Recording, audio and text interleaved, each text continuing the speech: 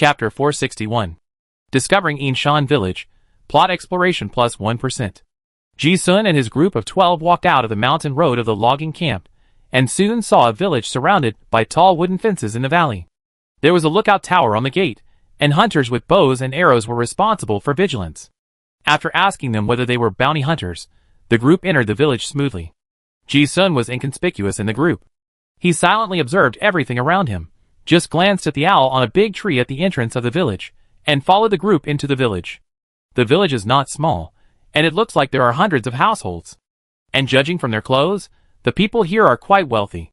Ji-sun also saw smelting shops and blacksmith shops in the village. There are not only logging sites nearby, but also mineral deposits. There is a notice board at the entrance of the village, with some notices posted on it. Ji-sun glanced at it, which should have been some clues given by the will of space. Unfortunately, most of it was torn off. The incomplete piece was written with the word silver for Lord Sheriff's bounty notice. Instead of getting any clues, he studied the text on it. This was converted by the will of space, and it was originally another ancient text. Ji-sun happened to have read it in the ancient text database of the Royal Library. It was confirmed that this was the text of Ancient Civilization of Alterac. Compared with any primary plot clues, he felt that the most important thing now was to confirm the civilization background of this different dimensional space. Experience has shown that the plots of different dimensional spaces are almost all virtual worlds created based on real events in history. Even those plots in the other dimensional space that seem to have nothing to do with this world, Ji-sun also feels that it may be that he just doesn't know, and it should be a real history. And these are actually the clues that the space will really wants to hide. As long as you know, you can get some very important, but deeply hidden information. For example, major events that occurred in certain eras determine the direction of the space plot. Just like the Valen City rebel camp at the beginning. Aragorn told the ending of the slave uprising in history in advance, which also allowed Ji-sun to use this clue to gain a great advantage. Calculating the time, Alterac civilization should be an ancient civilization that existed around the beginning of the Talon dynasty more than 100,000 years ago. It was because of the confirmation of the era that Ji-sun wondered in his heart, strange, was the element of the southern continent so barren back then? He basically confirmed that this place was most likely the southern continent. It was just the southern continent more than 100,000 years ago. But the barren elements here are completely different from those of hundreds of thousands of years later. If it is not due to the special region, there must be other reasons. Obviously, Ji-sun is not the only one who can think of this. As soon as he saw the notice board, Sak turned around and asked the lizard mage Sari, "Sari, what did you see?" Sari also identified the age of the text and responded, "Master, this should be the text from the Alterac period." Sak nodded in appreciation, yeah. Sari had done enough homework for this trial before coming in. He even checked the archives of the past college trials, consulted some seniors, and watched all the space plots with a high probability of appearing in the Tower of Babel. But unfortunately, this time it was a brand new space that no one had ever been to. He continued, "If I remember correctly, this is also the first time that the college trial has encountered a trial space from the ancient civilization period. There are benefits to opening up new land. Although the risk is a little greater, the reward is also more generous. Not only does the college get extra points for developing new spaces, but many documents and materials brought out of this ancient civilization space can also be exchanged for additional rewards. In general, the harvest will be several times more than other developed spaces."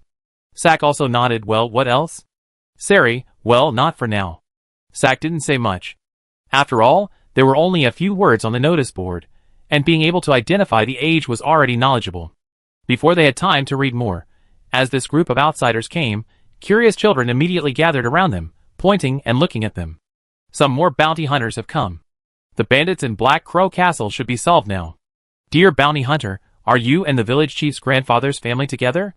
When everyone heard these words, they immediately realized that someone had entered the village before them. The people in the village were not so cheap, and the notice on the notice board must have been torn by the previous group. The trial was related to the family's face, and Sak was unwilling to fall behind. He quickly called out, "Let's go!" A normal person's thinking, entering Inshan village, would definitely go to the village chief's house to inquire about the information and trigger the plot. It's a pity that someone has got there first. Ji-sun had no interest in this kind of information acquisition method that everyone wanted. He thought that no matter how anxious he was to get there, what he could get from the village chief would only be clues for the normal main storyline. He originally wanted to wander around the village to see if he could trigger some hidden side stories. But when Master Sack waved his hand, everyone had to follow him. Ji-sun followed silently. Soon, they arrived at the village chief's house. It just so happened that the first person to arrive was not someone else. The badges on the chests of the guard knights at the door were the logo of a forest green dragon. It was none other than the family emblem of Duke Simon, the rival of Duke Landon. When young Master Sack led a group of people to come, they were immediately blocked outside the door. Sack's face darkened and he asked, "What do you mean?" The knight captain did not dare to offend the high nobles, but did not back down. "Sorry, Master Sack. Master Ferran is looking for plot clues inside. Please wait a moment." Sack understood what the Simon family meant.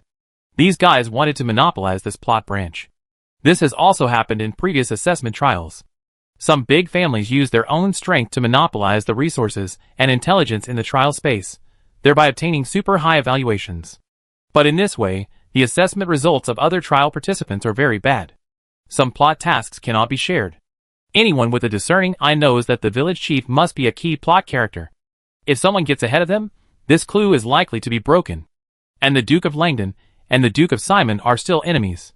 If the two sides meet in the same trial space, whoever gets ahead will have a better assessment result. So there was no point in giving in. Young Master Sack didn't even look at the knight, and shouted angrily, "Get out of the way, don't block me." Although the knight captain was embarrassed, he didn't give in. As soon as these words came out, the two sides immediately became hostile. The Simon family had already joined 3 teams, with a total of nearly 20 people. The Langdon family obviously had fewer people, and suffered a little. Both sides refused to give in, and it seemed that they were about to fight. At this time, a noble boy with green hair came out and said with a wry smile, "Hey, what's going on?" The person who came was none other than Mr. Farron, who had been seen in the black market of Juling City before. The knights did not dare to use force against Sack, but Farron was not afraid at all. He looked at Sack, who was late, and said sarcastically, "What, Sack, have you forgotten the rules of the Academy's trial? We found the clue first. Do you still want to rob it openly?" In the previous black market incident, Ji-sun and his men decisively killed the key figure, Scarface, which caused the Simon family to suffer huge losses. Although everyone knew that it was done by the Langdon family. But Ji-sun and his men were too decisive and clean, leaving no chance for a comeback. The conflict had been accumulating until now, and when Farron saw Sack being defeated, how could he easily let go of this opportunity to suppress the feud? "Humph, let's go!" Sack looked at Farron, snorted coldly, and walked away without looking back. If it was just a team of Simon's knights, he could still rely on the pressure of his title to force the other party to give up the plot clue. Now that it was Farron, there was no chance at all. The people of the Langdon family also turned around and left. Young Master Farron's sarcastic laughter came from behind. "Hey, Sack, wait a minute, don't leave. We finished asking questions, and we share the information with you later." Young Master Sack's face became more gloomy. This trial made him very unhappy, as if everything was not going well after he came in. Not only did he almost lose an elite maintenance in the attack, but now the plot clues are also broken. It can basically be declared that their results in this assessment will not be very good. Not only him, but everyone in the team looked unhappy. Except for Ji-sun. Ji-sun was a nobody throughout the whole process. When he saw the notice board being torn off when he entered the village before, he actually foresaw this scene. Their 2 teams were attacked in the forest before, and the treatment was delayed for some time. It was normal to be late. If it were a slightly stronger family, it would be inevitable to monopolize the plot clues. Now that the Simon family has monopolized the main plot, normally, it is almost impossible for others to surpass them in the assessment. But that is the normal situation. There are also abnormal things. The fact is that the essence of the alternate dimension is to encourage people to take risks. The main storyline is just a regular difficulty, guiding adventurers to obtain some things, like a novice guide. But the veteran mode that can really get good things still depends on the hidden storyline. Ji-sun once got Spell Pottery Jar, Sismac Holy Grail, Power Gem Gold Ball, these treasures in the low-level alternate dimension. It doesn't mean that there are no good things in the low-level alternate dimension. It's whether you are qualified to trigger those hidden high-difficulty stories. So Ji-sun didn't think it was a bad thing that the main line was cut off. This way, he could explore some hidden plots with a clear reason. He carefully observed everything in the village.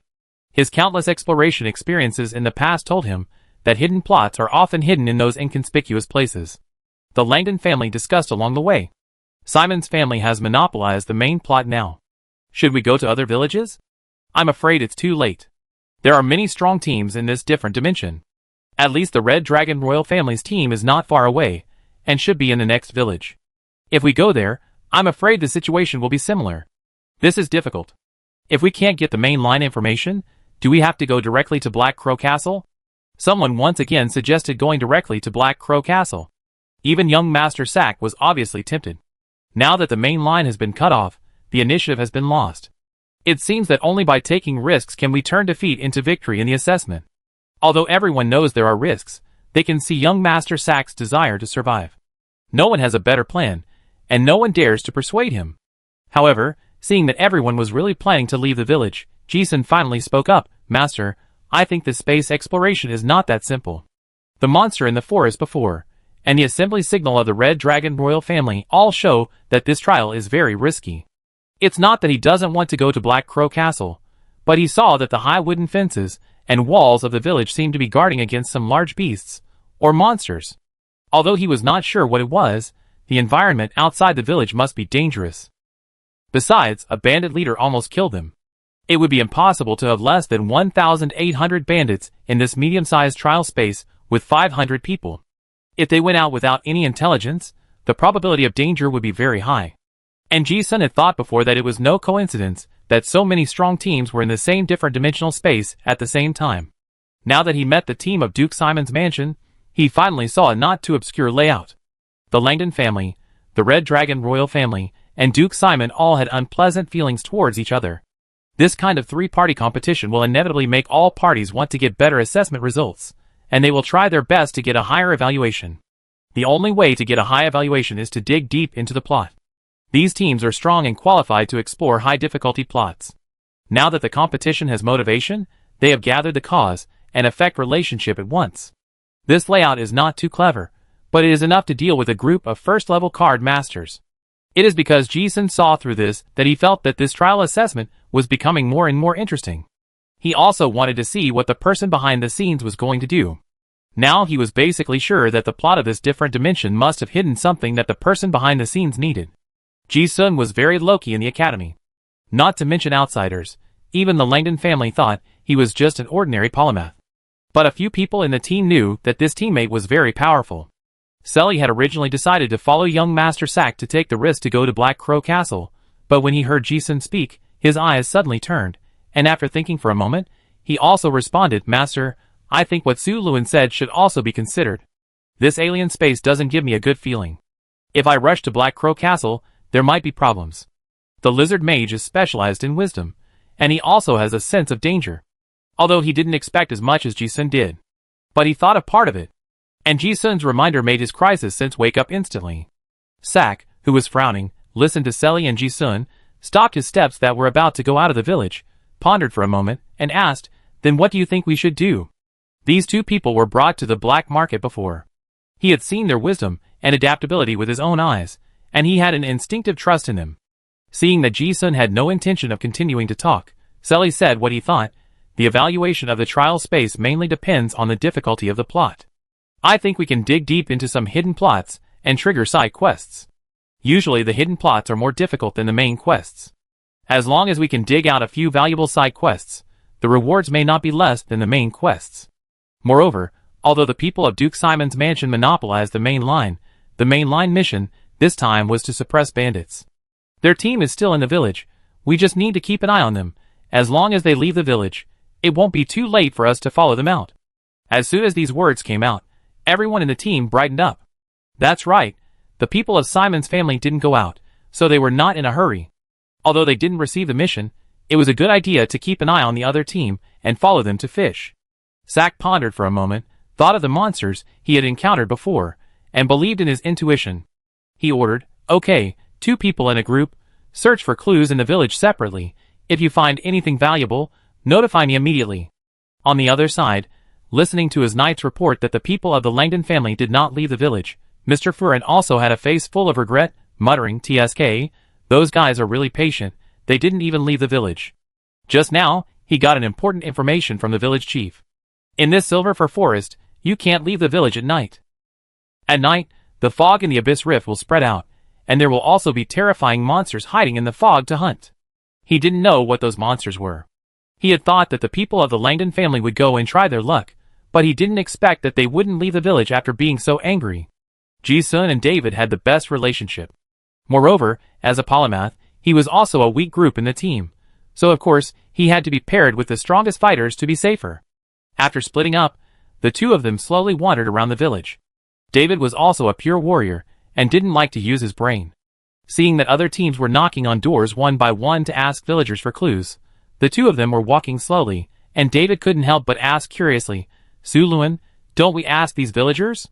Ji-sun smiled and asked, "How long will it take to knock on the doors of hundreds of households and thousands of people?" In the eyes of those novices, finding a side story is a gamble of luck. But in Ji-sun's eyes now, there is no such thing as luck, only cause and effect logic. The hundreds of households in the village are all connected to a thread of fate. It's like a tangled mess, and if you sort it out a little, you can know which thread has a problem. Although David didn't follow the train of thought, he knew that Ji-sun was very powerful. Hearing this, he asked expectantly, "Do you know where there is a clue?" Ji-sun said casually, "When I entered the village before, I heard a child say that there was a tailor named Aunt Caroline in the east of the village. Her husband had not returned from hunting. I thought we could go and see her." This was a very obvious clue. But David was surprised when he heard it. The entrance of the village? Why didn't I hear it? He thought about it, and thought that when he entered the village, the dozen children chattered for a long time, and he couldn't hear what they were saying clearly, let alone distinguish them. And he didn't think about it at all at that time. Who would have thought that a few kids could trigger a branch line? Ji-sun smiled and explained, "I am a polymath, and my thoughts are easily distracted, so I heard it. You follow the path of martial arts, so you are more focused. It's normal that you can't hear it. There is nothing wrong with this. But it is only one of the reasons. The most important reason why Ji-sun was able to capture this information is his multitasking ability, and the insight brought by the eye in the world. Logic is like the laws of nature. They have always existed in nature, but they are not at the level that the extraordinary people can see." Ji-sun did not explain much. The two of them went straight to the wooden house in the east of the village with monster furs hanging outside the door, and knocked on the door. A haggard village woman opened the door. Ji-sun said straight to the point, "We are bounty hunters summoned by the Lord. We heard in the village that your husband has not returned from hunting. If you can explain what happened, maybe we can help you." Hearing that they were here to help find her husband, the village woman immediately looked expectant. She quickly invited Ji-sun and the others into the house, and told them what happened a few days ago. Almost as soon as he entered the door, Ji-di also appeared. "Taylor Caroline's trust in you +10. Sea-level side quest triggered, missing hunter? 3 days ago, the village hunter Chloe disappeared while hunting in the Frostwolf Forest, and has not been seen since then." David, who is also a teammate, also saw Ji-di. The dark-skinned boy looked at Ji-sun, who was talking to the village woman again, and his eyes were full of disbelief, as if to say, this triggered the side plot. It was really like sleepwalking. The other members of the team were still knocking on the door one by one, and they triggered the sea-level quest when they came. For a moment, David's eyes were filled with deep admiration. Ji-sun didn't pay much attention to his teammate's exclamation. It was not his purpose to trigger the sea-level difficulty plot. He even guessed the result of the whole plot. The hunter Chloe was probably killed by the vampire they met before. Following the woman's words about the Frostwolf Forest, they might encounter monsters, kill them, complete the mission, and get rewards. This kind of side quest was completely unattractive to Ji-sun. He needed more. But obviously, this kind of basic NPC will never know much. What Ji-sun needs is to dig deep into those hidden places that cannot be seen. "Mrs. Caroline, we will not take your magic core for now. Wait until we find your husband." He now knows the nature of the spatial will. As long as there are rules, there are ways to use the rules. Since the term trust has appeared, let's brush up the trust first. Sure enough, as soon as this was said, enlightenment came out as expected. Taylor Caroline's trust in you +10. Faced with a bounty hunter who was willing to help her find her missing husband without paying first, Taylor Caroline soon had enough trust. At this time, under Ji-sun's guidance, she finally said an important clue. In fact, there is a legend in the village that the witch doctor in the village was once sent by the church. Chapter 462. The so-called trust is generally understood as, if the relationship is good, you will be told all the secrets. This is also human nature. Normally, in any different dimension, this method can be used to conquer NPCs and gain their trust. But this trial space specifically uses enlightenment to remind. From Ji-sun's perspective, this cause and effect relationship is obvious. The space will want to remind the trialer that by improving the trust, the hidden plot known by the NPC can be obtained. So after Ji-sun discovered this rule, he used various psychological techniques to start a clever layout. Looking for the missing hunter. This is a C-level task. The normal idea is to complete the task to get a reward. Not to mention what the Tailor Caroline will come up with. This plot task will also be counted in the clearance evaluation. Ji-sun decisively gave up the reward. This also made him quickly gain the trust of the Tailor Caroline. First, he didn't care about the reward at all, and second, in his deduction, this side quest is likely to be the prequest of some hidden tasks. The experience of clearing the S-level plot many times told him that the A-level mission can be completed by risking his own strength. But S-level must rely on the use of plot-related characters and props to survive. Now that he guessed that someone in the Academy's upper echelons wanted to make a small move in this space, Ji-sun had to make some preparations in advance. He didn't think that he had brought in so many strong teams just for a main plot that might only be a level at most. Of course, only Ji-sun himself knew the complex ideas in this. Just like playing poker, others saw him only playing one hand, but he had actually already considered the hand pattern after several hands. And as more information came in, his thoughts became clearer and clearer. But as a teammate, David seemed a little confused. He was unable to join in the conversation. He just watched. Su Luan, this teammate, asked some clues from this apparently inconspicuous Tailor Village woman, which made him more and more shocked. Where did the bandits in Black Crow Castle come from? Do you know? I heard that they were professional mountain bandits from other places. The leader of that group of bandits was called Red Smoker. When was the castle built, and who built it? It has been abandoned for hundreds of years. It is too long ago, and I don't know who built it. But my grandmother once said that there is a story about a beautiful countess in the castle. Before we came, we heard that the castle was haunted. Oh, this legend is at least 100 years old. No one knows whether it is true or not. Just said that a hunter who went up the mountain saw it. Ji-sun's questions were also very clever. Playing the role of bounty hunter well, he asked those questions in a gentle and persuasive manner as possible.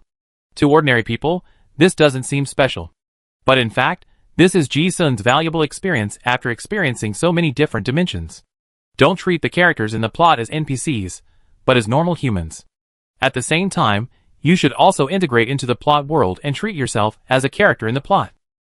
After entering the other dimensional space, many people instinctively think that they will not come back anyway, so they can do whatever they want.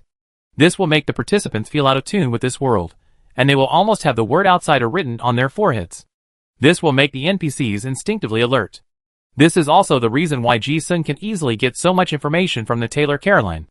If it were someone else, the trial participants would probably just trigger the task and know that a hunter is missing. Ji-sun asked for more hidden clues. Can you tell me more about the Holy See?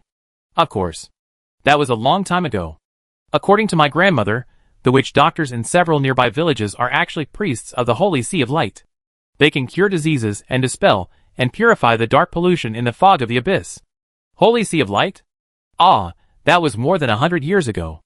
At least in my grandmother's generation, witch doctors were people in the village. When I was a child, the village chief also thought that I was good at hands and wanted me to learn medicine to treat the villagers. Unfortunately, 30 years ago, the witch doctor in the village went to the forest to collect herbs and was attacked by monsters and died. Since then, there has been no witch doctor in the village, and the forest has become dangerous. The village does not allow outsiders to tell about witch doctors. Don't tell them that I told you. In fact, when Ji-sun heard the word Holy See before, he knew that the plot was deeply involved. He did not ask in a hurry, but only opened his mouth to test the topic after he had enough trust. Sure enough, things are getting more and more interesting. The Holy Church of the Alterac period is not the current Holy Church. This usually means that the gods who rule this land are not the same. When Ji-sun heard that the witch doctor in the village was a priest whose duty was to dispel the fog pollution, he roughly guessed which direction to explore the hidden plot outside the main storyline. Ji-sun continued to ask, why is there such a high fence in the village? Is there any large monster nearby? Yes. Every night, the fog in the Abyss Rift will spread, and many man-eating monsters will appear in the forest. So, you must not leave the village at night. Even the most experienced old hunter in the village will encounter unexpected events. When Ji-sun heard this, he finally understood where the sense of crisis came from. It turns out that there is a taboo that you cannot leave the village at night.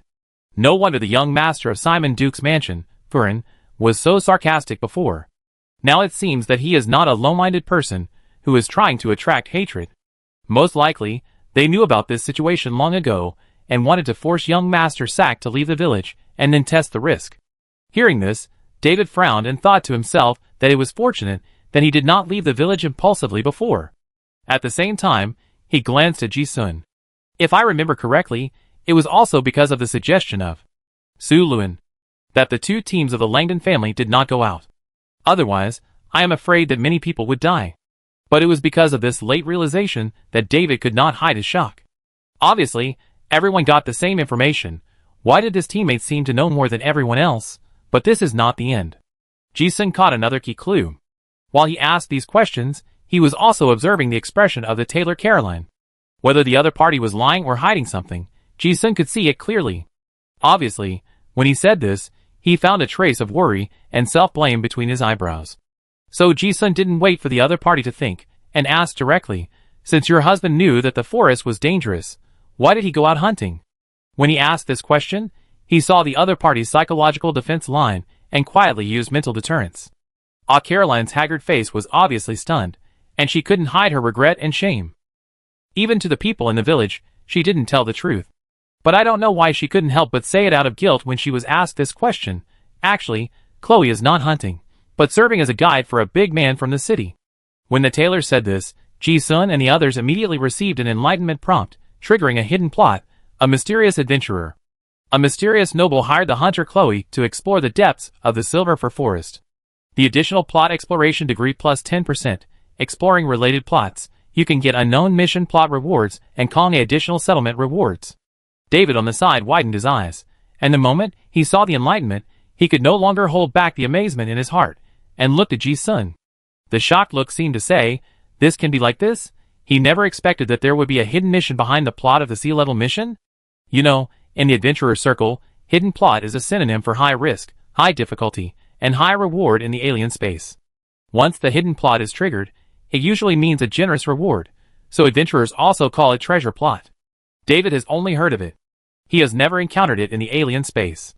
Because the probability of triggering is extremely low. The completion probability is also extremely low. According to the adventurer, it also requires extreme luck to trigger it. But why does it feel like? His teammate just asked a few questions, and it was triggered? Could it be that they were also extremely lucky? David couldn't understand Ji-sun's actions, and could only attribute it to luck. But he felt that if it were him, not to mention whether he could trigger the plot, even if he did, he would probably just accept the task and think about how to find someone in the forest. However, his teammate, Su Luan. But it gave him a new idea to explore the plot. Hidden plot. This is a very unfamiliar word to David. But it is very familiar to Ji-sun. Ji-sun narrowed his eyes slightly, as if he had obtained the expected information. Sure enough, this is what he was looking for. Perhaps under normal circumstances, after completing searching for the missing hunters, you can get the clues of the mysterious nobles. But because I noticed some logical problems in the previous deduction, I used some tricks. The hidden plot was triggered immediately. Ji-sun had experienced many hidden plots, and he was not as surprised as David. He just continued to dig deep calmly. Big shot? Taylor Caroline told the secret hidden in her heart, and was relieved. She didn't hide it anymore and said yes. They said they were adventurers, and wanted to see the castle. But I think they seemed to be very noble, maybe nobles. The girl and the team brought many servants and guards. The reason for concealing it is that they know the dangers in the forest. But the big man gave too much money. Caroline was confused for a moment, and instigated her husband to take on this task. After saying that, she was already crying and sobbing with regret. "Oh, forgive me, a lowly village woman, for my greed. As long as Chloe can come back safely, I don't need anything." Ji-sun listened to this, and deduced the whole picture of the matter. After asking a few more questions, he knew that he could not get any other clues, so he turned around and left. Hunter Chloe was the big shot he met in the forest. Taylor Caroline concealed the fact of hiring, and even the people in the village didn't know the truth. In other words, only Ji-sun and David knew about it. This is an exclusive task. After leaving the tailor's house, Ji-sun and David walked in the village. Seeing that the other members of the Langdon family were still knocking on doors to inquire about the task, David felt more and more like he was dreaming. As for the information he just heard, although David didn't know what it meant, but his intuition told him that this was more difficult than the main plot that could be triggered by the village chief. After walking a few steps, David came to his senses, and found that they had already come out. He wanted to sort out his thoughts by himself, but after thinking about it, it seemed that there was nothing special. Just asking a few questions, and then it was triggered? David's thoughts could not yet glimpse the long-term layout, but his intuition told him that this was definitely not luck. He glanced at his teammates around him, and finally couldn't help but ask curiously, "Suluan, how can you ask so many questions? I mean. He stuttered for a long time, but couldn't express what he wanted to ask. Ji-sun knew what he wanted to ask, and smiled. "Are you asking why I saw the problem with the tailor and triggered the hidden plot?" David nodded, yeah.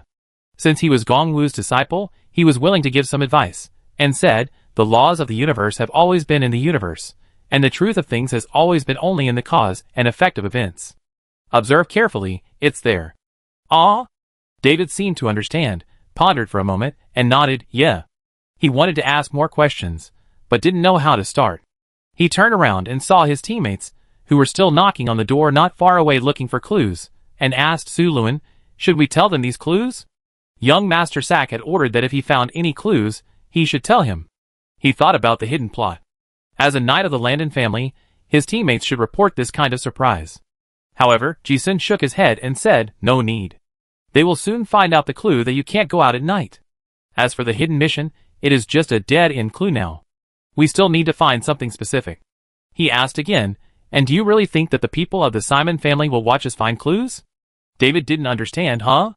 Ji-sun didn't play dumb this time, and said directly, "Master Sack has always been watched by the people of the Simon family.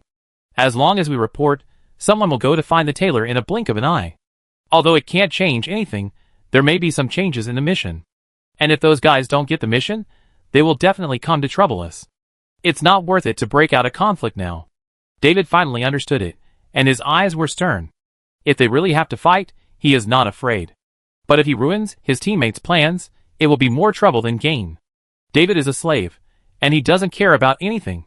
Now following Ji-sun to explore, it arouses his strong curiosity, and he asked again, "Where are we going now?" Ji-sun said, "If I'm not mistaken, there may be some important clues in the witch doctor's house in the village.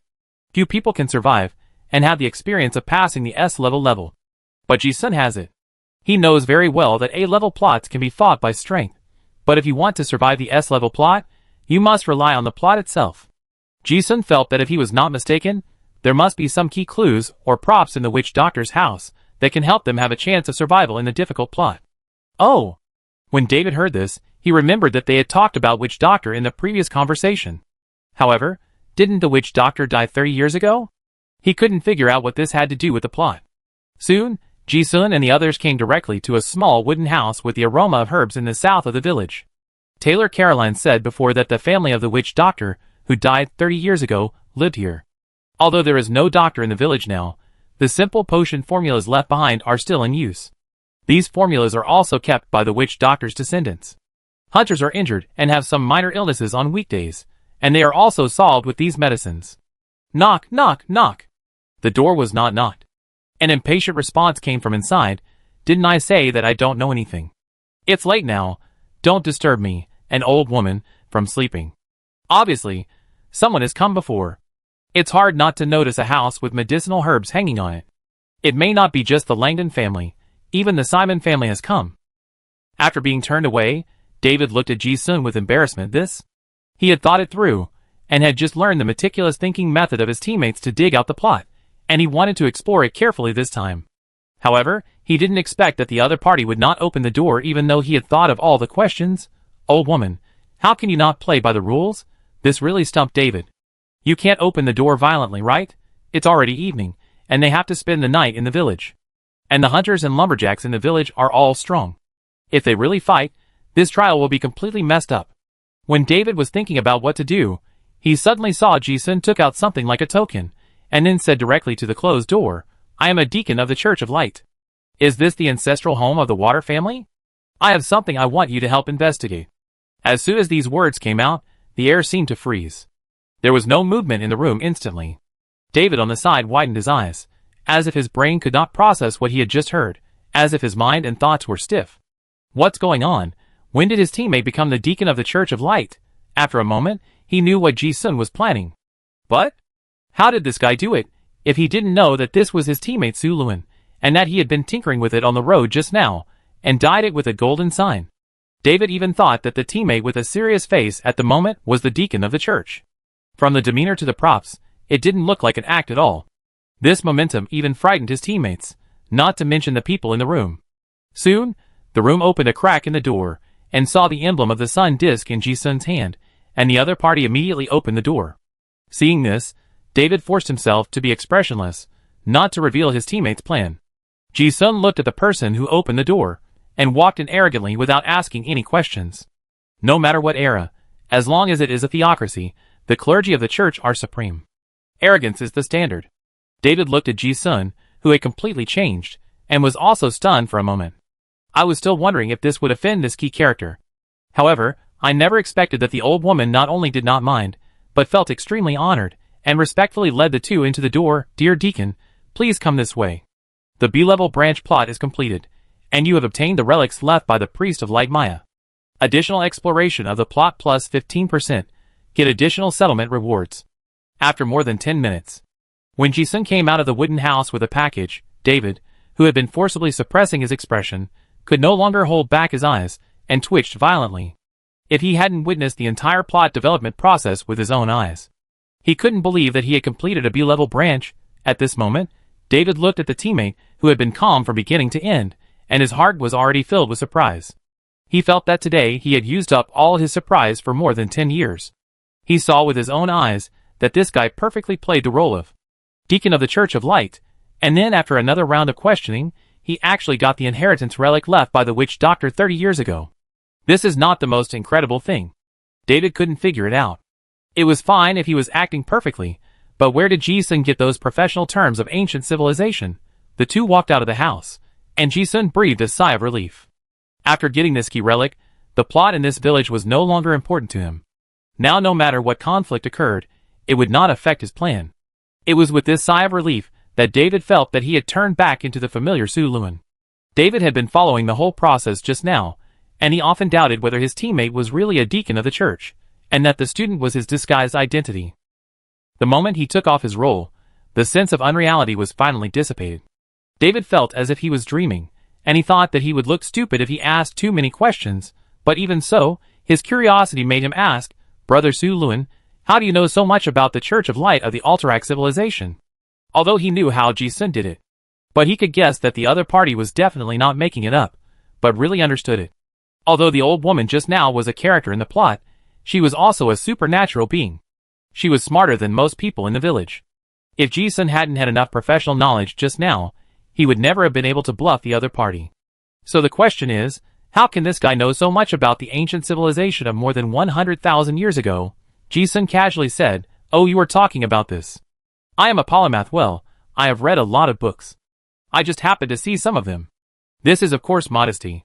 If Ji-sun only read books related to the Alterac civilization, and happened to encounter them in the different dimension, it would be a coincidence. But if he had read thousands of books related to ancient civilizations, it would not be a coincidence. That is erudition. If there is really a coincidence, there is only one thing. That is, it was after he entered this different dimension that he learned from the tailor that the sun wheel on the relics of the Alterac civilization period that he had seen in the adventurer's market in Juling City was. The symbol is the symbol of the Church of Light. So I made a fake one before. Anyway, no one would dare to check it. However, the reason why he was able to get the words out of the NPC just now was mostly acting. The little knowledge he knew about the Church of Light was too fragmentary. But he knew the things of the Holy See very clearly. No matter what era, human nature is the same, and history is repeated.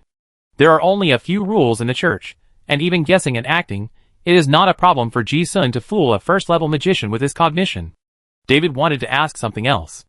At this moment, he ran into 4 teammates, including Selly and Gang Duo.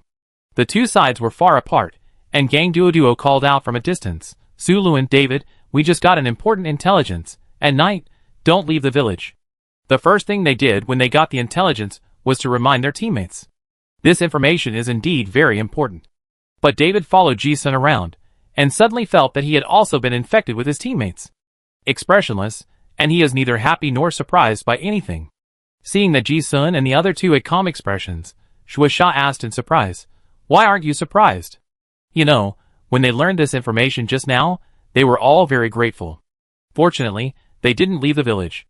Otherwise, something big might happen. However, the performance of these two guys was not as surprised as they were before. David looked at the puzzled expressions of the four people, and knew that Ji-sun was seldom talking, so he could only say, "Yeah. We knew it before." Gang Duo was also surprised. "Got it. Ah, but this is the clue we just got with great difficulty. Those guys from the Simon family blocked the clues, and used the power of the village chief to spread rumors that we were a group of greedy and despicable bounty hunters. Now everyone in the village is wary of us." This. David didn't know how to explain his complicated feelings at the moment. If he really told them what the two of them had experienced before, he felt that his teammates would be shocked. Looking at David's expression, the lizard wizard Sari also keenly noticed something and asked, "Su Luan, David, didn't you find any important clues?" Chapter 463. Did you find any important clues? Sari said he was asking David, but in fact everyone's eyes were on Ji-sun. Everyone in Team Langdon 16 knew that this teammate, Su Luan, would always have some unique ideas to solve the dilemma. In this kind of exploration mode, wisdom is often more important than force. And the wise eyes of Polymath would be easier to find those hidden clues than others.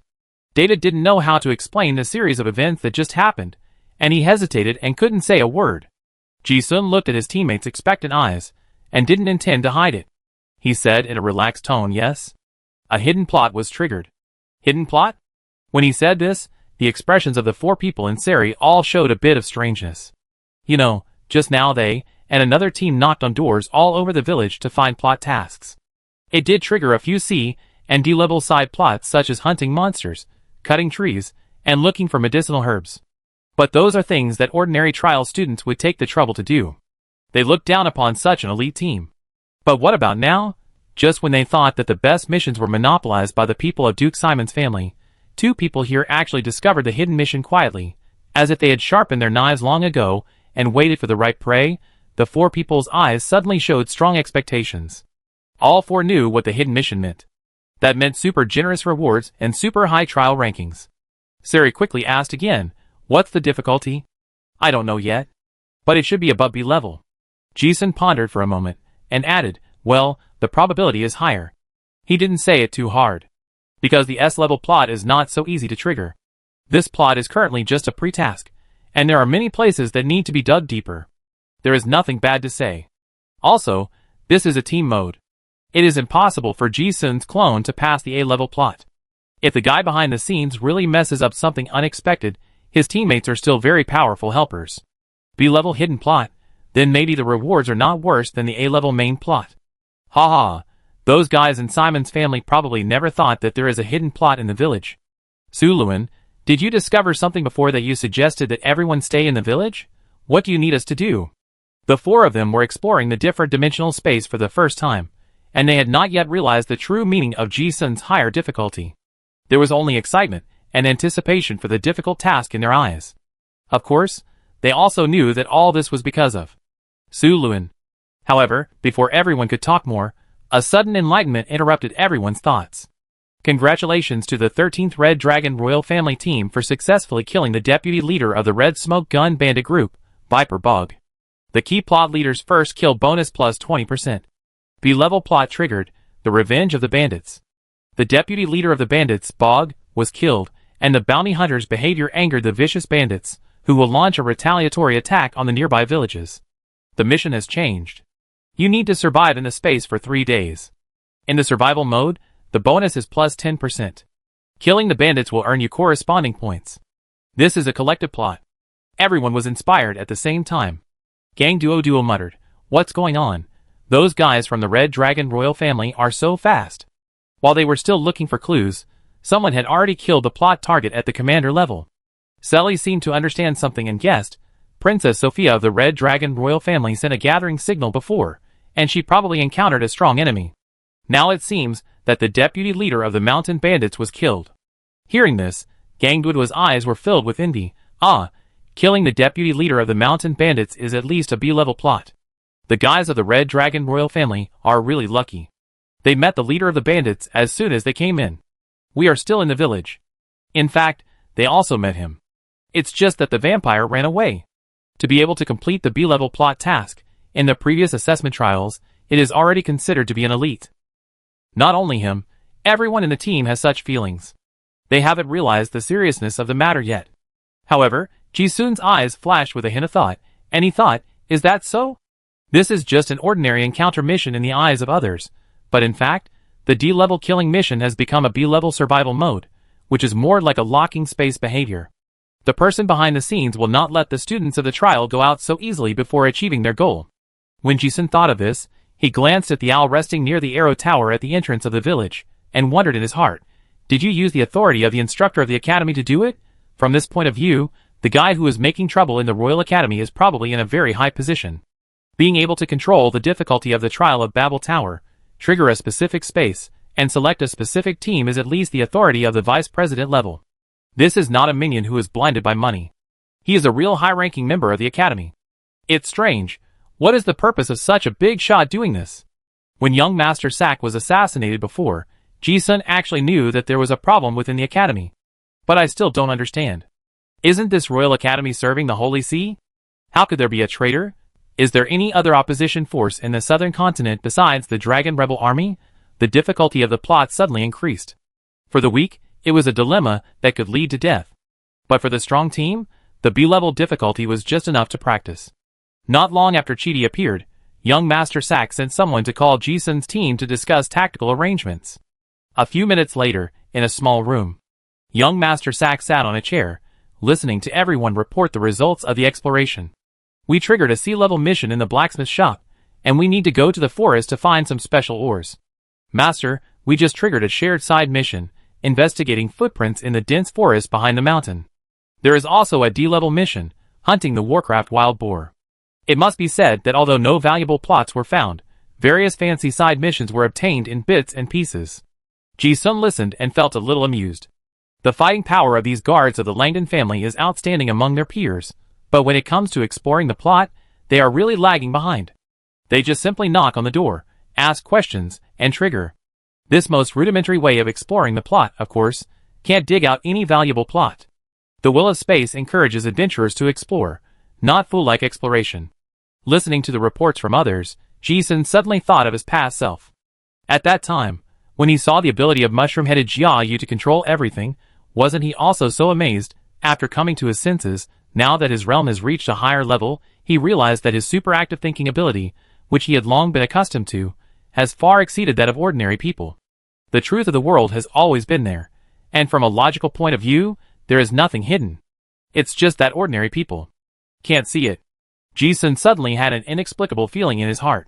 He felt more and more clearly where the gap between personality and demigod was. Just thinking. Young Master Sak also noticed that everyone in Team 16 had their eyes flashing, and they almost had the words "we have something to say" written on their faces. Young Master Sak noticed this and asked with a hint of expectation, Sari, did you Team 16 find anything? Sari did not take credit for it, he said bluntly. Su Luan and David triggered a hidden mission of unknown difficulty before. Hidden mission. As soon as these words came out, everyone including young Master Sak was surprised, and then they were happy. Ji-sun took out the cloth bag he got from the herb shop. His explanation was not as detailed as before with David, and he just said a few simple words. Everyone thought that Ji-sun and his partner had hit the jackpot and accidentally triggered the hidden plot. But they didn't really care about the triggering process. What they really cared about was what the hidden task was. When they opened the cloth bag, they found an old monster skin booklet inside. However, when these task props were taken out, it was like pouring a basin of cold water, and everyone frowned. Because the text on this book is all ancient characters that I don't know. Sari, can you understand what's written on it? Sorry, Master.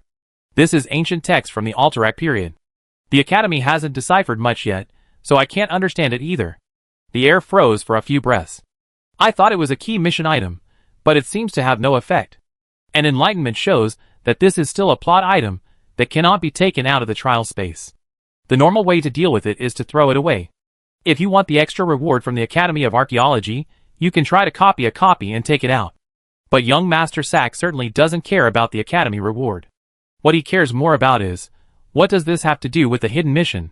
Even the lizard clan Sari doesn't know this kind of ancient text, let alone others. However, at this moment, Sari set his sights on his teammate Ji-sun. Sak also knew that among his reserve knights, this Su Lun was the only card master in the polymath sequence. He asked with the last glimmer of hope, "Can you decipher the content of these ancient texts?" However, Ji-sun showed a regretful expression. "Sorry, master, I don't know it either." He was telling the truth. He had indeed read many incomplete documents of the Alterac civilization in the library before. But the ancient text experts in the academy had not deciphered it, and he was not so powerful that he could understand it. Now that he had encountered a complete book in a different dimension, he could indeed decipher it with some time. But the book was full of professional magic terms, and it was estimated that it would take at least several days to decipher it. As soon as Ji-sun said this, everyone could not hide their disappointment. It was as if the secret plot had reached a dead end. However, David, who was standing by, was the only one who was puzzled. He couldn't understand why the things Ji-sun had spent so much time on were completely useless. However, before everyone's disappointed eyes appeared on their faces, Ji-sun said directly, "You don't need to understand that. The things recorded in this book can also be used." As soon as these words came out, the room was strangely quiet for a moment. 11 pairs of eyes looked over at the same time, staring at Ji-sun's face, and then the hope that had just been extinguished burned again. Ji-sun had encountered this situation many times before when exploring the different dimensions. Those ancient characters of broken civilizations are a test of spatial will. This is a kind of selection. Only those who can understand are qualified to get the plot help in the text. In the field of low-level card masters, only 1 in 10,000 can understand it. But even though he can't understand it, Ji-sun's current thinking ability and knowledge have other ways. Although the others were very curious, they were not able to speak. Young Master Sak asked directly, "How do you use it?" Ji-sun did not hesitate and directly opened the book, pointing to the content with patterns on it, and said, "When I was chatting with that plot character before, she told me some content in the book like this. This is a magic rune. Like the spell, it is a spell that uses elements to cast. Although magic and spells are different in form, the elements they point to are the same. If I'm not mistaken, this magic pattern points to the light element. Judging from the pattern above, this is a kind of auxiliary magic. And this is magic. This is the same source as the ancient spells. I happen to have seen it in some ancient books. If I'm not mistaken, this is a dispel spell. The Holy Sea of Light once sent witch doctors to the village to dispel the dark power of the Abyss Rift. So I guess this should be a magic used to dispel the night fog. We don't actually need to understand the principle of this magic, just follow the engraving on the card. Judging from the magic pattern, this is a first-level light magic, which should not be difficult. This is an enchantment formula, it should be engraved directly. And this is a potion formula.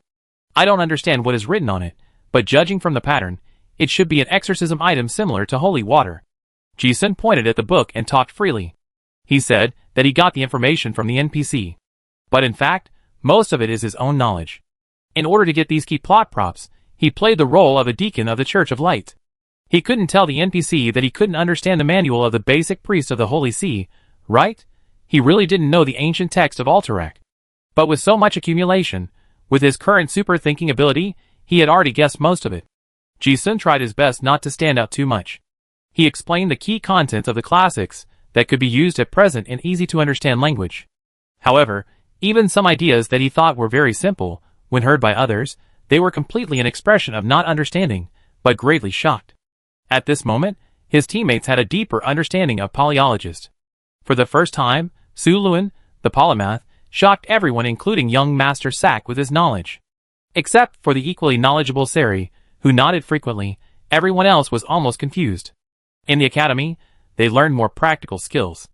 The people in both teams were elite. They were proficient in many spells of their own sequence. But if you ask them what the magic pattern on a spell points to, few people can answer it. The teammates listened to Ji-sun's story. They also knew that they seemed to have heard a lot of important knowledge. However, their brains did not remember anything. Others were still trying to understand Ji-sun's expression. And the dwarf gang Duo had nothing to hide. His bearded face was full of expressions of, "Who am I? Where am I? What did I hear?" At this time, Ji-sun said the last sentence, "I haven't figured out the rest yet. But it won't be visible in a short time." The whole room was relieved, as if they had suddenly woken up from sleepwalking. It was impressive. Although they didn't understand what those complicated magic patterns pointed to, they understood one thing, that these things were very important. Young Master Sak couldn't express how he understood it, so he glanced at Sari and asked, "Sari, what do you think?" After all, Ji-sun used a lot of "I guess" and "I speculate" in his previous statement. "Maybe," and other uncertain words. Sak also wanted to confirm whether this information was as important as he thought. At this moment, Sari only had admiration in his heart. He did not hide his feelings and said, "Well, I think Su Luan is right. This is very important." Only those who really understood what Ji-sun said just now could deeply appreciate the power of that kind of reasoning. Then, he expressed his own opinion. The above formulas, enchantments and dispel magic are all very useful, especially in this trial space. This will ensure that we can walk in the forest at night, and it is also the key to completing the subsequent hidden plot. Really? Sak was delighted when he heard it. The two knights who took the wisdom route in the team agreed with the same statement, and there was hope for the hidden mission.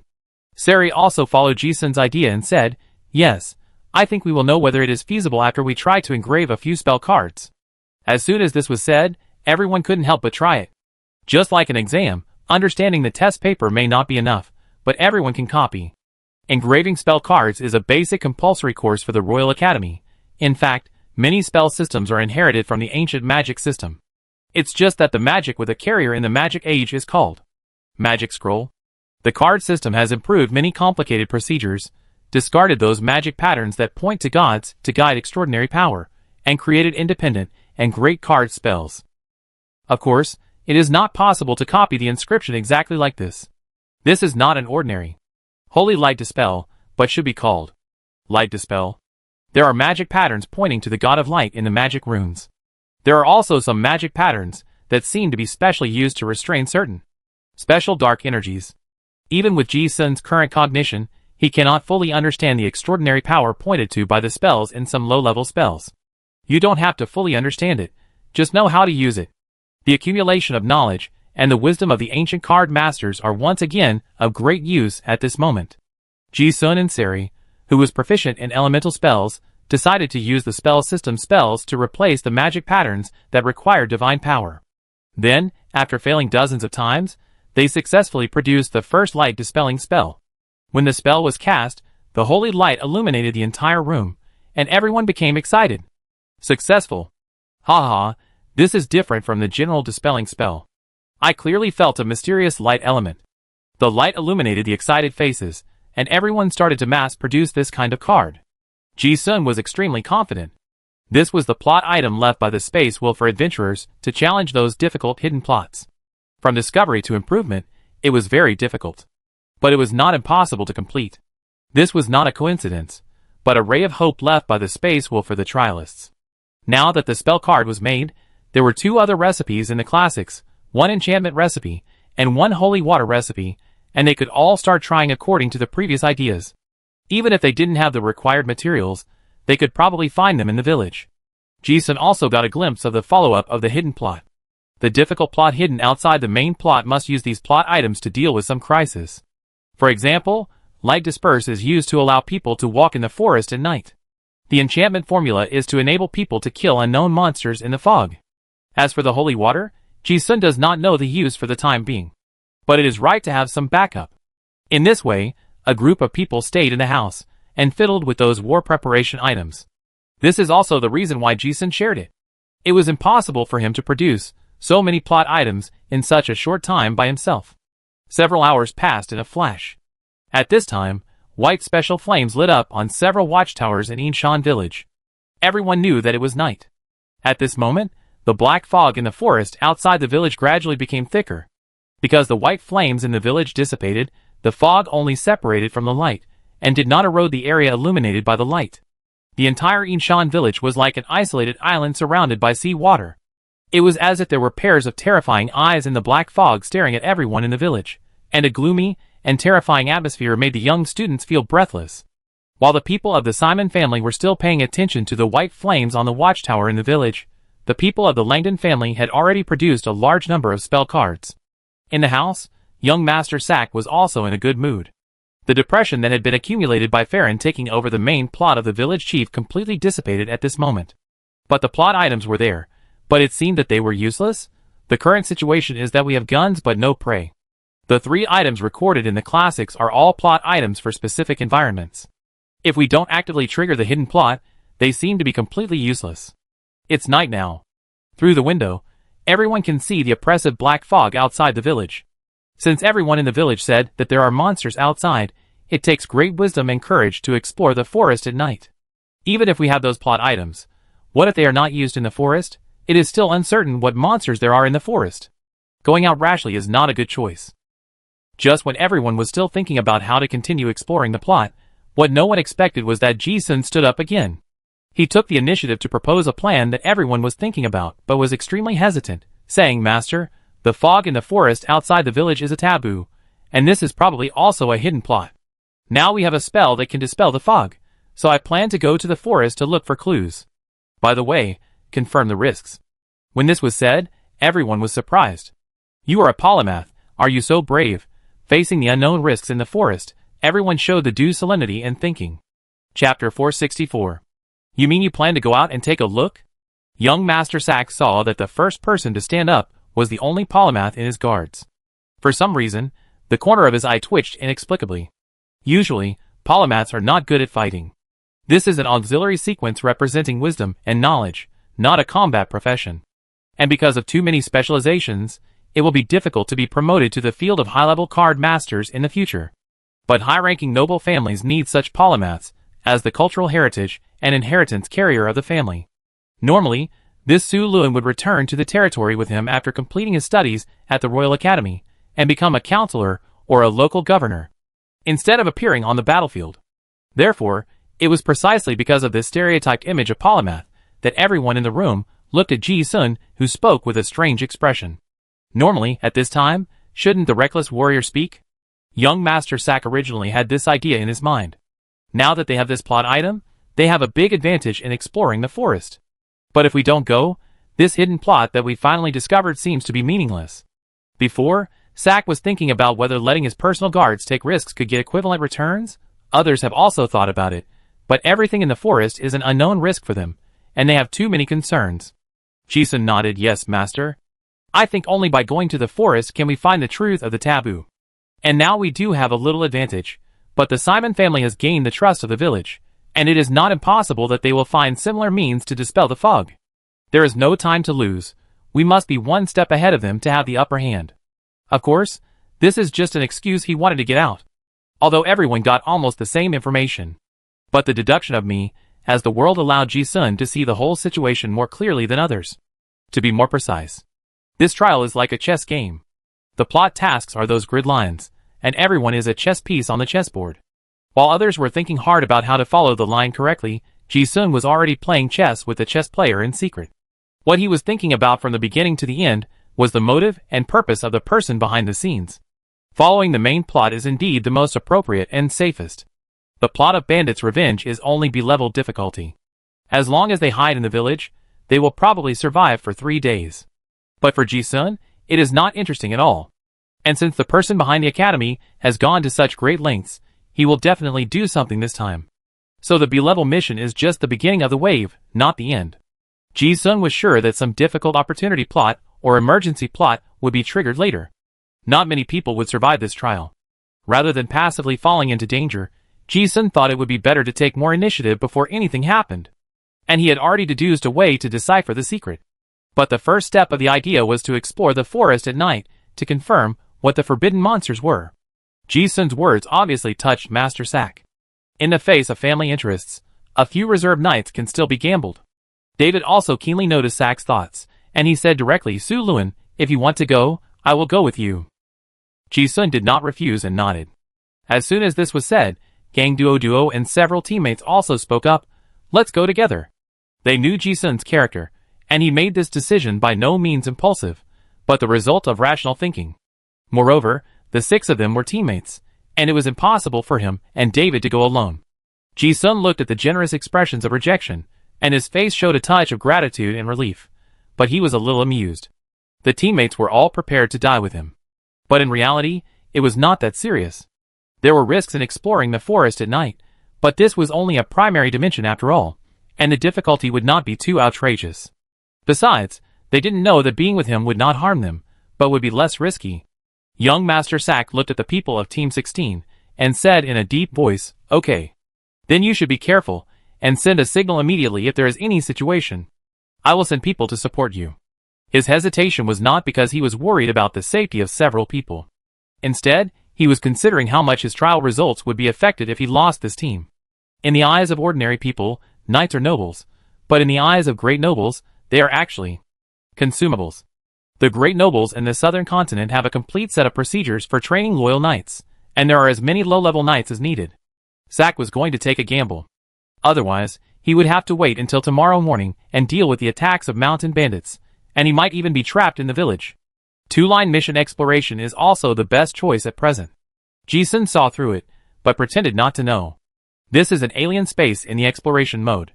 If you want to pass it with a high score, you need more than just combat power.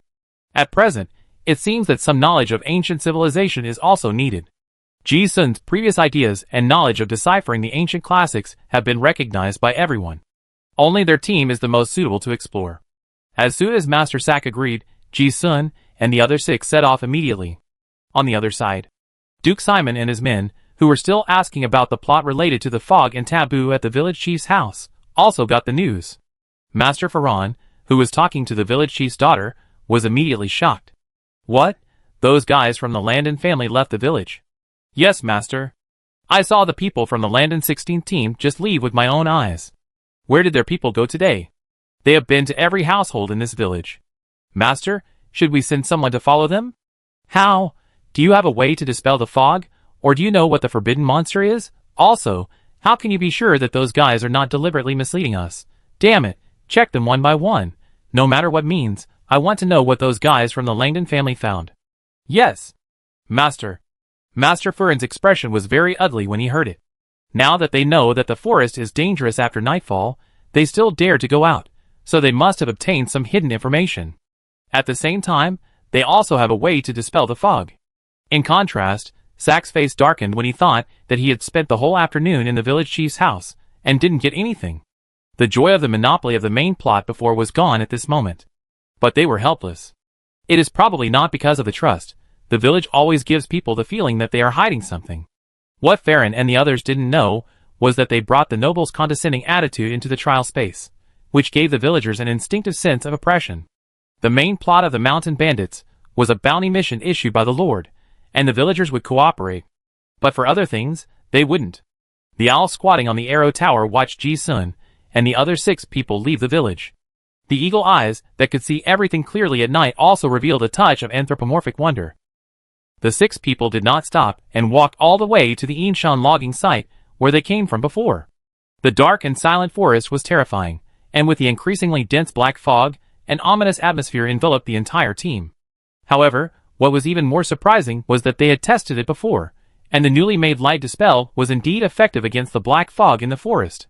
But teammate Su Luan warned everyone not to use this obviously useful card. They didn't even light a torch, and the group walked forward in the dark. Seeing that after leaving the fire range of the village, the visibility was getting lower and lower, Gang Duo, who was walking in the front, couldn't help asking Su Luan, "Don't we use light dispel?" For a tank warrior, this feeling of being completely in the dark is really terrible. Not for now. Ji-sun in the middle of the team responded casually. Night vision is a basic ability, and with the weak fluorescence emitted by the silver fir tree, it is enough to see the general outline of the nearby 7 or 8 meters of path and trees. No problem on the road. He also knew what his teammates were wondering about, and explained, if you use it, the monster may not come out. And the target of the dispel is too large, which will completely expose us to the perception of some high-level monsters. The spell card can only be used when you are in real danger. Oh! Gang Duo responded. Since everyone is willing to accompany him on the adventure, Ji-sun did not hesitate to give some experience. He simply added, the black fog limits our vision, and the same is true for monsters. Everyone remember to use deodorizing potion to deal with your own smell regularly. Also, after entering the forest, try to speak less and communicate with tactical gestures. As soon as these words came out, the 5 teammates nodded seriously yes. The college instructors had actually taught these knowledge about field exploration, and everyone knew it. But at this moment, everyone felt that they were using it mechanically, while Ji-sun spoke it out like an experienced adventurer. Soon, the surroundings were completely shrouded in black fog, and the fire in the village could no longer be seen behind them. In this environment, it was difficult to see things, and even to tell the direction. But because it was a road they had walked before, the teammates confirmed after walking for a while that they were heading south. Even Captain Selly didn't understand the reason for this choice of direction. He whispered, Su Luan, isn't Black Crow Castle in the northeast? Why are we going this way? This was everyone's question. This road was obviously opposite to the main plot line. Ji-sun didn't want to say all his thoughts. He only picked out some unimportant ones and explained, "The monster we encountered in the jungle before was injured by the young master and his men, and a lot of blood was spilled when he fled in a panic. The smell should not have disappeared yet, and I suspect that the guy will most likely flee back to the bandits' lair. Moreover, since the bandits have been entrenched in Black Crow Castle for so long and have not been wiped out, they will definitely leave a way out. At worst, let's see if we can kill the little leader and complete a small branch line." His words seemed to open up a new idea. After everyone was stunned for a moment, they all showed a look of sudden realization on their faces. They understood why they had to go south. This is to chase the murderer. They are not smart enough, but they do not have enough exploration experience. Their thoughts will instinctively follow the direction of the plot and mission development, thus ignoring many seemingly insignificant clues. In Ji-sun's eyes, nothing in the world can exist alone. It must involve some other causes and effects. In the different dimensional space, any plot task must involve the main plot. This mode of thinking is very easy to understand. The 5 people understood it instantly, and did not ask any more questions. At this moment, they also completely understood the confidence of Ji-sun to be the first to talk about the plan of exploring the forest at night.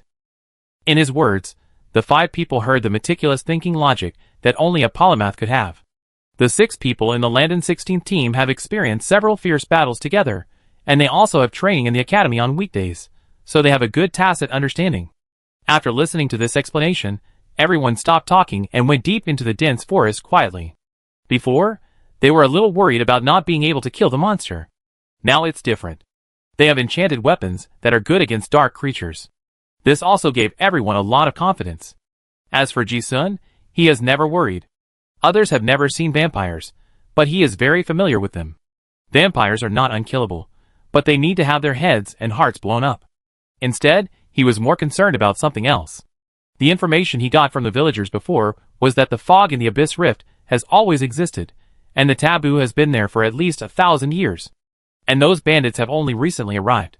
So, the monsters in the forest at night are not vampires, but something else. The facts are just as Ji-sun expected. Soon, the crisis quietly arrived. Selly's sense of smell is a lizard bloodline talent, which makes him more sensitive to smell than most canine monsters. He led everyone from the logging site where they entered the space before, deep into the dense forest, and continued to go deeper in the southwest direction. This was the route that the vampire escaped in the afternoon. The surrounding forests became more and more dense, and everyone began to hear rustling sounds, as if some creatures were wandering in the forest. However, because the 6 people did not carry light sources, they also deliberately lowered their voices and eliminated the smell, so they were not discovered by the predators lurking in the dark. Gang Duo led the way in front. Ji-sun, Sei-li, and Zhuisha, 3 magic systems, were in the middle. The assassin Gale wandered around, and David was the last. This is a very standard team formation for field exploration, with both offensive and defensive capabilities, and they can fight at the first opportunity when encountering an accident. All of them are elites, and they have long understood the tactics.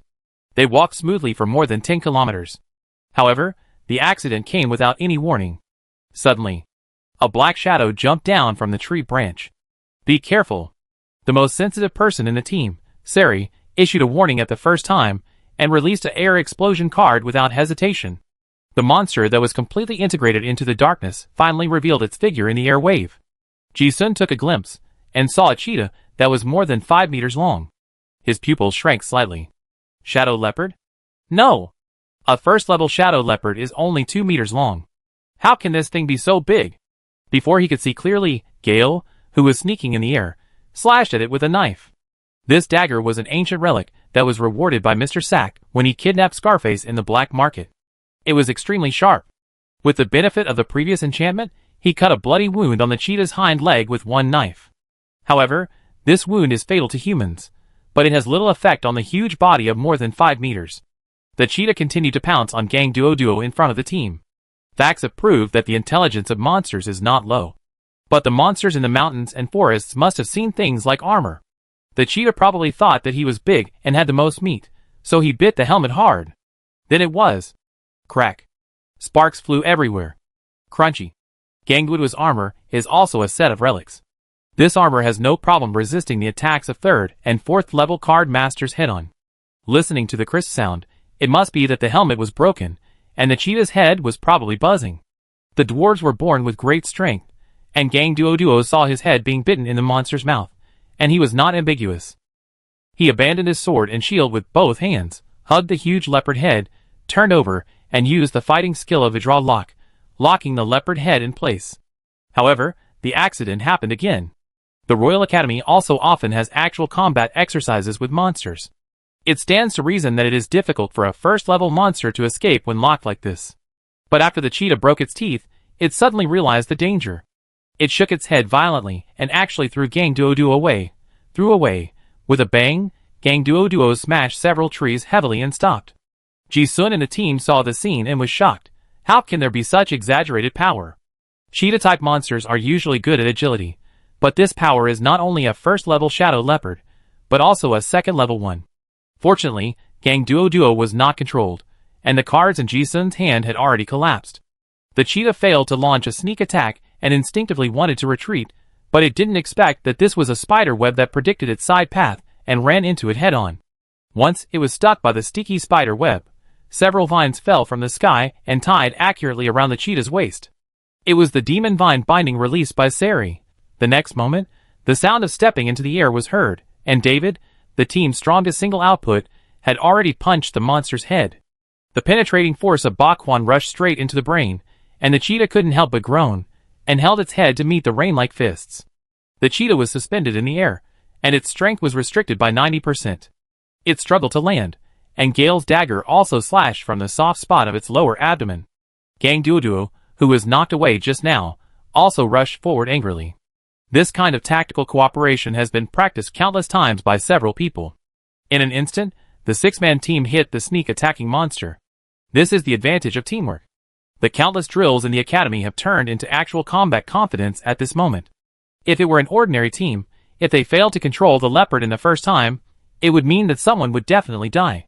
But the strength and equipment of Ji-sun and the other 6 people made them give the cheetah no chance at all, and controlled it to death throughout the whole process. However, although it was a one-sided battle, the cheetah's tenacity was beyond the 6 people's expectations. This 5-meter-long guy's muscles were as solid as stone, his strength was exaggerated, and his wounds healed so quickly that he was stabbed 30 or 40 times, and suffered countless punches and spells before he finally calmed down. Enlightenment also appeared at the first time, and the team won the first kill of the boss, the first-level Titan Shadow Leopard, additional settlement reward plus 5%, trial points plus 240. Ji-sun and the other 6 looked at the corpse on the ground, panting, and were also very incredible. Judging from the damage output of the few people just now, they might have killed all the second-level monsters. However, now that they saw Cheetah, they were sure that it was a first-level monster. Gang Duo opened the visor of his helmet, and said in a muffled voice, "What kind of monster is this?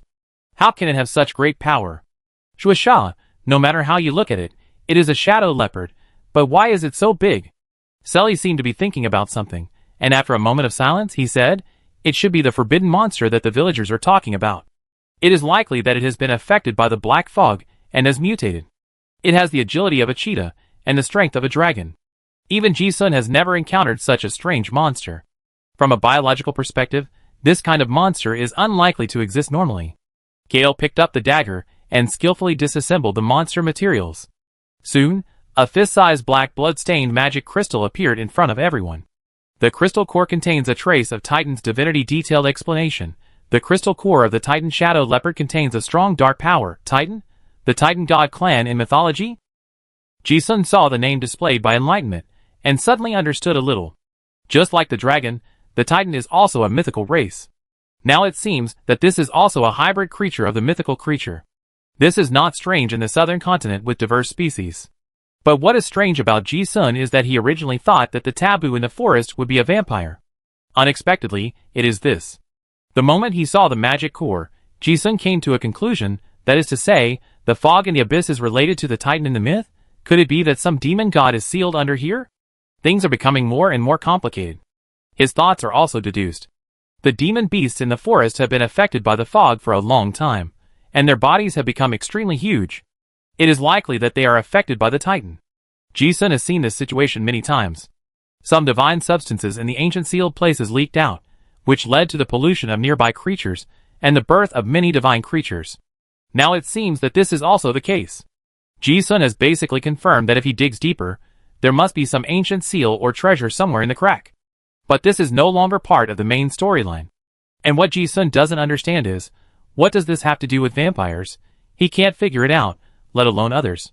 Selly looked at the corpse of the monster with a serious expression, glanced at Ji-sun, and asked, "What should we do now?" As soon as this was said, the other 4 people looked at Ji-sun unconsciously. If they continue walking like this, they will definitely encounter such a situation in the forest again. It can be solved this time, but not next time. The first level monsters are so strong after being polluted. If they come to the second level, their team will most likely be wiped out. Ji-sun fell into deep thought. The map of the nearby forest, and a road they have already walked appeared in his mind. It is difficult to confirm the direction in this forest shrouded in black fog, but he clearly outlined a tortuous S-shaped route. Now we have seen the monster. There is no need to continue to test.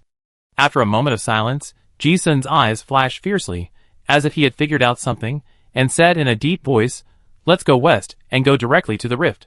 It is indeed very risky to continue to wander in the forest. But if there are those bandit camps nearby, there must be no high-level monsters. Everyone didn't understand and cast inquiring eyes. Sari also reminded, but the breath of the monster in the afternoon is still running southward. Ji-sun explained, that guy is very cunning. He is afraid of being tracked, so he keeps taking detours in the forest. But their base camp is in Black Crow Castle. This distance is already very far.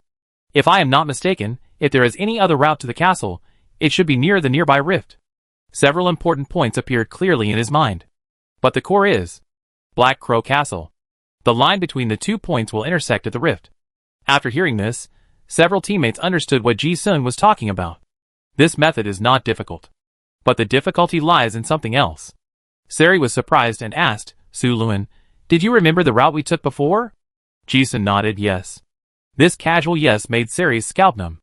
Only he, who is also specialized in wisdom, knows how difficult it is to do this. Polynomist, is it so outrageous? No, other first-level polymaths would never be so outrageous. This guy is a special case. If he is not gifted, the only reasonable explanation is the bonus brought by the demon mark and the professional card. Sari couldn't help asking again, the demon mark you fused, wouldn't it be of legendary quality? Ji-sun did not comment, and smiled mysteriously. This smile made everyone stare with wide eyes and stand in awe. Chapter 465. Ji-sun and his 6 companions did not continue to track the vampire's breath, but walked straight towards the abyss rift in the west. Perhaps the noise of the previous battle attracted the predators in the forest, and they encountered several attacks from monsters along the way. Giant piranha, King Kong ape, Titan python. Originally, these were very common monsters, but in this forest, without exception, like the previous shadow leopard, they were affected by the long-term black fog of the abyss. Not only their size was amazing, but their strength and vitality were also very exaggerated. Ji-sun and his 6 companions realized why the nearby villagers said that the forest at night was a taboo. These monsters were quite normal during the day, but the black fog at night seemed to have taken a violent potion, and they became extremely brutal and aggressive. Whenever they found a few humans in the forest, they would chase them and bite them. It was because Ji-sun's 6-man team was very strong and well-equipped that they fought back. Otherwise, if other teams encountered such a titan monster, it would be enough to reduce the number of members of the team participating in this trial. Even the whole team was wiped out. What's more, the monsters kept coming one after another. Frequent battles attracted more and more monsters, and some incomprehensible monsters gradually appeared. Even Ji-sun and his 6 people were a little overwhelmed. Gale, Sari, David and other cloth armor card masters were injured in the battle one after another. Fortunately, the team had the priest Shuasha with superb healing skills, so the team did not lose members. But the situation was still getting worse and worse. The team got the first kill of the boss, the first level giant piranha, additional settlement reward plus 2%, trial points plus 300. The team got the first kill of the boss, the first level titan King Kong ape, additional settlement reward plus 2%, trial points plus 280. The team got the first kill of the boss, the first level titan striped python, additional settlement reward plus 2%, trial points plus 310. The speed of travel in the foggy forest was not fast, and they groped all the way to the west for nearly 2 hours. Finally, Ji-sun and the other 6 were no longer blocked by the tall silver fir trees, and appeared in an open area. The holy light dispelled the black fog within a radius of 100 meters. The 6 people ran a few steps and saw the cliff. Gale, who was exploring the way ahead, said in surprise, "We have reached the Abyss Rift." Several people also breathed a sigh of relief. After extinguishing the holy light spell, the surroundings instantly returned to darkness. Finding the cliff, at least for the team, it was much safer. There were no monsters on the side of the cliff, and the terrain was wide, so there was no need to be on guard against the monsters that suddenly jumped out of the trees. Gang Duo ran all the way in heavy armor, panting with exhaustion. The other people were also exhausted from the continuous fighting. Now that they were in a safe area, they stopped to rest.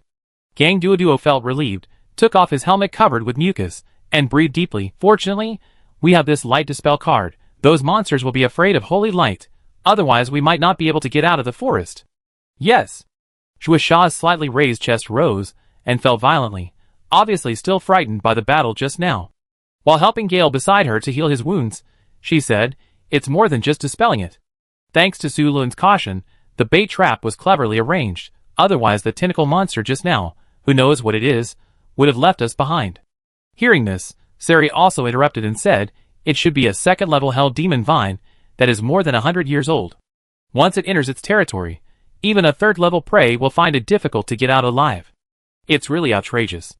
The 1,000-year-old demon vine raised by our lizard tribe doesn't have such a thick vine." Gale, yes. The monsters in this forest are really terrifying. Thanks to the enchantment secret technique, otherwise it would take a lot of effort for us to kill those monsters just now. However, although they were tired, the faces of these young people were all excited. It was their first time to experience such an exciting forest adventure.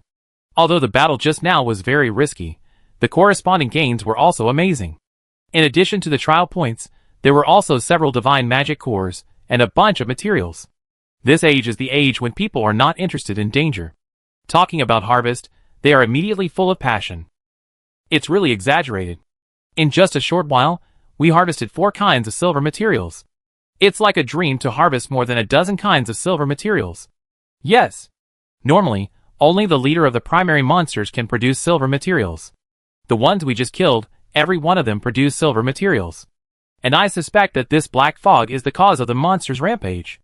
If we really come to the forest during the day, we won't know whether we can encounter these monsters. Even if we do, the materials we get may be of lower quality. Thanks to Ji-sun, otherwise we would still be staying in the village. Hee. If we can really explore this hidden plot, our team's performance in this trial will probably be able to enter the top 30. If we kill a few more monsters like this, we may even be in the top 10. With these materials, we can also exchange them for some truly top-quality second-level professional materials in the academy. The brilliant silver material is the best material that a junior card master can use. It is hard to find such top-quality materials on weekdays. Even in the academy and auction house, only the top nobles are qualified to get it. Now these reserve knights have got it, and they are relying on the monsters they hunted, so of course they are very excited. Even the usually steady Sari, that lizard face covered with scales, can't hide his excitement. Ji-sun occasionally interjected a few words.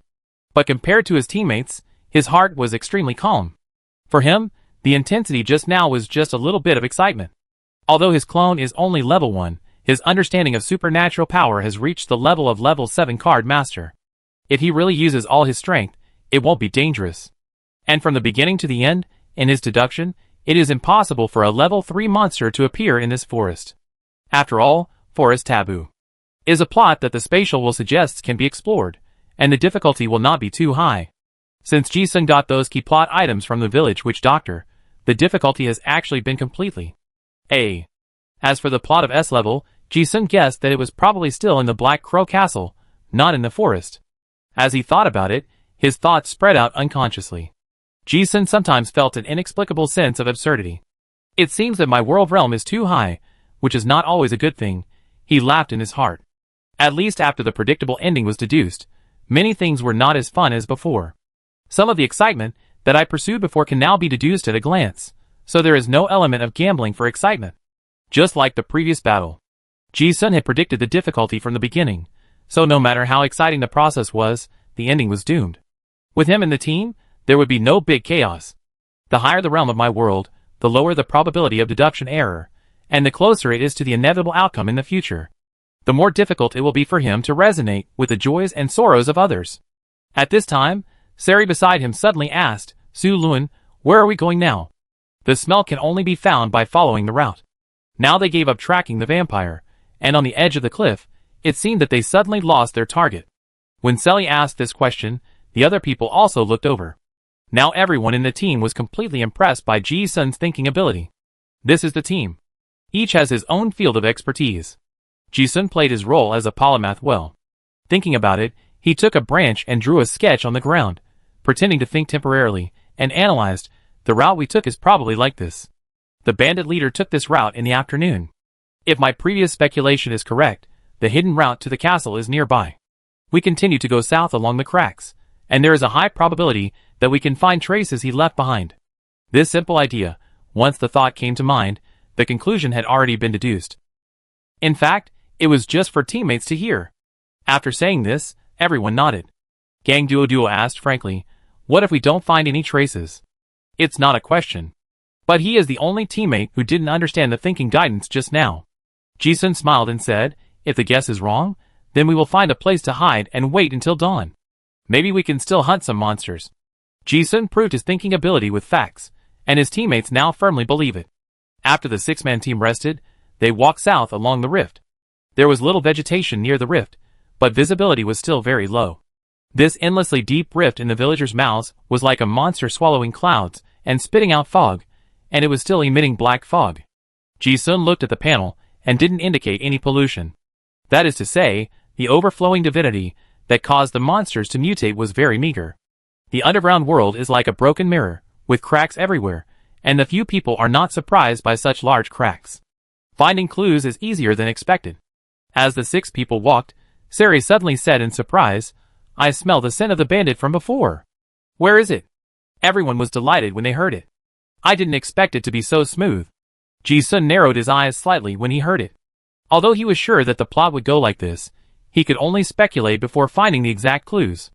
Now that he had found a clue, one of the countless clues in his mind became clear. This also aroused his strong curiosity.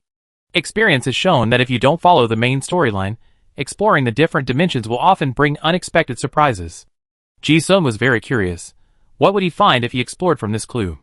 It's nearby, Sari said, frowning slightly, but the smell is very faint. It should be that the guy was afraid of being tracked, so he used anti-reconnaissance means to deal with it. I can only be sure that it is nearby, but not where it is. The bandit in the afternoon was the scout captain of the Red Smokers group, so it is normal for him to have some anti-tracking methods. But this way, the problem arises again. That guy came to the edge of the crack. Where did he go? The 6 people walked along the crack for nearly a kilometer, but still did not find any clues. Looking at the vast black fog pouring out of the crack, the teammates could not hide their embarrassment. It is obvious that the bandit has dealt with the traces, and if they continue to search like this, the probability of finding it is extremely low. As they walked, everyone stopped and frowned. This is troublesome. If we can't find any traces, we can't go to the cracks to look for them, right? Yes. Even if we want to go down to the cracks, the fog has to fade away during the day. Now we can't see anything, and it's very risky to go down blindly. Yeah. Who knows what monsters are in the cracks? I just heard the cry of an eagle. The clues that we finally found were suddenly broken. This feeling is not good. No one could think of a better way. Gang Duo looked at Ji-sun and asked Su Luan, do you think that guy could have flown over? This was also the question in everyone's mind. Ji-sun listened with a normal expression. In fact, from the beginning, he had thought about the possibility of flying over the rift. After all, elite vampires have wings. But the key to the problem at the moment is not the problem of flying. The characteristics of vampire transformation are very obvious. If they keep flying around, they will be easily detected. As long as they don't want to be hunted down and killed, they rarely transform to travel. The most important thing is that the people of the Red Smoke Gun Bandits came to Black Crow Castle in the past 1 or 2 months. It's like seeing a cockroach in the kitchen. When you see one, there must be a nest. If there is a vampire in a team, the total number must be quite a lot. The wanted order issued by the Lord before did not mention this. In other words, they became vampires after coming to Black Crow Castle. Then, the conclusion is drawn. Since it is a crack that you fly over, there is no need to find a specific place to fly. And now according to the plot logic that Ji-sun is deducing, there is a high probability that there is another route here. The fact that the guy had to go around and around to come here before further confirms this point. Therefore, the hidden road to Black Crow Castle must exist. And it is nearby. The safest option is to wait until daytime, climb down along the rock wall, and search bit by bit. However, it is hard to say how long it will take to find it. 3 to 5 days is possible. Ji-sun didn't think there was so much time to waste. I think I have to try my luck now. Ji-sun couldn't explain his thoughts, so he attributed it to metaphysics. He took out a card with an eye pattern and walked to the edge of the rift. His teammates were puzzled by his weird behavior. But Ji-sun didn't say anything, but activated the card, like walking on a tightrope, and walked on the edge of the cliff. Although his teammates were puzzled, they followed him. Gang Duo couldn't help asking, "What kind of card is this in Suluin's hand?" Saley recognized it, and his eyes twitched. Intuition Amplification Card. Melee professions have almost never seen this kind of card, and Gale was also surprised. There is such a thing, what's the use of it? Not only him, but also the general magic profession has never seen it. Saley's eyes twitched, yes. It's a very niche spiritual spell. Use mental suggestion to enhance the sixth sense. I heard that it is usually used by gamblers for gambling. Everyone, instantly, they all understood Ji-sun's idea. Was this guy going to gamble on his luck? Although it seemed absurd. But for some reason, everyone felt relieved. Oh, it turns out that this guy also has something he can't figure out. This absurd method of gambling on luck suddenly made the teammates feel that the gap in wisdom didn't seem so big. However, the next scene that really shocked several people happened. As Ji-sun walked, he gradually closed his eyes. There was a bottomless abyss at his feet. To others, this behavior was dangerous and absurd. Suddenly, Ji-sun stopped. He opened his eyes, turned to look at his teammates, and smiled mysteriously. "I go down and take a look. You wait here for me."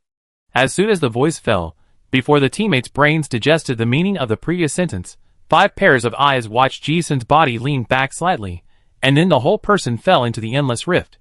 Sari? Shwisha. David this. Gang Duo? Gale not good. The 5 people were completely confused. Although they knew that Ji-sun wanted to gamble his luck, and see if he could find clues by intuition. However, they never expected that this guy would jump directly. Ji-sun was on the edge of the cliff. Before the few people could react, his body had already fallen into the black fog.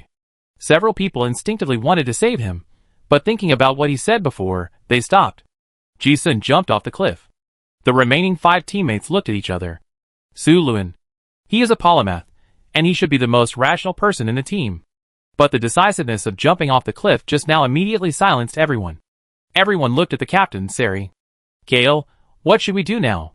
Sari also didn't understand and answered with silence.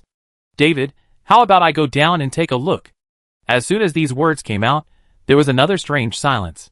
No one thought that such an outrageous jump could find any clues. They were just worried about Ji-sun's safety. But they thought that since he dared to do this, he must have some considerations. Unexpectedly, at this time, unexpected things happened one after another. After discussing for a few words, the 5 people had not figured out why Ji-sun jumped off the cliff, when they suddenly heard a faint voice from under the cliff, which seemed not too deep. "I found the way, come down quickly." Everyone. Hearing this shout, the few people who were preparing to grab the climbing rope fell silent again. Everyone stared at each other, with nothing but confusion in their eyes. Found it now? No surprise. Only indescribable weirdness. The plot development was beyond their cognition.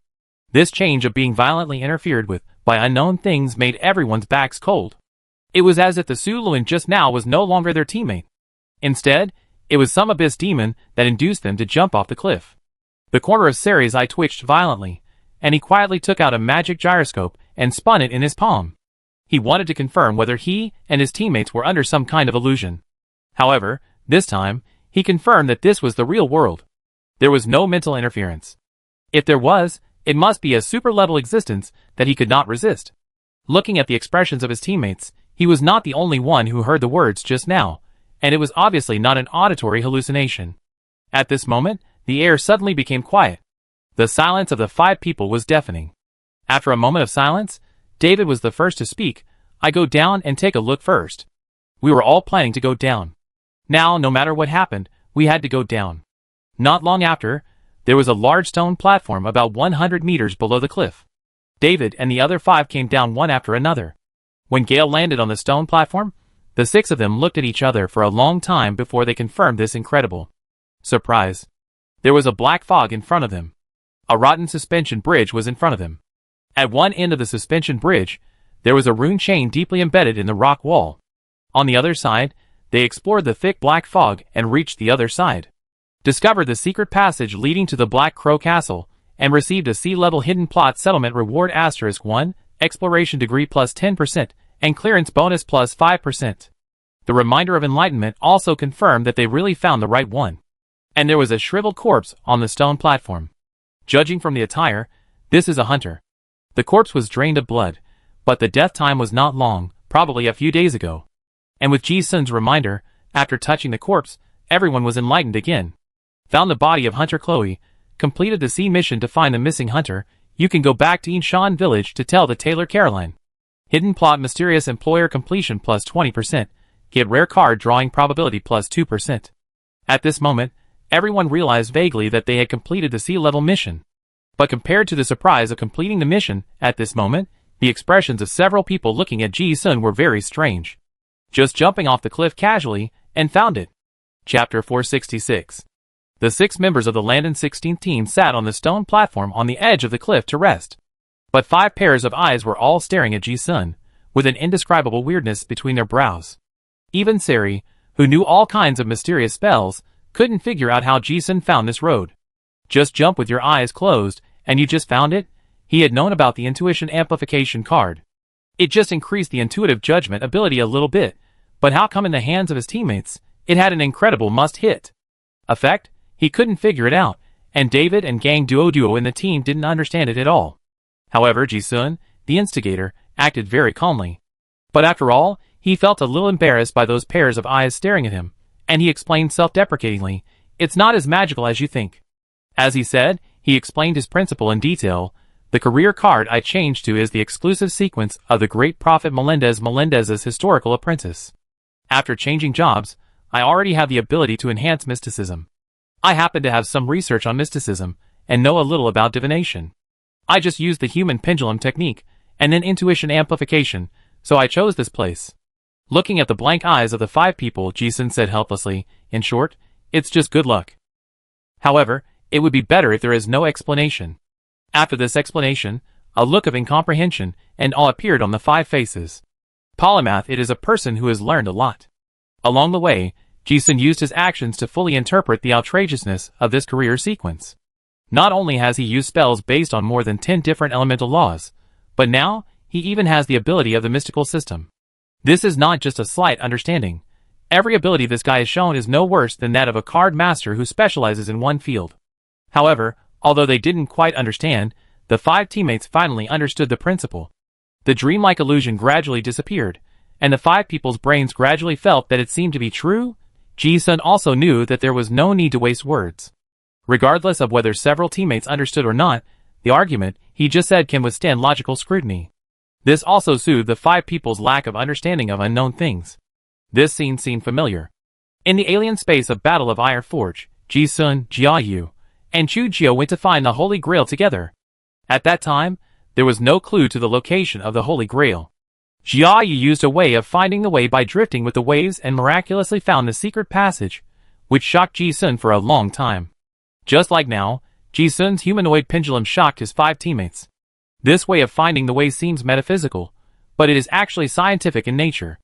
In fact, it is the ability to deduce the laws of the world's operation brought by I am the world. When you see the world's operation, it will definitely happen at a certain point in time. Ji-sun himself didn't know that this hidden road was here. In the end, it was just as he said. At a certain moment, a flash of inspiration came, and he sensed it. This kind of sixth sense is a mysterious realm that he cannot understand at present. But it is controllable to some extent.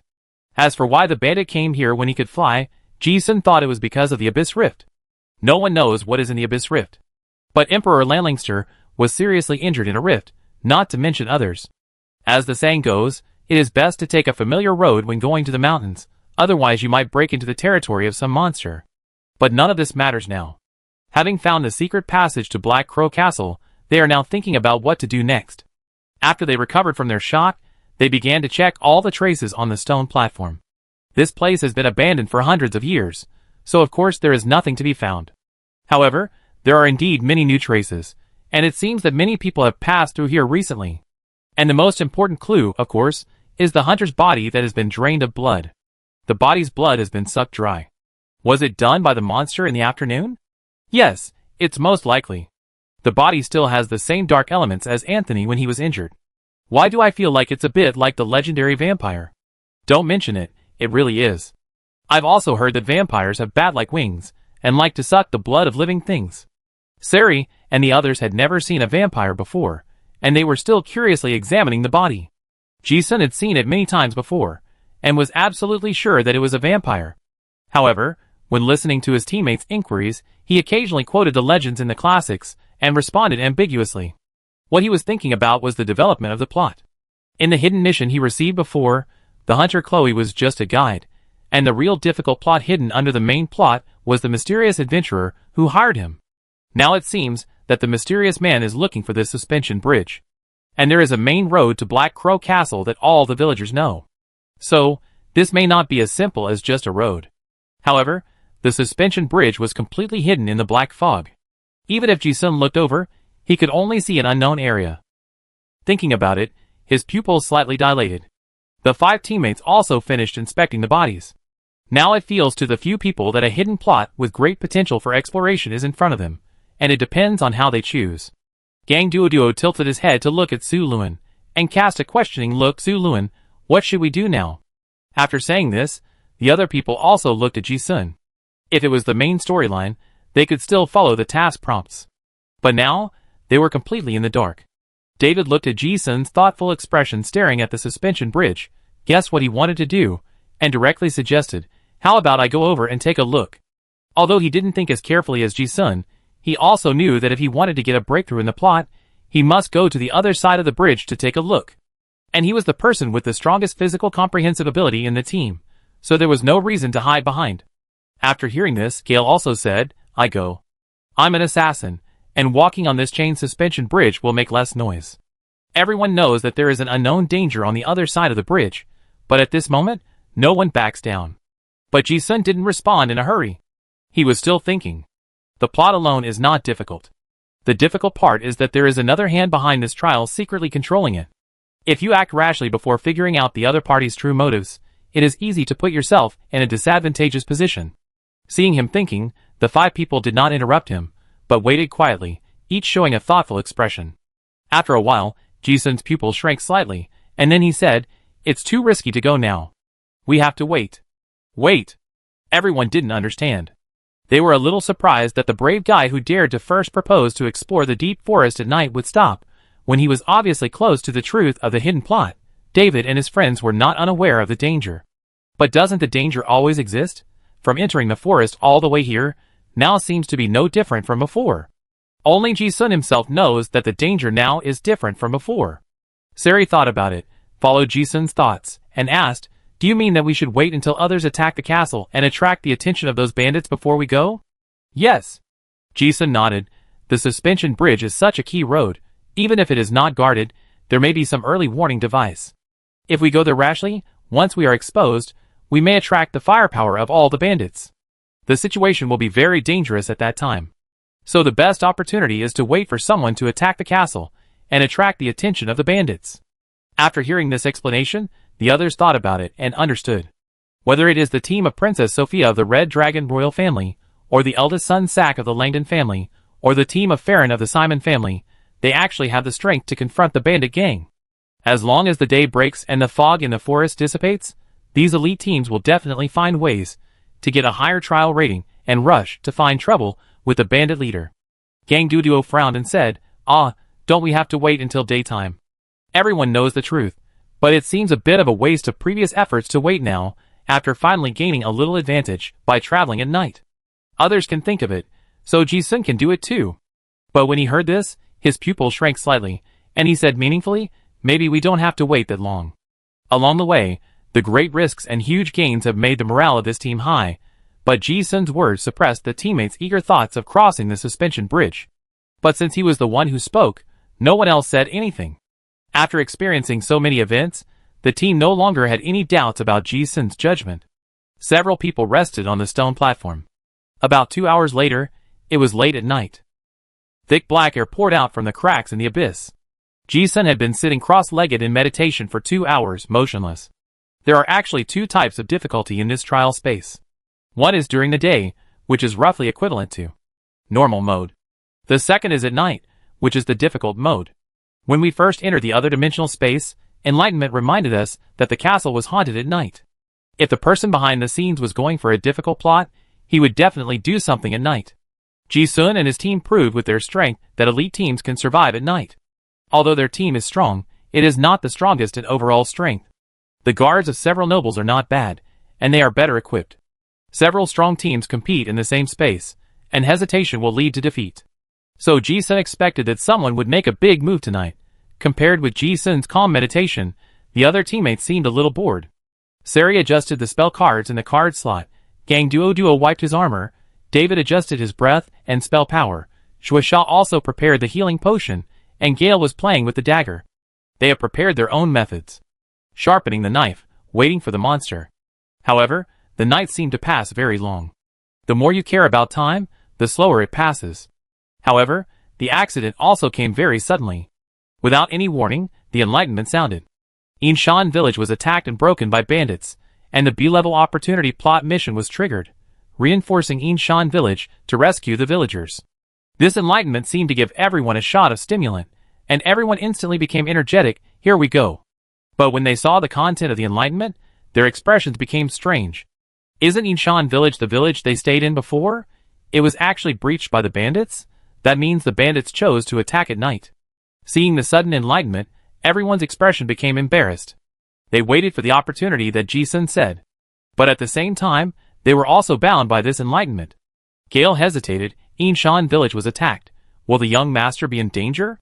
After all, they are the family knights of the Duke of Langton's mansion, and nothing is more important than their young master.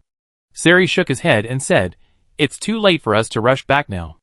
On the contrary, if we can contain the bandits in Black Crow Castle, we can force them to return to defend." Speaking of this, he continued, "Besides, the bandits will definitely not send out their entire army for a night attack. The young master and his men have enchanted weapons and light disperse against dark creatures, so they may not suffer any loss." Ji-sun also meant this. This is the most rational choice.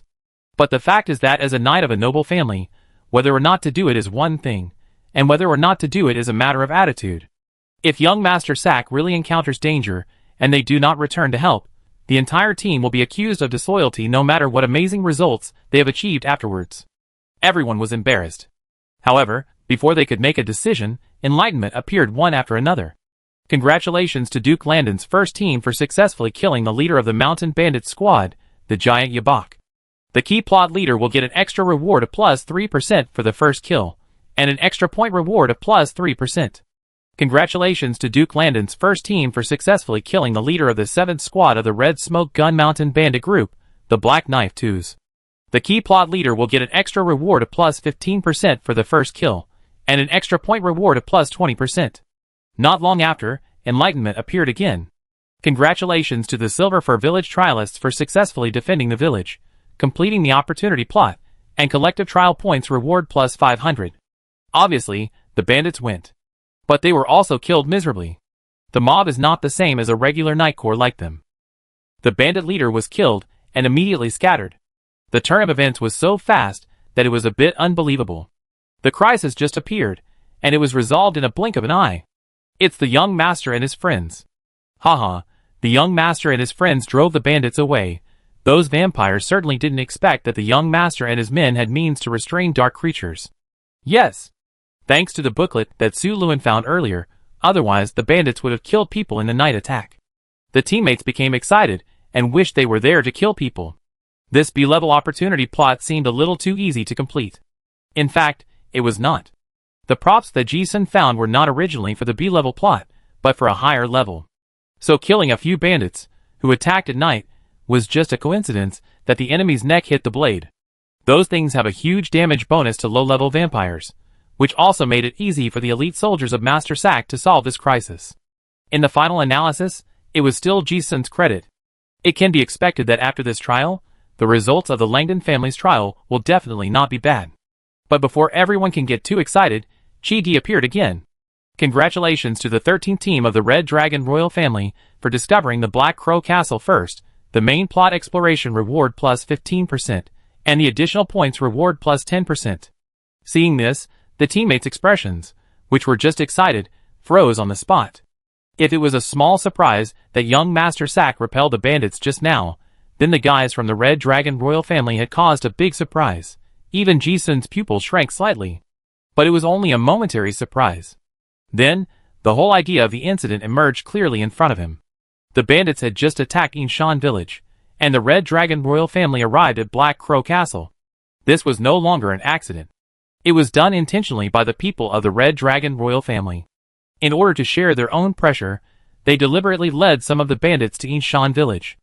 And now it seems that the assembly signal sent by the Red Dragon royal family in the afternoon may not be because they are in danger, but they have already discussed it. As soon as they come in, they will gather their strength and go straight to the final boss of the main storyline. The Red Dragon royal family is really vicious. They want others to share the pressure with them. Yes. If it weren't for the young master and his men repelling the bandits' night attack, it's hard to say how many people would be killed this time. Everyone chatted for a while, and everyone understood what happened. The elite team may not be afraid, but those ordinary teams that are not as good as them may be doomed. The trial space encourages competition. This behavior is not shameful in the Royal Academy. On the contrary, it is in line with the cunning temperament of the Dragonborn. Originally, I thought that only their team was closest to Black Crow Castle, but now it seems that there is someone else. The sense of urgency came all of a sudden. But Ji-sun didn't care about diverting the trouble. He thought more deeply. So, it is indeed a collaboration between the inside and the outside. Are there accomplices of the behind-the-scenes person in the Red Dragon royal family? He had thought before that just bringing in a few strong teams to compete might not achieve the desired effect. There might be some people in the trial students who would take the initiative to guide the development of the plot. Now it seems that it is indeed the case. Ji-sun thought again, strange. The identity of the accomplice must be very unusual to be able to convince Princess Sophia to take the risk. Could it be the Red Dragon royal family? No, the three royal families dared to rebel against the Holy See. Things are getting more and more complicated. But no matter what, when the opportunity comes, Ji-sun will not hesitate. Now is the best time to cross the bridge. His mind turned and he stood up. The 5 people in Seri saw him leave, and were also looking forward to getting ready together. However, Ji-sun glanced at everyone and said very seriously, "Now I plan to go over and take a look. But there are some things that I have to tell everyone." It was the first time for everyone to hear Ji-sun's serious expression, and the excitement on their faces dimmed instantly. Ji-sun said bluntly, "I don't know what will happen if I go this way. I suspect that the difficulty of the plot may exceed level A, so the risk is very high. You can go there, but you may not come back alive." Exceed level A, so he immediately realized the seriousness of the matter. The instructor of the academy said that the survival rate of elites is only 1 in 100 when the difficulty of the plot exceeds level A. No one would think that his words are exaggerated. I mean, I go over and take a look first. These teammates are all good people, and Ji-sun doesn't want them to follow him into danger. After all, he is just an avatar, and if he dies, he dies. And whether it was a clone or not, he had the courage and the idea. But before he could say anything, David stood up resolutely and said, "Su Luan, I go with you." He was a slave, and his life was not his own. Pure warriors valued friendship and loyalty. Moreover, he had received a lot of guidance from Ji-sun during this period, and David would never watch Ji-sun, a weak polymath, go alone to take risks. Young people are always passionate. As soon as David said that, Gang Duo also stood up, followed by Seri, Gale, and Zhuo. "I go too. Let's go together." The 6 teammates have already reached a tacit understanding, and none of them backed down. Ji-sun glanced at everyone and wanted to say something, but he swallowed it all. He didn't want his teammates to take risks, but he also respected their choices. In his current perspective, people's courage is related to fate. This is a more precious trait than being alive. Everyone had already made preparations. After Ji-sun decided to set off, Gale, an assassin, took the lead on the iron bridge. Ji-sun and David followed behind. Gang Duo and the other 2 were not in a hurry to go up the bridge. First, they wanted to cover the rear to prevent accidents, and second, they wanted to wait for the other 3 to find out the situation before taking action. The visibility in the Abyss Rift was extremely low, and Gale, who had taken the lead, was completely submerged in the black fog. Ji-sun and David took a few steps, and they could no longer see the figures of Gang Duo and the other 2 behind them. There was only the whistling wind, and the rustling sound of the iron chain suspension bridge swinging in the wind. After walking 100 meters, there was a vast black fog in front and behind. This made the people on the suspension bridge even more frightened. Not knowing where the suspension bridge leads to, not knowing what unknown is about to happen, brings a stronger and stronger sense of terror. It seems that there is a fight going on in Black Crow Castle. Although it cannot be seen, the sound of the battle can be heard from far away. The wooden planks underfoot have been corroded, and there are holes everywhere. If you are not careful, you will fall into the endless abyss. David walked carefully. Ji-sun walked as if he were walking on flat ground, stepping on the places with iron chains and moving forward steadily. The uncertainty in the eyes of others is not in his eyes. The thickness of this iron chain is much smaller than that of the one in the East Wilderness Rift, and he estimated that the suspension bridge would not be too long. Judging from the arc of the bridge pulled by gravity, it is probably only a few hundred meters. As expected, not long after, the two saw Gale standing guard at the end of the suspension bridge. Here is still a stone platform, together with a cave, leading to the belly of the mountain. But Ji-sun is not concerned about this. His eyes were immediately attracted by the tall black obelisk next to the cave. Forbidden Ruined Steel. Seeing this familiar black steel, Ji-sun's heart was also stirred by the biggest wave since entering the alien space.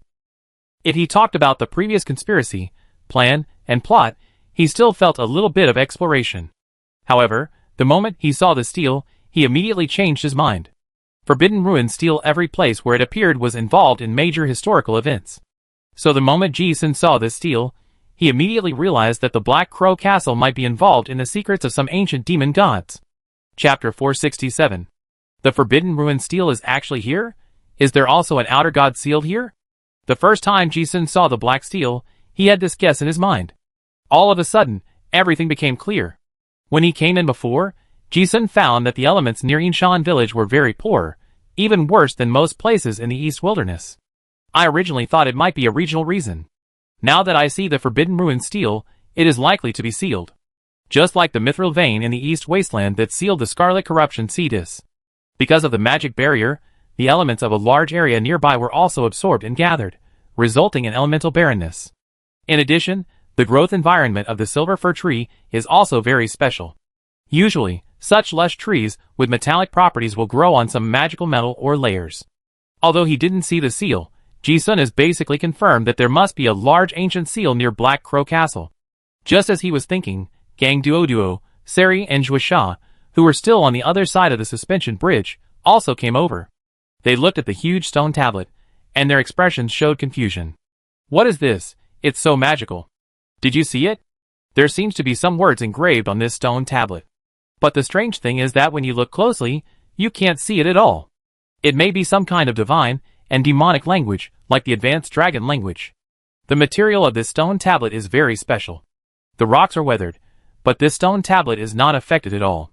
Su-Luan, you know a lot of things. Do you know what this is? None of the five had seen the Forbidden Ruined Steel, so they couldn't tell what it was. Ji-sun shrugged his shoulders after hearing the question, and said in an uncertain tone, I'm not sure what it is either. It looks like an ancient steel that appeared in some ancient books. This was also the truth. He still didn't know what this steel was. The absolute partial knowledge of this steel was still his own speculation. Everyone, ancient stone tablet? Ji-sun, yes. It is said that there are some stone tablets in some ancient ruins that mortals cannot understand. No one knows what it is, and what it records. Hearing this, Sari also said, we lizards have similar records. This seems to be something passed down from the last era. Everyone just listened to it as a legend. At their current level, let alone understanding it, they are not even qualified to be affected by the stone tablet. Ji-sun didn't want to talk about this matter at first. However, for some reason, he felt that someone in the team seemed to understand the contents of the stone tablet, and surprisingly, it was not the most knowledgeable Sari, but Sister Zhuisha. Ji-sun was stunned for a moment. He thought that if he had seen it correctly, when Zhuisha saw the contents of the stone tablet, her eyes did not have the ignorant curiosity of others, but gave people a sense of performance of forcibly suppressing shock? Is it a strange illusion? Ji-sun glanced calmly, and said to himself in his heart, Dragonborn can understand higher texts more easily than humans, and some pure-blooded Dragonborn are born with the ability to read magic runes. Could it be that Zhuisha recognized it because of this? But if she recognized it, why didn't she say it, but pretended that she didn't know it? At the moment of concentrating his gaze, Ji-sun narrowed his eyes slightly, and showed a hint of teasing that others could not see. I just realized that there is a very special guy in the team. Without the stone tablet, he had not discovered the abnormality of this teammate. Since this stone tablet can be recognized, the identity is intriguing. The battle in the castle on the cliff is fierce, and the fighting is getting louder and louder. The 6-member team of Langdon no longer pays attention to the strange stone tablet, but looks at the cave in front of them. The entrance of the cave has obvious traces of people stepping on it. The 6 people have made up their minds before, so no matter what the situation is, they will continue to explore. However, at this moment, Ji-sun suddenly changed his mind and stopped at the entrance of the cave. I have a very bad feeling. If it was just to explore the plot, no matter how big the risk was, Ji-sun felt that life and death were determined by fate, and whether or not to survive was the choice of his teammates. But that was before he saw the Forbidden Ruin stele. Now that he saw the stele, he had determined that the castle was related to the demon god. If they continued to explore, the probability of their team surviving was extremely low. And a guy with a special identity was found in the team, and the risk became even more uncontrollable. For this reason, he wanted to confirm his guess first. The other 5 people also stopped when they heard this. Ji-sun had demonstrated his incredible accuracy of his 6th sense when he was finding the way. No one dared to be careless. Sari asked, "What's wrong?" Ji-sun said bluntly, "This cave is too narrow. If we go in like this, we will almost certainly trigger a trap." He also made sense. There must be some warnings for this kind of secret passage in the cave. But just looking at the hidden plot right in front of us, everyone was unwilling to give up. Gang Duo asked, "What should we do?" Ji-sun expressed his thoughts. "I think we should wait a little longer. When the Red Dragon royal family breaks into the castle, they should have killed most of the high-level plot targets. Then we can go in with the least risk."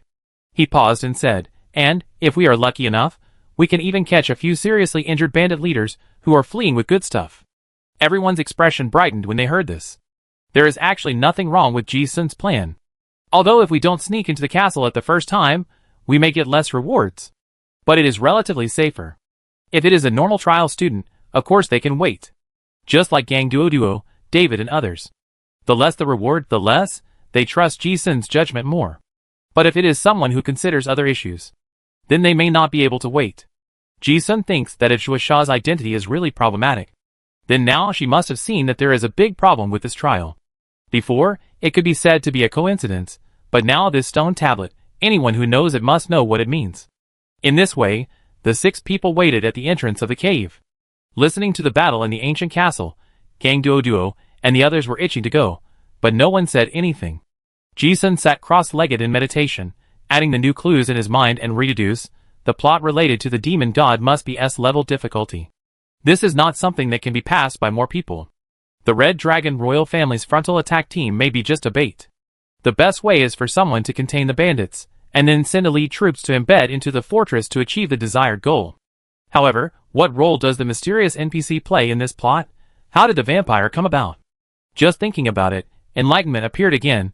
Congratulations to the 13th team of the Red Dragon royal family for successfully breaking through the Black Crow Castle outpost. Plot exploration plus 30%. Trial extra reward plus 20%. A-level courage plot triggered. Encirclement and suppression of bandits. The Red Dragon royal family broke through the outpost and encountered fierce resistance from the bandits. The bandits, who went out to attack the village, were also quickly returning to defend. Trialists, please support the Black Crow Castle battlefield as soon as possible. Killing bandits will get an extra 100% points reward and increase the probability of rare cards. A-level plot has been triggered. Seeing the moment of enlightenment, Gang Duo and the others on the edge of the cliff also became excited. Although it was their first time to participate in the different dimensional space, the seniors in the academy had said countless times that clearing the A-level plot in the trial meant that it would be on the trial honor list. Moreover, the plot in front of them also prompted double trial points, which means that if you participate in the encirclement and suppression of mountain bandits now, the final trial points will be very considerable. A-level mission. Even among the seniors, not many have actually completed a trial of this difficulty. As soon as the enlightenment came out, not to mention the reckless man like Gang Duo, even Sei Li was tempted. But after all, they were a team, and he thought about it, and looked at Ji-sun first. Seeing that Ji-sun was still meditating, Sei Li's wisdom was of course clear. Guarding the entrance of this cave might not be worse than the reward for killing bandits. After thinking about it, he still didn't speak. Gang Duo and his men were the same. Seeing that the Captain Sei Li and Ji-sun didn't move, they swallowed the words on their lips, and looked forward to it with itchy hearts.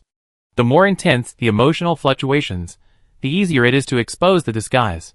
When Ji-sun began to doubt, his logical reasoning ability was completely focused on Zhuo, who was not far away. Now it is basically confirmed. Zhuo is really problematic. And Ji-sun suddenly figured it out, thinking tisk, interesting lich secrets, or some soul secrets. It's not that Zhuo's disguise was perfect before. It's that she didn't disguise herself before. It's just that she saw the stone tablet just now and touched certain specific conditions, which triggered some deep consciousness. This is a bit like the Bai family's summoning technique to summon a consciousness that does not belong to them. Or maybe Zhuo's soul itself has problems. As for why Ji-sun knew, besides, he had seen the Bai family's methods before. More importantly, it was because his own clone's brain also had similar settings. This was to prevent the clone from knowing too much that was not in line with the character setting, and would be exposed in front of the top card master, so some cognition was deliberately blocked. But when certain special conditions were met, it was triggered. Zhuo now is no longer the Zhuo they knew before. As expected, everyone can wait. But Zhuo can't wait any longer.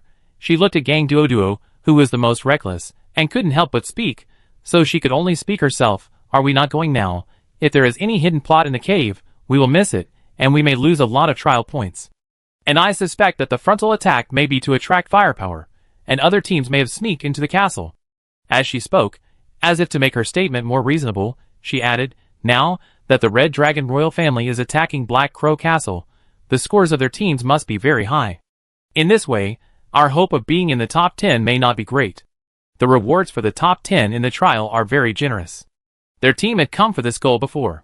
So even if it was a dangerous plan to explore the deep forest at night, several people decisively participated. In fact, they also wanted to rush to a higher ranking. But now the exploration suddenly stagnated, making them feel a sense of crisis. After hearing this, Selly, Gang Duoduo, Gale and David all showed recognition on their faces. Then they all looked at Ji-sun. When Ji-sun heard this, although his expression was calm, he shouted in his heart, it's true. He was waiting for this guy to speak. Moreover, judging from the urgency of Zhuo's speaking, she probably saw something she didn't know. It was not difficult for Ji-sun to guess the reason. After all, since the mastermind was secretly doing things in the Babel trial, it was originally a conflict with the Holy See. No matter what they want to do, Zhuo will definitely not let them achieve their goals. Since some of his conjectures have been confirmed, Ji-sun is going to take action. But just when he was still thinking about how to not implicate other teammates, and continue to explore the plot suddenly changed. Chi-Di appeared again, congratulating the Red Dragon royal team for successfully sneaking into the depths of the castle, and the hidden plot the castle is haunted was triggered. When everyone saw the S-level plot prompt appear, their expressions froze on the spot. They were still eager to try the A-level plot. But the S-level plot was more serious. The college instructor said that those who participated in the S-level plot had a narrow escape. The results of the few S-level plot trials in the history of the college were all extremely heavy in casualties. Ji-sun was not surprised. Whether it was someone sneaking in or the haunted plot, they had thought about it before. But he looked at Chi-Di and his eyes narrowed slightly. Because now, it was not up to them whether to participate in the plot exploration. The cave that was dark just now is now bright. Although Ji-sun himself didn't know what happened, they were already in the plot. The sudden light in the cave startled everyone in the team. Gale, who was in charge of the alert, became alert instinctively and said in surprise, hey, there is a light in the cave, but I didn't see anyone just now. However, Sari seemed to have discovered something, frowned, and said, have you noticed that this cave is different from before? I have observed before that the candlestick on the wall has long been burned out and cannot be ignited. But now, it is ignited. And the cave we saw before still has some collapsed rubble, but there is none here. Before he finished speaking, there was only solemnity in his eyes. Gang Duoduo asked, what does this mean? Selly said solemnly, it means that we seem to be forced into that S-level plot. Well, judging from the situation, we are either under an illusion or pulled into a special space. As soon as these words came out, the faces of several people in the team changed. After trying, any means to resist the illusion were useless. In other words, they only had one option to explore. Ji-sun was also a little helpless. Just now, he was thinking about how to avoid several teammates from dying with him. Now it's a mandatory mission. He looked at the burning candle and vaguely guessed that this might be the Black Crow Castle from 100 years ago.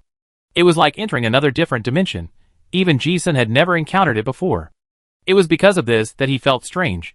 It had been a long time since I had such a feeling of anticipation. After a moment of silence, he did not forget to remind everyone, be careful. We used the things we got in the village before. It's useless to say more now. Whether you can survive depends on fate. Except Shuisha, the others seemed to have not realized the seriousness of the matter. No one had experienced the S-level plot. For a few passionate teenagers, the fear of death was far less intense than the expectation of the top-level difficulty plot. Ji-sun didn't say anything more. They looked at each other and walked into the secret passage. The secret passage in the cave was very long. There was a light every 10 meters in the passage, and the visibility was very clear. But as they walked, a bizarre scene appeared on everyone. The 6 people walked carefully along the way, fearing that a monster would suddenly jump out and attack them. However, as if they stepped into a certain time node, something strange happened suddenly. Duo, how come your clothes and your armor turned into clothes? David, yours too. Suluan, Gale, no, our clothes have all changed. The equipment is still there. It's just that the appearance has changed. Is it an illusion? It shouldn't be an illusion. And if it is, we can't solve it to this extent. What should we do then? The adventure clothes of Ji-sun and the others suddenly turned into gorgeous evening gowns. The subtle dance music and noisy noises rang in their ears. The change came too suddenly, and the team members were a little confused and at a loss. No one could figure out what happened. A chilling fear gradually came over him. But at this moment, Ji-sun seemed to understand something. He glanced at his dress and murmured in his heart, so the ball is really a ball. When he entered the space, it was prompted that there would be a luxurious ball in the castle at night. This made the castle, which had been abandoned for 100 years, gradually spread the legend of being haunted. Now it seems that it may not be as simple as being haunted. They also joined the dance. Ji-sun enjoyed the anticipation brought by the unknown. Ji-sun had the broadest knowledge in the team, and now in this strange situation, the 5 people also placed their hopes on him to solve the puzzle. Sari asked Suluan, did you see anything? Ji-sun chuckled and shook his head, without answering the question. Instead, he said something seemingly insignificant. I once saw a sentence in the biography of a legendary hero. The 5 people cast their eyes waiting for the next step. Ji-sun paused and said directly, don't think about using force to resist when the S-level plot is triggered. This is a plot difficulty that is beyond the adventurer's own strength. Just experience it well. If you can't survive, at least you can enjoy the last moments before death comes. The chance to break the situation may come inadvertently. This is indeed what the classics said.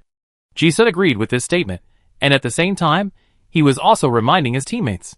With this kind of plot difficulty, no matter how cautious they are, they will still die. Everyone looked confused. Gang Duo asked, what should we do now? Ji-sun said, the spatial will conjure this set of clothes for us, which is a hint for us to be as consistent as possible with the role we play and go to the ball. The clue is in the ball. Sari and the others understood it as soon as they heard it.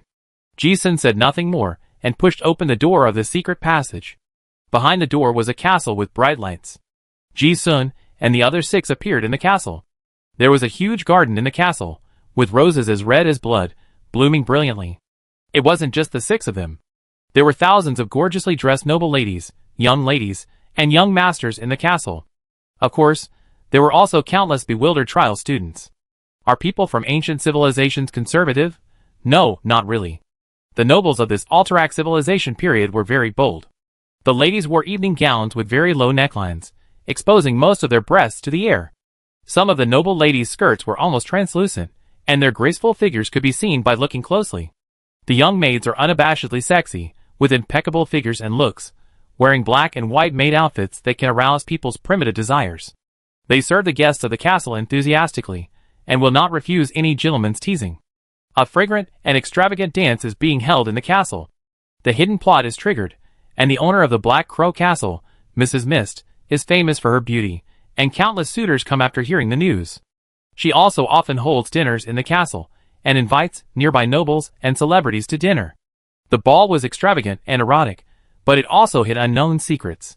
You are a Vatican investigator, and your mission is to investigate missing people. Enlightenment has already reminded all adventurers not to act rashly. No one has experienced the S-level plot, but they have all heard the instructor's warnings in the academy. No one in the garden dared to act rashly, and they watched secretly. But their behavior was more like that of a bad detective, which aroused suspicion. Ji-sun glanced at them, but the corners of his mouth slightly raised. Vampires are almost the same as humans before they transform, but those who know vampires well enough can still tell them apart. Fair skin, less hair, deep pupils, and a desire for blood in their eyes. Ji-sun only took a glance and found that there were many vampires in this castle. At least the maids. So far, Ji-sun has almost completely figured out the plot line of this trial space. It is unknown when Black Crow Castle was built, but the only legend that has been passed down so far is the beautiful legend of its last owner, Countess Mist. Unfortunately, the Countess is most likely a vampire. It looks like a dance party, but it is actually a feast for selecting blood food, which is why people are missing. This situation lasted for many years. Until too many people disappeared, the Church of Light sent people to eliminate these vampires. That's roughly the situation. Ji-sun also found it interesting. He traveled through time and space and understood a little about the laws of time, so he was sure that it was not a time travel, nor an illusion. And haunted. The legend has been circulating for a long time. So Ji-sun thought that it was most likely some treasure that caused the scene to reappear. And if he guessed correctly, the person behind the scenes was also coming for this treasure.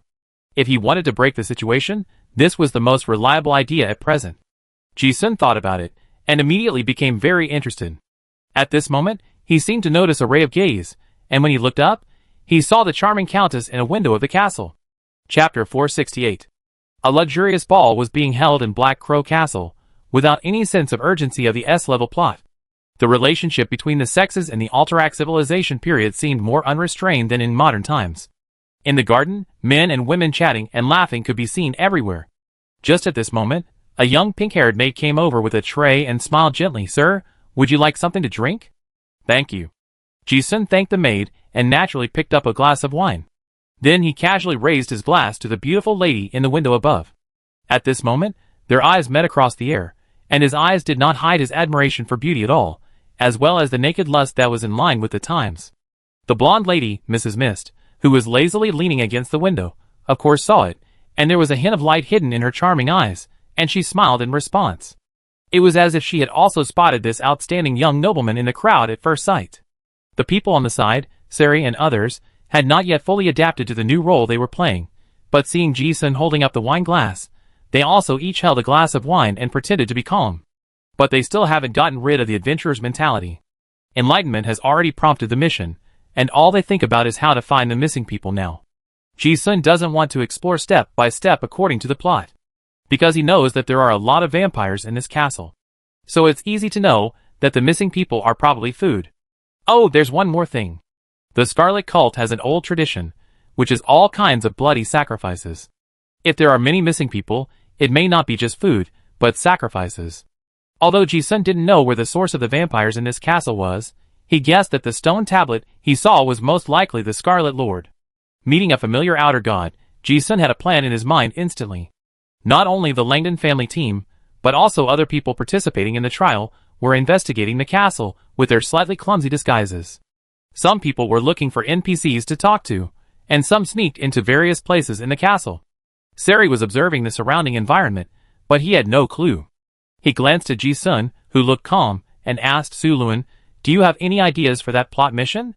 There is no point in forming a team now, and Ji-sun has no intention of involving these teammates. Hearing this, he shrugged and said casually, "My plan is to look around first. There are many guys who hide very deeply in this trial, and he doesn't think that this S-level plot can't be cracked. As long as you don't take the initiative to contact the mission plot, there is still a chance of survival." Ah? The teammates all looked a little strange. As if they didn't do something, this S-level plot would kill them immediately. Ji-sun knew that the situation was not so urgent, and there was no need to prepare for death. He didn't want to explain much, holding the wine glass through the garden and walked towards the residence of the castle owner. He walked along the way, with light steps, stepping on the melody of the dance music, just like a young nobleman. Sari's teammates looked at each other and remembered what they said before: if you can't resist the S-level plot, then enjoy it. But they couldn't relax in this environment. After thinking about it, they decided to go their separate ways to look for clues. When everyone left, Sister Zwishaw's eyes gradually turned from clear to deep, as if the soul of the girl was replaced by an old soul that had lived for thousands of years. She looked at the surrounding environment, guessed something, and murmured, "Sun Wheel." In the eyes of true nobles, simple and good-looking appearance has never been a scarce resource. Just like the maids in the manor. As long as the Countess of Mist wants, she can find a group of girls with good figures and appearance.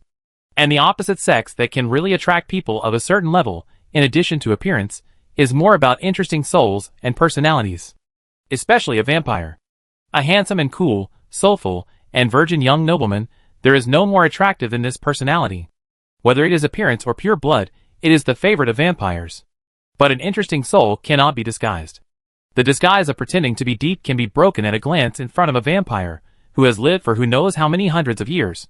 Just now, he caught a glimpse of the lazy expression of Countess Mist, and immediately guessed that the lady was not particularly satisfied with the prey tonight. There are few really interesting people in the manor. But he happened to meet Ji-sun. Because his ordinariness is a disguise. He really has a special soul. Instead of following the plot prompts to find those side plots, he felt that it would be better to directly contact the ultimate boss. But now is not the time to fight. Seduction is a good plan. Ji-sun, holding a wine glass, walked from the garden into the ballroom, and his eyes suddenly became very aggressive. He casually put some hair oil on his head, and the low-key bowl hairstyle turned into a backcombed oily hair, which instantly became as sharp as a knife. His temperament suddenly changed. He looked like a bohemian, handsome and elegant young nobleman. As he walked along, he occasionally made eye contact with the beautiful ladies at the ballroom, which caused a burst of ambiguous hints. Ji-sun raised his lips, but did not stop. He walked through the hall, and came to the wooden door guarded by two fully armed knights. This was the staircase leading to the room of the castle owner, Countess Mist. Gotcha. The swords and axes collided, and the two guards stopped him at the door, and said in a deep voice, "Please stop, distinguished guest." The loyal guards would certainly not let some outsiders offend their wives casually. Looking at this scene, not only the guests, but also the trial students, who were watching everywhere showed a smile on their faces. Almost all the men in the whole ball coveted the beauty of the countess. How could you see her so easily? Ji-sun didn't feel ashamed. He didn't leave either. He waited for a moment, with a faint smile on his face. As if he had expected it, a brown-haired maid came down from upstairs and said to the guard, "This is the guest, the lady." As she said that, the maid looked at him again, and seemed to be amazed by Ji-sun's appearance and temperament for a moment, and did not forget to invite, "Sir, the lady invites you to go up." "It's my honor." Ji-sun performed a bohemian noble salute, and at the same time, he did not forget to nod to the two guards, acknowledging their loyalty. As the countess's personal maid, her appearance and figure are of course impeccable. The hem of the maid's skirt is very high and bold, just past the hip line. She walked in front of the stairs to lead the way, and her thighs and plump buttocks were exposed. Ji-sun, who was walking behind, did not restrain his gaze at all, and praised very naturally, "Tina, your legs are so white." "Oh, these are the most beautiful legs I have seen tonight." The character needs to be created everywhere, not just at a specific time. In this bold era, being romantic is a kind of charm. Sure enough, after hearing these ambiguous and bold words, the maid not only did not feel offended, but showed a hint of shyness on her face, and said with a giggle, "Sir, you are too kind, but sir, how do you know my name?" Ji-sun naturally put his hand around the maid's soft waist, pulled a corner of the maid's skirt, and said casually, "Because I saw the abbreviation of your name on the apron." The maid laughed and corrected him, "Oh, unfortunately you guessed wrong. That's the abbreviation of manor." "Oh, really?" Ji-sun was of course making it up, just to bring up the topic. "That's really offensive. You called such a beautiful lady by the wrong name." As an excellent actor, he would completely immerse himself in any script. His humor won the maid's favor in a very short time. The stairs were not long, and the third floor was reached in a blink of an eye. The maid responded with an ambiguous smile, "But it doesn't matter, my name is Ilsa. Sir, if you like, you can call me Tina tonight." As she spoke, she seemed to be completely unaware of the hand stroking her waist, and pointed to the room, not far away, and said, "The lady is in the room. I wait for you here, you can call me to serve you at any time." "Okay, thank you." Ji-sun lifted the chin of the vampire maid and lifted it. He felt that if he really continued to talk, many secrets could be revealed. Unfortunately, his target was the countess. Ji-sun didn't pay much attention to the soft touch of the vampire maid's face, and walked straight to the room in the corner of the corridor. This location is the room he saw in the garden before. Knock, knock, knock. Ji-sun knocked on the door, and a lazy response came from the door. "The door is not locked, just come in." Ji-sun pushed the door open, and a beautiful face came into view. This is the owner of the castle, Countess Mr. Since the spatial will has indicated that her beauty is famous everywhere, of course she is not bad. It was not clear from far away in the garden before, but now I see her closer. I feel more and more charming. She is wearing a tight black dress, with a hint of flesh color. It not only outlines her graceful curves, but also reveals a mysterious and noble aura. Her skin is like the most delicate ivory, with a soft luster under the dim candlelight. Her lips are thin and seductive, with a touch of blood-red lip color. The most charming thing is her eyes, which flash a strange light in the darkness, as if hiding endless secrets and temptations. Whenever her eyes moved, it seemed to penetrate the soul directly, making people involuntarily attracted. The woman in the black dress in the room had a kind of charm that was so fascinating that people wanted to get close to her regardless of everything, even though they knew it was dangerous. Ji-sun certainly knew that the moment he opened the door, the Countess was using secret techniques to spy on him.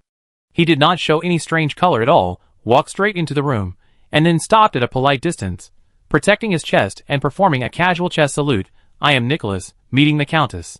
After saying that, Ji-sun raised his head. His eyes did not hide his surprise and admiration for beauty. "Madam, you are so beautiful." Countess Mist smiled slightly. Countess Mist listened and smiled. Countess Mist had praised her beauty so much that she could not hear anything new. Of course Ji-sun knew. He suddenly restrained his unruly behavior, like a talented poet, and continued, "Oh madam, your flawless face is like the first snowflakes in the cold winter, pure and noble.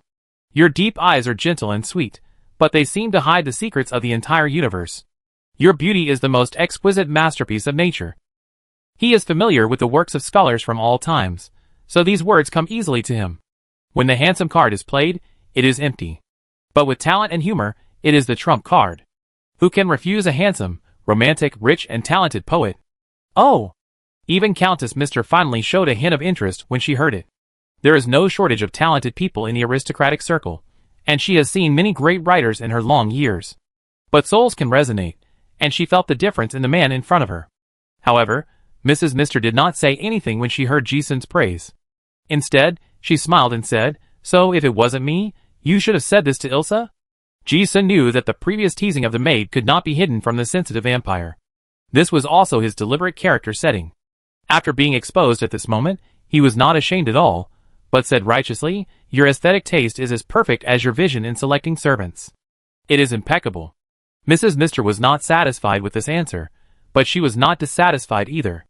After finally finding an interesting prey, she didn't say more on this topic, but looked at Ji-sun instead, and said with a hint of meaning, "You seem different from before." Ji-sun pretended to be tired of the tacky party and said, "I thought it was a cliched vulgar dance party before, and I didn't want to clean it up at all, so I just came to take a look." Here he paused, took 2 steps, and looked at Mrs. Mr. in front of him from a very close distance. "But until I saw you, madam, I didn't know that there are such beautiful women in this world. Please forgive my previous offense and disrespect." Mrs. Mr. glanced at him with her deep and beautiful eyes. She was not repulsed by this intimate distance. Instead, she smiled and said, "Thank you." In this era, expressing love obviously does not need to be so subtle. Seeing this, Ji-sun made an excuse that he also wanted to follow her to see the scenery outside the window, and leaned against Mrs. Mr. There was a slight physical contact at this distance, and he immediately felt the vampire's slightly cool body temperature. Mrs. Mr. had seen all kinds of men in her long years, so of course she noticed that little thought. But she didn't refuse, instead she smiled. She was very satisfied with this prey. Ji-sun also pretended not to know and quietly took action. "Well, I have to say that the skin of vampires is indeed delicate. Outside the window, you can overlook the entire garden." In the garden, Ji-sun saw all kinds of students with unnatural expressions at a glance. He could see it. A vampire who has lived for hundreds of years can certainly see it. The scene of the two hugging and chatting intimately in front of the window also stunned the people downstairs and envied the guests. No one expected that someone would be invited by Mrs. Mist to stay in the same room. Especially Ji-sun's teammates. Gale first spotted Ji-sun at the window and quietly called out to a few of his companions, "Look, isn't that Su Luen?" David took a glance and was immediately shocked. "It really is, but how did he end up with the Countess?" Gang Duoduo, brother Su Luen said he wanted to enjoy the ball, but he really went? "Oh, I have to say, the Countess is really pretty." Only Sari figured out something, saying, "How clever." He actually thought of approaching the owner of the castle directly, which would make it easier to get to the truth of the plot. But how could he gain the trust of that lady so quickly? "Gale, I didn't expect that Su Luen would look so handsome after taking care of it. But then again, where is Sha? Why didn't I see where she went?" Everyone, outsiders don't know that Ji-sun is resourceful, but his teammates know. They also guessed that Ji-sun might have thought of some ideas to break the deadlock. This shocked several teammates, who were still looking for clues to the missing persons. In the room, Ji-sun had already climbed up the waist of the beautiful vampire countess. He had taken enough advantage, and he didn't stop talking. "Oh, Mrs. Mist, I am willing to give everything for you. Oh, for example, my title, my wealth, including my life." Ji-sun said those ambiguous words. However, Mrs. Mist always had an attitude of neither refusing nor responding. The gazes of the students in the manor downstairs were too dazzling. Everyone knew that the owner of the castle was a key plot character, and there were always people staring at this place. Again, the students subconsciously did not regard these plot characters as human beings, and instinctively did not think that they should have enough wisdom. Even with the patch of spatial will, this clumsy exploration method also aroused the dissatisfaction of the vampires. Although Mrs. Mist really thought that Nicholas was good, she was very upset by the offensive gazes. After hearing the sweet words of Nicholas, she suddenly asked, "Is that your partner?" Ji-sun saw that the direction of her gaze was Gang Duo and the others, and he did not hide anything, saying yes. Hearing his admission, the ambiguity in Mrs. Mist's beautiful eyes disappeared, and a hint of coldness immediately emerged, exposing all the lies. "Mr. Nicholas, I thought you were a demon hunter recruited by the Church of Light." Hearing this, Ji-sun was silent. After a moment of silence, he said, "Would you mind if I said it was?" He did not deny it, because from the beginning, he knew that he could not hide it.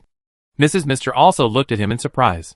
Originally, she thought that if the disguised identity of the other party was exposed, the other party would attack violently. At that time, she would not mind killing this person who she had finally met and found interesting, and at the same time sacrifice those light believers. However, she never expected that the other party would be so calm. Mrs. Mister also aroused the greatest interest in the man in front of her tonight. "Oh, since you are a member of the Light Sect, you should know my identity. So what else do you want to explain?" Ji-sun looked at that beautiful face, not panicked at all by his identity being exposed, but with a loving expression. "Before I saw you, madam, I thought I was a bright and upright person. But until I met you tonight, as I said just now, I am willing to give everything even if it means falling into darkness." This expression is completely like a love-struck person, who will not care about the consequences for the object of his love. This is in line with his age. When Mrs. Mist heard this, her expression finally changed a little. A mysterious luster appeared in her eyes, but she looked at it, and didn't see any flaws. She was quite interested in this Nicholas, and now it seems that it is not bad to keep him. Probably you can play with him for a long time without getting tired of him. And Ji-sun then gave her a multiple-choice question. He hugged the beautiful countess, and the faint smell of perfume rushed into his nose. He did not restrain his lust and said, "The glory of darkness favors the great vampires. Please allow me to become your loyal follower, Countess Mist." For vampires, any sweet words are not as reliable as blood contracts. Ji-sun had this plan from the beginning. It's just a clone, it won't be like this, and the original body has been contaminated long ago. Only by becoming a vampire can he get in touch with the core plot of Black Crow Castle as quickly as possible. The reason why it is so urgent is that today's matter is not only about the plot, but also about at least two powerful forces with unknown intentions. If Ji-sun wants to take some initiative in the future changes, he must seize the opportunity of the plot as soon as possible. Haha, it's interesting. Mrs. Mist originally meant this. How could a vampire, who has lived for hundreds of years, easily believe the words of a human? But the other party took the initiative to say it, which made her look up to this Nicholas. She thought about it, smiled seductively. "Since you want it, then as you wish." As she said that, the beautiful face suddenly changed, the body changed, and the sharp fangs came out of her mouth and bit Ji-sun's neck. Ji-sun was not afraid at all, but was interested in experiencing the feeling of the first embrace of a vampire. In essence, this was a kind of extraordinary pollution in a stable direction. Even though Ji-sun was knowledgeable, he had never heard of several stable distortion processes similar to the transformation of the vampires. Not long after, Mrs. Mist retracted the fangs in her mouth, and she turned back to her previous beautiful human form.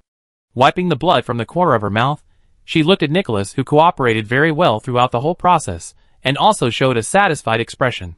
Ji-sun was no stranger to blood pollution, but the clone was still a little uncomfortable. Now that she was her own, Mrs. Mist had completely lost her previous reserve and aloofness. She didn't mind exposing her sexy side to the man in front of her. Her previous transformation skirt was slightly torn, and a large area of skin was exposed to the air.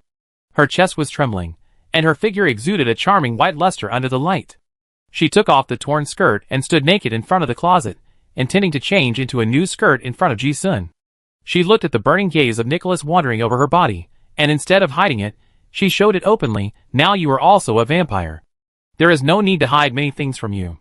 Ji-sun was not interested in beating around the bush, but hinted, but madam, the holy sea of light has set its sights on the castle, your safety. Hearing this, Madam Miss seemed to have known it for a long time, and smiled mysteriously. It doesn't matter. It just so happens that we are still short of some mediums for the sacrifice. Otherwise, why do you think I would hold this dance tonight? Hearing this, Ji-sun pretended to be shocked and muttered in his heart. He really wanted to make a sacrifice. Sure enough, the difficulty of the S-level plot is here. From the beginning to the end, the owner of this castle planned to sacrifice everyone. Mrs. Miss changed into a red-tie dress, and seemed to remember something, and said, "Let's go. I take you to see something special. By the way, accept the blood baptism of the great Lord Cetus. Since she is a dependent, she certainly won't have any doubts." Ah! When Ji-sun heard this, his expression looked flattered. But when he heard the name, he also confirmed that the source of the vampire in the Black Crow Castle was indeed that. Scarlet Corruption Sayadis. Chapter 469. The plots in the different dimensions are usually the key nodes of some real historical events. According to the clues Ji-sun got from Inshan village before, the Black Crow Castle was most likely destroyed by the Light Cult. In order to control the pollution of pagan beliefs, the story of vampires was not passed down. This is also the origin of various legends in the mouths of the villagers. And now it seems that if the plot tonight continues to develop, either all the visitors to the castle will be sacrificed to the Scarlet Lord, or the vampires will be wiped out by the Light Cult. Countess Mister seemed to be interested in Ji-sun, her new retainer, and planned to take him to see the secrets of the castle. Ji-sun looked flattered. But he also thought that his tactic of directly contacting the big boss was indeed efficient. In this way, he seemed to have directly contacted the deepest secrets of the castle. Mrs. Mister changed into a sexy long skirt with slits to the roots of her legs, and put on a dark red cloak, and walked out the door. At the door, the maid named Ilsa was waiting outside the door.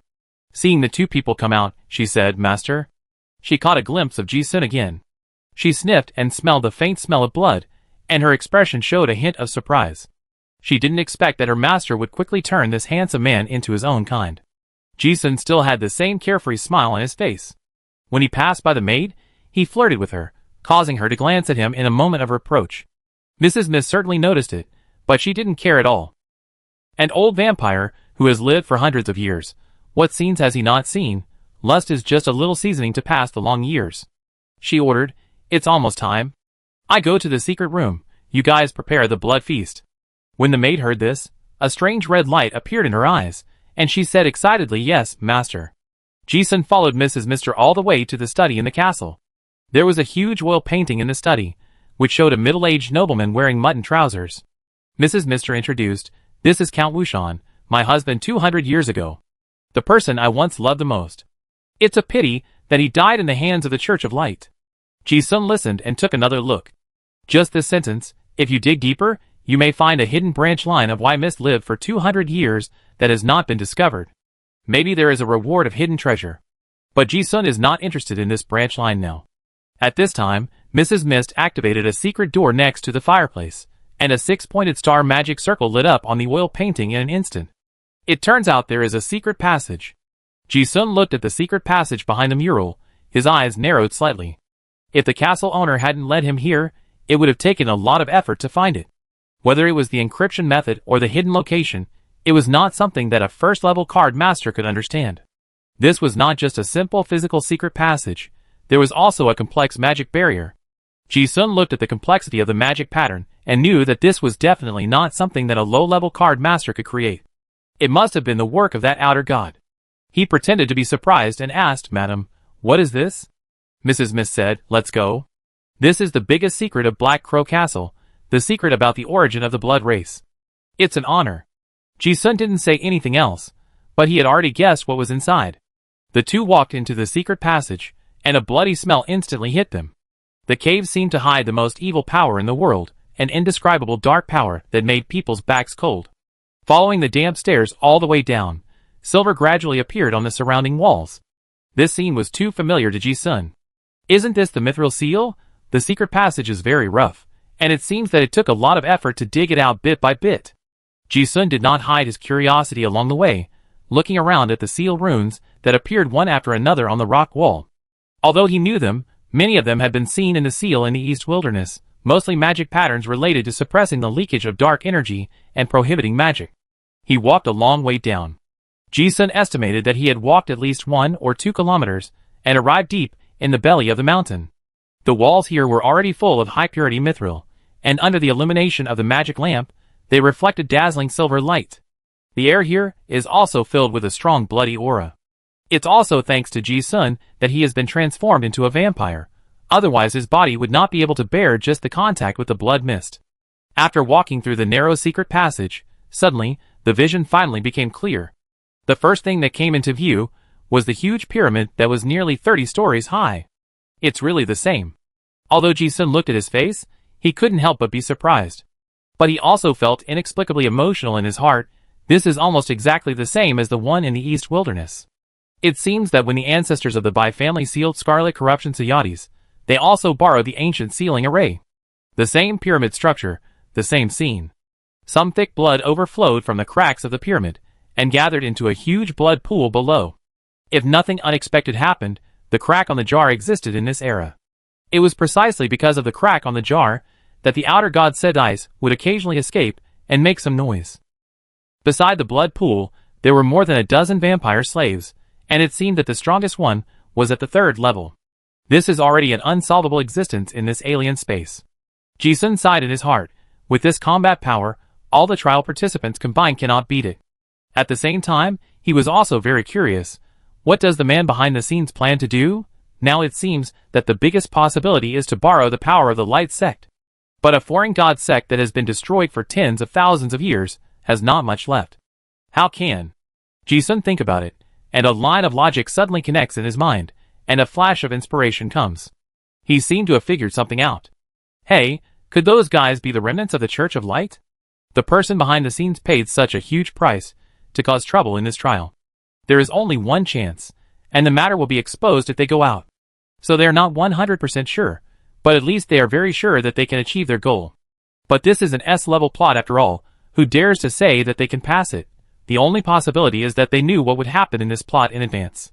And it can easily borrow some super plot power. Thinking about it this way, only the explanation of the remnants of the Church of Light is the most reasonable. And the motivation is right. The Alterac civilization was the civilization before the Arel Empire, and it is most reasonable that the remnants of the previous dynasty have conflicts with this dynasty. Of course, the current Arel Empire has a god-level dragon. There is another prerequisite for the remnants to restore the Alterac civilization, that is, the gods of the Alterac civilization are not dead. Thinking of this, Ji-sun's thoughts suddenly opened up. A huge conspiracy smell came over him. He had already guessed the source of the recent chaos in the southern continent. When Mrs. Mist arrived, the vampire servants immediately saluted respectfully. The Countess was arrogant and indifferent in front of the maid. How is the sacrifice? The burly vampire in the lead responded, Master, it's done, her light divinity has been contaminated. The last step is to sacrifice, and the great Cetas will come. Ji-sun listened to this, and thought that it was true. No matter what era, the minds of these foreign god believers are only thinking about reviving the gods they are loyal to. This plot is completely unoriginal. Ji-sun guessed the whole process after hearing the beginning. He followed the location indicated by the vampires, and saw a stone platform in the mist above the blood pool. On the stone platform lay a naked blonde girl. But the magical thing is that even in this extremely filthy blood pool, she still exudes a holy golden light. At this glance, enlightenment appeared. B-level hidden mission completed, looking for the missing Saint of Light. The Saint of the Western Church of the Church of Light disappeared. It turned out that she was kidnapped by vampires, and became the carrier of the outer god. Ji-sun looked at enlightenment, and felt inexplicably interesting. Sure enough, following the big boss, seeing an NPC casually is a B-level hidden mission. As for the saint, he knew better than others that this was the body of God's descent. The revived god needs a carrier that can carry his own divine power. But ordinary people can't do it. As a carrier of gods, the body itself must be very special, and it is best to be able to carry divine power. Ji-sun has encountered such existence more than once, such as the several bodies of gods in the Silver Moon sect. Now the girl lying on the stone platform in front of him, since she is the Saint of the Light sect, obviously has all the conditions. And Ji-sun also knew the purpose of Mrs. Mist bringing him here in an instant. It was not for some kind of blessing and pleasure. Rather, he was chosen by her, as a spare body of God's. Ji-sun's body is a character with full element tolerance and affinity, and it is also a virgin with pure blood. Although it is a little worse than that saint, it is completely sufficient as a backup. Mrs. Miss said to Ji-sun without further ado, "Nicholas, you are here. When the sacrifice of the manner above begins, the power of the seal will descend from the seal. At that time, all of us will be baptized by the blood of Lord Shing-Siotes, and you may be favored by Lord God." "It's my honor." Ji-sun looked enthusiastic. This was not entirely fake, but the blood suppression of the vampires. The high-level vampires could control everything about their followers. Ji-sun didn't know what was going on in the manor above. But if nothing unexpected happened, there should be a river of blood. Sacrifice requires a lot of fresh blood. Those people were doomed to die from the moment they entered the manor. S-level plot, once involved, the probability of death is already extremely high. Ji-sun didn't think much about it. His teammates were not weak. If someone could survive in the end, they would have a greater chance. Moreover, there is a Jewish Shah whose origin is unknown. Ji-sun feels that there are more variables. However, Ji-sun looked around and was a little surprised. Could it be that they are the only ones participating in the plot? What about those people from the Red Dragon royal family? Since they triggered this S-plot, but now they have not shown their faces at all, this is unreasonable. However, this vampire is so strong and is still underground. Where should they start? Ji-sun is deducing the development of the subsequent plot. Whatever you think, it will come true. Without any warning, in the void, a dark gold card with 2 of spades on the front and a mysterious 9-pointed star formation on the back appeared in the air. Huh, a curse card? Ji-sun recognized it the moment he saw it. This is one of the legendary 52 curse cards. In an instant, Ji-sun realized something: the Red Dragon royal family is here. The intelligence he bought from the intelligence dealer before said that this 2 of spades fell into the hands of the Red Dragon royal family. I just didn't expect that I would be brought into the trial space. This card has appeared, and the light behind it flashed. Ji-sun saw a person jumping out of Mrs. Mist's shadow. Ji-sun recognized this secret technique again, the secret technique of Spade 2 Thief Sequence Exclusive Magic Shadow? As the name suggests, the shadow of God cannot be seen by mortals. This is a top-level concealment technique that can hide in a person's shadow. With the blessing of some relics, it can even prevent people who are several levels higher than you from discovering it. The Red Dragon royal family obviously used this secret technique to successfully sneak into the Black Crow Castle. The incident happened too suddenly. The black shadow that jumped out of the card did not delay at all. He raised his hand and shot out another dark gold card, Spade 4, into the void. Another Curse God card? Heh, you are well prepared. Ji-sun's eyes jumped inexplicably when he saw this. It seems that the person behind the scenes really prepared a lot of good things for this operation. That's right. A force that can go against the Arel Empire must have a good foundation. As soon as this 4 of spades was played, the spiritual formation on it lit up, and more than a dozen people appeared out of thin air. So that's what spiritualism is. Ji-sun didn't think it was very novel. He had thought of this method before. Remote spiritualism is one of the few ways to quickly gather people. And using the Curse God card, it can be cast several times instantly, summoning a team at the same time.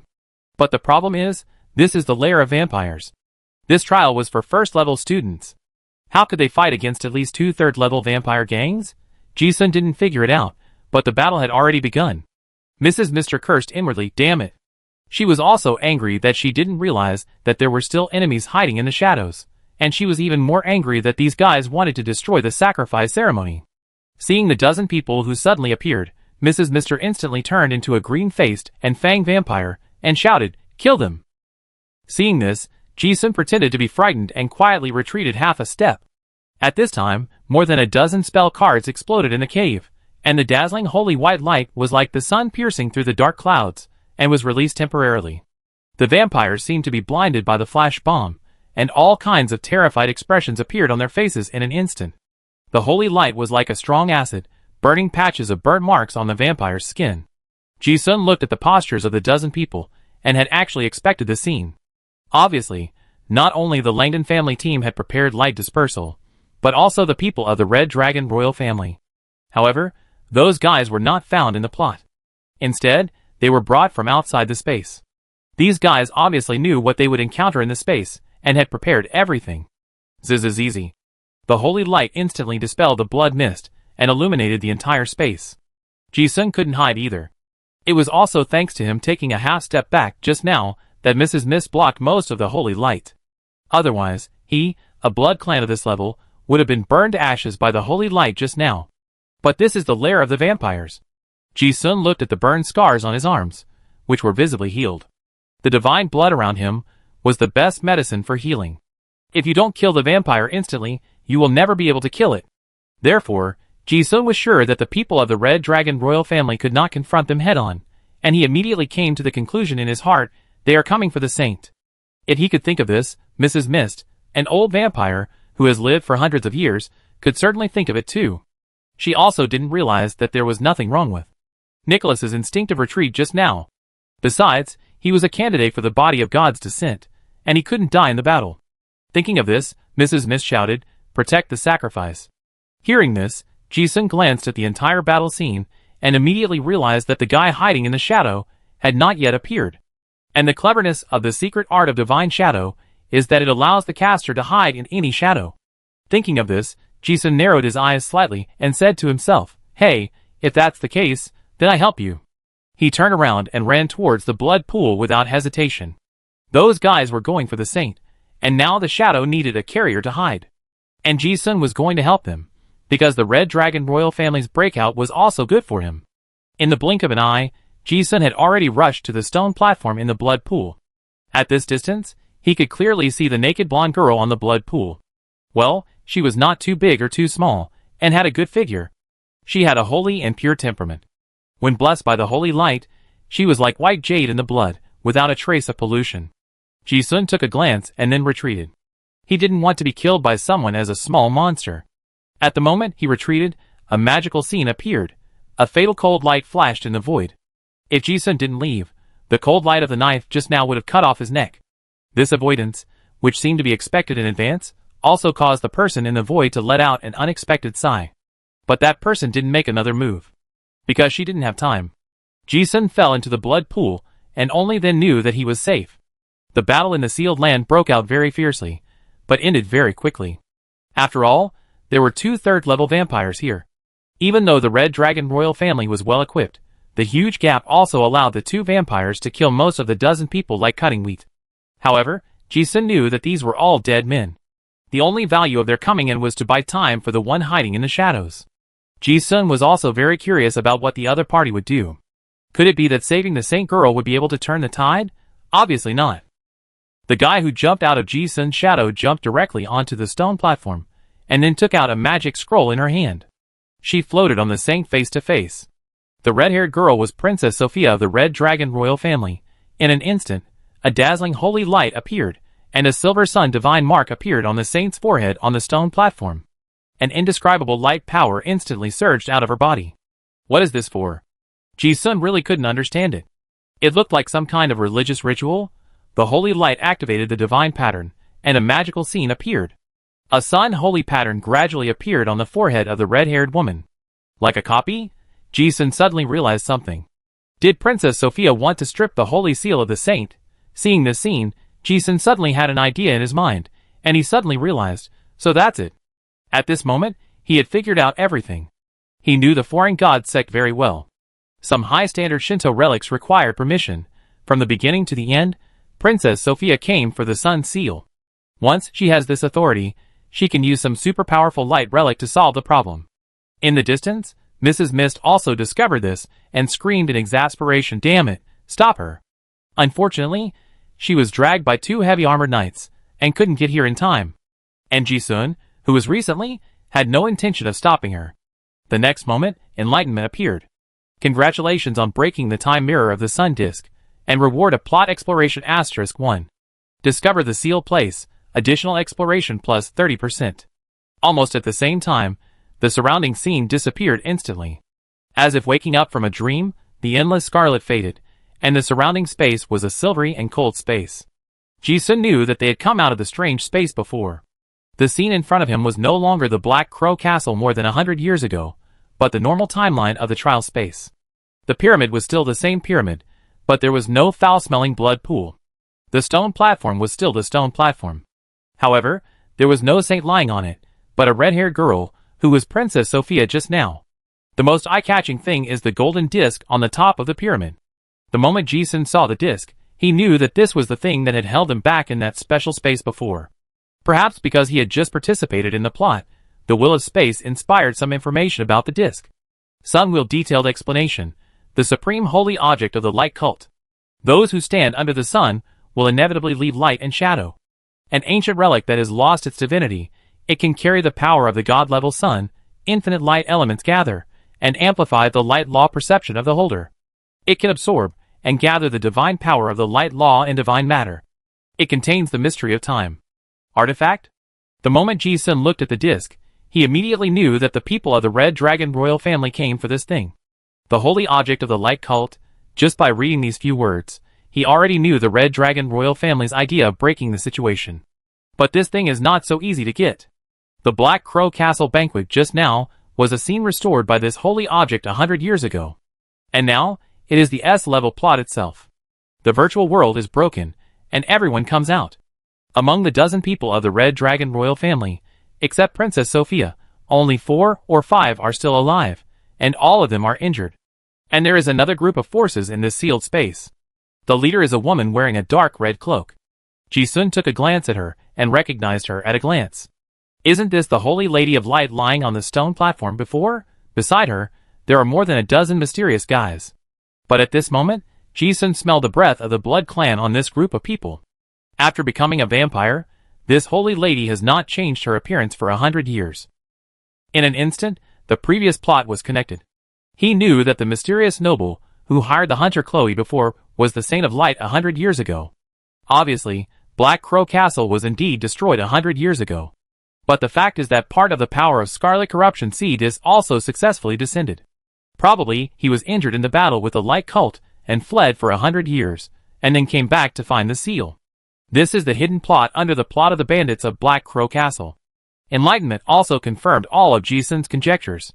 The hidden plot is completed, the mysterious employer. The Saint of Light from 100 years ago became a minion of the vampire, and she wants to break the seal again. Participation rate is 100%, and the reward is A-level plot *1. This is the S-level plot. The normal main line, just suppress the bandits. Now what they have to do is to kill this saint, who is at least level 3. However, Ji-sun thinks that since Princess Sophia has obtained the Holy Mark of Light, it should not be a problem to deal with this former saint. But at this time, something unexpected happened again. There were hurried footsteps in the corridor, and it sounded like someone was coming. Ji-sun, the Red Dragon royal family, and the former saint and other NPCs all looked over instinctively. In a blink of an eye, a burly short warrior rushed in first. With his height and familiar armor, Ji-sun recognized him at a glance, even though he couldn't see his face. It was the dwarf gang duo. And soon after, David, Sari, and Gale also appeared. Of course, there was also the solemn-looking Zhuosha. When the parties met in this sealed space, the atmosphere was strangely stiff for a moment. It was as if time had stopped. The parties were looking at each other. When Gang Duo and the others saw Ji-sun, their expressions were obviously happy, as if they were saying, "Hello, we are here to save you." At the same time, they were very confused, as if they were asking, "What happened here?" Ji-sun understood the expressions of the few people, and didn't know whether to laugh or cry. The war was imminent, and he felt that it was not a good time to see his teammates. And he could also guess that it must be Zhuosha who led them here. This woman represents the Holy Church, and her means are unknown. Now the remnants of the Holy Church of Light are here, which is very lively. Chapter 470. The atmosphere in the sealed space suddenly became awkward. David and his companions had never thought that they would inexplicably break into the main battlefield of this S-plot. Just now, they were in the Black Crow Castle, and those maids and guards suddenly turned into vampires. Then, they slaughtered people in the manor. A blood barrier appeared in the manor, and no one could escape. Vampires can be resurrected infinitely, and cannot be killed. Although the team is strong, it was soon forced into a desperate situation. Zhuosha just reminded him that Surin had gone to Countess Mist's room. Then the 5 of them rushed into the room.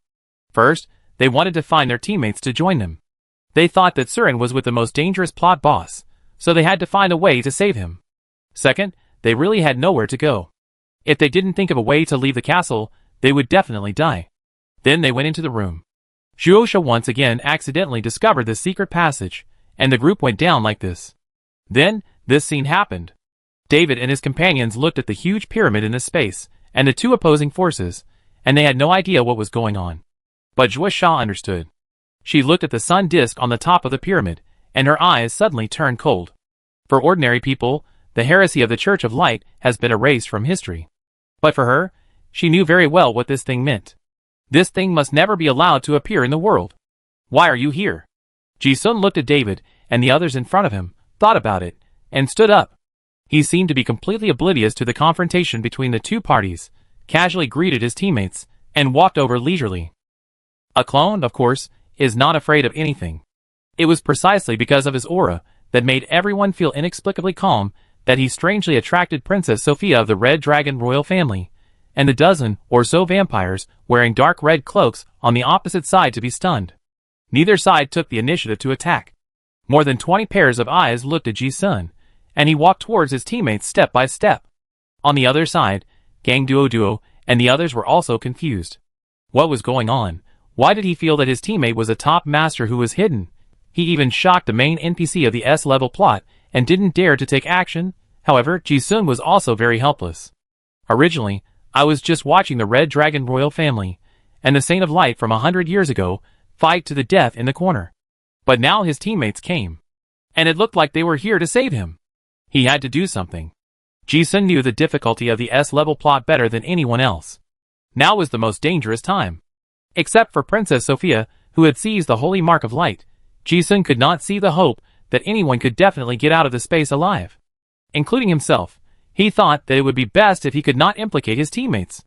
Ji-sun took these few steps towards his teammates, as if he had returned to the days of tightrope walking in the circus.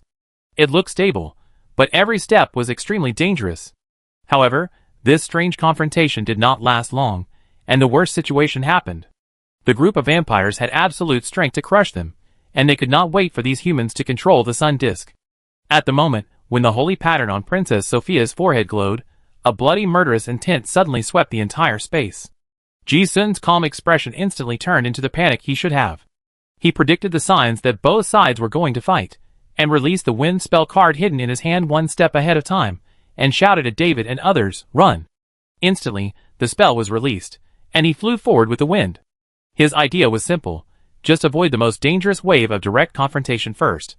Although Gang Duo and the others didn't understand what happened, they had never seen the calm Su Luan show such a terrified expression. He said he ran away, and the others also instinctively sensed the danger, and each used their own means to turn around and run towards the corridor. But it was still too late. The vampires would not let any human who broke into this space escape. Although they didn't know that the members of Langdon's 16th team were completely mistaken. But it didn't matter, just kill them all. The Holy Lady of Light, who was polluted more than 100 years ago, the current vampire leader Isabel, sneered, "Kill." With a command, the tall cloaked guard beside her disappeared instantly, and more than a dozen of her subordinates also turned into green-faced and fang vampires. And Isabel herself went towards the members of the Red Dragon royal family. Looking at the distance of 100 meters, the speed of the vampires was just a blink of an eye. Before the members of Langdon's team noticed what was happening, there was a loud bang, and the shadow appeared in front of Gang Duo like a ghost, and slapped the heavy armor with one claw. Gang Duo didn't have time to block, and was lifted off the ground with the heavy armor. He was hit like a cannonball, and hit the rock wall not far away with a bang, sinking deeply. Large pieces of mithril ore buried him in it, and he didn't know whether he was alive or dead. And by chance, the passage collapsed. Now no one can escape. Ji-sun looked at him with a solemn look in his eyes. A third-level vampire. This is troublesome. Vampires with wings have higher blood purity. For dragon descendants, they are pure-blooded dragon descendants. The strength of this kind of vampire is the best among the same level. Ji-sun didn't think it was strange to have a third-level vampire, but for a group of card masters, who were only first level, they had no ability to resist at all. David, Sari, and Gale looked at Gang Duo flying away from them, and their faces were also horrified. The great terror of death instantly enveloped everyone. Of course, except for Sister Zhuo Sha. This woman not only did not run away, but she no longer concealed it, and an extremely unfamiliar aura appeared in her eyes. And this S-level plot involves more than one third-level vampire. The aura of the Saint Isabel, who was now full of blood, was so strong that it made people in the entire space faintly suffocate. Ji-sun also frowned as he looked at it. This kind of existence that carries the power of the outer gods could not be measured by rank. But this was not a surprise to him. S-level plot, of course, can't be passed by the force of a group of first-level trialists. Ji-sung glanced at it, and saw Princess Sophia being pierced through the chest by the vampire Isabel's claw. However, the two of spades curse card saved her life again. The vampire's claws pierced through her chest, and Sophia's whole body instantly turned into a pool of black shadow. This magic secret technique is a bit similar to Ji-sun's own clown shadow trick, which can not only hide, but also exempt most of the damage during the performance. However, this was still not enough for Sophia to survive. Isabel's speed was too fast. In the eyes of others, she seemed to be teleporting infinitely. No matter where Sophia's shadow hid, she could teleport there in the first time and then tear the shadow apart with one claw. This high-frequency attack also made Sophia spit out a mouthful of blood after being killed by teleporting for the third time. However, at this time, the face of the Red Dragon Princess was filled with a smile of relief and victory. It worked. The sun mark on her forehead became brighter and brighter, as if it was connected to some ancient secret contract. Looking again, the sun disk on the top of the pyramid, which was originally gray and stained, flashed a ray of golden light. Like a spotlight, it shone on Sophia. When the vampire Isabel was illuminated by the golden light, burnt smoke immediately came out of her arm. "Ah!" she screamed, withdrew her hand like lightning, and instantly disappeared into the darkness. And with the nourishment of divine power, Sophia's chest injury recovered quickly. Now that she has the golden light of the sun disk to protect her, it means that she can't die. And the disk on the pyramid is like a rising sun, and its light is getting brighter and brighter. Seeing that the holy light easily burned the big boss Isabel, Ji-sun also knew that this was the turning point of the plot. Those behind-the-scenes people paid such a high price just for this ancient relic. This is also the correct way to break the situation in this S-level plot. Under normal circumstances, Princess Sophia is almost invincible after being recognized by the artifact of light. The will of space originally tests courage, adventure and strength, and she has them all. There is no reason to die here. But that is normal. The fact is that there is still a guy from the Holy See here. Shuasha will never watch this group of pagans take this relic out of space. Sophia got the recognition of Sun Disk, and the few surviving members of the Red Dragon royal family also came over, and they were able to gain a firm foothold. However, the people of Landon Team 16 were not so lucky. Gang Duo was slapped and flew away, and the escape route was blocked. Gale reacted the fastest, and she tried to attack the burly vampire who was close at hand. However, a dagger slid past, and the vampire became a phantom. On the contrary, a bloody claw poked out of her chest as if it had pierced a thin piece of paper. Gale looked down at her heart that was taken out of her chest, and the luster in her eyes quickly dimmed. She never thought that death was so close to her. "Oh, I'm dying." In the last moments of her life, when she was conscious, she looked at her teammates. For the first time, the serious female assassin showed a sad and gentle smile, with blood oozing from her mouth. She wanted to say something, but the blood foam in her throat had blocked the words that were already on her lips. But her teammates understood that she was saying goodbye. She was glad to meet everyone. Goodbye. The members of the Langdon 16th team had experienced many life and death battles together, but never once had a companion die. This time, everyone clearly felt the grief as if a big hole was cut out of their hearts. Even Ji-sun frowned slightly when he saw it. These teammates are pretty good. Death came too suddenly. Sari widened his eyes and shouted, "Shuasha, let's hold the monsters first. Go check on Gale." As he said that, he had the chance to release the holy light dispel that he had prepared long ago. The scorching white light illuminated for a moment, and the burly vampire narrowed his eyes and stopped on the spot. However, the light emitted by holy light dispel was far inferior to that of the sun disk, and it only caused a burning red spot to appear on the skin of the third-level vampire, and then it disappeared in a flash. And Selly took this opportunity to release several secret ghost vine techniques of the lizard tribe in his hand. Several dark vines instantly entangled the feet of the vampire. This was his strongest control method. He had already used his greatest efforts to create opportunities for his companions. At the same time, the tacit understanding between the companions was also reflected at this moment. The moment he controlled the target, a nimble figure stepped into the air and flew away. Even when facing a monster 2 levels higher than him, staring at the needle-like killing intent, David had no fear in his eyes, and he rushed forward without hesitation. A punch hit the vampire's heart. Bang! It was like hitting an iron, and it didn't move. The burly vampire just sneered at him. It's not that he couldn't avoid it. This level of speed is completely harmless to a blood clan of his level. Not killing him immediately was just a little fun of the battle. The vampire raised his feet, and easily tore off the vines that bound his legs. At the same time, he slashed at David, who was still stunned in midair. But an unexpected scene appeared. Even though David tried his best to avoid it, the hand knife still came close to his face. He was about to die on the spot. At this moment, he suddenly felt his body being pulled back by a mysterious force. Before he could understand what was happening, David narrowly avoided the fatal hand knife at the moment of pulling. Huh? The burly vampire was surprised for a moment, and immediately understood what happened. He looked at Ji-sun, who was grabbing forward with one hand not far away. The mage's hand just now was not very clever, just an ordinary first-level spell. But what surprised him was the timing of the other party's release. If he saw his movements and then released it, he would not be able to save the sneak-attacking human. So, this guy predicted his actions in advance? Haha, interesting. It can surprise the third-level vampires, not to mention Sari and David who saw this scene. They know. Surin can always create miracles, but the move just now was stronger than before. They couldn't tell what was wrong, but they didn't have time to think about it. More importantly, a strange scene also appeared in their team.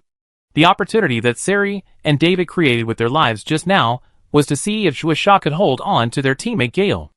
After all, the resurrection sacrifice can bring the dead back to life. Even if the heart is crushed, as long as timely rescue is given, there may be a chance. However, they were disappointed. Shuasha. There was no intention to save anyone. She stood there and watched everything happening in front of her. There was no sadness in her eyes because of the death of her teammates, only indifference to everything, and she was chanting some mysterious spell. Sari didn't understand, just thought she was scared, and shouted anxiously, Shuasha, be careful. Shuasha remained unmoved. Ji-sun looked at her and murmured in his heart, are you not pretending anymore? Of course, he knew what Shuasha meant by taking down several teammates. No matter who she was, her body was only at the first level. It was almost impossible for her to solve this plot by herself. So in her opinion, even if they could delay them for a moment, the value of these teammates was enough. Just like now. Shuasha took advantage of the opportunity created by her teammates, and seemed to use a secret method similar to the Bai family's summoning technique, and her momentum became higher and higher. Her eyes never fell on the vampires, but she always stared at the sun disk. Sari noticed her abnormality. Josha, you? But reality didn't give them time to think. In an instant, the sun wheel on the top of the pyramid slowly rose to the highest point. The spotlight beam suddenly spread out, illuminating the entire sealed space in an instant. More than a dozen vampires were completely exposed to the sun. They covered their faces with their hands in fear, but were still burned by the sun. Sophia's body was shining with golden light, and even the vampire leader Isabel was burned with smoke all over her body. Although it seemed that she would not die for the time being, the blood and dark power in her body were suppressed to the extreme at this moment. Ji-sun was relieved when he saw this. Now, they are qualified to fight against vampires. Son? But for some reason, Ji-sun felt that this scene was familiar. Jia Yu used the sun to destroy the Scarlet Cult in Innocent City. Also, when he went to the other dimension in the siege of the city, he saw that Behemoth, the capital of Terran 3,000 years ago, also had a sun. Why did it feel so similar? Before he could think about it, the battle suddenly reached its climax. The sunlight in the roulette wheel was getting brighter and brighter, and the vampire knew that things were not going well. This situation must be resolved quickly. The burly vampire ignored Ji-sun and the others, and turned around with Isabel to attack the Red Dragon royal family. In this way, the pressure on Ji-sun and the others was instantly relieved. Sari and David came to their senses, and found that they were sweating all over their backs. They had just walked a circle on the line of death. Originally, they only needed to watch the vampires and the Red Dragon royal family fight fiercely here.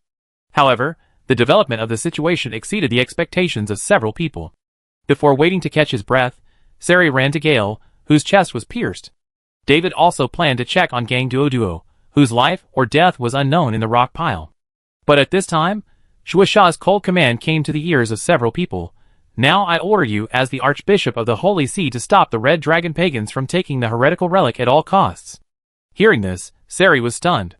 Instead of seizing the time to save people he had to fight, he looked at his former teammates in disbelief. But a moment later, he suddenly understood something. There was another soul in Shuasha's body. Is this the secret art of soul transformation? Sari was not sure what it was, but it didn't matter who Shuasha was now. The orders of the bishop of the Holy See were even higher than the royal power, and even the three royal families had to obey. Even if they didn't listen, they would be wanted by the Holy See after they went out. In other words, they had to obey orders now, and stop those people from the Red Dragon royal family. But this order was very harsh in Ceri's ears at this moment. Not to mention whether it could be stopped. If it succeeded, they would be killed by vampires. If it failed, they would be killed by the Red Dragon royal family. Either way, they would die. In other words, this Zhuo gave this order without considering their life or death. Thinking of this, Ceri and David's expressions were extremely ugly. However, Ji-sun did not show any strange expression when he heard it. He pretended to be shocked, but he did not slow down and shouted, "David, Ceri, follow me." David and Ceri's minds were buzzing. After hearing this, their bodies instinctively moved forward. And Zhuo was still there, continuing to accumulate spell power and preparing something. Now Ji-sun and the other two, the Red Dragon royal family, and the vampires were facing each other. There was no need to distinguish the targets at all. They were all enemies anyway. While Ji-sun greeted David and the other two, dozens of cards in his hand flew towards the vicinity of the pyramid. Swoosh. Swoosh. Swoosh. Smoke spell, sand explosion spell, color distortion, sound wave interference, element chaos, all kinds of control spells were thrown at once. Although it is a low-level spell, it is good that the amount is large. Ji-sun has carefully studied the combination skills of these cards.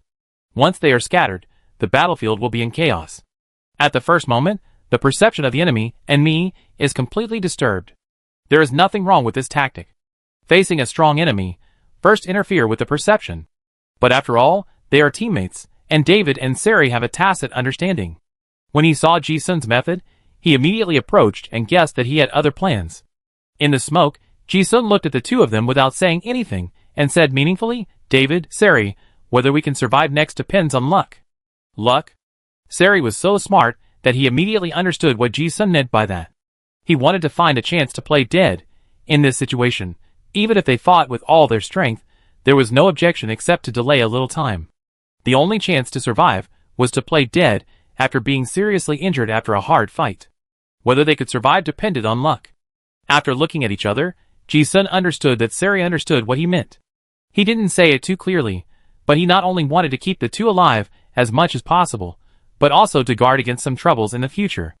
I am so lucky to be able to get out alive. Even if I am searched, this will not cause trouble to myself and my teammates in the future. My teammates can understand what I mean, which is considered a cooperation. But David didn't understand it at the first time. This guy thought he had to fight to the death, so he guarded Ji-sun and Sei-li, two fragile ones, and rushed all the way. The three of them were not stupid enough to find trouble with the third-level vampire, and the other party didn't care about them. The three of them rushed towards the pyramid and picked some weaker opponents as much as possible. After a fierce battle, Sei-li found an opportunity. He was grabbed and slapped by a second-level vampire. He vomited blood and flew backwards for 100 meters. He hit the wall heavily, and didn't know whether he was dead or alive. Ji-sun didn't check Sei-li's situation again. This tactic of pretending to be dead is not necessarily successful. As he hinted before, it really depends on luck. No one can guarantee that the enemy will be hit on the edge of not dying. Sei-li is now dead. Whether he can survive or not depends on luck. In this kind of melee, it would be easy for Ji-sun to die. But there was another problem around him. Seeing that Ceri was also killed in the battle, David's expression became even more angry, and he looked like he was really fighting for his life. This guy was too strong, and his acting skills were poor, and he became more and more ferocious as he fought. Ji-sun hinted to this brainless warrior several times, but he didn't understand. Finally, he still helplessly sent a message in the battle, "Stop fighting, pretend to be dead." When David heard this, he was so nervous that he suddenly became stunned in the battle. This was also the opportunity Ji-sun had deliberately found. He deliberately exposed a flaw, and David was hit by the enemy's spell accurately. Bang! David was blown away by the fireball, and the intense pain burned his whole body, and he was about to faint. Originally, the timing was just right. But this guy gritted his teeth and seemed to want to resist with his super strong will. Ji-sun's eyes twitched violently, and he didn't give him another chance. He used a shock explosion card and died together with the enemy, and also knocked David unconscious. The two vomited blood and flew backwards, falling to the ground as if they had no breath. Yeah! Everything was calculated just right. As a result, the three of them were annihilated. Ji-sun and his 3 companions were wiped out. Their strength, in a battlefield of this level, was very real to be able to hold on for so long. And their participation in the battle did indeed buy Zhuo some time. Seeing that Princess Sophia of the Red Dragon royal family was getting stronger and stronger in controlling the sun wheel, the vampire was about to be burned to ashes by the holy light, and the overall situation was about to be decided. Suddenly, Zhuo released the spell that she had prepared for a long time. Secret spell, Filthy Blood. Without preparing spell cards in advance, she could only gather spell power on the spot. Her throat suddenly swelled like a toad, and then as if a huge pressure had accumulated, with a puff sound, black blood spurted out like a gusher towards the disc on the distant pyramid. The Red Dragon royal family was already unable to cope with a group of vampires, and they had never thought that there would be such a special existence in the Langdon family. This sudden spell disrupted everyone's rhythm. Sophia watched the black blood rush to the sun disk at lightning speed. In an instant, the high temperature burned the black blood, and a foul-smelling black mist rose up. The disk that was originally shining with holy light seemed to be covered by dark clouds, and the light dimmed instantly. The dying vampires, who were suppressed just now, were revived instantly. Not good. Sophia's face turned pale when she saw this scene. She looked at Zhuo in the corner, who was barely breathing but still had a miserable smile on her lips, and her face was extremely ugly. Who would have thought that everything they had prepared would be destroyed at the last minute? Zhuo certainly didn't care whether the plot would fail, nor whether these trial participants could get out alive. She only considered not letting the sun disk get out. Now, the goal has been achieved. But the cost of this spell, which was beyond her ability to bear, was also extremely high. After Zhuo cast the spell, it was as if her whole body's blood and she had been drained, and she shrank like a deflated balloon. Ji-sun, who was lying on the ground, looked at this scene and felt helpless. From the tone of Zhuo, just now, her soul might be that of a certain archbishop. The spell that took her most of her life to cast couldn't be simple. In this situation, I'm afraid I can't pass this S-level plot. Chapter 471. Ji-sun looked at the scene in front of him and sighed helplessly. This is troublesome. It seems that there is no chance at all. Zhuo. This dirty blood contaminated the sun wheel. Without the assistance of this key plot item, this group of first-level trialists would have no chance of winning. Ji-sun also wanted to complain in his heart. It is clear that there is a chance to pass this S-level plot, but now in his deduction, the probability of getting out alive is only 1 in 100. Oh! Losing this clone is not a big deal. He felt a little bad for causing trouble for several good teammates. It really fits what Mushroom Head said before. There are 50 laws in the universe, 49 are ordered, and 1 is disordered. Sometimes you really can't calculate luck even if you have calculated everything. Who knew that an Archbishop of the Holy See would suddenly appear in the team? Ji-sun guessed. Zhuo. Maybe this is the means by which the Holy See has always controlled power. Such hidden cards are spread all over the 3 royal families and the nobles. Normally, it will not be activated.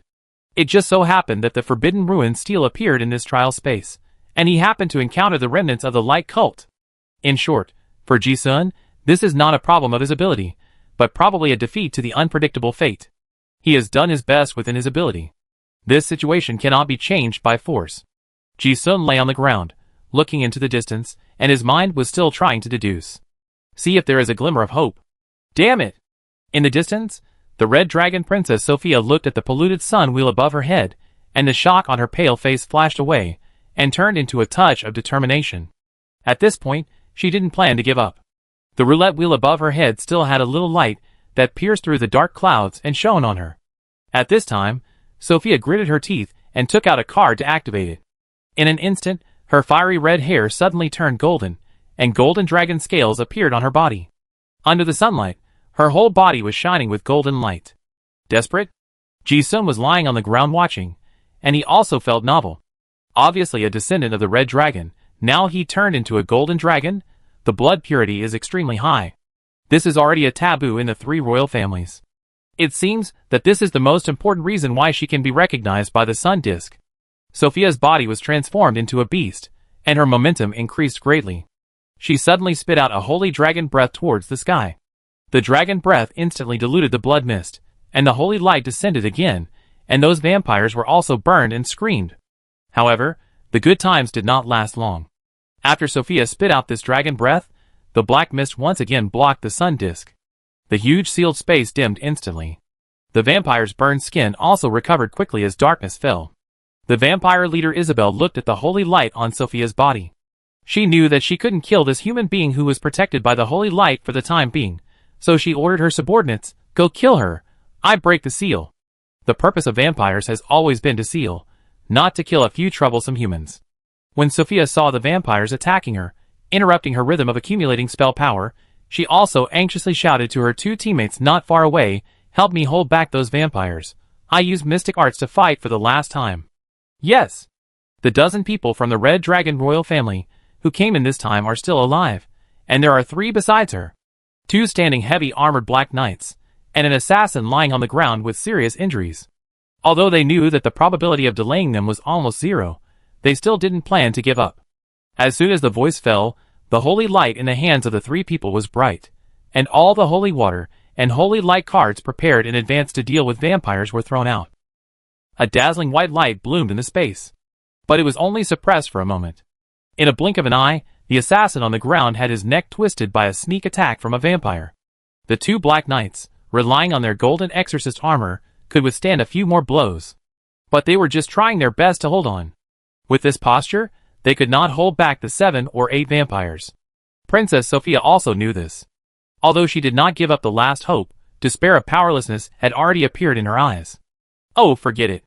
Ji-sun, who was lying on the ground pretending to be dead, looked at the scene and sighed. After some deductions just now, I still can't think of any hope of breaking through. But we can't just wait to die.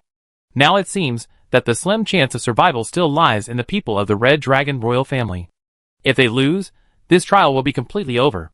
Anyway, this clone is going to die, and Ji-sun also plans to help try it one last time. At least, he can delay it for a while. But it is impossible to rely on the clone alone. Thinking of this, Ji-sun also quietly took out an encrypted book from the storage ring. He was going to crack the part of the body cognition that was sealed in the character setting of Su Luan. This process would take a few seconds. However, what Ji-sun did not expect was that before he could do anything, he suddenly heard a snap sound of stepping into the air, and a nimble shadow rushed towards the vampire bravely and fearlessly. Looking closely, it was David. David fainted briefly just now, but he woke up soon. And during the coma, he also miraculously understood Ji-sun's playing dead tactics. Plan. Originally, they were lying down and pretending to be dead. As long as they could hold on until the people of the Red Dragon royal family broke this S-level plot, they could get out alive. Things wouldn't be too troublesome. However, no one expected that things would turn out like this. David knew that if he didn't do something, everyone would die here. So he stood up without hesitation. Whether it was useful or not, he would never sit and wait for death. Bang! Bang! Bang! The unique explosion of the Qigong Master's fist hitting the air resounded throughout the space. The 3rd-level vampire was being dragged by 2 Red Dragon heavy armor black knights, so David found the right opportunity and rushed towards the low-level vampires. With his ability, he could contain as many as he could. Even though the vampire's body was much stronger than that of humans of the same level, the domineering power of Ba Quan was in a sense real damage. At this moment, with the mentality of dying, David punched out. Bang! The punch smashed the head of a 1st-level vampire into pieces, and the sky exploded with scarlet. But after this punch, even David himself was extremely confused. Am I so powerful? He had tried to fight a 1st-level vampire before. It was obvious that he couldn't deliver such a terrifying punch. But now, he was killed in one punch. He himself couldn't explain the feeling just now, as if there was a thought of nothing can be broken in his heart, and it was this invisible will that blessed him, and he punched through the iron-cast head. Before he had time to think about it, a shadow flashed behind him, and the sharp claws came through his chest. The 2nd-level vampire chose a blind spot, and David didn't see it at all. However, in the moment of life and death, his body instinctively made a dodging action. The sharp claws almost tore through the robe, but did not hurt David at all. His eyes were cold, and there was no more distracting thoughts in his mind. He didn't know what happened to him, but he felt great at this moment. David didn't know what happened to him, but Ji-sun knew it very well. Another sudden enlightenment? Haha, you are really a martial arts genius. He watched David blast the vampire's head with a punch, and sighed in his heart. Just as Gongwu said at the beginning, in the martial arts, fighting to the death has always been the best shortcut. This guy, he has another epiphany. However, before he could be surprised, Ji-sun looked at the unconscious evasive action again, and suddenly realized something. Intention? Is it so outrageous that the first level has touched the threshold of fighting intention? David can now fight under the siege of 2 second-level vampires, relying on the fighting intention that is beyond his own level. Hiss. Ji-sun also took a deep breath. In terms of martial arts talent alone, Ji-sun felt that David was the most talented fighter he had ever seen. Mindset, talent, courage, understanding, tragic experience. This guy has all the conditions to become a top martial artist. He is simply the same mold as Gongwu when he was young. It's a pity that the gap between his rank and that of the enemy is too big. David was able to fight with the second-level bloodsucker for so many rounds, which was already a great enlightenment blessing on the verge of death. When the third vampire joined the battle, David was slapped away by a claw with a bang. He fell heavily on the rock wall in the distance, shaking off a large piece of rubble.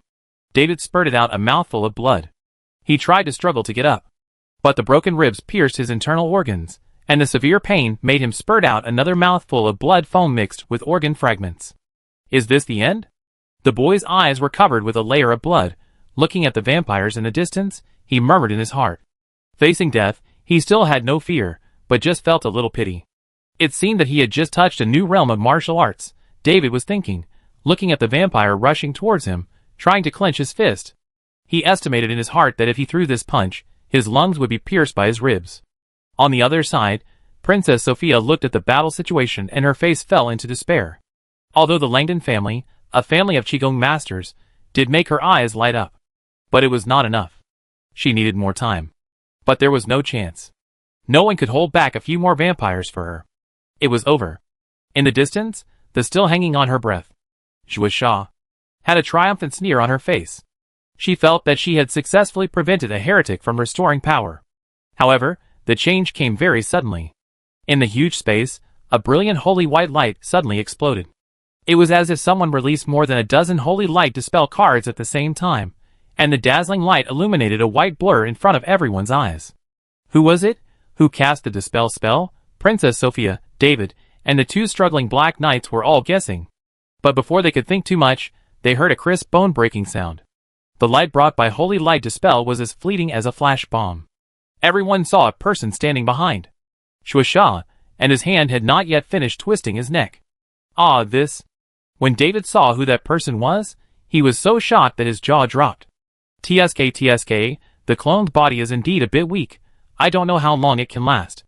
Ji-sun broke Shuasha's neck neatly, tilted his head, and muttered. This traitor must be killed first. And if he can get out alive, the clone will be needed. This person must die. After killing Shuasha, Ji-sun looked at the battle situation in the distance. Perhaps because he was shocked by the dozen holy light cards just now, the vampires looked at Ji-sun in a daze. Ji-sun also looked at them, with a strange smile on his face. At the moment of looking at each other, the mocking smile caused a second-level vampire to snort coldly and rush over. David, who was still in the pile, noticed the vampire's action in advance. He didn't care about the broken bones in his lungs and shouted, "Be careful." He knew the strength of the second-level vampire very well. He might not be able to withstand a fight with the fragile skin of the polymath. Not good. David wanted to struggle to get up and support his teammates. But his physical condition was too bad. He forced himself to get up and spurted out another mouthful of blood, and then he half knelt on the ground weakly. At this moment, the second-level vampire had already pierced through the chest of Su Luan. Seeing this scene, David's eyes widened with bloodshot. In the entire team, he and Su Luan had the best relationship. Not only did this teammate never treat him as a slave, but when he was in the academy, he had always secretly guided him in his practice, and used the student resources to help him exchange some practice necessities. Seeing his teammate about to die, David's heart was filled with a flood of grief. However, before his grief showed on his face, he froze on the spot. Because David did not see blood. Instead, he saw the afterimage of the collapse. His eyes were full of disbelief. Avoided? How is it possible? The grab just now was extremely difficult for him to avoid, but a weak scholar could do it easily. For some reason, David felt that the Su Luan at this moment was different from what he had seen before. However, what shocked him even more was yet to come. Not only did the teammate avoid it, but David also saw a strange gravitational force lingering on the fist and punched the vampire. Ba Quan. David's eyes widened like bells, as if he thought he was hallucinating. Although this was different from his own Ba Quan. But he still recognized that this punch was the legendary boxing method he was proficient in. David instinctively had a thought in his mind. Could it be that he learned my Bakwan? No. This is a higher level of Bakwan. What is going on? Why can he have Bakwan and the level is so high? On the brink of death, David's mind suddenly became clear. When he thought of the instructions he had received in the academy, he suddenly realized that he really knew what he had learned. David's existing cognition could not explain the scene in front of him. He had only one thought. Olympic scholar, is it so outrageous? Does he really know everything? Bang! It was more like the vampire hit his fist. This punch hit the vampire's head accurately. David could injure a second-level player with one punch using Bakwan, so Ji-sun could certainly do the same. Not only does he know the Tyrant Fist, he also knows the mysterious magic of inducing the fall of the gods. Although his rank is too low, his realm is 6 or 7 ranks higher than his clone. With this punch, the second-level vampire's head tilted and fell to the ground with a thud, already unconscious. It didn't explode. Ji-sun glanced at him, and seemed to be dissatisfied with his punch. He also complained, the clone is too weak. This punch broke the arm bone, and there are only a few laws that can be controlled. Before, he was Su Luan, but Su Luan was not him. But at this moment, the cognition of the original body descended on the clone. But the body was only the first level after all. Even if he tried his best to control the strength, his arm bones were still broken. But the undead curse healed the injury in an instant. It was nothing serious. Ji-sun broke his teammate's neck, and then knocked out a second-level vampire with one punch. This bizarre scene made this huge sealed space seem to have been paused. David was not the only one who was shocked by this incredible scene. In the distance, near the pyramid, the 3 surviving members of the Red Dragon royal family were also speechless. Princess Sophia had been desperate, but seeing this sudden turn of events, she suddenly felt hopeful again. But what was going on? She knew everyone in the 16th team of the Langdon family. After all, this was the star team of the Royal Academy. But it would be fine if there was a hidden agent of the Holy See. What kind of monster had appeared now? A punch severely injured a second-level vampire. If she hadn't seen it with her own eyes, Sophia would never have believed that there was such a strong guy in the Langdon family team. The Qigong master before was already outrageous enough. Now there is an even more outrageous one? Princess Sophia figured out the reason in an instant. Is it also the arrival of consciousness? What force is it? Is it a hostile force coveting the Duke of Langdon's mansion? The way he killed Zhuo just now, he should not be a member of the Church of Light. Sophia also breathed a sigh of relief. She was stunned for a moment, and then she looked at the guy and looked at herself. Then the guy said something. Hey, how long will it take you? Sophia's expression froze for a moment, and then she realized that the other party was asking her. She also quickly responded, a quarter of an hour. After saying this, she realized that this guy was very strange. Why can't you see any other emotions on his face except lazy? A quarter of an hour. Ji-sun frowned when he heard this and muttered, this is a bit embarrassing. In the deduction, the clone can't hold on for that long. Thinking of something, he added, forget it, I do my best. If you can survive, save a few of my teammates. Hearing this response, Sophia thought she had heard it wrong. The tone seemed to mean that he could hold on? What's going on with this guy? Even if the consciousness descended, after all, the body carrying the consciousness is only the first level. Although she had a lot of thoughts in her mind, Sophia agreed immediately, okay. The two chatted for a few words, and the vampires would not give them more time. The vampire leader Isabel, who was breaking the seal, also felt that this human was not right, and ordered, kill the guy quickly. As soon as the voice fell, the burly vampire, who was fighting with the 2 black knights just now shook his wings on his back, and disappeared on the spot. The difference in strength between the second level and the third level is about 10 times. Ji-sun looked at the pupils, and shrank slightly. There was only a shadow in his eyes. I can't catch it at all. His current state is like the operating system of a smartphone installed on a mobile phone. The mind can keep up, but the hardware can't keep up at all. There are only a few abilities that can be used. It is impossible for the body to avoid the attack of the third-level vampire, and it can only be predicted. Schwa, a claw pierced through the chest. Ji-sun didn't know why vampires like to grab chests so much, but he was indeed penetrated in the chest. Fortunately, the shadow substitute was barely usable, and blocked the fatal blow. At the same time, the shadow exploded, and a bottle of holy water exploded on the spot. The burly vampire felt the claws hollowing out. A sneer appeared on his face, and he immediately realized the position of Ji-sun's real body. He ignored the arm burned by the holy water, and elbowed back, hitting the figure in the air. Bang with an elbow, Ji-sun was blown away like a cannonball. The reason why his body didn't explode on the spot was that he had exhausted the force to the extreme. However, if this cannonball-like speed really hits the wall, it will lose half of its life if it doesn't die. David and Princess Sophia were watching the scene from a distance with fear. They didn't think that the first level could fight against the third level, but they hoped for a miracle. This contradictory psychology repeatedly tortured their thoughts. And the facts did not disappoint them. At the moment when Ji-sun was about to hit the wall, he seemed to be repelled by a strange force, and the whole person was suspended in the air. This scene shocked David, Sophia, and other bystanders, and even the vampires, and their pupils suddenly dilated. Yes, Ji-sun was suspended in the air. He was suspended in the air without any help. This was beyond the cognition of low-level card masters, but Ji-sun, who was a person at that time, was not shocked at all. He was just floating in the air. He just used the repulsion and air control of the lightless sun to avoid hitting the wall and breaking into a pulp. But although the magic secret technique is good, it consumes too much. A first-level card master has so little spell power, even if he knows a lot of big moves, he can't use it many times. And the physical strength can't support it. There is also the undying curse to repair the body, which is also a big move that consumes spell power. Fortunately, Ji-sun didn't think he could win, so he just tried to delay as much as possible. He thought about it, and decided to use close combat, which consumes the least mana. As soon as the thought came to him, a thin layer of black energy like flames rose from his body. This protective energy can keep him going for a while. However, even with this little trick, David, who was not far away, was stunned again. Energy. A first-level card master actually condensed the energy that only a third-level Qigong master can condense. If he hadn't confirmed that he was still alive, he would have thought that he was just hallucinating when he died. But his thoughts couldn't keep up with the changes in front of him. The third-level vampire failed in his plan and rushed over again, and the two figures fought fiercely.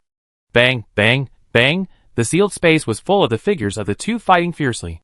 The onlookers didn't know why the battle between the first level and the third level could be described as a fierce battle. But that's how it was. The guy in front of him, who was protected by the Qi, could walk in the air and control the Qi, and would throw various spell cards from time to time, was really fighting with the third-level vampire. As a bystander, it was very strange. Obviously, the guy was as fragile as a piece of paper. Once touched, he would spit blood and be knocked away. The huge gap in strength made this battle completely suspenseful. Every encounter was bound to end in death. However, he didn't die. He used all kinds of fancy skills to dodge and fight. Not only were there all kinds of fighting skills, but also a dazzling array of spells. Vine spell, slippery spell, flash spell, rock protrusion, mirror spell. These were just ordinary first-level spells. Although the elemental factions were a bit messy.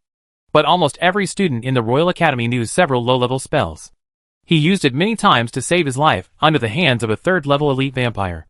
The protruding rock tripped the vampire's foot, and the slippery spell slipped just enough to avoid the killing move, and crashed into the vines to claim his life. At first, David, Sophia, and other bystanders just thought that being alive was more of a coincidence and luck. But after watching for a while, they realized that it was not that simple. Looking carefully, the figure in the battle did not make any mistakes at all.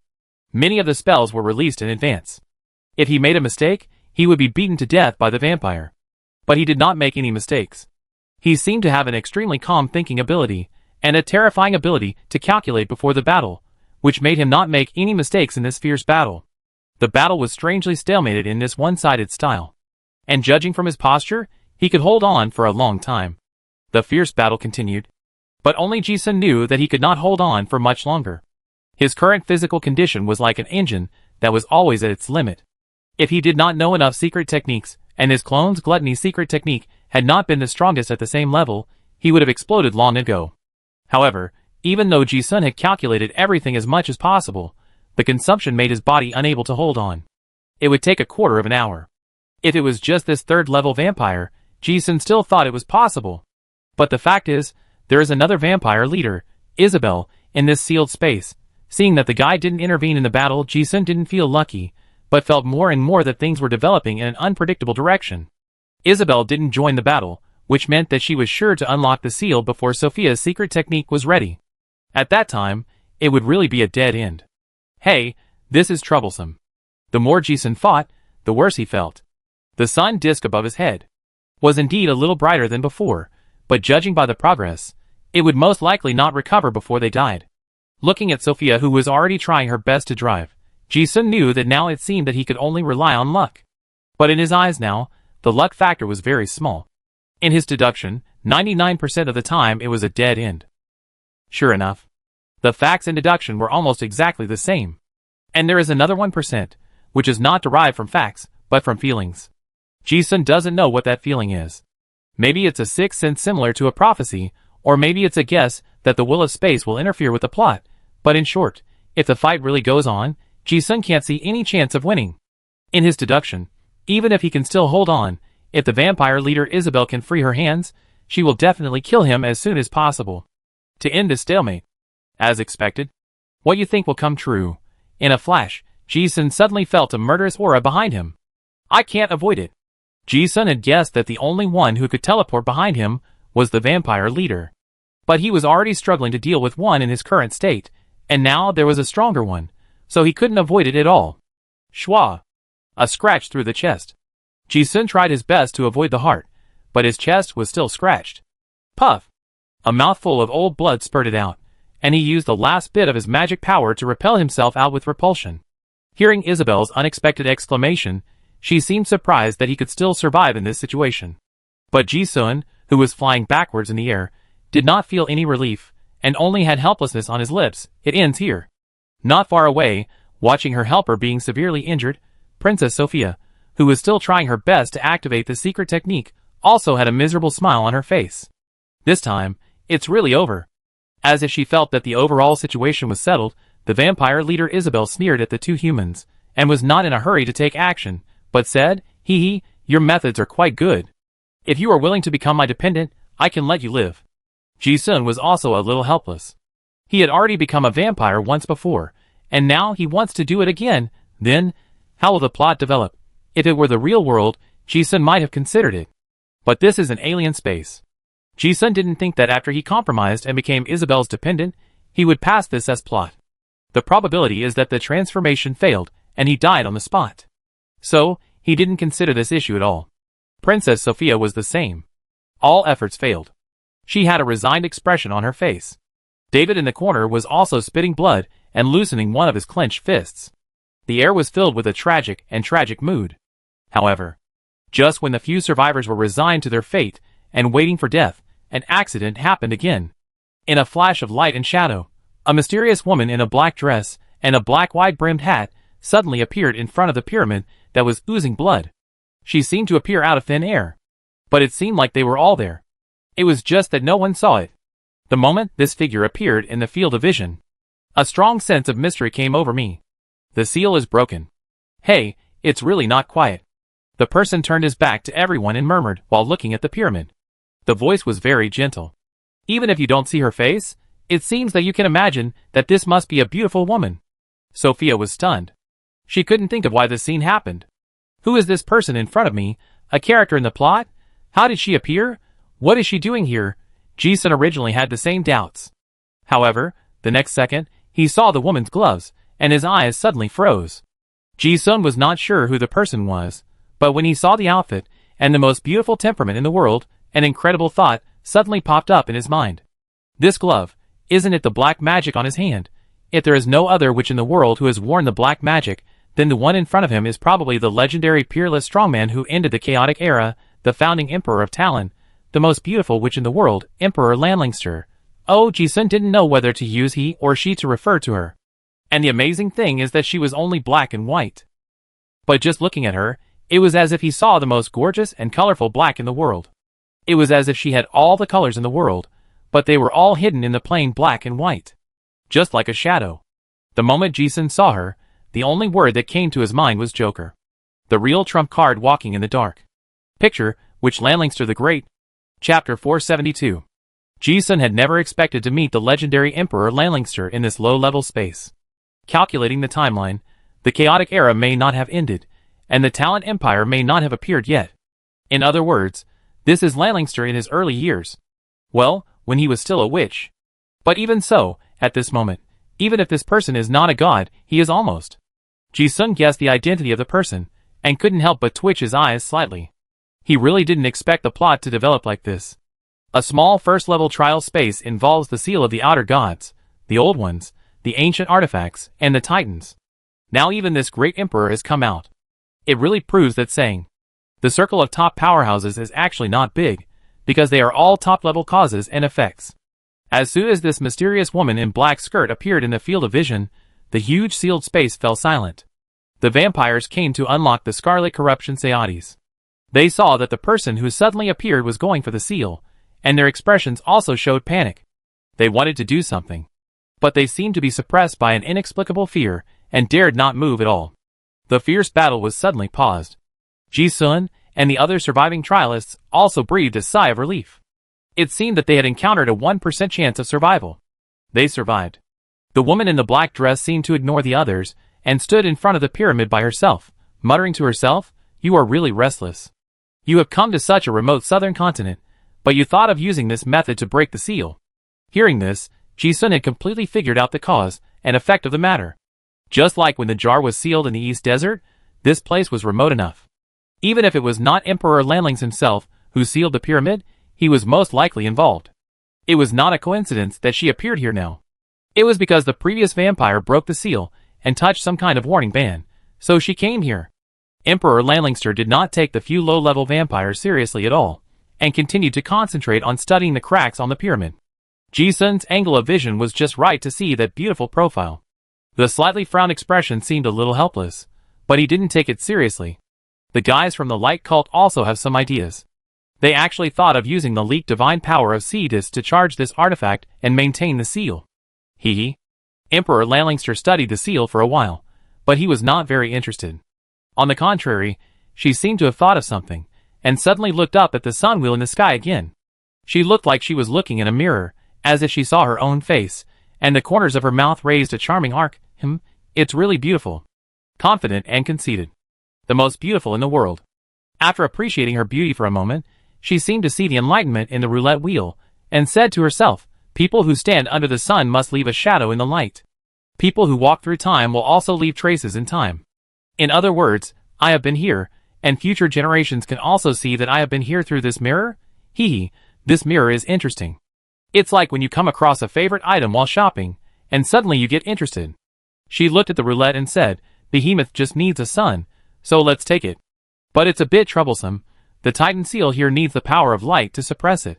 Sun roulette, this is a divine artifact with supreme power in the eyes of others, but in this person's eyes, it seems to be an interesting mirror." Others can't understand what this sentence says. It sounds like a little girl mumbling. However, Ji-sun's expression showed a strangeness when he heard it. Is that true? He felt familiar with it before. The sun he saw in Behemoth at that time, the same light, the same divine power, now it is the same thing. History proves that this disc was in the imperial capital Behemoth until the collapse of the Talon Empire. And this time the seal was broken. It really happened in history. In other words, Emperor Lanlingster really came there and took this disc away. It was really overbearing. The light sect should be the ruler of the southern continent in this era. He took the sacred object of the sect just like that. Is this the peerless strong man? Hearing the words of the great emperor, Ji-sun also vaguely understood what the manor ball that everyone was dragged into was like. It was not an alien space. It was the light and shadow left in the roulette. Sun roulette recorded the scenes that happened 100 years ago, and they, the later generations. I just saw it. And this emperor is here, in a sense? Ji-sun can only get a glimpse of the surface. But thinking that what Emperor Lanlingster said should explain the meaning of the previous Enlightenment sentence. This artifact contains the secret of the law of time. Emperor Lanlingster may have come early. It's just that others can't see her. Now that she can be seen by others, it means that she wants to take action. Ji-sun has no need to consider the plot anymore. This person's coming would never allow a few low-level vampires to continue to make trouble. And if Ji-sun guessed correctly, it might also be related to the will of space. Several pairs of eyes looked at the woman in black dress muttering there. She raised her hand, and Sun Will appeared in the pair of slender hands wearing black silk gloves. It was obviously just a very casual action, but it seemed to reveal the ultimate tenderness in the world. When Ji-sun was on the neon train, the mirror of the prophet would say, "Emperor Lanlingster is the most beautiful woman in the world." The scene in front of me was really true. The woman in the black dress was breathtakingly beautiful, but not out of place. She seemed to be integrated into the universe, like all things in nature, with an endless mysterious and unknown charm. Sophia watched a plot mission snatch away the disc that she was bound to get. Although her expression was solemn, she could do nothing about it. After playing with it for a while, Emperor Landlingster took out a card and murmured, "Use this for now." There was a unique dark gold pattern on the back of the card, and the people present were familiar with it. Not surprisingly, this is a Curse God card. However, there is no serial number on the front of the card, but a gray and white clown pattern. Joker? Ji-sun's eyes were stern when he saw this card. There are now more than 20 Curse God cards in the world, and he has personally seen 3 of them. And the most mysterious Joker has always been just a legend. No one knows what this card is used for, and they are not even sure whether it really exists. Now seeing that Emperor Landlingster personally took out this card more than 100,000 years ago, the legend has become reality. Ji-sun couldn't help but feel hopeful. After all, this is an alternate dimension, and anything that appears in the plot can theoretically be obtained in the card draw. As soon as this thought came to mind, Emperor Landlingster pinched the card with his right index and middle fingers, like an orchid, and a black light shone brightly. In the blink of an eye, the pyramid in front of her was like a soul leaving the body, and a double image appeared. And the magical thing was that an identical sun disk appeared on the top of the pyramid. Copy? Ji-sun had a little idea of the purpose of the Joker card. It seemed to copy everything within the range. The law of association, copying everything together, this method was far beyond Ji-sun's understanding. He only saw the surface. But it was enough. The Joker card hovered in the air, and then gradually disappeared. The replica pyramid and disc remained in place. The seal problem was solved in this way. However, this is not a good thing for the trial taker. Seeing that the sun wheel that she had worked so hard to get was about to be taken away by a mysterious plot task, Princess Sophia was inevitably anxious. She looked at the woman in the black dress with an anxious and helpless look, wanting to say something but stopping. Ji-sun was not surprised to see the scene. Treasures that are much higher than the grade of the other dimensional space are not so easy to get. When they went to the Sismac Holy Grail before, they also encountered a very strong plot character to obstruct them. Luck also played a big role in getting it. Just when Ji-sun thought that it was the will of space that prevented the disc from being taken out like this, Emperor Landlingster suddenly seemed to notice something and murmured, "Oh, that's it." She muttered to herself and glanced back. Seeing Ji-sun, Sophia, and the dying David, the Emperor raised a gentle recognition at the corner of his mouth. The moment their eyes touched, the 3 of them truly felt that the person really appeared in front of them, and the dreamlike scene around them became real. When Ji-sun saw this scene, he immediately realized that Emperor Landlingster really saw them. This glance seemed to have spanned hundreds of thousands of years, and saw a few little adventurers who came to practice in the future. There were no trialists in history. It is likely that Emperor Landlingster came directly to destroy these vampires, who broke the seal, because the seal was broken. Before, this emperor was completely a background character in the plot. Her appearance was even just a dynamic image, like an oil painting, rather than a truly conscious plot character. But now, her consciousness is real. The characters in the alternate dimension will not realize that they are in the alternate dimension. But there are exceptions. Ji-sun has met 2 of them. That is the light chaser Pharaoh in the late period of Terran, and the last high priest Nanshinyu. And Emperor Landlingster is even stronger. There is no reason why he can't detect it. Ji-sun felt that she must have realized that she was in an alternate dimension. Just at this glance, the beautiful face showed the sudden realization of seeing through all the truths.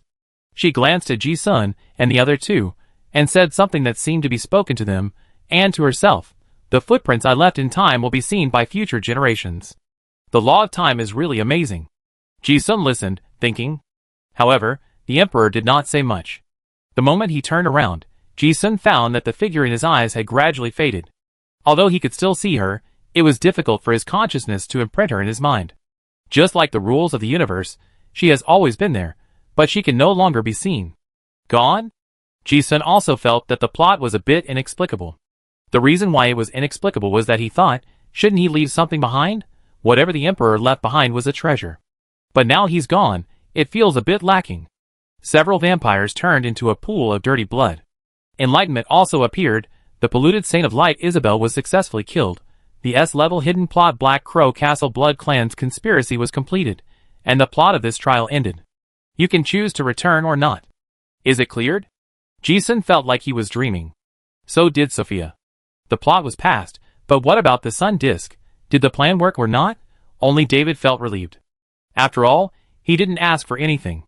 Surviving was the best outcome. And then, everyone in the space saw the public prompt. Congratulations to the Red Dragon Royal Family team for completing the S-level hidden plot Black Crow Castle Bloodline Conspiracy. Participation rate 97%. Trial points plus 12,000. Additional settlement special reward plus 75%. Congratulations to the Black Mountain Earl team for completing the S-level hidden plot Black Crow Castle Bloodline Conspiracy. Participation rate 44%. Trial points plus 4,000. Additional settlement hidden reward plus 45%. Congratulations to the Duke of Langdon House 16 team for completing the S-level hidden plot Black Crow Castle Bloodline Conspiracy. Participation rate 23%. Trial points plus 3,000. Additional settlement heroic reward plus 35%. Congratulations to the Duke of Schwangha Earl team for completing the S-level hidden plot Black Crow Castle Bloodline Conspiracy. Participation rate 3%. Trial points plus 900. Additional settlement elite reward plus 5%. Congratulations to the Duke of Hereford Viscount team for completing the S-level hidden plot Black Crow Castle Bloodline Conspiracy. Participation rate 1%. Trial points plus 600. Additional settlement reward plus 3%. A long list of tips. There were more than a dozen teams scattered here and there, all of whom participated in the Battle of Black Crow Castle. Everyone got a blessing in disguise, because they got a lot of points from this plot. The Red Dragon Royal team was the mastermind after all, and they were ahead by a huge margin. Ji-sun and his Landon team participated in the middle of the trial, and unexpectedly ranked third. However, except for Ji-sun and the other two in the sealed land, no one knew what happened. Most people participated in the plot in a confused manner, and then passed the level inexplicably. When the enlightenment came out, everyone in the entire trial space looked at the settlement inexplicably. Ji-sun was helpless. It seems that we can only see if we can draw good things by drawing cards. The Emperor really seemed to have left nothing behind. Ji-sun went to give David a healing potion. He went to see Sari again. This guy was just affected by the battle, and it was not a fake death, but his life was really hanging by a thread. Fortunately, the battle did not last too long, and Ji-sun saved his life. And fortunately, when Ji-sun and David dug Gang Duo out of the rock pile, this lucky guy was only stunned and seriously injured because of the super strong physique of the dwarf, and he did not die. However, Gale's heart was crushed, and he could not be saved. Only 4 people were left in the Landon 16th team. There were still 3 people alive in the Red Dragon royal family. They did not delay at all, and walked into the exit of the twisted space as soon as possible. Ji-sun also felt that the changes in this trial were too big, and he did not dare to stay any longer. He clicked on the settlement. Congratulations on clearing the trial space Black Crow Castle Bandits. Space Exploration Degree 71%, give B-level rewards, fixed rewards 70%, Hidden Plot Exploration Degree 74%, rewards plus 60%. Superb Strategy, card draw rewards plus 30%. Hidden Plot Explorer, advanced card draw rewards plus 20%. Unparalleled Courage, advanced card draw probability plus 5%. Space Troublemaker, all rewards reduced by 85%. Boss Kill, 3rd level Isabel special reward plus 17%, 2nd level Vampire Robin special reward plus 5%, Titan, complete the main storyline *2, Hidden Plot Exploration *3, settlement reward plus 45%. Comprehensive Evaluation A, get clearance treasure box *1, get special settlement treasure box *1. Is it really like this? I worked in vain. Originally, Ji-sun was counting on the space settlement, but after seeing the evaluation of the space troublemaker, he didn't know whether to laugh or cry. He used the will of the main body to descend, which was considered to be a hack. Not following the rules of the space game is already a violation of the trial rules. Although the evaluation is high, the reward was deducted by 85%, so there is nothing to look forward to. Ji-sun casually clicked on the lottery. Open the clearance treasure box and get Vampire Fangs, normal, *1. The first box came out. A-level clearance evaluation, not even a silver material. Too realistic. Ji-sun looked at it helplessly, and clicked the second one. Open the special settlement treasure box, and get the clown surprise box *1. The moment the box was opened, Ji-sun was immediately excited. Huh? What is this? Clown surprise box detailed explanation. Life should always be full of expectations. Sometimes it is a surprise. Sometimes it is a shock. Looking at the inexplicable prompt. Another box? Ji-sun casually opened the box, and a dark gold card lay in the box. Instantly, Ji-sun's eyes widened. This is Joker. There was also a handwritten signature on the card. Before the dawn, someone must illuminate the darkness. It was like encouragement, guidance, and the will of the Forerunners. Ji-sun was very familiar with this sentence. When he first came to this world and got the mark of the clown demon, This sentence was written on the card. The same M. Signature. It's really the great Emperor Lanlingster. This chapter of the Curse God card was specially given to him by her. Ji-sun understood instantly in his mind. Why did this card appear in this settlement box? It was just like when he was a clown in the circus, giving surprises and shocks to children. In addition to the little prank, more importantly, the reward needs to appear in a reasonable way. The rules of the game in the different dimension are actually the 4 words. Equivalent exchange. You must take equal risks to get the corresponding rewards. The normal 15% settlement reward would never have a treasure option like Curse God card Joker. The difficulty Ji-sun experienced would not allow him to easily get such a treasure. And Emperor Lanlingster also thought of these 2 points, so she used the box to bypass the settlement reward of the space wheel and gave Ji-sun a big gift. Is it possible? The Emperor is so powerful that he can change the rules of space even in a different dimension. Awesome. The moment Ji-sun saw this card, his admiration for the Emperor surged. It was an inexplicable shock that not only saw through the rules of the universe, but also seemed to have jumped out of those rules. This shock brought a kind of blowout thinking. In an instant, Ji-sun felt that his understanding of the world seemed to be much clearer, and the bottleneck of I am the world to the highest realm was also loosened. The Emperor used his actions to guide the way forward for those who came after him. Ji-sun couldn't describe his thoughts at the moment. Just as he was thinking, David's stuttering exclamation came from beside him. I drew the legendary demon mark of the Qigong Master. Their team participated in the key battle of this S-plot, and there are several hidden plots, so the evaluation of passing the level must be very high. And David is not like Ji-sun, who is a cheater. He can live to this day only because of his own strength. It is almost inevitable to draw good things. Ji-sun looked at the tired but brilliant smile and felt relieved. Chapter 473. And I got the Qigong Master Level 2 exclusive template Lancelot's Courage from my special treasure chest. This was probably the first time David got such a generous reward from a settlement box, and he was very excited. Having lived in poverty since childhood, he was already very satisfied to be able to buy a black iron quality demon mark by himself. Now he not only got the legendary mark, but also the template that can be sold at a sky-high price in the auction house. This feeling was like a huge fortune falling from the sky, which made him feel very unreal. Ji-sun also felt that he understood. Not everyone is like him, who has more than one S-level clearance experience. For ordinary people, being able to pass an A-level plot once is an experience worth bragging about for most of their lives. Excited, David looked at Ji-sun. In addition to wanting to share the joy, he was also grateful. David knew very well that he was able to live until now entirely because of this powerful teammate.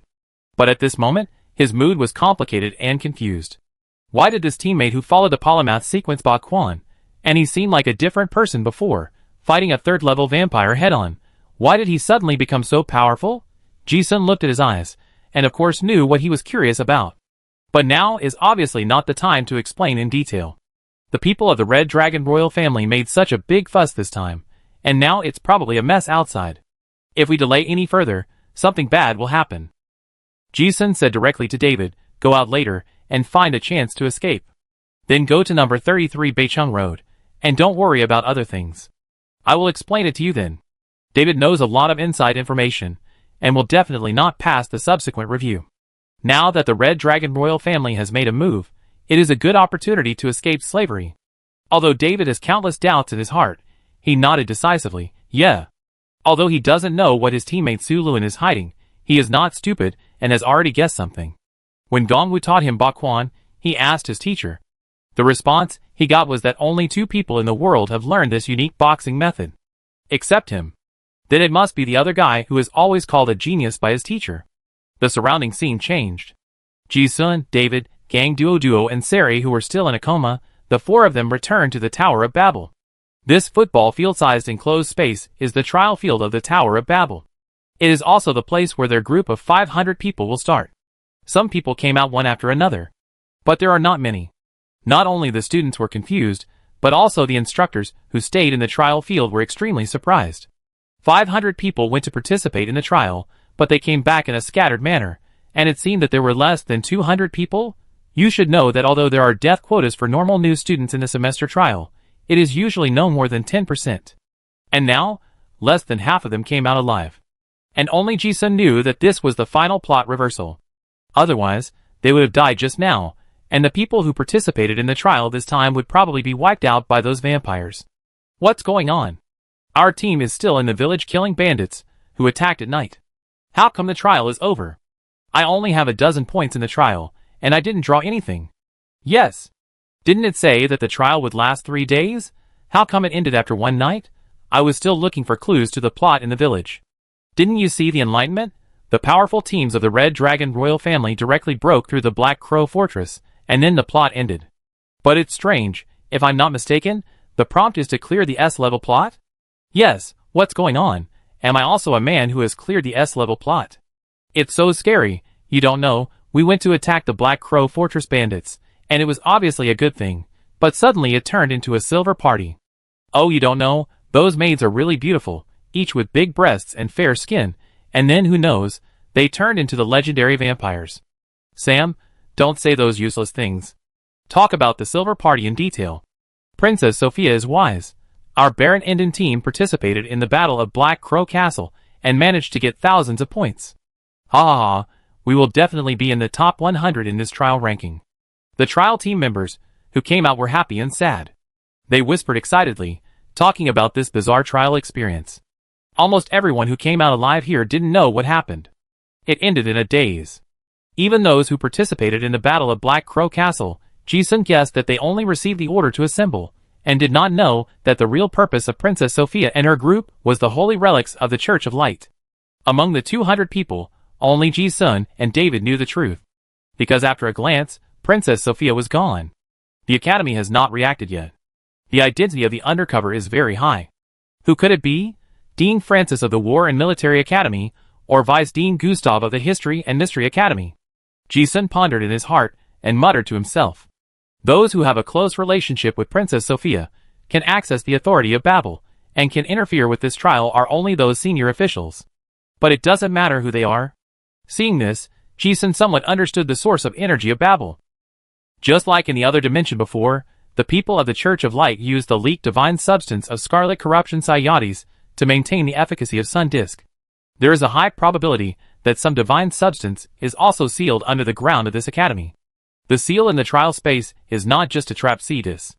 The pyramid is also a part of the seal of Emperor Landlingster, and there is a more terrifying existence in the Abyss Rift that is sealed. Ji-sun doesn't know what it is, but he vaguely guesses that it is related to the Titan monsters in the Silver Fir Forest. However, he is not surprised. The history of this underground world is like a 1,000-layer cake, revealing layer by layer. It is not surprising that some messy ancient gods are sealed underground. Just as I was thinking, the teachers of the academy also hurried into the room. Seeing the students who suffered heavy losses, the teachers were also panicked. The rescue team entered the scene, and the scene was in chaos. Pug, why are you the only one back? Where are your teammates? What, are they all dead? What happened? How could so many people die? What? Someone triggered the S-level plot. Someone from the Red Dragon royal family triggered it. Where is Princess Sophia? Who is the invigilator of this trial? What? The background of the trial space you participated in is the Alterac civilization? Damn it! Who put that kind of taboo in the Tower of Babel? The students were clueless. The Tower of Babel trial has lasted for thousands of years, and this is the first time such an accident has occurred. Although the instructors didn't know what happened, they asked a few simple questions, and gradually realized that something went wrong. When Ji-sun saw this, the wisdom in his eyes faded away. It was as if he had formatted himself, his original will was stripped away, and he became Su Lun again. If possible, I will stay in the Royal Academy for a while, and I still need this identity. The only people who know the inside story of his clone are Sophia, and the other two. But Ji-sun doesn't think that the other party will be bored enough to report him. The clone can be safe for a while. The Langdon family has 2 teams in the same space this time. In addition to Ji-sun and his team, there is also the team of young Master Sak. Seeing that only 4 people came out of Ji-sun's team, anyone can guess what they may have experienced. Sak also knew that Ji-sun and his team went to explore the forest at night, so he was even more curious about what happened. The Mentor Kelowna, who was sent by the Academy to investigate the assassination, also cast an inquiring look. Ji-sun looked normal. After all, the cognition of the clone had been limited, and no matter what secret method was used, no information could be obtained. David seemed a little nervous, because he was now the only person who knew about it. Fortunately, the expected conflict finally came at this time. Ji-sun didn't think that the forces behind Princess Sophia could get away so easily after such a big commotion this time. So it will inevitably create chaos. Just as he expected. Suddenly, as if there was an earthquake, the entire Tower of Babel rumbled and swayed. You know, the Tower of Babel is one of the most important buildings in the Royal Academy. Not to mention whether the energy waves of the earthquake can penetrate the various defense barriers of the Academy. Even if it really penetrated, it is absolutely impossible to make this tower transform from artifact fragments shake so violently. And the shaking is getting more and more violent, as if the entire tower is about to collapse. This scene not only shocked the students. Even the instructors didn't know what was going on. At this moment, the radio in the tower sounded urgently. Emergency notice. Emergency notice. Please ask the instructors of each class to leave the students of each class to enter the shelter immediately. Emergency notice. Emergency notice. After hearing this, everyone realized that something was wrong. The students had all had emergency drills, and the situation where the shelter was used was most likely that the college had suffered a devastating disaster. Who dares? The Academy has a 9th level top-level expert. But the fact is that it happened. It means that the situation is very bad. After hearing the broadcast, the scene was in chaos. No one dared to be careless, and the instructors hurriedly asked the students to leave the Tower of Babel. The Academy had never encountered such an emergency, and everyone was in a panic. Ji-sun and David carried the still unconscious Sari and Gang Duo respectively, and also mixed in the panicked crowd and rushed out of the Tower of Babel like a tide. As soon as they left the tower, the first thing that caught their eyes was the gorgeous barrier. Not only Ji-sun and his group of students, but even most of the instructors saw the Academy's defense formation fully deployed for the first time. The overwhelming magical aura swept over, and everyone felt a strong sense of crisis. What's even more exaggerated is that the defense barrier in the sky kept exploding into gorgeous energy balls, as if someone was fighting. I don't know who was fighting, but they were fighting anyway. The fight was fierce, and the ground was shaking more and more. When Ji-sun and his group of trialists came out, there were terrible cracks everywhere on the ground, as if something was rolling underground. The location of the Tower of Babel was right in the back mountain, and the snow line was not far above. The violent shaking caused the snow that had been deposited on the Titan Mountains for countless years to rush down, like an avalanche mixed with a large amount of gravel. And the collapse was getting more and more severe. Looking at this situation, it seemed as if the entire mountain was about to collapse. Could it be that the thing sealed under the Tower of Babel has come out? Ji-sun muttered to himself, and roughly understood what happened. After all, the Royal Academy of Arel is the territory of the Holy See, and there are various prohibitions and countless masters. No matter how powerful the forces behind Sophia are, they can't fight head-on. Unsealing that thing to create chaos is also the best opportunity to escape. Ji-sun only glanced at it, and without any delay, he turned around and ran. The academy was full of panicked students. The students were not stupid. It was not safe to stay in the academy. Not many people went to the shelter room, but rushed to the academy gate. Ji-sun and David, who was mixed in the crowd, looked at each other. David also quietly disappeared in the crowd and ran out of the academy. In such a chaotic situation, no one would pay attention to a low-level card master. Ji-sun activated Giant Power Card, twisted Sari with one hand and Gang Duo with the other, and ran away with the light body technique. People were running for their lives everywhere in the academy, and the scene was in chaos. Although the academy was large, the speed of the extraordinary people was very fast, especially when running for their lives. It was not just an earthquake, the shock waves of the battle were higher and higher, the ground of the academy collapsed everywhere, and the light of the barrier in the sky became more and more gorgeous. Suddenly, I don't know what barrier was broken, and the vision became clear all of a sudden.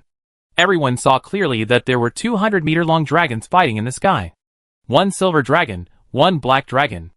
Although they transformed into dragon forms, the faces of both dragons showed their original human forms. The black dragon was none other than the Dean of the Royal Academy, a top-level expert who had been promoted to the 9th level 200 years ago, Zimmerman. And the silver dragon was the Vice Dean of the History and Mystery Academy, Gustav. Ji-sun was not surprised. The inside ghost among the Academy's senior management should be this Dean Gustav. The only surprise was that Gustav was not the 8th level. How could he fight the old Dean of the 9th rank on equal terms? When he saw the sun disk lingering around the silver dragon, he understood. This old man is also a remnant of the old light cult. Did the disk really get out? Ji-sun was not sure whether Princess Sophia got the sun disk, but he thought she should have gotten it. It's not logical deduction, but intuition. Since the Emperor Lanlingster in the space can give him the Joker card, he can also help Sophia get the roulette. Some problems that seem very complicated to ordinary humans can be seen through at a glance by people at a higher level. Even if it was more than 100,000 years ago, the vision of that great emperor might not be unable to see the threat of the dragon race from the southern continent to the Kashi civilization.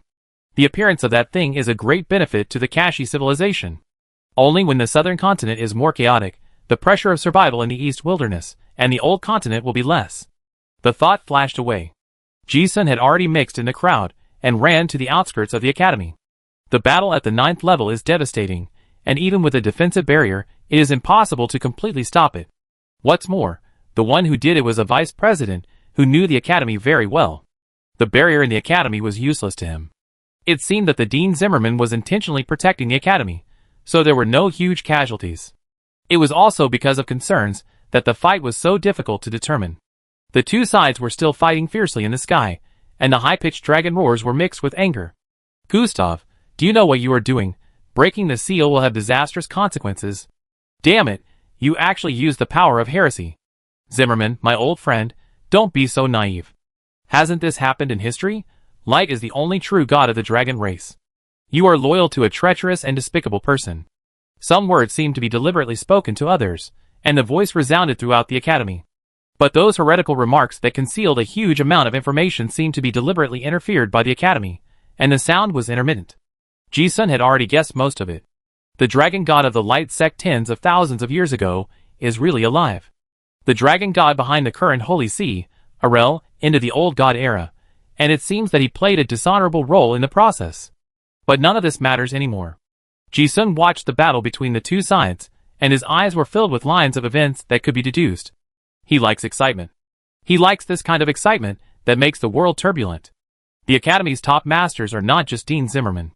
In the blink of an eye, there are several more powerful auras in the sky, besieging the Silver Dragon together.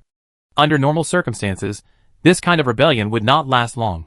But it is obvious that the key to this turmoil is not fighting. The real focus is the seal. The earthquake continued. As the earthquake continued, the mountain collapsed in front of everyone's dumbfounded eyes. Yes, it was the mountain near the Babel Tower behind the academy.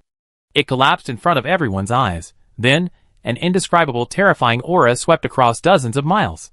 Everyone looked closely, and saw a huge arm appearing in the collapsed mountain. It looked like the broken arm of a giant monster. Just a small arm and palm was more than 100 meters long. The arm was filled with black death energy like flames, and a high-level pressure that did not belong to any race shocked everyone's mind. Is this the energy source of the Tower of Babel? Ji-sun looked at the arm breaking out of the ground, and his eyes jumped inexplicably. What kind of creature is so huge? I originally thought it was some divine substance of the Holy Sea of Light, but now it seems not to be. The instructors of the academy were also stunned, obviously unaware of it. When this arm came out, the resentment that seemed to have been accumulated for countless years burst out. It slammed the ground hard, boom. It was a devastating movement. In the blink of an eye, a 100-meter wide crack appeared in the center of the entire Royal Academy. The cracks were several miles wide in the blink of an eye, until a top-level instructor stood in front of the students and blocked the shock wave. Seeing this scene, Ji-sun suddenly understood how those deep cracks came about. Then, he turned and ran. Before, I thought that this distance for watching the show was safe enough, but now seeing this scene, it is still far from it. At this level of battle, it is fatal to watch. Once this huge broken arm broke the seal, the top masters of the academy had to focus their attention on it. If the giant hand continues to destroy like this, the entire academy will be destroyed. And if it escapes, the consequences will be disastrous. Most of the academy's masters were restrained by the giant hand. Gustav, who turned into a silver dragon, felt relieved instantly. He also found the right opportunity to flap his wings and fly away, and disappeared in the blink of an eye. Ji-sun saw this, and knew that the matter had come to an end. But this is the beginning again. The remnants of the light from the old era escaped, and the situation in the southern continent will be lively next. On the other side, while the students were fleeing the academy, David also ran all the way. He was a slave, without roots and power. Even if he ran away, the slave collar on his neck would reveal his identity as a traitorous slave. And there was a high probability that anyone who met him would catch him and bring him back to the Langdon family in exchange for a bounty. Even if he ran away, it would be impossible for him to go to the giant spirit city. But David firmly believed in what Su Luan had said before. He ran all the way, and soon arrived at the North City district. After searching for a while, number 33 North City Road was a hotel area where adventurers gathered. After David found the place, he carefully watched that no one noticed him, and then sneaked into the small hotel with the sign of Adventurer's Home. He didn't know why Su Loan asked him to come here. He just found a dark alley, and climbed over the wall to find the contact person. As luck would have it, he met a person as soon as he landed. He didn't sense any breath of living people before climbing over the wall. But after entering, he found it. Moreover, the other party seemed to have been waiting for a long time. David was still tense at first. After all, he was a slave who had defected. But the next moment, when he saw the man in the yard clearly, he suddenly realized something. Although the appearance had changed, when David looked at that face, he suddenly overlapped with the temperament of Su Luan in the previous trial space. The feeling that those eyes seemed to see through all the truth was almost exactly the same. David's eyes were full of disbelief, and he asked tentatively, "You are Su Luan?" "Well?" Ji-sun had a faint smile on his face, and pondered for a moment. "This question is a little difficult to explain." He thought about it and said, "I am Su Luan, but Su Luan is not me." David listened to this difficult question, and his face was full of question marks. Ji-sun looked at his stunned expression, and smiled slightly. He didn't expect a pure warrior to understand this question, so he gestured, "Sit down. If you want to know, I can also tell you." Looking at this picture, he inexplicably thought of the first time he met Jia Yu in person. It was as if time was replayed, a very magical feeling. Chapter 474. Time flies by quickly, and a month has passed in a flash. Because Giant Spirit City is close to the Monster Forest, and is located at the cross pass of the Titan Mountains, the elements here are richer than other places in the southern continent. Some high-level card masters have settled here for practice all year round, so there are many high-end hotels in the city that have set up magic restrictions for gathering spirits. In the North City, Maple Leaf Hotel is such a high-end hotel with a courtyard. This day, the hotel is a small building. The spirit gathering array makes the elements in the courtyard several times that of the outside world, but the cost is 10 times that of ordinary hotels. Ji-sun is not short of money, and he is not stingy about spending money on cultivation. Of course, he will give himself a more suitable cultivation environment. The most important thing is that the two elemental elves need an element-rich environment to grow. Also, the chief junior brother has just advanced. He has been a slave for too long and his body is depleted. He needs to make up for some basics. In the yard, a dark-skinned boy is trying to control a flying bird in his hand. He can't let it fly away, but he can't crush this bird that is completely condensed by gongqi. The seemingly easy movements made the boy sweat profusely. But he never tired of doing it. The boy was David. In the past month, David had gotten used to the life with Ji-sun, the senior brother sent from heaven. He had been poor for more than 10 years, and even when he met Gongwu, he had never lived such a rich life. Now following this senior brother, not only did he have someone to guide his practice, but he also had all kinds of food to enhance qi and blood, and medicinal materials for body refining. It was like a dream. David's martial arts progress was also rapid in this month. Although Gongwu has a higher level of martial arts, Ji-sun is obviously more suitable to be a teacher. He is not only proficient in fighting, but also proficient in almost all the ways of the extraordinary sequence, and knows many of the 52 magic secrets and various strange forbidden spells. Even David himself did not know how outrageous things he had learned during this period. After getting along with him, David was just shocked by the erudition of this senior brother countless times. Although he knew that Ji-sun's clone Su Luan was a polymath, that kind of entry-level polymath, and the legendary great polymath who knew everything were two completely different things. And this senior brother of mine is really the legendary real great polymath. No matter what doubts you have, as long as you ask, this brother will definitely be able to answer. Fighting, spells, spirits, mysteries, spells, magic circles, all the knowledge that a card master can access he knows. No! Not understanding. Enough to be considered proficient. This made David admire him with all his body. The longer they spend together, the deeper they understand each other, and this admiration and awe not only does not decrease, but becomes stronger and stronger. Although David has never shown any arrogance in front of anyone because of his good talent before. But after all, he was young and full of vigor. It was hard to find an opponent of the same level, so naturally he had some arrogance and self-conceit in his heart. Before meeting Ji-sun, he thought he was very powerful. Even those so-called geniuses in the Royal Academy, who often bullied him, he felt that as long as he had enough resources, he would definitely not be worse than them. But after meeting his senior brother, that arrogance disappeared. He finally understood why the teacher called this senior brother, who he had never met before, a monster. All the geniuses David had seen pale in comparison to this senior. This gave the young man a strong goal to admire, and he practiced harder every day. In the room, Ji-sun was sitting cross-legged in meditation, and what he was thinking about was the knowledge that his clone had obtained at the Royal Academy. Although he didn't go to see it, he was very clear about what was going on in the yard. David was Gong Wu's disciple, and since he had met him, Ji-sun certainly wouldn't sit idly by. What you can learn at each stage is different. That guy has such a great talent, so Ji-sun can certainly give him some pointers. He didn't spend much time teaching, but David practiced and comprehended on his own. Children from poor families always cherish this rare opportunity more. Not only did he practice boxing and comprehend the secrets of martial arts during the day, but even when he was sleeping, he was meditating and practicing breathing techniques. You have to know that at his age, he has just started breathing techniques, and sitting all night requires great self-control and concentration. Ji-sun was very pleased to see his rapid progress day by day. Obviously, as long as it doesn't die prematurely, there will definitely be a martial arts master who will amaze the world in the future. While meditating, Ji-sun suddenly opened his eyes. He looked at the Joker card in his hand. A hint of joy appeared in his eyes, and he murmured to himself, "It's almost ready to use." Just like a gun needs a feel, a relic also needs a running-in process before it can be used smoothly. Not to mention, it is a legendary relic. After getting this cursed card for a month, I try it every day, and now I feel that it is almost completely compatible. At this time, he took out the 4 of spades that he had obtained from the assassination of Mr. Sack. The front of this cursed god card was a purple-black vortex pattern, which was the void teleport spell he had engraved.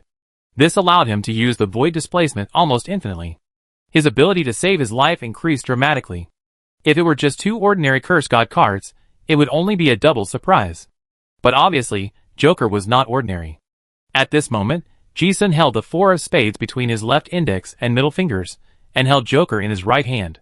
As the right hand was infused with spell power, a magical scene happened. In the blink of an eye, the card originally printed with the Joker gray clown pattern slowly turned into a spade 4 exactly the same as the one in the left hand. A 4 turned into a pair of 4s. This is the effect of the random card. Yes, this is the entry-level usage of the Joker card that Ji-sun has roughly figured out in the past month. It can not only engrave any spell like other spell cards. It also has a magical function, which is the copy in front of you, copy all spells. It feels like a camera recording, which can record any spell that appears within a certain range. Not only the image, but also the law and spell structure are completely copied. In other words, whenever the enemy uses a spell in front of Ji-sun, he can copy it with this card. For Ji-sun, this is a big surprise. He is now more and more proficient in Olympic Scholar, so it is obvious that there will be no big problem in the use of various spells in the future. This Joker card is not normally used, but once it is used, it must be some enemies with strange methods. At that time, Ji-sun can copy it with one hand and return the favor with the other. Just thinking about it makes me feel that the picture is too beautiful. Especially copying some magic spells and forbidden spells of top card masters. This thing is simply a bug. Thinking about it, Ji-sun looked at the 2 cursed god cards in his hand, and some thoughts emerged in his mind. The great Emperor Lanlingster had a set of 54 cursed god cards back then. If it was engraved with 54 kinds of magic, how powerful would he be? But then again, how did that great emperor die when he was so strong? Did he really die in the Abyss Rift? He had first heard the legend of Emperor Lanlingster in the Augustus Mausoleum in Rune Highlands. The palace gatekeeper said that the emperor disappeared during an adventure to explore the Abyss Rift in the southern continent. But now it seems that it may not be the case. If he fell in the Abyss Rift, then those cards should appear in the different dimension, not in the forest. But the fact is that the places where those scattered cursed god cards appeared are mostly distributed in a dangerous cave area on a certain level of the Warcraft forest. This means that the Emperor had fought in those places and left his battle card there. In other words, Emperor Lanlingster fell in the southern continent. But the question is, what existence in the southern continent can kill him? It can only be an equal enemy. Calculating the time node of the Emperor's disappearance, it should be the period when the Alterac civilization and the Arel Empire era alternated. This is very subtle. In conjunction with the recent situation of the remnants of the Holy Sea of Light, Ji-sun deduced some feasibility in his mind. Perhaps the truth behind the fall of Emperor Lanlingster had something to do with the dragon god Arel. At least I know. Thinking about it, his thoughts returned. Ji-sun looked at his pocket watch, and it was already 6 o'clock. He got up and prepared to go out. This time was the busiest time for the adventurers market. Every day at this time, he would go around the city to see if he could find some ancient relics at the market and find out some new information. After leaving the hotel, Ji-sun walked on the street. The city of Giant Spirit City is very large, and there is no industrialized city. There are all kinds of fancy animal carts on the streets. Ji-sun also hired a jumping dragon car and headed towards the West City district. Juling City was still bustling and prosperous, even busier than more than a month ago. The big change in the Royal Academy seemed to have never happened. No one mentioned it, and even the intelligence dealers could not buy any information. This was also within Ji-sun's expectations. After all, it involved the heretics of the Light Sect, and such news could not be spread. The Royal Academy resumed classes the day after the change. No one is allowed to talk about the defection of Gustav, the vice president of the School of History and Mystery. This is a direct order from the Holy See. The news about the giant hand that broke out of the seal under the Tower of Babel is also blocked, and it is forbidden to talk about it within the Academy. No one knows what kind of creature it is, or why it is sealed in the Academy. However, the consequence is that without this stable energy supply, the trial of the Tower of Babel seems to be unable to restart in a short time. As if nothing had happened, the students still went to school as usual. It is worth mentioning that although there was an accident during the trial, the assessment results are still valid. The 16th team of the Duke of Langdon, where the clone Su Luan was, actually got a good result of 3rd place. It was originally ranked 8th in the total score. But because 6 of the top 10 teams participated in the Battle of Black Crow Castle, they got super high assessment scores. Especially the team of Princess Sophia of the Red Dragon royal family, which was leading by a cliff. But after the situation was investigated, those teams were disqualified, and even the list of students was not erased in the Academy. Ji-sun's team made up for the 3rd place, and received another 100,000 credits. It was a coincidence. Of course, the Academy also investigated Ji-sun's team afterwards. But among the 4 people who survived, Gang Duo fainted at the end of entering the sealed space, and Sari and the other 2 were almost unaware of anything. David was regarded as a defected slave and could not be questioned. Su Luan. Naturally, nothing could be asked about him. Only 3 people were left in the original team of 6, and later young Master Sak arranged for 3 more people to come in. But it was not the original team, and there was no tacit understanding anymore. The team gradually became unknown in the Academy. Ji-sun also felt that it was good, and the clone could continue to practice in the Academy more quietly. Not long after, the Leather Street in the West City. The street was crowded with people. Ji-sun planned to visit the market as usual. After hanging around for a few months, he was already familiar with this place. Whether it was the regular intelligence market or the black market in Juling City, he had his own reliable sources of goods and intelligence. The speculators disguised as adventurers in the market were already familiar faces. When he met someone familiar, Ji-sun could say hello and ask if there were any new goods. But Ji-sun prefers to visit the stalls of strangers. Strange faces mean adventurers who have just returned from the Warcraft forest to explore and hunt for treasures. They have more than just some good stuff in their hands. More importantly, Ji-sun can observe the unearthed ancient relics and infer what new discoveries have been made in the recent period. Look here, the 5th level fire dragon scale, just taken from the dragon's lair, the best material for strengthening armor. The 3rd level wind running pterosaur baby dragon produced in the sounding wind cliff. Only 3,000 gold coins are needed to take it away, and flying in the sky is no longer a dream. Selling various maps, including the Black Magic Forest, Theramore Lake, Darklight Temple, Blood Ring Mine, and various latest mysterious civilization ruins. Ji-sun walked on the street, looking and listening along the way.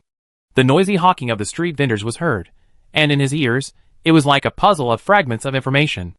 From the characteristics of the relics sold, a lot of information can be analyzed. The excavation site, the degree of danger, the distribution of monsters, the type of ruins, the civilization era, etc. Ji-sun's current deduction ability makes his brain like a highly efficient computer.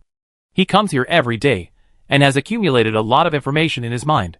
It can even be said that he knows better than many adventurers where the things sold on the stalls come from. So he can often find big bargains.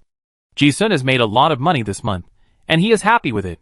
Of course, he also found that the number of adventurers in Juling City has increased several times compared to usual days. The reason is that some new ruins have been discovered recently, which has led to another treasure hunt wave. The civilization of this cave world is like a 1,000-layer cake, with layers stacked on top of each other. Humans left behind a large number of ancient relics during their reproduction and migration. The relics of ancient civilizations buried in the ruins are often unearthed in large areas. There are especially many in the Warcraft forest. So this treasure hunt wave comes every 10 or 8 years. It was not surprising at first. But Ji-sun discovered that most of the recently unearthed relics are related to Alterac civilization. In other words, the adventurers discovered some relics of the broken history that was most likely considered to be erased by the Holy See. Ji-sun often comes to the market, so he also noticed that after the Royal Academy incident a month ago, there were obviously more patrol officers at the market. Others didn't know what they were patrolling for, but Ji-sun guessed that these people should be looking for relics related to the Illuminati and other heretics. Once discovered, they will be confiscated and destroyed.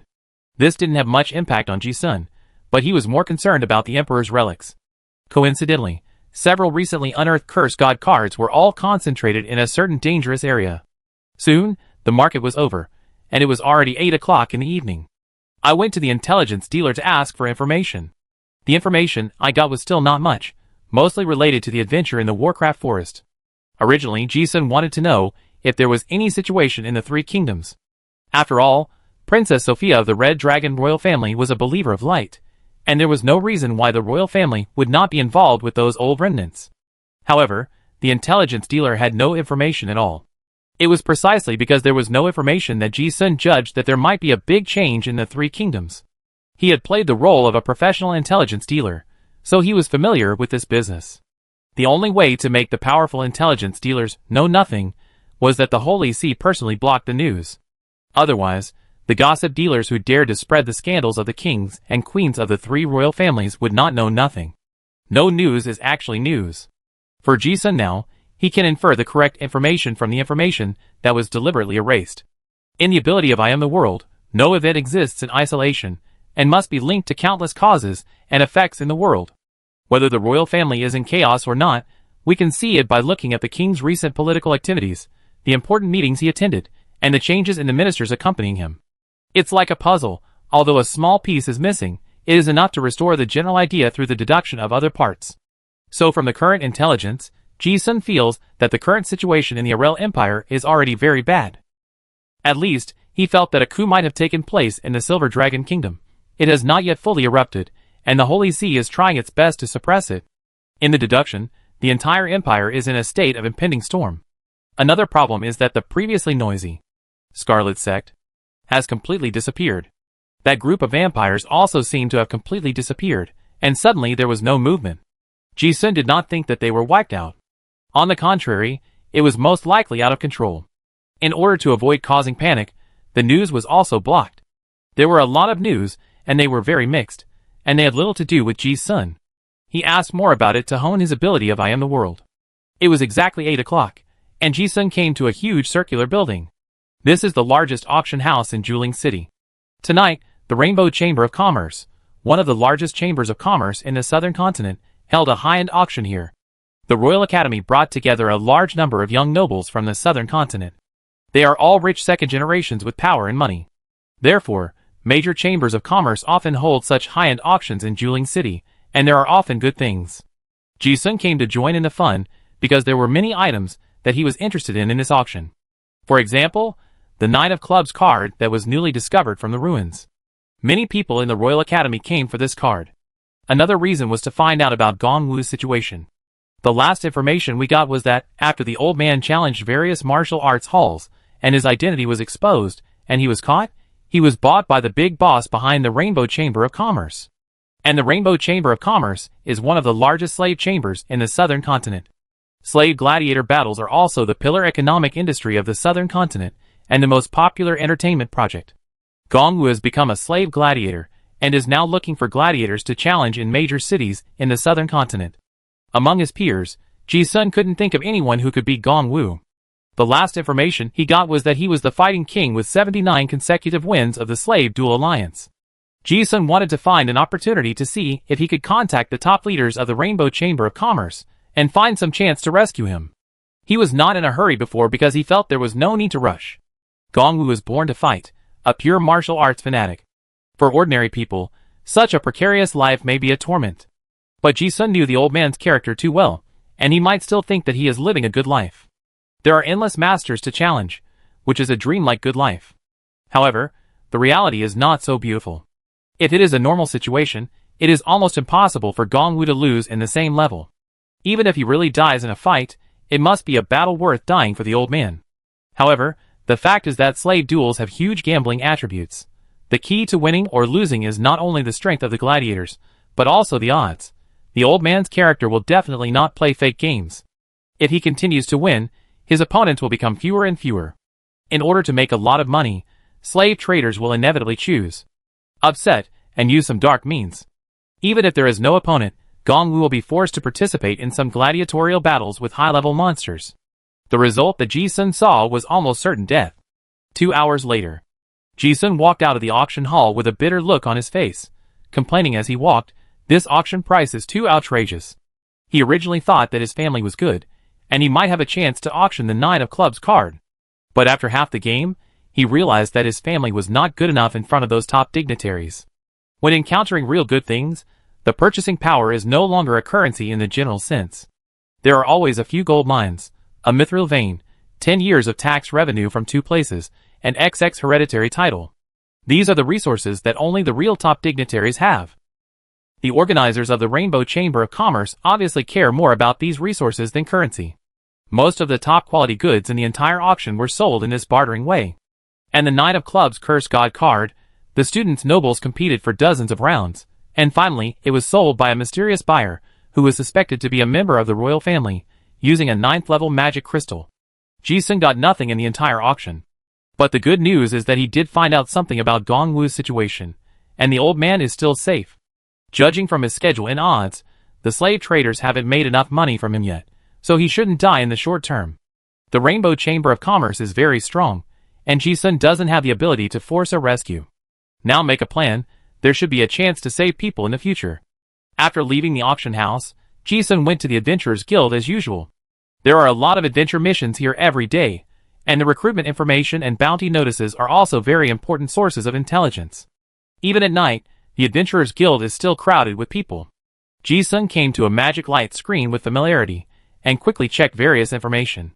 The Iron Cross Mercenary Group recruited pioneer hunters, the King Knight Mercenary Group recruited a large number of professional mercenaries, retired sergeants were given priority to go out for exploration and bonuses were calculated, resettlement expenses, high pensions, exploration of the Dark Light Temple, lack of a 4th level nurse professional, Unicorn Chamber of Commerce escort mission.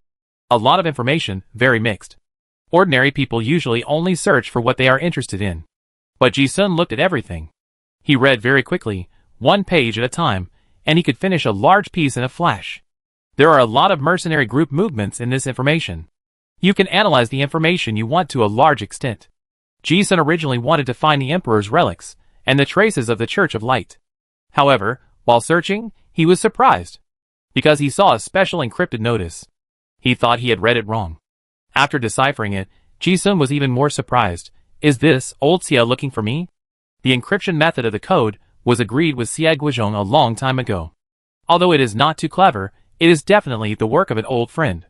The content is also simple, just wanting to meet with me to discuss something. If it was before, Ji-sun would certainly respond without hesitation. However, now, if I guess correctly, Xie Guizhong is now the culprit who assassinated the Pope of the Holy See, and the source of scarlet pollution, which is so strong that it makes people unfamiliar. Ji-sun couldn't help but wonder why he was looking for me. Ji-sun's intuition told him that the guy had no ill intentions. But he came to me. I'm afraid he is preparing to make a big event again. The last time he tried to assassinate the Pope failed. Will he do it again this time? But he can fight against the 9th level head-on. What's the point of looking for me? Chapter 475. Old Xia actually knew I was in Giant Spirit City? Ji-sun looked at the deciphered secret message and frowned slightly. Just now, he was still guessing why the other party wanted to see him, and was struggling whether to meet him. Now that he saw that the agreed location was the Parkway Opera House in the central city, he realized that the old friend not only knew that he was in the city, but also knew his location. The perception ability of the blood race? It seems that old Xia has been polluted quite a bit. Ji-sun instantly figured out why. Few people knew about his plan to cultivate in the Royal Academy. There was only one possibility for Xie Guizhong's inexplicable secret, that is, the perception ability of the Blood Clan. The Vampire Clan has a very strict class division. The first generation, the second generation, and the third generation, which are in the order of pollution. High-level blood clans not only have the ability to control low-level blood clans, but also have the ability to perceive blood. The jar that sealed the scarlet corruption Sayadis is in Xie Guizhong's body, so he should be considered the source of pollution. And Ji-sun also had blood contamination on his body. Although this kind of genetic enhancement had no negative impact on him, the source was after all the scarlet corruption. It was not too surprising to be sensed. Ji-sun thought of this and chuckled, and had no other thoughts at all. Before, I was worried that old Xie was contaminated because of the jar on my body. After all, the most likely thing on my body that the other party might be interested in was this. But now there is no need to worry. Xie Guizhong's current strength clearly allows him to rob openly, but he chose to contact in the old way. It was also an old friend who wanted to tell him in this way that he was seriously polluted, but he still had self-awareness. Ji-sun also had many questions. For example, why did he want to assassinate the Pope? Ji-sun took the jumping dragon beast car, and soon arrived at the Parkway Opera House in the central city. Opera is a traditional way of entertainment for the upper class, which is an old tradition that has been passed down from the era of the Talon Empire. Ji-sun had seen it in Dongwang. It was almost midnight now, and the midnight performances often had some adult content. Ji-sun spent a few silver coins to buy a VIP ticket. He looked at the playlist, and the musical called The Beautiful Countess was about to be performed at midnight. The performance was in the small hall of the opera house, and there were only 100 seats in the audience. The attendance tonight should be affected by the auction, and the attendance rate was not high. Since Xie Guizhong had asked him out, he didn't have to worry about the other party not being able to find him. Ji-sun sat down according to the seat number and watched the opera at ease. The lights dimmed, the music started, and the stage scenery became an old manner. Then the actors came on stage one after another. A beautiful actress played the countess, and there were some manor servants and sexy manor maids. Ji-sun originally thought that this beautiful countess was some kind of pornographic theater. The actors on the stage were indeed dressed sexy, and the beginning was also a thrilling scene of the maid changing clothes, but as the performance went on, the taste was not right. The narration of this line introduces the plot of the countess sucking the blood of pure girls to stay young forever. Isn't this a story about vampires? And no matter how you look at it, this is like the story of the young countess missed in the other dimensional space of Black Crow Castle before? Can vampire stories be performed openly now? Ji-sun also found it quite interesting. There is a holy church in the city. How dare they perform this under their noses? Not only are the actors superb in acting, but the casting is also very similar. He had seen Mrs. Mister in Black Crow Castle, so when he saw the young lady who had just married Count Wushan on the stage, he felt very familiar. Not to say that they were very similar, but at least 80%. No, it can even be said that this is Mrs. Mister when she was young. A coincidence can be called a coincidence, but if everything is restored, it is not a coincidence. When Ji-sun saw this, he immediately realized that there was something wrong with this stage play. It seems that the screenwriter of this play seems to know that period of history very well, and perfectly fills the gap in that period of history before the main plot of Black Crow Castle.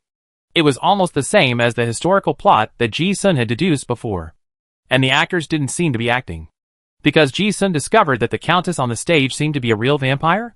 What's even more weird is that in the later plot, the girl she sucked was not performing, but was really doing the first embrace of blood. The bite was real, and the blood sucked was real blood, not prop plasma. So, has the Scarlet cult spread so exaggeratedly? Ji-sun discovered the hidden Easter egg of the stage play, and the corners of his mouth also raised a playful arc. When he was looking at the intelligence before, he didn't see any information about vampires, so he guessed that the Holy See had a high probability of failing to control the expansion of the Scarlet sect. Now that vampires have appeared in the theater blatantly, his guess has been confirmed. As he was watching, the stage play had ended without him noticing, and warm applause broke out from the audience. Pa, pa, pa, pa. There are always some strange programs in the Midnight Theater. Those real bloody and pornographic scenes just now greatly satisfied the desires of the twisted side of human nature. The audience in the audience didn't know that they had just witnessed a real vampire conversion ceremony. Although the girl on the stage was struggling hard, Ji-sun could see that she was willing to be converted from beginning to end. He didn't mean to meddle in other people's business. After all, the fact that a vampire can be transformed into a beautiful and youthful girl is an extraordinary ability that countless girls dream of. As for other consequences, they are completely behind the beauty. The play is a good play. From an actor's professional perspective, Ji-sun couldn't find any faults. He also applauded to show his appreciation for a wonderful performance. The other guests had left. He was still sitting there, thinking a lot in his mind. In a blink of an eye, the guests had left. Just as he was thinking, Ji-sun saw a sexy woman in a low-cut black dress walking towards him. It was the leading actress of the stage play just now, the vampire countess. Approaching, Ji-sun touched the mind stealer ring on his finger, and the spirit of the weapon also confirmed that this was a vampire. Seeing the sexy lady approaching, Ji-sun also showed his proper demeanor. He stood up, smiled and took the initiative to greet her. "Madam, where have we met before?" Hearing this, the beautiful woman covered her mouth and chuckled. "Excuse me, sir, your way of chatting up girls is not very popular with girls in this era." She paused, looked at Ji-sun with a seductive look, and added, "But I think it's not bad." Ji-sun looked at her and smiled gently. He seemed to have heard the underlying meaning of the sentence. "I am not from this era," and then said, "Oh, I am not kidding. I mean, you look like an old friend of mine. She is also as beautiful and charming as you." "Oh!" The beautiful woman raised her eyebrows, thinking that this was just a tease, and said with a hint of teasing, "I will take it as a compliment." Ji-sun was not very interested in flirting, but suddenly changed his tone and said, "Of course, Mrs. Mister." Hearing this, the expression of the beautiful woman in front of him suddenly changed. As if she was extremely surprised that the person in front of her actually called out her real name, she instinctively asked, "How do you know my name?" Really? Ji-sun wanted to confirm this. The moment he saw the woman's reaction, he confirmed that she was really the Mrs. Mister in Black Crow Castle. But how is it possible? Not to mention how she survived the siege of the Light Cult back then. Even if she survived, how could she live so long? You know, the main plot of the alternate dimension of Black Crow Castle is about the Alterac civilization more than 100,000 years ago. Now, even though Ji-sun thought the actors were similar before and thought of this possibility, he didn't dare to think about it. After all, even if vampires can hibernate, according to legend, they can only live for a few thousand years. Now seeing the characters in the alternate dimension appear alive in front of him, this absurd feeling makes Ji-sun feel a little unreal. Ji-sun showed a self-deprecating smile at the corner of his eyebrows, thinking that he really shouldn't set any position for the deduction, so that the deduction result can be closest to the truth, no matter how absurd it is. Looking at the beautiful face looking at him curiously, he said in a half-truthful tone, "Well, because I said, we have met before. The facts are in front of us.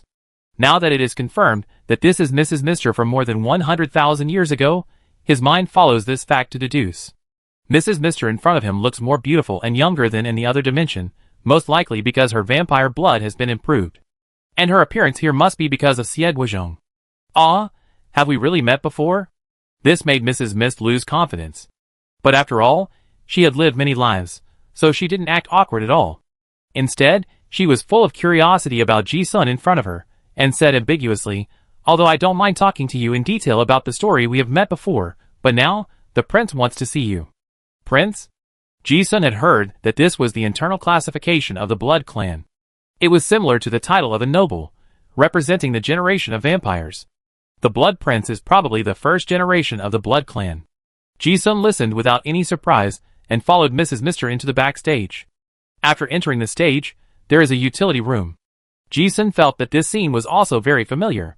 He opened the door, and saw a man in a black suit writing something. Mrs. Mister reported respectfully, "Prince, your guest is here." The man looked up and his eyes fell on Ji-sun, revealing the familiar hearty smile. "Brother Ji-sun, long time no see." "Yeah, long time no see." Ji-sun looked at Xie Guizhong in front of him with a slightly different expression, and added, "I almost didn't recognize him." In his memory, Xie Guizhong always wore a set of old leather jackets with a messy beard. But now, he has no beard, his hair is combed meticulously, and he wears a well-fitting black suit, just like an old-fashioned gentleman. Although it is the same person, his temperament is different. He gives people a sense of oppression and domineering in his coldness. Xie Guizhong certainly knew what Ji-sun was talking about. He touched his chin and laughed, "Ha ha ha, I'm not used to myself without a beard either." He said he was not used to it, but his tone didn't show any sign of being not used to it. Ji-sun silently observed everything. Of course he didn't mind.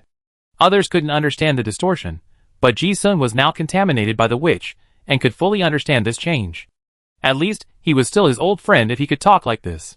He didn't treat himself as an outsider, so he just pulled a stool and sat next to him. Mrs. Mist was brought in, and closed the door tactfully. Xie Guizhong put away the manuscript in front of him and said, Sorry, brother Ji-sun, I am wanted by the Holy See now, so it is not convenient for me to show up in public. That's why I asked you to come here. Once I show up, the high-ranking priests in the Holy See will come immediately. I don't care, but I'm afraid of causing trouble for you. Ji-sun guessed that this was the reason, so he didn't ask any questions, but was curious about the manuscript on his desk. If I read it correctly, this was a script for a stage play, so he asked, Old Xia, have you changed your career to become a screenwriter recently? I came with the troupe, and when I have nothing to do, I help with some work. Xie Guozhong smiled, and said something meaningful, well, I also found that screenwriter is a very good career sequence. It allows people to see the context of the story clearly. It is also the context of the world and the plot. Really? Ji-sun certainly knew that this was probably learned from Jiayu. The former master and apprentice had a great influence on each other. He didn't say more on this topic, but asked the question he was curious about before, by the way. What happened to Mrs. Mist? Since we are talking to old friends, I should ask if I can. Xie Guozhong did not hide anything. He also knew what Ji-sun was curious about, and said frankly, I went to the rift in the south of the monster forest to find some relics of the sect, and I happened to find her. She has the blood of Cetus, so it is not easy to die. She was thrown into the abyss, and nurtured by the dark energy. She has been dormant until now. It's a special case. Ji-sun finally understood after listening. So that's it. Then, Xie Guozhong looked at Ji-sun again and said, I just heard that something happened in the Imperial Academy. So I wrote a play for her to perform. How is it, not bad? Ji-sun nodded, yeah. It's really good. At this point, he also knew that Xie Guozhong had guessed that he was secretly practicing in the Imperial Academy. Others didn't know, but this old friend knew. Because this extraordinary ability to write characters as a screenwriter is still Jiayu's unique skill. They are all in Juling City. Most likely they are here for the academy. But Xie Guozhong's focus is definitely not on himself, but on the Church of Light. The two of them became friends because they have similar temperaments. Although both of them have changed a lot, some feelings are still the same. Ji-sun asked directly, by the way, why did you come to Juling City, old Xie? You didn't come to see me, did you? Xie Guozhong smiled mysteriously, yes? Ji-sun said, are you here for the giant hand of the Royal Academy? Xie Guozhong was slightly surprised. You can guess this? Have you learned all the abilities of Jiayu? Ji-sun smiled without comment. Besides coming here for himself, the biggest excitement in Juling City right now is either the remnants of the Church of Light or that big hand. It seems that the other party is really coming for that hand. So Ji-sun also asked curiously, what is the origin of that hand? Xie Guozhong shook his head, I don't know. Ji-sun, I don't know? Xie Guozhong, yes. This arm is a top secret in the church, and its history is longer than we think. At least it existed before the Age of Chaos. Oh! Ji-sun stopped asking after hearing this. Since he didn't know the origin directly, Xie Guozhong must have come for the broken hand itself. Vampires need blood. Especially blood with extraordinary power. It was not difficult for Ji-sun to guess why he came for the arm. The atmosphere of the conversation was very relaxed. Ji-sun then asked, by the way, I heard that the Pope was assassinated before. Why do you want to assassinate him? He didn't ask if he did it. Because the moment they met, he knew that it must be this old friend who did it. Xie Guozhong also said frankly, for the royal power orb. That is a sacred object exclusive to the Order Path.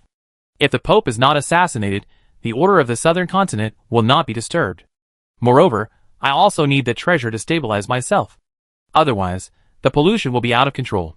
I had heard that Pope Polarant had the royal power orb, one of the 4 sacred objects of royal power, but Ji-sun only knew that it could actually stabilize the order of the empire.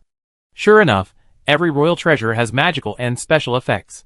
He didn't care about the treasure ball, but looked at Xie Guozhong instead. He caught a glimpse of the dark energy like ink deep in his eyeball and asked, what's the current situation of your pollution? Hearing this, Xie Guozhong fell into a long silence. Well, this question is quite complicated to explain. He didn't seem to want to explain, but for now, I am still me. Ji-sun listened and looked at him. Suddenly I thought of my witch's distortion.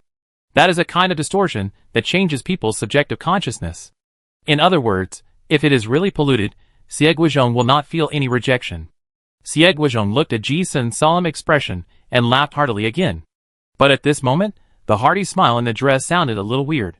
He explained in detail, the Illuminati Hermitage is a very special organization. This organization has inherited some special methods against the outer gods. So for some reason, Cetus did not dare to completely descend into my body. The relationship between me and that outer god is more like a symbiotic cooperative relationship. If I die, the little power that he has accumulated with great difficulty will also collapse, but I cannot stop some of his will. After all, how can I say that things are not as simple as they seem? I am still me. I am also the source of the blood race pollution wanted by the Holy See. I used to think that the 7 lords of natural disaster were the source of the disaster of cholera civilization, but later, after learning some historical truths, I found that what people see is far from the truth. The truth that people can accept is only the truth that they are willing to accept in their position. He said a long paragraph. Ji-sun didn't understand it so well. But what he understood was that this involved the game of the god level, which was not accessible to his current realm. And he didn't completely not understand. I once heard the last high priest of Terran, Nan Shinyu, talk about similar topics in the other dimension. In fact, Ji-sun didn't care what Xie Guizhong said now. On the contrary, he was able to patiently explain to himself, which was already the best situation. But since he had asked, Ji-sun also wanted to confirm the intelligence he had deduced, and asked again, "So, what is the current situation of the Scarlet Sect?" Hearing this, Xie Guizhong glanced at him and smiled. He didn't answer, but instead asked a strange question: "How do you define justice and evil?" Ji-sun knew what he was referring to. Both sides understood each other's questions. Without waiting for him to answer, Xie Guizhong asked again, "The South Continent invaded the East Wilderness, so the South Continent is the evil side? So is it justice or evil that the Orlan royal court of the East Wasteland enslaves and slaughters the lower-class civilians? Is it justice or evil that the card master hunts intelligent creatures as extraordinary materials? Is it justice or evil that the dragon enslaves humans, if I kill 10,000 people so that millions of people can live in the future?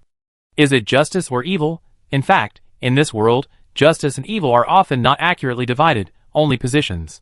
Death does not represent evil, and victory does not represent justice." After a series of rhetorical questions, he looked at Ji-sun and said, "What's more, life has levels. High-level life forms and low-level creatures cannot be discussed in the same way. I think you should understand what I am saying now." Ji-sun certainly understood. He has already stepped half a foot into the realm of divine power, and is experiencing the process of usurping from personality to demigod. He also knows that Xie Guizhong's current will is part of the will of that Scarlet Corruption Sciates.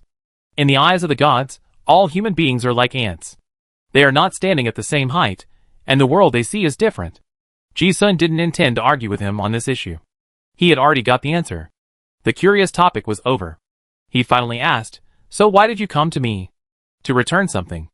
By the way, I want to borrow something from you," Xie Guizhong said, and took out a stick-like object wrapped in oil paper from the corner of the wall, saying, "This thing is of no use to me now. It's better to return it to its original owner and exchange it with you." Ji-sun actually saw it when he entered the door, and guessed what it was. Inside is the Olympus Holy Sword, one of the 4 great kings' sacred weapons. I gave this sword to Xie Guizhong before because he could echo the royal power of the great sword and suppress the scarlet pollution. In this situation, suppression is obviously meaningless. It is not appropriate to carry this sword. "Oh!" Ji-sun did not say much, took the oil paper bag, and said, "What do you want to borrow?" Xie Guizhong said in a deep voice, "The magic sword Tears Front. I can't use the Olympus Holy Sword now. If I want to kill the Pope, this sword is more suitable." "Oh!" Ji-sun was relieved after hearing this. He thought he was here to borrow a jar. He didn't dare to borrow that thing, but he couldn't refuse. Fortunately, it wasn't. The magic sword Tears Front is a useless great sword. Ji-sun only knew the origin of this great sword in the space of the siege of the city. But after studying this great sword for so long in his hands, it is still just a piece of scrap metal like a shield. It doesn't have the ability to destroy the world like in the hands of Mad King Alduin. Since they had borrowed it, Ji-sun didn't hesitate and took out the sword directly. He asked casually, "How do you use this sword?" Xie Guizhong looked at the sword, and the dark energy in his eyes almost overflowed. He said, "This is a sword that kills gods, and needs to be nurtured by the blood of gods." He held the hilt of the sword with one hand, and then wiped it with the other hand. The sword, which was obviously without a blade, cut a bloody wound in his palm. A large amount of scarlet and shiny blood overflowed and smeared on the sword. A strange scene appeared. The sword seemed to be able to suck blood, and actually absorb the blood. Xie Guizhong looked at this scene and murmured, "This sword needs to absorb the blood of higher creatures to condense divinity. The more it absorbs, the more cosmic rules the sword can cut." Ji-sun understood now. This is a killing sword. The more it kills, the more powerful it is. No wonder I didn't understand it. It turned out that it was because there was not enough high-level blood. Looking at the bright red sword in front of him, this is the magic sword that was in the hands of the Mad King. In the utility room, red light flickered. The evil aura on the greatsword echoed with the dark aura of the first-generation vampire on Xie Guizhong. Ji-sun squinted his eyes and looked at everything in front of him, and his thoughts were also deduced. Xie Guizhong seemed to have guessed some of his thoughts, shook his head and said, "Oh, I tell you a piece of news that might interest you. The war was not caused by you, me, or anyone else. The Lord of War, Monliad, has also appeared recently. He is not even referring to an independent individual, but in a sense represents the rules of the universe. And the evidence currently known to those guys in the Church of Light shows that the death of Emperor Lanlingster was directly related to them." Chapter 476. Not long after, Ji-sun walked out of the Parkview Theater. When he stepped out of the theater door, he let out a long breath of relief. He glanced back at the scarlet curtain of the theater, and a solemn look appeared in his eyes. Although there was no conflict in the previous communication with Xie Guizhong, only he knew that the oppressive feeling of talking to the will of the outer gods was so clear that it made his hair stand on end. Old Xie was still the old friend he knew. But not entirely. In old Xie, he saw the opposition between justice and evil, the conflict between chaos and order, a very contradictory individual. Ji-sun couldn't describe the weird feeling. They were friends, but not entirely. This made Ji-sun's attitude towards him contradictory. As for the follow-up of the magic sword tears, Fried Ji-sun never dwelled on things he couldn't change. From the moment Xie Guizhong came to him, this was the best outcome of the negotiation he could see. In other words, when he got the sword a long time ago, it was destined that it would fall into the hands of the other party today. Ji-sun couldn't help but think of the sentence that Jia Yu once said when he asked him how to deal with the jar. It was extremely mysterious in the world that most high-level ancient relics involved special rules of fate. No matter what process it went through, it will eventually fall into the hands of the person who fits it. Now, that sentence seems to be gradually understood. Ji-sun saw the fate line that no matter how it changes, the result has been predetermined. There are not many people in the world who can use this magic sword turfront, so no matter where this sword is, it cannot change the result of falling into the Scarlet Sect. Ji-sun thought, his eyes gradually became distant, and one by one, the lines of fate were deduced from the past to the future. Xie Guizhong borrowed the sword for the mysterious giant hand of the Royal Academy. But this is not so easy. The Holy See is still the overlord of the southern continent. With countless years of accumulation, they have a power stronger than anyone can imagine. The people of the Holy See must know the situation of the Scarlet Sect better than others, so they must be on guard. The Royal Academy's giant hand was exposed, and they must have thought that it might attract the vampires. They might even have deliberately designed a bait plan. The game between the two sides is far from as simple as it seems. Ji-sun sighed again as his thoughts raced. The content of the conversation contained a lot of information. But the hidden information was even greater. He retracted his gaze and remembered what Xie Guizhong said before leaving, but then again, the death of Emperor Lanlingster was actually related to the Church of Light, and the Lord of War and Disaster, Monliad, also appeared.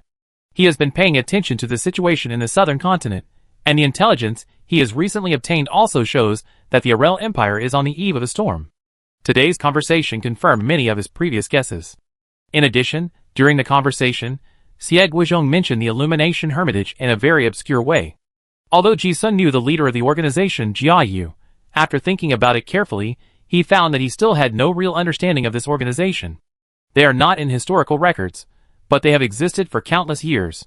Ji-sun has read so many books, but has not seen any relevant records. There is also a very important person who has been ignored by everyone, that is, Old Man Su. From what Ji-sun knows so far, Old Man Su is an immortal. He may have lived longer than anyone can imagine, and the secrets involved in him must also exceed everyone's imagination. Moreover, he is directly related to the death of the last emperor of Terran, Mad King Alduin. He is an important figure at certain key historical nodes. This person who changed the course of history has never been recorded in any classics, and there is no legend about him. If Ji-sun hadn't known him, he would never have thought that there would be such a person and organization active in the shadow of history. And no matter how you look at it, the turmoil in the southern continent seems to have the shadow of what happened in the past in historical events. Thinking of this, Ji-sun didn't think about sorting out those chaotic thoughts, and chuckled, haha, human history is indeed a big cycle. He got on the jumping dragon car, and left the theater. Time passed by in a flash, and another month passed. North City, Maple Leaf Hotel. In the hotel, Ji-sun had long been accustomed to this kind of solitary hardship. David had left a month ago. At his level, Ji-sun had taught him everything he could, and the rest was his own experience. Another thing was that after the Scarlet Call came to him, it was not safe to stay with him, so he led him to travel. It was dinner time now. Ji-sun sat on a table piled with food, and a little girl beside him was eating with a mouthful of oil. It was Ivan. There was also a plate of colorful monster crystal cores on the table. Cora and Nina, two elemental elves, were also enjoying elemental dinner. The two elves had become very familiar with Ji-sun, and occasionally hummed a few beautiful elf songs while eating, which made people feel happy. When eating, Ji-sun felt the most relaxed. Looking at the three little guys, life seemed to have some wonderful colors. While eating, Cora suddenly asked, "Mr. Ji-sun, you said you were planning to go to the Warcraft Forest recently?" Ji-sun drank a mouthful of broth and nodded, "Yeah. I'm at a bottleneck in my advancement, and need a little opportunity. I plan to go to the forest to have a look." Cora seemed very excited. "Yeah, great. When we return to the forest, we will definitely thank you for your hospitality during this period of time." Nina beside her also excitedly interrupted, "Yeah, I take you to find the ruins then. I don't know why you humans are so interested in those dilapidated houses." The two elves didn't know it themselves, but they were no longer opposed to being with Ji-sun. Ji-sun listened and laughed. He had become familiar with the story of the elemental elves and the fairy forest. Many of them were things that had never been recorded in the classics. He also knew that there were so many creatures in the Warcraft forest that he had only heard of in myths and legends. Elemental elves are not unrelated to human civilization, but are closely related. In many ancient civilizations, humans and elemental elves coexisted. Some epic stories in history are circulated among each other's tribes, such as the adventures of a human wizard and an elemental elf traveling around the world, the dragon slayer, and the elves teamed up to defeat the dragon, the mysterious witch came to the forest to seek healing spring water, the love story between the prince and a certain elf. The four of them ate and chatted. Ji-sun had not planned to go to the monster forest before because he wanted to practice. But now, it seems that he has to go. One is the recent situation. There are too many problems in the monster forest. He wants to join in the fun. Another is that he has encountered a bottleneck in his extraordinary practice. The clone has read almost all the books on domain in the library at the Royal Academy. It really opened his eyes. He also learned a lot of ideas about how the strong construct domains from those books.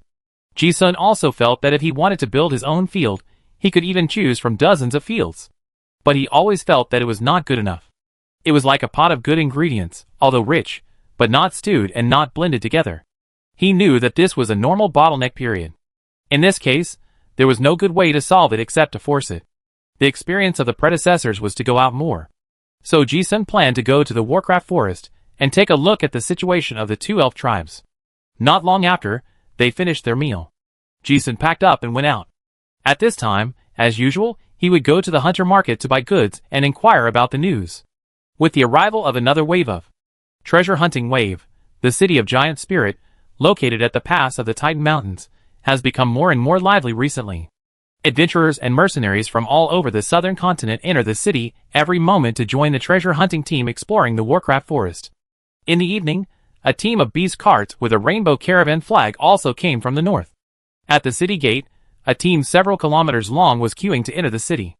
On the Earth Dragon car at the end of the team, several mercenaries, who were originally bored, immediately became energetic when they saw the huge city and mountains that suddenly appeared in their sight. "Look, we are at the Giant Spirit City. Finally here, is this the legendary Titan Mountains? It's really exaggerated. In the East Wilderness, you can't see such an exaggerated mountain range. Also, the rich elements here are simply exaggerated. No wonder it is so easy for card masters in the South Continent to advance. If we had such conditions in the East Wilderness, I would have entered the 7th level long ago. That's right. This elemental law is so dense that it can be touched like the wind. Hey, do you see the gap? Further south is the monster forest. It is said that there are monsters and various extraordinary materials everywhere. Recently, I heard the mercenaries in the caravan bragging about countless treasures buried in the forest. My ears are calloused. Leader, do you think we can hunt an 8th level monster this time? I've already said it. Now I have to call you captain. It's hard to say about the 8th level. As long as we can hunt some 7th level monsters with mythical blood, we will have the materials for advancement. I really want to get some dragons as mounts. Dragon Rider, the name sounds cool, and you can fly everywhere. Ha, there are many dragon creatures in the southern continent. But I heard that it's not easy to be a dragon rider, and adult dragons are difficult to tame. If you want, let's get a nest of dragon eggs and raise them. Raise them for 100 or 200 years, and when you die, your grandson can be a dragon rider. Get lost. This is a small mercenary group with only more than 20 people. The flag was hung with a pattern of a great sword and a shield. Great Sword Mercenary Group, an inconspicuous name. In order to deal with the inspection along the way, they accepted the employment of the Rainbow Chamber of Commerce and escorted the goods all the way to Giant Spirit City. The members of the group were all in Giant Spirit City for the first time, and even in the South Continent for the first time, and they all seemed very excited. Look, the white building complex at the foot of the mountain is said to be the famous Royal Academy of Arel, a place with the most complete extraordinary inheritance in the world. Unfortunately, only high-ranking nobles are qualified to go in and study. Otherwise, when can we sneak in and take a look? Forget it. There are 9th-level masters in the Royal Academy. With your stealth skills, it would be a joke if you were caught and paraded through the streets. Everyone should be more careful after entering the city. In addition to the materials you are looking for, ask more about the information about the Emperor's relics. In the team, the female leader wearing armor and carrying a big sword looked at the brightly lit city in the distance. Her eyes were calm, but she seemed to have thought of something, and her eyebrows slightly raised. West City, Leather Street. The adventurers' market here is more lively than a month ago, and there are many more stalls. The adventurers casually spread a piece of cloth on both sides of the street, put those ancient relics that still smell of soul, and started selling them on the street. Ji-sun walked on the street, looking at the goods on the stalls as usual. It must be said that more and more fine products have appeared in the market recently, and high-level magic beast materials have also emerged in an endless stream. Ji-sun has lived in Juling City for so long, of course, he knows the reason very well. Recently, with more and more adventurers joining, the development progress of the previously discovered ruins group is also getting faster and faster. In those deep forests where few people go, there are mostly top-level monsters, and various unpredictable dangers. But recently, a large number of large mercenary groups and high-level hunters have joined after hearing the news, and those dangerous places have gradually been explored in depth, and of course there are more and more good things. Ji-sun walked on the street, and could see some powerful adventurers from time to time. Most of them had their team badges on their chests. King Knight, Golden Spear, Silver Moon Glory, Red Oak, the top mercenary groups of the southern continent can be seen. Not only civilian adventurers, but also some noble private soldiers wearing standard armor, and groups of holy dragon knights of the main legion of the Holy Sea wearing snow-white silver armor. These people have gathered in Giant Spirit City from other places in the past month. Ji-sun got the news from the intelligence dealer that the remnants of the light were driven to the depths of the Warcraft Forest, and the vampires of the Scarlet Sect also appeared in Giant Spirit City. The Holy See issued a task of encirclement and suppression, and the 3 major kingdoms and major nobles have sent troops. The city suddenly became so lively. Ji-sun had watched the development of things little by little, so it was not surprising at all. He even speculated that so many major forces focused their attention on the Warcraft Forest, not just for siege, but probably related to the Emperor's relics and the rumor. Ji-sun now basically confirmed that Emperor Lanlingster fell somewhere in the Warcraft Forest. He had been curious before, why it was a certain place, and not somewhere else. There is a rumor circulating among adventurers now. It is said that the location where those cursed cards were found is a powerful and mysterious relic of an ancient civilization. That civilization is so powerful that it has a fatal attraction even for top card masters, and it may also hide the secrets of ancient gods. There are many rumors. Ji-sun has heard at least dozens of versions. Most of them are hearsay. There are very few adventurers who can really come back alive from that dangerous area, and those few pieces of information are all monopolized by the real high-level people. Ji-sun does not have his own intelligence organization, and can only rely on those fragmentary intelligence to deduce. Judging from the reactions from all sides, and the recruitment of personnel in the mercenary union these days, the nobles really want to develop a dangerous area in the Warcraft Forest at all costs. In other words, the rumor is basically credible. There really is such a mysterious ancient civilization relic. Ji-sun plans to go to the Warcraft Forest this time, in addition to the bottleneck of cultivation, to a large extent because of curiosity about this rumor. Thinking about this, he walked to the Mercenary Union branch on Leather Street. He would come to check the intelligence every day. The Warcraft Forest is full of dangers, with countless top-level warcraft and unknown dangers. Griffith, the leader of the 9th-level Rebel Dragon Army, said that he had returned with heavy injuries. Ji-sun, a 6th level, was not arrogant enough to think that he could walk alone in that dangerous forest. Especially the area pointed to by the legend, which was an exploration area that required a large team to survive. So Ji-sun also wanted to find a suitable mercenary group for himself to go to the Warcraft Forest together. Gem Cave Exploration. Wild Wolf Mercenary Group recruits Card Masters above level 4. Three-Headed Poison Dragon Cave. Wind Demon Mercenary Group recruits high-level Card Masters related to fire, detoxification pharmacists, and plague warlocks. Warcraft materials are distributed according to work and contracts. In addition, the mysterious Flame Demon Passage hunts the 7th level Flame Demon and comes to the 6th level or higher Black Knight, Priest, and Pharmacist who is proficient in making fire resistance related potions. Ji-sun checks the recruitment information in the Mercenary Union.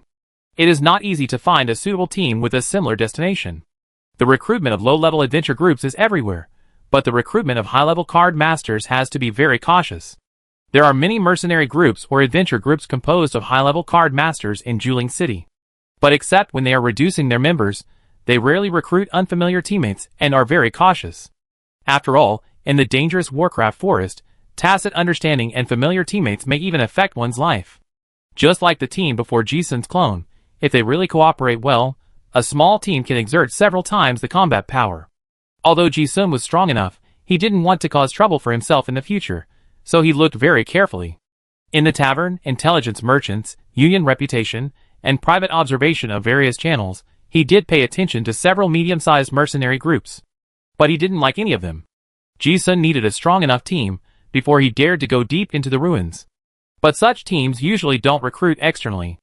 Although he was not proficient in treatment, the knowledge he mastered was also qualified as a nurse, and it was not too difficult to find a team with this professional sequence. I was thinking of watching for a few more days.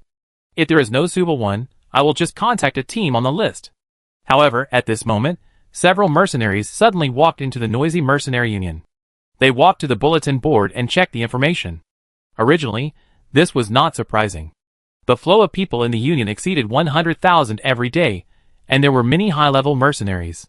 But Ji-sun didn't know why he felt familiar, and looked over. Just with this glance, he felt that some of those people looked familiar, so he took another look. Isn't this the Revolutionary Army cadre, Gunbreaker Anlos? If Ji-sun is not mistaken, that lazy guy, although a little different from his memory, is not the Anlos whom Honglu met last time. When he saw this man, Ji-sun thought he was seeing things. But after a closer look at the people around the guy, he was sure that he was not seeing things. Bonnie, the deathly poison doctor, Sam the Holy Hammer, Rosen the Blaster, and Chen Jianlia, the Demon Sword, aren't they all cadres and core members of the Eastern Wilderness Revolutionary Army? Why are these guys coming to the South Continent? As soon as this thought came to Ji-sun's mind, his eyes instinctively looked at the leader, who was wearing armor, and carrying a long sword almost as long as his body. The armor fit well, obviously women's armor. Although the cold steel mask covered his face, he still recognized her at a glance with a familiar feeling, and said in surprise, "Aunt Qin?" Ji-sun didn't expect to meet Qin Rushi, whom he hadn't seen for a long time, here. Perhaps he looked at her for a moment longer. The female leader, with a big sword on her back, noticed that she was being watched, and glanced at her slightly. The moment their eyes touched, Qin Rushi also recognized Ji-sun, and the caution in her eyes instantly turned into a gentle smile. She was one of the few people who knew that Ji-sun was in Juling City. I originally wanted to come to the Hunter Guild to post a message saying that I was here. I didn't expect it to be such a coincidence that we actually met directly. Chapter 477. Although Ji-sun had changed his appearance, Qin Rushi recognized him immediately. Originally, they came to the Mercenary Union to get the news when they entered the city. Now they met. It was just right. Qin Rushi stopped looking up the employment information and turned to the companions and said, "I met a friend. You don't have to wait for me. I go back to the hotel first," she said, without further explanation, and walked out the door. "Ah, Captain, you." This scene made several cadres of the Revolutionary Army look confused. Does our leader have such a wide network of contacts? Does he have friends in Juling City? After leaving the Mercenary Union, I saw Ji-sun waiting on the roadside. There were so many people around just now, and I didn't want to be targeted by the informants of some intelligence organizations. The two looked at each other, and Ji-sun immediately went up to greet him warmly. "Aunt Qin, long time no see." Qin Rushi replied softly, yeah? Long time no see. As she said that, she glanced at Ji-sun and saw his increasingly restrained temperament. She guessed that his cultivation must have made great progress, and said, you have changed a lot. Hey. Ji-sun smiled without comment. His current strength is indeed much stronger than the last time they met. But this topic cannot be explained in a few words. He looked at Qin Rushi's handsome outfit of armor and sword, and his eyes lit up and said, Aunt Qin, you have changed a lot. It must be said that this lady's armor outfit, like the Cheongsam, always feels very suitable for her temperament. Gentle, heroic, the two sides of the Valkyrie. Qin Rushi's face was covered with a cold steel mask, so her expression could not be seen, but when she heard this, her eyebrows were obviously curved. After a brief reminiscence, Ji-sun turned to ask directly, Aunt Qin, when did you arrive? Why did you come to Juling City? Just arrived last night. I came with a transport team of the Rainbow Chamber of Commerce. Qin Rushi was still concise and added, I came here to find some extraordinary materials. Oh! Ji-sun saw that she looked exhausted and guessed that she had just arrived in the city. The two of them originally communicated with each other through a communicator. But Nan Dalu also gained experience in the war with Dong Wang and cultivated many magical beasts and extraordinary people who could sense communication waves. In the war branch of the Royal Academy, there is a department that specializes in researching mechanical communicators for the Eastern Wasteland. Using that kind of thing is too easy to be exposed. So he sealed it. So when he saw Qin Rushi at the Mercenary Union, he guessed that Qin Rushi was probably going to post a message. Hearing the second half of the sentence, Ji-sun's expression also brightened. His eyes were full of expectation, and he guessed, are you going to advance? Looking for materials, that means preparing to advance to the 8th level. The reason for his surprise was that he learned about the advancement process in the field of top card masters in detail after coming to the Royal Academy. The higher the level, the more difficult it is to advance. If divine power is the sign of a person's spiritual level entering the demigod realm, then the 7th level to the 8th level means that the body has crossed the threshold of the demigod realm. Even in the southern continent, this is considered a top-level powerhouse. Ji-sun did not expect that Qin Rushi's visit would bring such good news. Yeah. Qin Rushi nodded lightly, as if the realm that people dream of could not cause much ripples in her heart. She said, the materials for the advancement require some 8th level monster materials, which are hard to find in other places, so I came to take a look. Moreover, the two hadn't seen each other for a long time, and there was a lot to talk about. Before she could finish, Ji-sun looked at the crowded streets and said, come on, Aunt Qin, let's go somewhere else to talk. I buy you a drink. Qin Rushi also knew that this was not a place to reminisce about the past, so she said, okay. Ji-sun said, and hailed a jumping dragon car, and asked Qin Rushi to get in. Qin Rushi also thought that this means of transportation was quite novel, and happily took Ji-sun's hand and stepped onto the seat. Ji-sun was now considered a local snake in Juling City, so of course he knew all about taverns. The beast cart sped along, and soon they arrived at the South City district. Juling City is a place where adventurers and mercenaries gather, and of course, there is no shortage of entertainment venues. There is a large area of adventurer taverns on Lefeview Street in the South City. Not long after, they arrived at the Terrasaur Tavern. On the second floor of the tavern, Ji-sun and the other person sat down by the window. They hadn't seen each other for a long time, and both of them were interested in drinking some wine. There are many special wines in the South Continent, and Ji-sun, as a half-landlord, also served them. This was the time when the tavern was busiest, and there was a lot of noise. Most of the taverns were dressed as adventurers with swords and shields, so Qin Rushi's outfit was not out of place. Sitting in a corner by the window, Qin Rushi took off her mask, revealing her intellectual and beautiful face. Ji-sun looked at the familiar and cold face and praised her generously. Hey, Aunt Qin is getting more and more beautiful. It is a gentleman's behavior to praise the beauty of a female companion, and this statement is not out of place. Qin Rushi listened, raised her hand, slid her slender fingers across her cheek, and brushed a strand of hair that was blocking her eyes behind her ears, and smiled happily. The two of them were already very familiar with each other, so of course they wouldn't mind anything. The two of them drank and chatted. After clinking their glasses, Ji-sun also asked the question he was curious about, saying, Aunt Qin, why are all the cadres of your revolutionary army here? Qin Ru had nothing bad to say to him, so he took a sip of wine and said slowly, the former revolutionary army was just a resistance organization formed by some poor people to resist the oppression of the federal government. Now the situation in the East Wilderness has been controlled by the Orlan Royal Court, and the Silver Moon sect, and there is no meaning in fighting anymore. The Revolutionary Army also moved to the mountainous area. But it was too barren there, and they also needed living resources. Those of us who were responsible for the battle came out to look for resources. It just so happened that the cadres also needed high-level extraordinary resources, so everyone discussed it and said, "Oh!" Ji-sun finally understood after hearing this. The Revolutionary Army had actually always lived a very hard life. Apart from the combatants, most of them were liberated slaves and the poor at the bottom. They had been encircled and suppressed by the Federation before, and could not have normal living and production conditions. To support such a large organization, the funds and resources needed are also astronomical.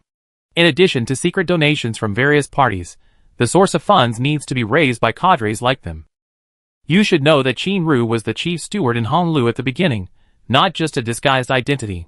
That was still the main source of funds for the Revolutionary Army. Now that the large army has moved, these combatants can't stay in the barren land of Dongwon forever. They need funds and extraordinary resources. Not only Qin-Ru needs materials for advancing to the 8th level, but many masters in the team also need materials for advancing to the 7th level. Not everyone can comprehend the power of God and advance to the 7th level. The shortcut of using the essence of magic beasts with divine beast blood is more suitable for most people. That's why we met by chance just now. Qin-Ru continued, "We have considered looking for resources in the old continent before, but the situation there is very complicated now. The nobles of the southern continent have expanded their territory everywhere, and have established several large principalities. The Alliance army is surrounded everywhere, and our organization has little room for survival, so we simply came to the southern continent to take a look. There is no shortage of magical beasts with the blood of divine beasts in the old continent, but many places in the ruins of the Talon Empire have not been explored, and the risk is very high. It is not as direct as coming to the South Continent to look for them. Even if you have money, you can buy those things in the South Continent. But for the Revolutionary Army that is short of money, it is more practical to hunt in the Magic Beast Forest by yourself." As she said, she looked at Ji-sun and smiled and added, "I know you are in Juling City, so I came to see your situation. I didn't expect to meet you by chance." "Yeah. What a coincidence." Ji-sun also thought it was a coincidence, and raised his glass. "Cheers." "Cheers." Qin-Ru took a big sip, and a crystal wine stain overflowed from the corner of her mouth, and flowed down her slender neck, disappearing into the protruding breastplate. Good wine can sweep away the fatigue of a long journey, and she seemed to be in a good mood. Soon, several empty glasses were piled on the table between the two of them. Qin-Ru also talked about their plans for this trip. They just went to the Mercenary Union to find intelligence. Now that she had a friend with her, she asked directly, "By the way, Ji-sun, we may not stay in the city for long. Do you have a reliable intelligence dealer? We plan to find some accurate intelligence, and then go to the monster forest to look for materials." "Of course." Hearing this, Ji-sun agreed immediately. This is the right person to ask. If we really want to talk about intelligence, there are few people in the entire giant spirit city who are more reliable than Ji-sun, except for a few official intelligence organizations. He said directly, "But Aunt Qin, where do we need intelligence dealers? If you need some monster materials, just tell me directly. I give you a summary of the distribution of those monsters later. Of course, if you are still not sure about the type of materials, or don't know much about the monster forest, you can also tell me the needs of the cadres, and I will help you refer to it." Listening to Ji-sun talking, Qin-Ru's crystal eyes contained a hint of doubt. She knew that Ji-sun had been in Juling for a long time. But she didn't realize how exaggerated the ability of this guy in the field of intelligence was. "Anyway, drinking is just chatting," Qin-Ru said casually. "I'm not sure what materials are necessary.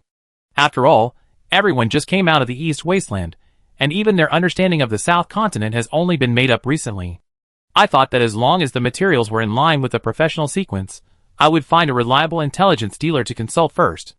It is not easy to find 100% matching materials for supernatural, especially materials in high-level fields, which can often be used." And what he said to his friend Qin-Ru was very straightforward. The cadres all came from the remote place of the East Wasteland, and the top-level supernatural knowledge was blocked by the Orlan royal family for 3,000 years. Now their understanding of supernatural fields above the 7th level is very limited. Especially the South Continent, which is rich in resources. Let alone what materials are needed, the hundreds of millions of magical beasts they knew about in the South Continent before made the cadres dazzled. It would take more than 1 or 2 years for ordinary people to gain in-depth knowledge of material science. not to mention some half-baked intelligence merchants. However, she asked Ji-sun, the polymath. He not only knew the information from various channels, but also the vast amount of classics he read during the 6 months of studying at the Royal Academy, which became the best theoretical support for his ideas. Hearing this, Ji-sun said directly, "Haven't you designated it yet? Then it's easy." Shin Rushi listened to the tone and looked expectant. "Oh?" There was no need to hide anything in front of her, Ji-sun said directly. Saint Hammer Sam is taking the Ace of Hearts Knight of Light path. His ability is more physical strength. The southern continent is not short of various dragon materials, and the dragon itself is the best blood of the mythical beast. I suggest the 7th level giant dragon bear and 2-legged Tyrannosaurus Rex. These 2 kinds of magic beasts can be found in many places in the magic forest, such as the Relos Forest and the Forest Edge Beast Cave. They are not difficult to find. Demolition Master Rosen follows the Fire-type Elemental Demolition Master route. There is a flying monster called Dragon Claw Fire Crow in the Monster Forest. It can accumulate energy like a volcanic eruption, which is very suitable for this sequence and can be found in Inkart Crow's nest. However, that kind of flying monster is difficult to capture. If you want to fight it, you must prepare in advance. And the deadly poison Dr. Bonnie Plague Doctor is easy to find. There are many green dragon-type monsters that match it. And the materials of the Healing Card Master on the market are not expensive. The materials in Juling City are much cheaper than in other places. If you can't hunt them, it's easy to buy them. Shin Rushi didn't say anything, just listened quietly. Ji-sun simply said more. This topic sounds very complicated to ordinary people. To analyze the career sequence, you also need to match the corresponding material monsters, and know the distribution and habits of monsters. In summary, the amount of knowledge required is very amazing. But for Ji-sun, it doesn't take much thought. This knowledge is already stored in his mind. His brain is now very developed, and he can speak out his thoughts in an orderly manner almost as soon as he thinks about them. And from the beginning, when Ji-sun recognized the identities of those Revolutionary Army cadres, he had actually guessed their needs. After all, the abilities of these guys were explained in detail on the wanted posters of the former Federation. So he got to the point as soon as he opened his mouth. Ji-sun didn't think there was anything wrong, but Shin Rushi, as a listener, had a brighter and brighter light in her crystal eyes. She was pleasantly surprised to find that the problem that had troubled the cadres before seemed to be just a few casual words in the eyes of this guy. As friends who knew each other well, Shin Rushi would not question Ji-sun's ability. Since he said it, it must be reliable. And what she didn't know was that if they really went to ask the best intelligence dealer in the city about this problem, it was likely that they didn't know as clearly as Ji-sun. Ji-sun was not idle during his hard training in the Royal Academy during this period. The vast amount of reading has made him almost familiar with all the known monster species and materials in the monster forest. To be honest, in the entire giant city, the tutors who study material science in the Royal Academy may be better than him. There is no one more professional than him. The Revolutionary Army came here mainly to find materials, and Shin Rushi listened very carefully. It was just a casual question, and she didn't expect Ji-sun to be so detailed and professional. Although she didn't say anything, Shin Rushi's heart was already full of surprise and amazement. There were not many people who went to the mercenary union with him before, so Ji-sun finished talking one by one. Seeing him raise his glass again, Shin Rushi also raised her glass and clinked it lightly, then spoke, praising sincerely, "Long time no see, Ji-sun, you have really changed a lot." "Uh-huh." Ji-sun smiled. Of course he knew what she meant, and said modestly, "I have been in the library these days, reading a lot of books, so I know a little more." Shin Rushi smiled without comment. She herself used to work in intelligence for the Revolutionary Army, so of course, she knew how much professionalism was required for those words just now. This is not something that can be explained away with a simple statement of reading a lot of books. But she was also happy about her friend's change. And now it seems that a big trouble has been saved. Going into the Warcraft Forest without preparation is tantamount to committing suicide. Originally, I thought it was still a big trouble to find a reliable intelligence dealer. Unexpectedly, the person in front of me solved this problem perfectly. The two of them have long been familiar with each other, and have a tacit understanding. Shin Ru's understanding of Ji-sun made her hear some other meanings in those words just now, and asked curiously, "So when you went to the mercenary union before, you also planned to go to the Warcraft Forest?" "Yeah." Ji-sun nodded. Although going to the mercenary union is a daily walk. But recently he really wanted to go. And he wanted to find a suitable team. Coincidentally, Shin Rushi and the cadres of the Revolutionary Army also wanted to go to the Monster Forest.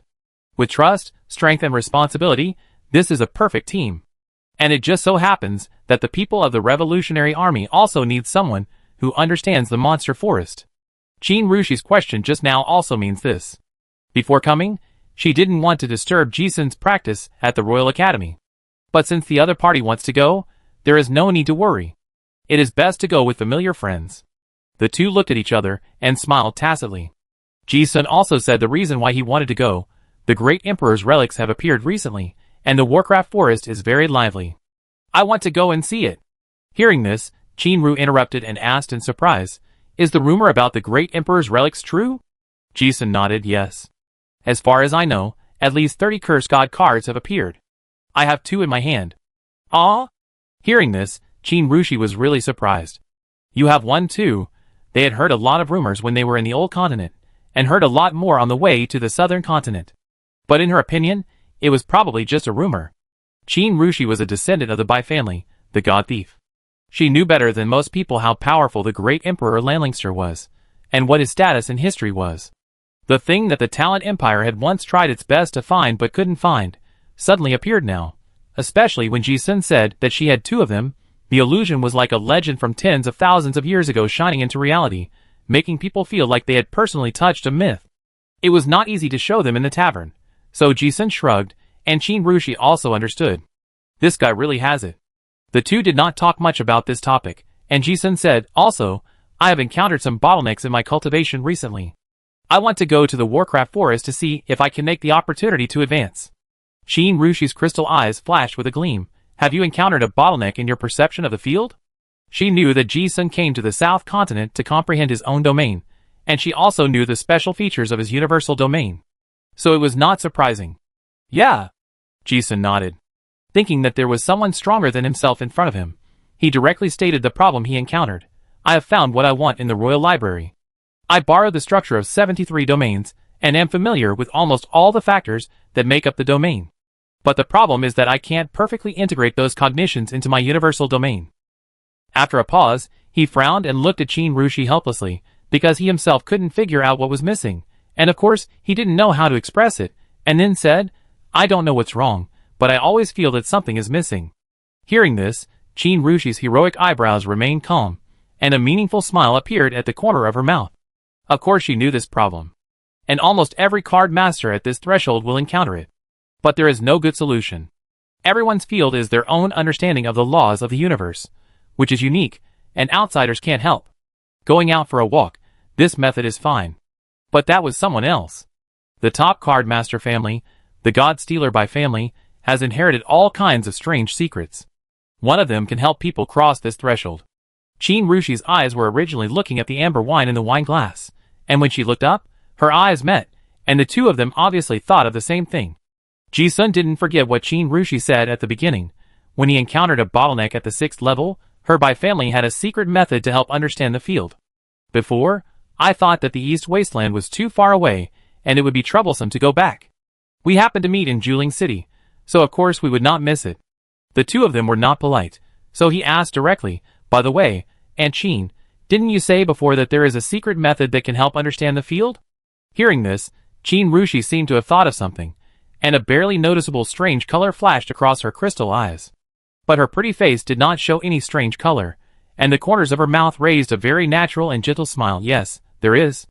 Oh! Listening, Jisun cast an expectant look. Qin Rushi glanced at the environment of the tavern, stood up and picked up the big sword leaning against the table, and said, We've almost finished drinking, let's go and talk somewhere else.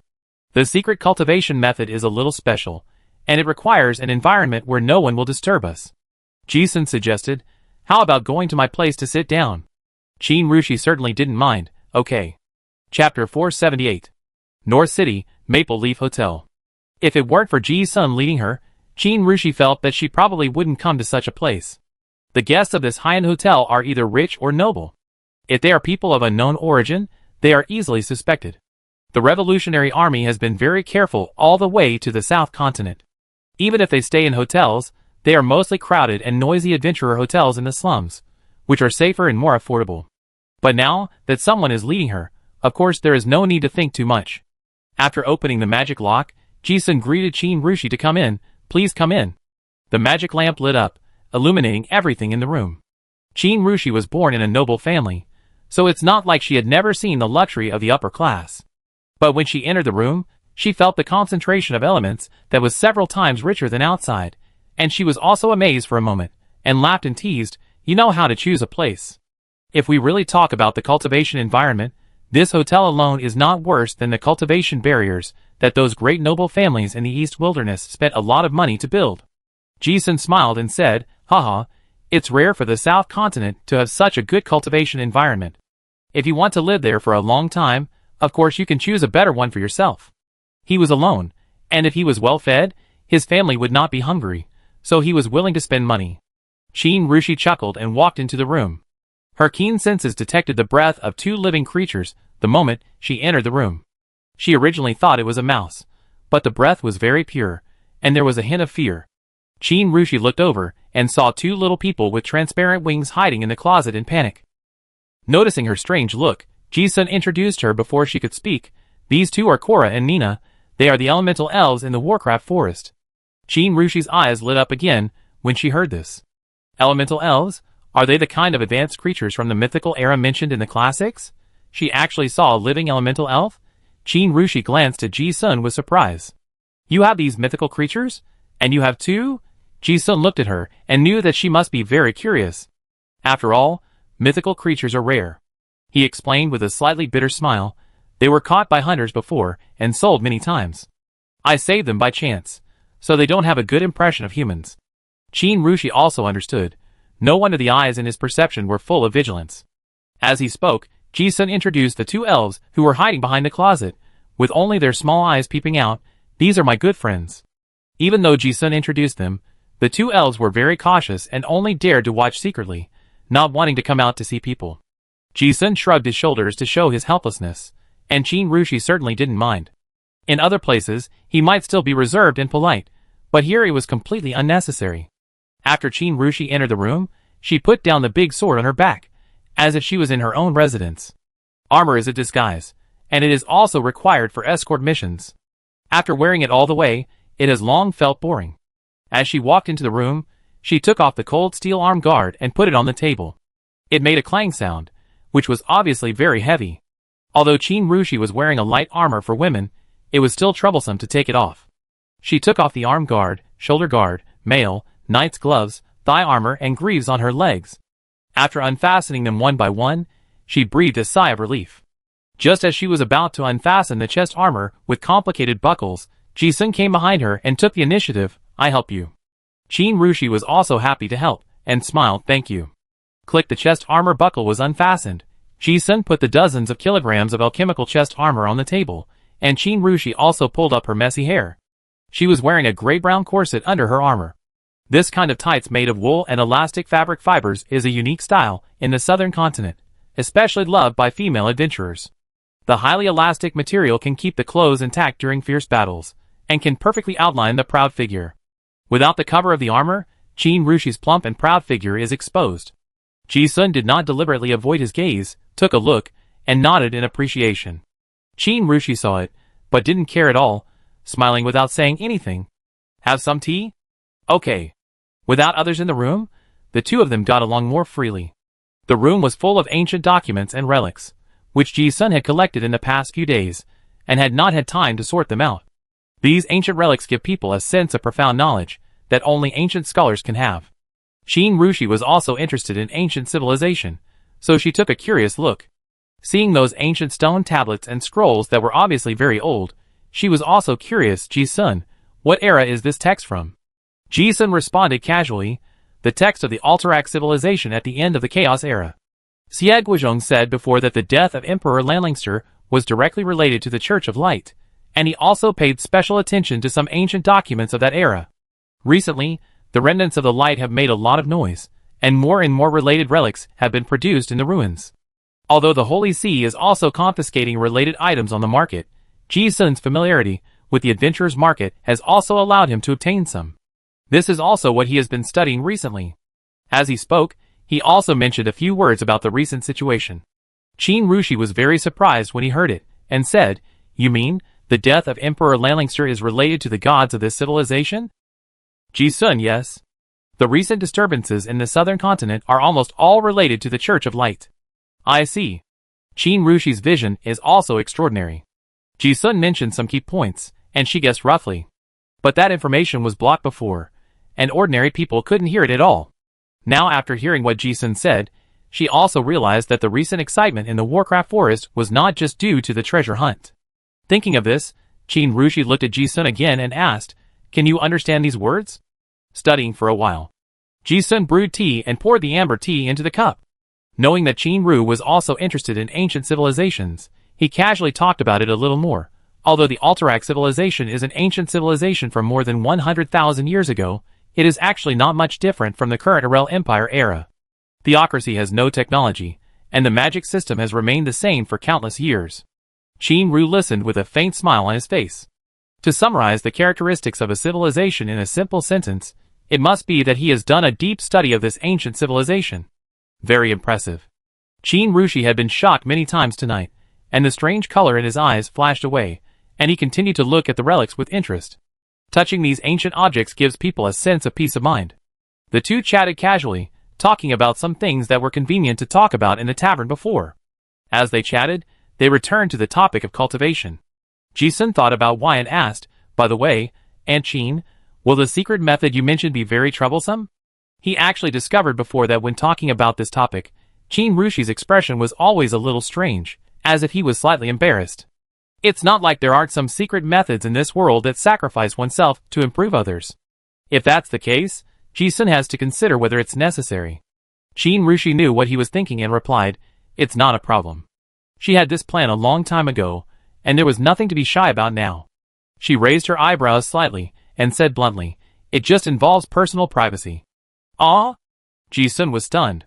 Even though he was knowledgeable, he couldn't figure out what the Bai family's secret method of cultivation had to do with privacy. Qin Rushi didn't seem to care at all. "It's just your words. It doesn't matter. You already know almost everything anyway." Ji-sun was even more confused after hearing this. He understood all the words, but didn't understand the meaning at all. But he also heard the trust in Qin Rushi's words, which showed that she didn't treat him as an outsider. It seemed that there was really no negative impact on her, so she just accepted it calmly. Qin Rushi's expression was still calm. "You will know in a while." Ji-sun was afraid that she had misunderstood something, so he explained, "No, Aunt Qin, I mean, there's no rush. You take a break first, we can talk about this later." He thought that since they had met, there would be plenty of time later.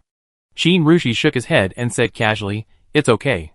That secret method can't be figured out in a day or two. It just so happens that you are at a bottleneck. It's better to get over it as soon as possible." Although Ji-sun still didn't understand, it was indeed as Qin Rushi said, there was no need to be polite between them. Since she said it was okay, Ji-sun didn't waste any more time. The two drank tea, and Qin Rushi explained the secret technique. This is the Bai family's immortal secret method, Imperial Immortal Technique. Originally, the extraordinary people were a shortcut to practice with the immortals. In essence, it is actually a spiritual communication. Later, an elder of the Bai family discovered that the spirits of people can also be integrated to a certain extent, allowing others to understand the intention of their own perception, and thus created this secret method. Ji-sun roughly understood it. Because in the field, it is more about one's own perception and understanding of the law. It involves a strong personal will, which is something at the sensory level that is difficult to accurately express in any words or text. Therefore, this secret method of the Bai family is to let people feel the intention they want to express. At this point, Ji-sun was also curious, how come I have never heard of this secret method before? His current reading volume is already very exaggerated. He has read all the secret methods of the 52 professional sequences, but at least he has heard of related statements. Only this secret method, he has never heard of it at all. Qin Rushi explained, because this secret method has never been used by outsiders except within the Bai family. So almost no one outside knows about it. Ji-sun was even more curious. Ah, is it the secret method of bloodline? He thought of the inheritance method of the high priest Nan family. No. Qin Rushi shook her head and said softly, "It's just that I just said that this secret method will involve personal privacy. So it requires a person who trusts each other very much to use this secret method." She also knew that the explanation was a bit empty, so she stopped here. Looking at Ji-sun, she asked, "Do you want to try it now?" "Yes." Ji-sun nodded. It was not inconvenient. "Okay. Now you start meditating according to the formula I said." Qin Rushi didn't say anything more, and recited the formula of the spiritual secret method. Ji-sun listened and closed his eyes to meditate, and operated his mental power according to the formula. His comprehension was very high, and it was not difficult for him to get started with the secret method. Gradually, he also found that he was like a soul out of the body, and the whole person was guided to float up. It was a very strange feeling, as if in an instant, his thoughts followed the spell to another vast world. At a certain moment, Qin Rushi's voice came to his ears, "You can open your eyes." Ji-sun opened his eyes, and found that he had come to a world as empty as the starry sky. It was still the tea table in the room, but there was nothing around. Qin Rushi sat lazily opposite, drinking tea, glanced at him, and explained, "This is my spiritual world." Spiritual world? Ji-sun still didn't understand. But a magical scene was staged. The thought of what is this place just popped up in his mind. The next second, the surrounding scenery changed. Ji-sun found himself in a luxurious mansion. The architectural style is the magical punk style of the Eastern Wilderness Federation, and the decoration details show that the owner seems to have a military background. Ji-sun found himself by the window, looking through the window at the yard. A little girl about 6 or 7 years old with a ponytail was swinging a long sword and stabbing the dummy in the yard. Her clothes were wet with sweat, but she was still enjoying it. At an age when others like dolls, this little girl has already achieved a certain level of accomplishment in swordsmanship. Although she is not very old, she is so smart that even Ji-sun thinks she is very talented. Ji-sun felt that the little girl looked familiar, but before he could think more, an old man with white hair and vigorous appearance walked into the yard. The girl put down her sword and ran over happily, "Grandpa, Grandpa." The old man hugged the little girl who rushed over, lifted her up and spun her around. "Oh, our Qin family will have a female general in the future." When Ji-sun saw this, he realized who this person was, the iron-armed General Qin Luo. A legendary strongman who once had a significant influence on the federal military. He was also Qin Rushi's grandfather. He realized what was going on here. As Ji-sun was thinking, a beautiful figure appeared out of thin air beside him. Qin Rushi stood beside him, looking at her younger self, her eyes full of emotion. "This is my spiritual world, and here is everything about me." Instantly, Ji-sun understood why she had said before that this secret method would only be used on people she trusted. Going into a person's spiritual world, it is easy to leave something behind, or even tamper with certain cognitions. If it is not an object of absolute trust, it is very dangerous. And, as Qin Rushi said, here is everything about her, that is, Ji-sun can see some of her memories, thoughts, and worldviews in her spiritual world. No wonder she said it involved personal privacy. If you really want to open up everything in your heart to outsiders, it is not something that can be done with ordinary trust. Qin Rushi looked at Ji-sun's slightly surprised expression, but smiled easily. "Why? Are you surprised?" She did have concerns before. After all, it is always embarrassing to show private affairs to others. But now, she doesn't have so many messy thoughts.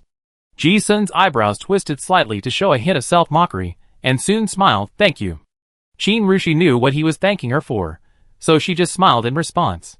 But because he knew that this was the other person's spiritual world, Ji-sun was also curious about what Qin Rushi had experienced. This was not to pry into other people's privacy, but an instinctive curiosity. Once this thought came out uncontrollably, the surrounding scenery changed again. Ji-sun watched the scene in front of him like a movie, one scene after another. He watched the little girl grow up day by day in laughter, and her brows gradually became heroic. Until one day, the picture suddenly became dark. The luxurious mansion turned into a sea of fire, and the little girl cried hysterically. Ji-sun heard Qin Rushi talk about this experience. At the beginning, his grandfather's power in the military was feared by the 5 major congressmen, and he was later framed for war crimes. The old man did not start a rebellion for the sake of millions of subordinates and their families, but was persecuted to death. Ji-sun saw a beautiful woman taking the 9-year-old girl on a neon train to a city full of steam spires and pipes. Ji-sun had been there. It was the Bai family's extreme thieves city.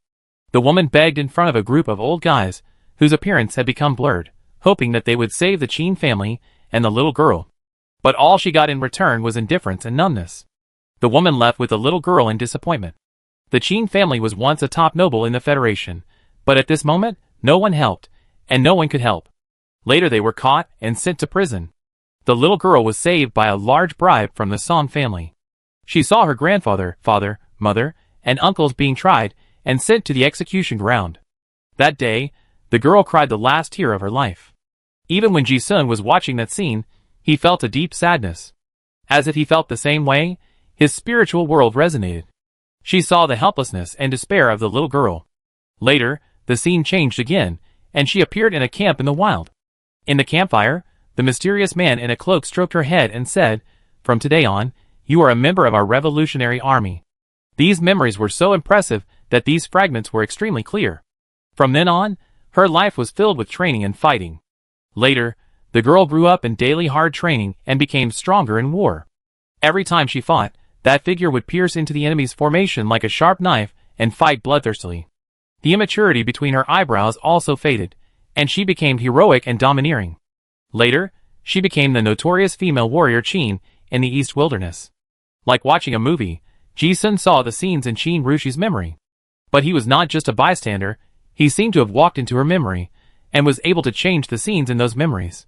Fighting again and again, becoming stronger again and again, finally, Qin Ru was like a god descending from heaven in the Battle of Custer Fortress, surrounded by enemies several times the size of the federal army, and defeated the enemy army. Watching, Ji-sun found that Qin Ru suddenly appeared beside him again and said, "This is my field, a god descending from heaven." At this moment, Ji-sun finally understood the effect of this secret method. He seemed to have resonated with Qin Rushi's spirit, allowing him to clearly feel the strong belief of struggling to survive, and wanting his companions to survive, in the desperate situation surrounded by heavy troops. Then, that belief was like a flood, breaking through the bottleneck of the original realm in his thoughts, and coming to a new world. At that moment, it seemed as if Ji-sun felt that he had also transformed into the golden armored god, descending from the sky and killing people in a river of blood. The resonance on the spiritual level made him clearly feel the meaning that Qin Rushi had said many times before, but could not explain clearly. "What on earth is it?" "I see." Ji-sun was immersed in that wonderful experience, and suddenly realized it. At this moment, he also understood why Qin Rushi said that this was about privacy. As she said, everything about her is here. She opened everything in her heart to him. People's thoughts are very strange. And Ji-sun's thoughts are never single. His Qianji Gishinman's secret method is now getting higher and higher. Multitasking allows him to observe the realm of the gods descending to the earth, while also looking at other things. This is Qin Rushi's spiritual world, with all her memories and perceptions. Not only the domain, but also the divine power that Qin Rushi comprehended, as well as the various martial arts she knew and the various abilities she learned. As long as Ji-sun is willing, that state of spiritual resonance can allow him to learn most of the knowledge that Qin Rushi has mastered. No wonder she said before that this is not something that can be broken through overnight. It took so many years to accumulate perceptions, and it may take a long time to digest them.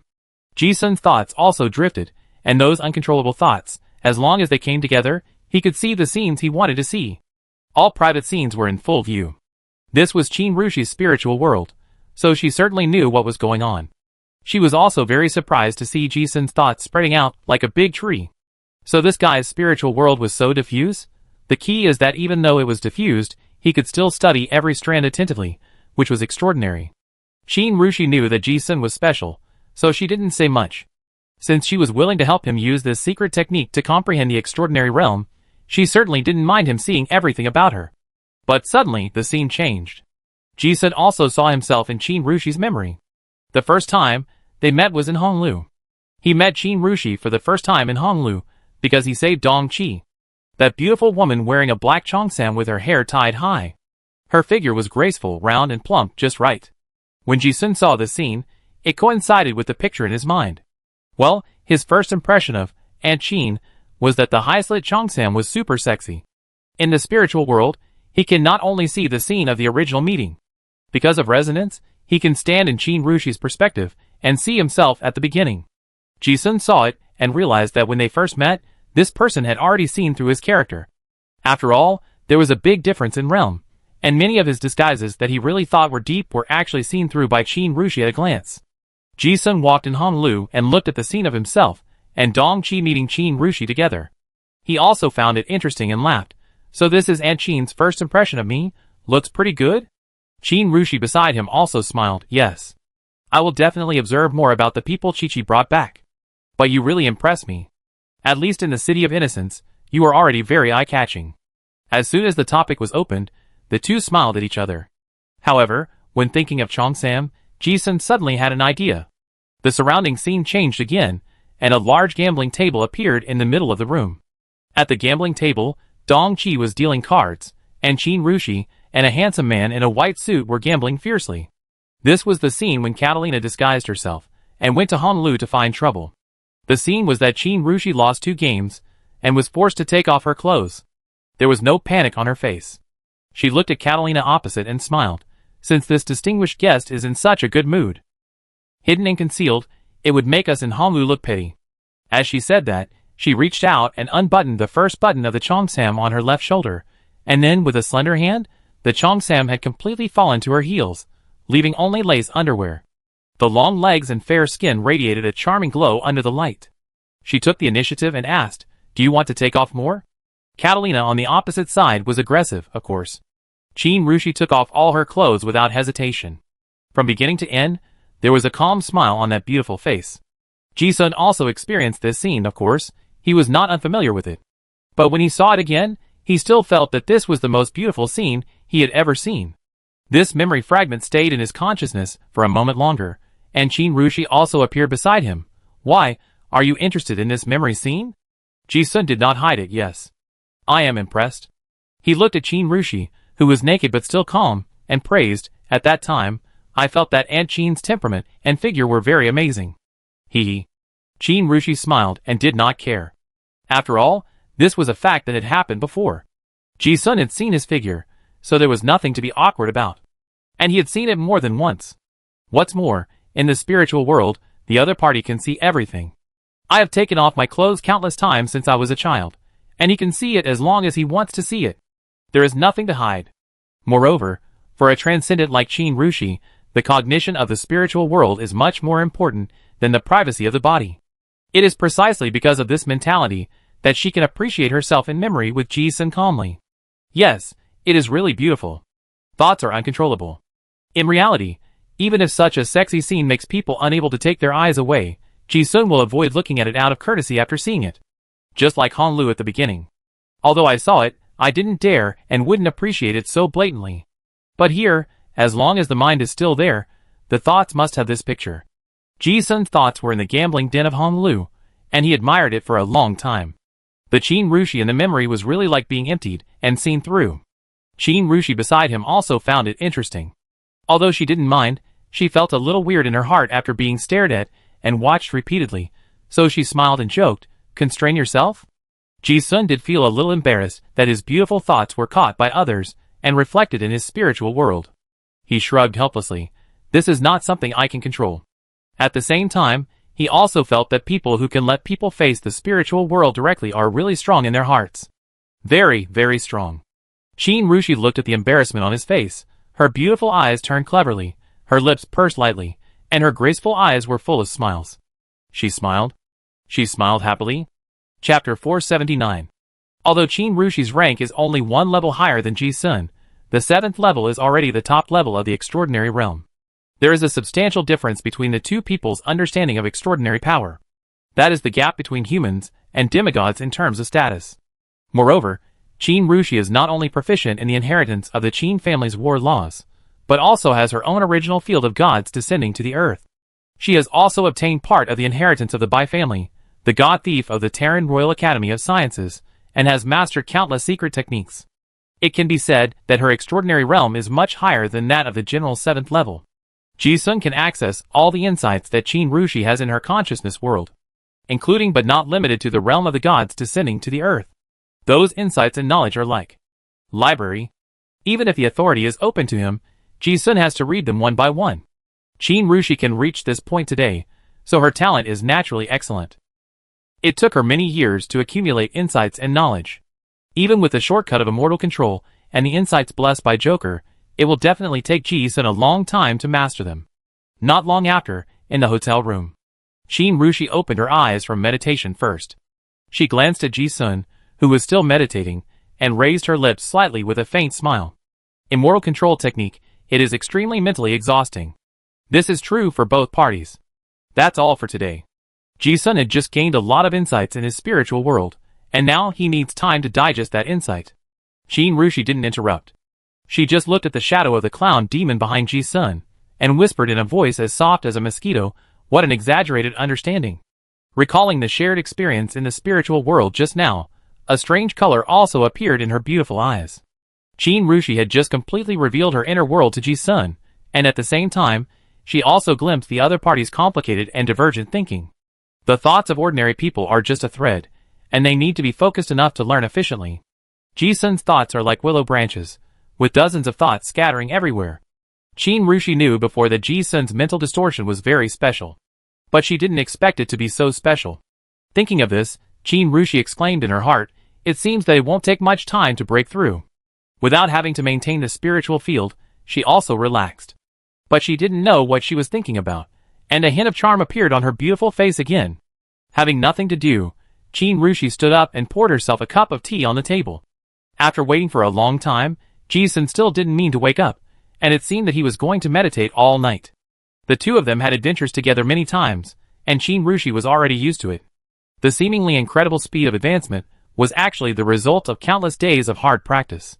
Jin Rushi was not shy about Ji-sun's room. With nothing to do, she looked through the ancient documents piled up in the room with great interest. As she looked, she turned the screen. Suddenly, Jin Rushi looked at the private bathing pool under the orange maple tree in the courtyard, and a bright color appeared in her beautiful eyes. The Maple Leaf Hotel is a high-end hotel, and the courtyard of each house has access to natural hot springs. The gurgling clear spring water overflowed, and a mist of white air floated in the courtyard. Jin-ru didn't have high material demands. She could live in a simple adventurer's inn, and wear a gorgeous dress at ease. But if there were better conditions, she would certainly be happy to experience it. Looking at the hot spring pool in front of her, the fatigue from the long journey seemed to be completely suppressed. She thought, how about taking a bath? Jin-ru glanced at Ji-sun, who was still meditating not far away, and then restrained herself. If it were somewhere else, she would definitely not have such a presumptuous idea. But there was only Ji-sun in the room, so she didn't care at all. After all, the bathtub was only separated from the room by a screen, so I wanted to avoid suspicion. But now it seems that there is nothing to avoid. Jin Rushi did not hesitate at all, and lifted up the corset with her backhand, exposing the white and delicate skin around her waist to the air. Then she raised her hand, because her chest was too big like a pomelo, the clothes were slightly blocked, and she pulled it slightly with a little force, shaking it, and then took off the top. Then she hung it on the coat rack beside her. She didn't look uncomfortable at all. Then she unbuttoned the combat pants at her waist, leaned over and pulled them, revealing her sexy legs. Without the cover of the corset, her proud figure was completely exposed to the air. She was only wearing a thin combat vest and shorts. Although the style was conservative in the southern continent, her figure was too proud, and her sexy charm filled the courtyard. There was a dressing mirror next to the coat rack, and her plump figure was reflected in the mirror. Jin Rushi glanced at the image in the mirror, as if she was seeing her figure from the perspective of a third party. This scene was very similar to some scenes she had seen in her memory before. Thinking of the scene that a guy in the conscious world had admired many times, she frowned slightly, and a faint smile appeared at the corner of her brow. Well, it looks good? Jin Rushi also felt that the state of herself in the mirror was pretty good. She was as casual as if she was at home. She naturally took off the last restraints on her body, and walked into the bath. The warm spring water soaked into her skin, and thousands of pores seemed to be open, which made her exhale a breath of refreshing air. A pair of snow-smooth hands proudly floated on the water, and the clear spring water slightly rippled, adding a bit of hazy beauty to the beautiful figure in the water. Jin-ru was very comfortable enjoying the refreshing feeling of the spring water washing away her fatigue. It was obviously autumn scenery in the courtyard, but the spring scenery was pleasant. In the house, Ji-sun heard the sound of water, but his consciousness was still immersed in his perception. For a long time, he hadn't experienced such a day of being fully immersed in cultivation. Because Jin-ru is here, Ji-sun feels so at ease. They both feel very comfortable with this kind of interaction. One night passed by without noticing. A day in Juling City starts, with the hawking of the workers delivering animal milk on the street. Ji-sun opened his eyes, exhaled a long breath, and said to himself, "It's so difficult to get started in the field of gods descending to the earth. The law of war, it turns out to be like this. It is much more difficult to comprehend than the law of elements." After a night of enlightenment, he was completely immersed in practice. Last night was like going to a library with countless books. Just looking through the catalog was dazzling. Then he focused on understanding the knowledge related to the field, as if opening the door to a new world. The law of war has always been a shortcoming in Ji-sun's cognition of many laws. That needs to be understood in war, and it is not a high-level law that ordinary people can access.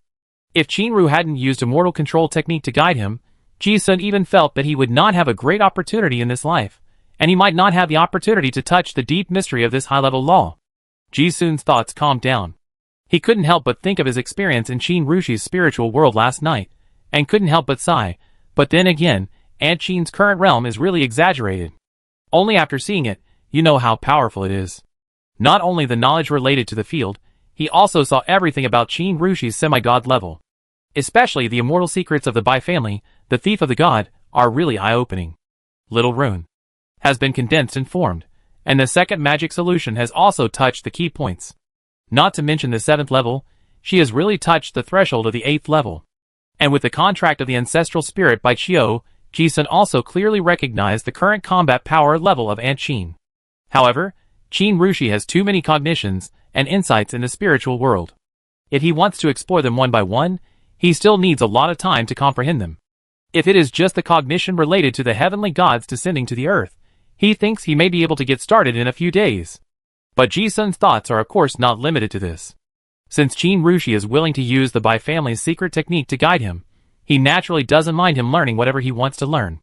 It was this feeling of absolute trust that made Ji-sun feel inexplicably relieved. Just as he was thinking, he turned around and saw Qin Rushi, who was meditating on the sofa not far away, also opened her eyes. Although she was still wearing a tight adventure suit, she had obviously changed into a new one.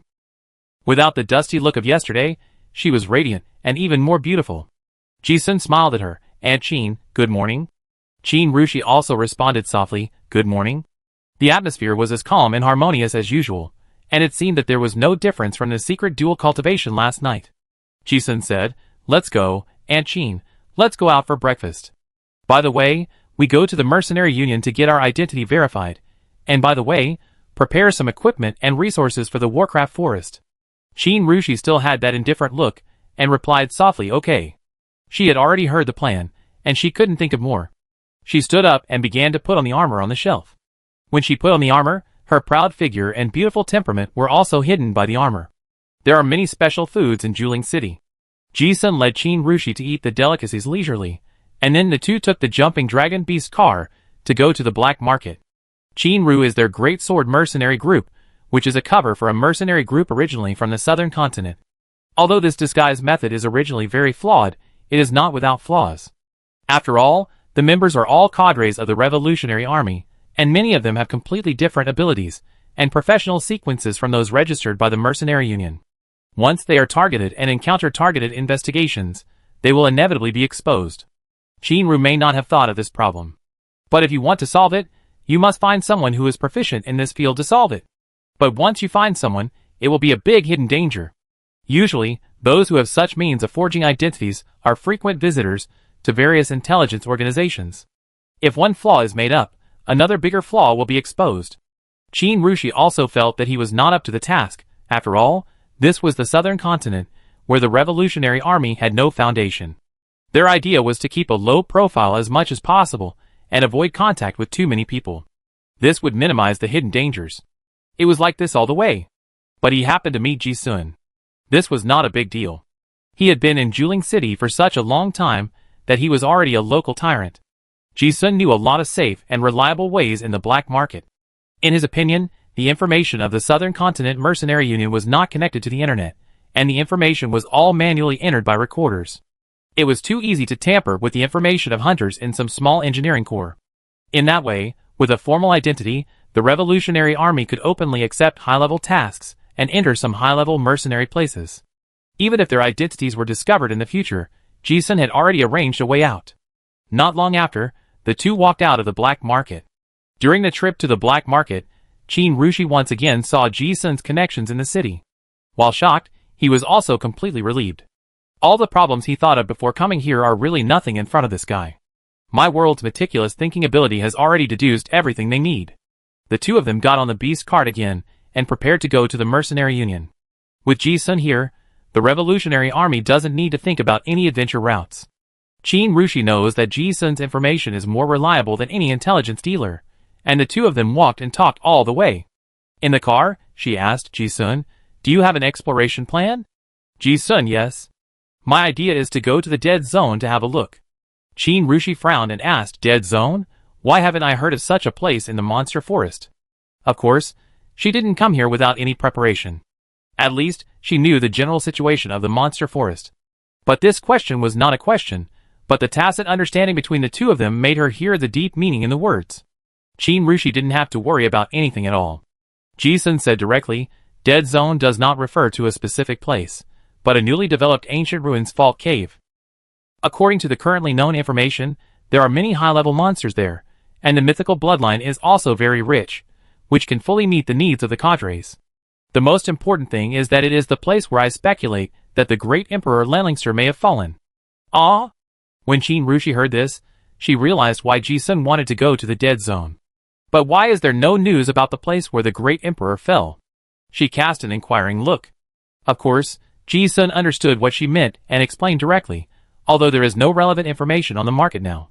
But I saw from the layout of the Three Kingdoms Legions and the Holy See that they had organized teams a few months ago to explore the ancient fault caves in the area that adventurers now call the Dead Zone. In addition, recently, many large mercenary groups controlled by the three royal families came to Juling City, and their whereabouts are unknown. I guess they went there and made a major discovery. This is the information that Ji-sun deduced from hanging out in the Mercenary Union and Adventurer Tavern every day. The large mercenary groups in the southern continent have much stronger intelligence sources than the small mercenary groups. The movements of the large forces are basically directed to some super large ruins, or some ruins with special output. For example, the exploration of the behemoth ruins in the old continent, the capital of Terran, is such a situation. And the top dignitaries of the Three Kingdoms are behind the large mercenary groups. In a sense, their direction of action is actually the official strategic direction. Going to the Dead Zone must have been guided by some orders. Even some of the tasks of the Mercenary Union are actually people secretly guiding the adventurers to open up new land and build roads. Ji-sun keenly deduced a possibility from the intelligence. He was sure that something must have been discovered in that area that was directly related to the fall of Emperor Lenlingster, or even a more important discovery. That's why the Holy See's top leaders concentrated their forces to explore. Is that so? Qin Rushi's eyes sparkled when she heard Ji-sun's words. She also had a very high strategic vision. After hearing the well-reasoned analysis, she came to the same conclusion. In other words, there is a great opportunity in that Dead Zone, and the top forces in the southern continent are secretly developing it. This is also a rare opportunity for the Revolutionary Army. But she was surprised that to draw such a conclusion, it requires not only a keen sense of smell, but also a huge amount of intelligence support. Thinking of this, Qin Rushi glanced at Ji-sun beside her. Since they met last night, this guy has given her endless surprises and surprises. Ji-sun didn't know why Qin Rushi looked at him like this. After speaking, he added his own plan. If it is too dangerous, we can come back halfway after hunting the necessary monster materials. If conditions permit, we can go deeper and perhaps make other discoveries. Qin Rushi's eyes were slightly dimmed, and he nodded seriously yes. I will discuss it with the cadres later, it should be fine. The two of them had enough trust in each other, and the plan was a hit. At the same time, outside the Mercenary Union in West City, there were a lot of people here. Mercenaries and adventurers with weapons and armor could be seen everywhere on the street. In an alley not far from the Union, several people were waiting cautiously and bored. It was none other than the cadres of the Revolutionary Army. Deadly Poison Dr. Bonnie, Holy Hammer Sam, Demolition Master Rosen, Broken Gunner Anrose. Although no one in the southern continent knew these wanted criminals from the eastern wasteland, their identities were disguised after all, and they were very careful everywhere.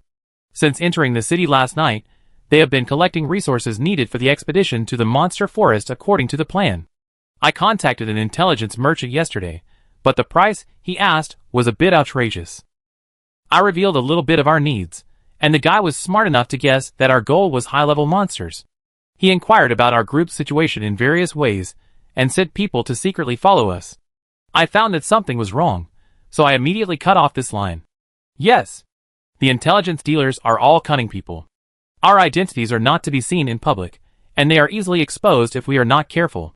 It may take some effort to find some intelligence. Hey, I seem to be reliable. I found a local gangster, and paid a deposit of several gold coins.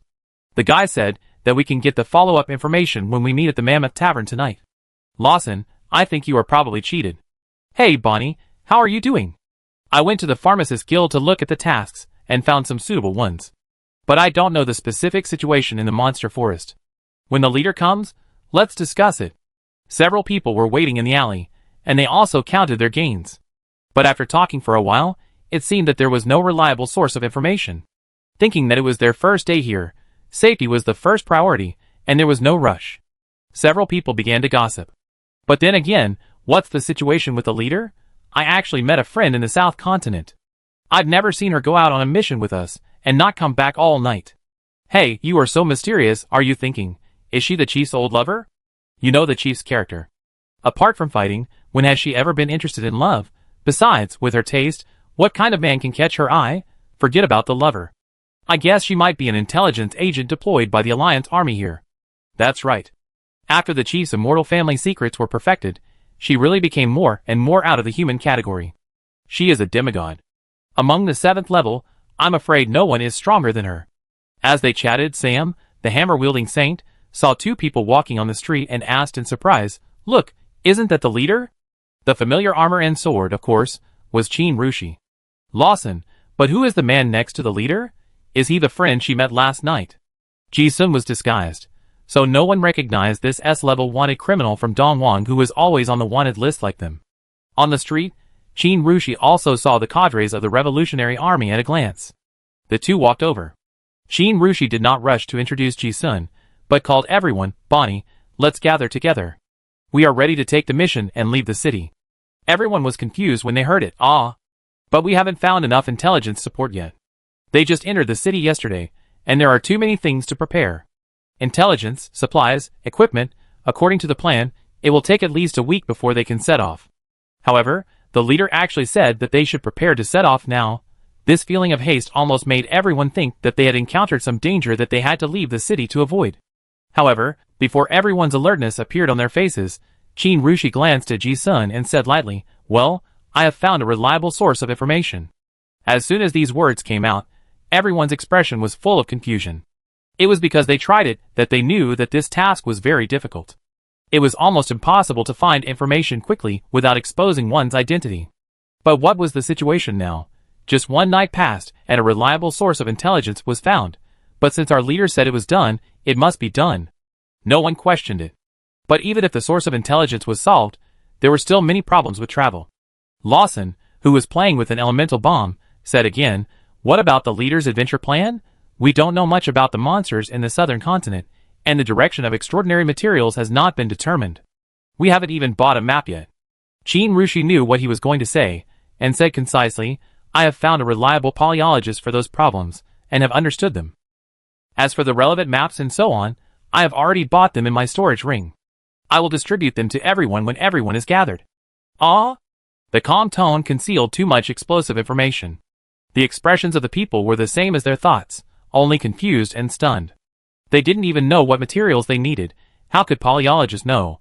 And their leader actually said that it had been confirmed. If it were someone else, they would definitely think it was a joke. But it was their leader, who had the final say, who spoke. No one questioned it, but everyone's face was filled with a strong desire to learn.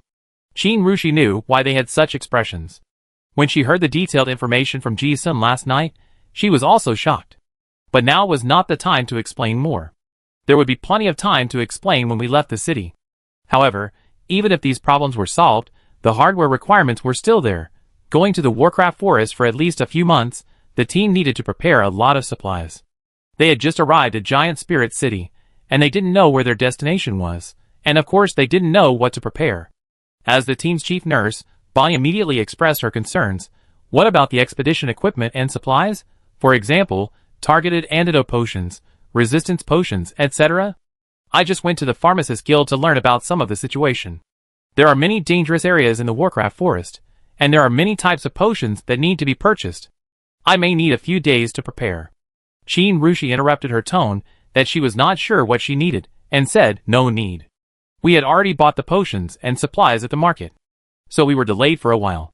With Ji-sun, the local boss, there was no need to ask for prices or consider the quality of the goods. We could just buy them. As for what to prepare, since he had a plan, he knew it better than anyone else." Now, everyone was really in a dream, with faces full of astonishment. What happened? How come everything was done just one night later? They vaguely realized something. and looked at Ji-sun beside Qin Rushi with their eyes, each with a wonderful expression. Where did the leader's friend come from? Is he so powerful? Chapter 480. Although the Revolutionary Army did not understand why their leader had just arrived in Juling City for one night, all the problems were solved. But that was the fact. After the group of more than 20 people gathered in the city, Qin Rushi directly distributed the map and supplies, and then everyone gathered out of the city. Oh! There was also a mysterious person in the team. Qin Rushi did not introduce Ji-sun's identity for the time being. First, there was no need to rush, and second, after the two of them discussed, they felt that there might be changes during the trip, so it would be better for him to use a disguised identity.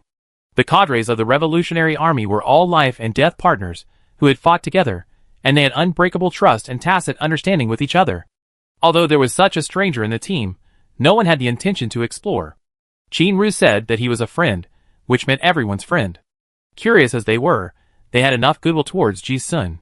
At the end of the Artisan Street was the west gate of the giant spirit city, which was the only way to leave the city and go to the Monster Mountain Range. The streets were crowded with people, all adventurers carrying swords, shields, bows and crossbows and bags. The 20-odd people of the Great Sword Mercenary Group were not very impressive. The Revolutionary Army was very excited to come to the South Continent for the first time. Qin Rushi had just briefly talked about the expedition plan to the Monster Forest, which had already aroused everyone's strong expectations. Originally, I thought the trip was very hasty. But I didn't expect that the plan of their leader was very complete. The route terrain, the distribution of monsters, and the possible dangers were all listed in detail. The Revolutionary Army was a warrior, and also a senior adventurer. As soon as they saw the exploration plan, they knew it was made by a master. To plan the details of an entire route so thoroughly means that the person who made the plan has at least 100 times more intelligence. This is not something that ordinary intelligence dealers can do. At least the people they tried to find last night are definitely not possible. In Juling City, I'm afraid only some large intelligence organizations have this ability. Therefore, they are also concerned about the mysterious person in the team's identity. There is a temporary reception desk of the Mercenary Union at the entrance of the West City. The team going to the Warcraft Forest will enter the itinerary record for the last time here. The information provided by the Mercenary Union needs to be exchanged for points, which is also the most important source of information for ordinary people. Therefore, most adventurers will accept tasks that are along the way of their own adventure itinerary to increase their points authority. In order to conceal their tracks, Ji-sun and Qin Rushi also went to the Union to accept several tasks along the way, and they also needed to record their travel traces. It was noon, and there were still many teams heading to the Monster Forest. The team stretched for nearly a kilometer, and was slowly leaving the city. The Revolutionary Army was full of experts, and they were good at disguise. These 20-something people were not noticeable in the team. Ji-sun was observing from the side, and when he saw some wandering guys among the adventurers and the city guards, he knew that these people were official personnel, so he took a closer look. Qin Ru rarely spoke outside, so he lined up silently. She noticed Ji-sun's gaze, and also noticed the hidden masters in the crowd, and asked through voice transmission, "Is there a problem?" This is the southern continent with many strong people. As the leader, she has to be more cautious than her companions. Ji-sun said calmly, "No. This is what I told you about. Did you see the mercenary group in front? It should be the Holy Dragon Knights of the Holy Sea in disguise. It seems that there is a big situation in the Dead Zone, which has caused the Holy Sea to send its core legion to participate." Yeah. Qin Rushi's cautious look disappeared after hearing this. Ji-sun told her a lot about the situation in the southern continent last night, and she knew what he meant by this. If she didn't know, she would really suspect that those arrangements were aimed at their Revolutionary Army. Their disguised identities, with many loopholes yesterday, could not withstand such seemingly lax, but secretly extremely strict inspections. Qin Rushi's thoughts turned, and she glanced at her side, feeling inexplicably relieved. With this guy around, she really saved a lot of worries. At least, he was prepared for everything now. The team was moving fast, and was about to leave the city. But at this moment, an unexpected incident occurred. A group of mercenaries wearing shiny armor hurried over, led by a blond man, who said in a tone of coincidence, "Hey, aren't you from the Great Sword Group?" Ji-sun glanced at them. The group had a group emblem with a spear knight pattern on them, which made it easy to identify their identities. It was the King's Knight Mercenary Group, one of the top mercenary groups in the southern continent. Qin Rushi looked at the newcomer and explained in a low voice, "When we came to Juling City before, the main escort group of the Rainbow Chamber of Commerce was these guys. We met a few times and wanted to recruit us. I ignored them. The cadres of the Revolutionary Army around him looked at the newcomer, and their faces showed a hint of helplessness, like flies surrounding them. The chief nurse in the group, Bonnie, was right beside him. She and Qin Rushi were close friends. She was cheerful, and had no taboos when talking. She saw that Ji-sun and Qin Rushi were very close, and when she heard this, she added, "That guy is called William, and he seems to be a subgroup leader of the King's Knights. They should be coming for the leader." Ji-sun listened with a smile on his face. Those called William in the southern continent are usually blonde young men. This information is enough to deduce the complete cause and effect line. Qin Rushi brought the elite of the Revolutionary Army this time. Although the number is small, the strength is very strong. Any large group would want to recruit such a team. As for what Bonnie said, Ji-sun also felt that it was human nature. Although Qin Rushi did not show her face in front of outsiders, her figure and temperament were still outstanding, and it was normal for her to attract suitors. That guy named William might not have thought of gaining both the people and the team. But Ji-sun never took this kind of thing to heart, and neither did Qin Rushi. Looking at the blonde man rushing after him, it seemed that he had just received the news and rushed all the way here. He was very concerned. Ji-sun smiled and teased, "Not bad." Hearing this, Qin Rushi knew what he was teasing about and rolled his eyes. After a moment of silence, he replied, "It's far worse than you." It was rare to see Qin Rushi's funny expression. Ji-sun said, "Ah, Aunt Qin, are you praising me?" Hearing this, for some reason, he suddenly felt in a good mood. Qin Rushi glanced at him with a helpless look on her lips, and said nothing more. As soon as she said this, Bonnie's cunning eyes turned around and looked at the two of them curiously. At this time, William also caught up, pretending to be very familiar with them as he walked. "Captain Qin, are you going to the Warcraft Forest too? Haha, why didn't you tell me? I asked you guys before if you had made a decision. I thought you were going to stay in Giant City for a few days." Outsiders thought the two groups were acquaintances, but in fact, they had only met a few times. Maybe someone saw them at the city gate and chased them. Otherwise, if they really went to the Warcraft Forest, they wouldn't see them for at least the next few months, and the best chance to get close to them would be gone. It was a coincidence that when this guy first came, the patrol officers who were checking the teams leaving the city immediately noticed. Big sword group. Everyone. Then the leading recorder walked directly in front of Qin Rushi and said, "Everyone, the Vatican ordered that I need to verify your identities." This made the Revolutionary Army members nervous immediately. Before coming, I asked and found that there were no patrols. Unexpectedly, after coming, I found that the defense force in the city was stricter than any other city. They had a big problem with disguising their identities, and could not withstand the investigation. Of course, that was before. Everyone still didn't know how perfect the identity certificate they just got was. But before the recorder could say more, William waved his hand and said, "This is a friend of our King's Knight." Then he turned to Qin Rushi and said, "Oh, no need to queue up. Come on, come with us, just go this way.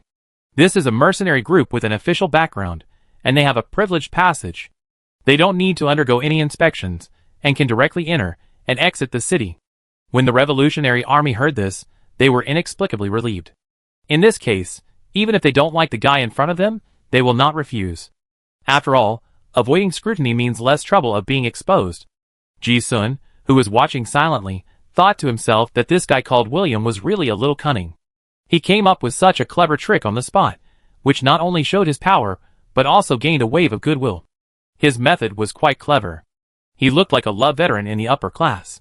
Qin didn't say that she saw it, and even if she didn't see it, she had no interest in this behavior. "After all, you can't hit a smiling person," she said lightly. "Thank you for your kindness. But no need. We will be there soon." She took the initiative to hand over her and her team's mercenary certificates to the inspector. William looked at this scene, skillfully hiding the embarrassment, still with a bright smile on his face. "That's right. Then I wait for you. Our two groups can temporarily be a companion, so that we can have someone to look after us along the way." This guy shamelessly waited next to the great sword group and lined up together.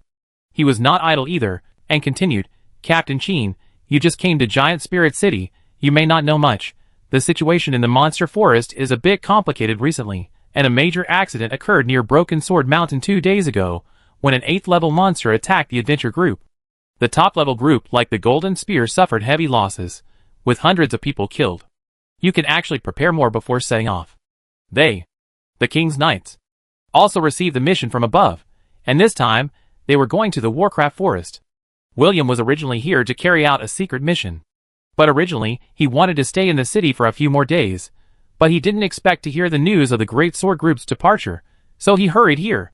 Although no one has seen the face of this Captain Sheen, William knew from his experience of seeing countless flowers that this temperament and figure and appearance are definitely not bad.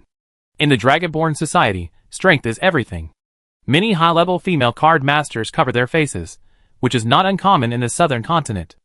After all, high-level card masters also have their own pride, and they want people to pay attention to their strength rather than their appearance.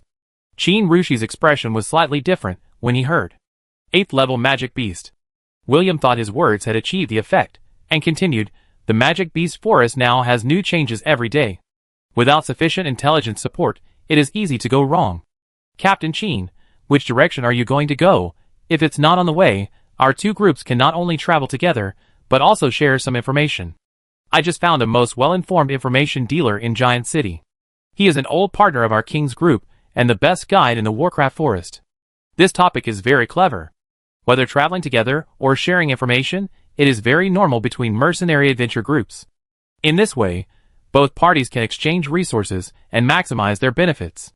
Originally, this way of chatting was perfect, and people couldn't find a way to refuse. However, he never expected that Qin Rushi interrupted him, and said in a tone of disinterest, no need. Our group needs to find some unpopular materials this time, and it's very remote. Thinking of something, she caught a glimpse of Ji Sun, who was watching the fun and adding, and we have found a suitable intelligence provider. William was stunned when he heard it. Originally, he wanted to say that no matter where Qin Rushi said he was going, he would say it was on the way. However, he never expected what this meant. A suitable intelligence provider? Is he better than the royal intelligence dealer of our king's group? In fact, what he didn't know was that from the beginning, when he said 8th level magic beast, he didn't scare away the people of the Great Sword Group.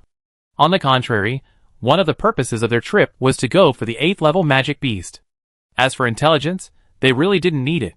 William was speechless for a while, and it was his turn to not know how to respond. But he didn't come alone. Seeing that his young master was frustrated in flirting with girls, the lackey had a good look and stood up immediately. A middle-aged man, with a red nose and messy hair suddenly spoke in a sarcastic tone. Oh, Captain, you may not be aware that the situation in Giant City is a bit complicated recently. It just so happens that I am Parker, the vice president of the Spider Web Intelligence Union, who is in the intelligence industry. It is me, Master William, and I have no other intentions, but there is a treasure hunt trend recently. Recently, many scammers have come to Giant City. Those scammers said they were local gangs in the city, and gave a few gold coins to let people go to the tavern to wait for information. They are 100% scammers. This guy acted very wretched. But those who can actually be intelligence dealers are all shrewd. He knew very well that the more wretched he acted at this moment, the more he could highlight the glory and greatness of Master William. And when this was said, the expressions of the people in the Revolutionary Army were also strange. That give a few gold coins, and wait for information thing, the Demolition Master Rosen really encountered it. Originally, he still held hope, and thought it was true, but now he heard that he really encountered a liar. The shrewd little eyes of the Rosacea turned, and immediately realized that they were probably really encountered a liar. After all, which foreign adventure group came to Giant Spirit City for only one day and dared to say that they were ready to set off? At this point, William finally breathed a sigh of relief. This lackey saved him from a big embarrassment. He also followed the topic and said, yes. Captain Qin, I don't mean anything else. It was fate that we met before. Now seeing that you left the city in such a hurry, you may have received some wrong information. This Mr. Parker is one of the best intelligence hunters in Giant City. The people of the Revolutionary Army had no idea of questioning Qin Rushi. But outsiders may not be sure. Now listening to what these guys said, they also instinctively thought, could their leader really have met a liar? After all, they really encountered it. Although, what if? And most importantly, they were all very curious about the mysterious person next to Qin Rushi. Qin Rushi was still calm and listened calmly, as if to say, look, someone said you were a liar. Ji Sun didn't know whether to laugh or cry, and knew that it was time for him to come forward. He lifted his cloak, revealing an ordinary middle-aged face, and smiled and greeted the red nose. Hey, Parker brother, what a coincidence that you are here too. Dog-Nosed Parker, one of the veteran intelligence dealers in Giant City, is indeed quite capable. The man with the rosacea was stunned by the greeting. His expression froze for a moment, and he recognized the person who greeted him. "Sean, why are you here?" He originally thought he was a liar, but now he saw that he was in the same industry, which made him embarrassed. Ji-sun had several disguised identities when he was active in Giant City. The intelligence dealer, Sean, was one of them. Now that he showed his face, the other party immediately understood. William couldn't say anything more when he saw this. He glanced at his lackey. Parker didn't dare to say it directly, so he just asked, "Sean, you never take orders for going out. Why do you want to go out of town? Some things between colleagues will spoil the show if they are said too much." Ji-sun said, "I'm short of money recently, so I want to go out and see. I just happened to meet a big customer, so I came here." Parker listened to the black face and silence, and he only hated that his chance to show off was gone. With colleagues present, it was hard to brag. William, who was standing by, saw this and realized that the Great Sword Group had really found a reliable source of information. He didn't think much about it. An adventure group that came from afar and a local snake, there was no way they could be involved. William didn't find a topic to continue the conversation. He was the leader of a top mercenary group. Although he was not a noble, he had some face. It was not good for him to follow him shamelessly. At this time, the recorder checked the documents Qin Rushi handed over, and the team passed smoothly. Watching Qin Rushi and the others leave, William's expression suddenly changed from the gentlemanly sunshine before, and became gloomy. They left the city smoothly. The Revolutionary Army was also relieved. But Ji-sun and Qin Rushi did not have any strange colors. After all, although meeting William was an accident, the city gate inspection was well prepared. However, for Ji-sun, this kind of accident has never happened in past. He looked into the distance, as if he thought of something, and said, "After all, William is a member of the King's Knights, and they are most likely going to the Dead Zone to carry out a mission this time. There may be some troubles in the future." Qin Rushi nodded, "Yeah." The two did not say anything more. A few kilometers outside the city gate is the golden ringing post that crosses the Titan Mountains. This post can overlook the adventurers returning from the Warcraft Forest. Golden ringing means that the sound of gold coins in the adventurer's leather bag can be heard from a long distance. It means that everyone returns with a good harvest. After leaving the city, you can still see many adventurers on the road. But after the golden ringing post at the pass, there is a primitive jungle that you can't see the end of at a glance. A team of dozens of people entered the forest, like mud entering the sea, without any trace. This is the territory of the monsters. Although the Arel Empire is so powerful and has a wide territory, but in the southern continent, the territory occupied by humans is only the corners on the map. This is just the explored area. There is a vast and boundless uninhabited area deeper in the monster forest. Although Ji-sun already knows a lot about the monster forest, this is the first time he has entered it in person. Chapter 481.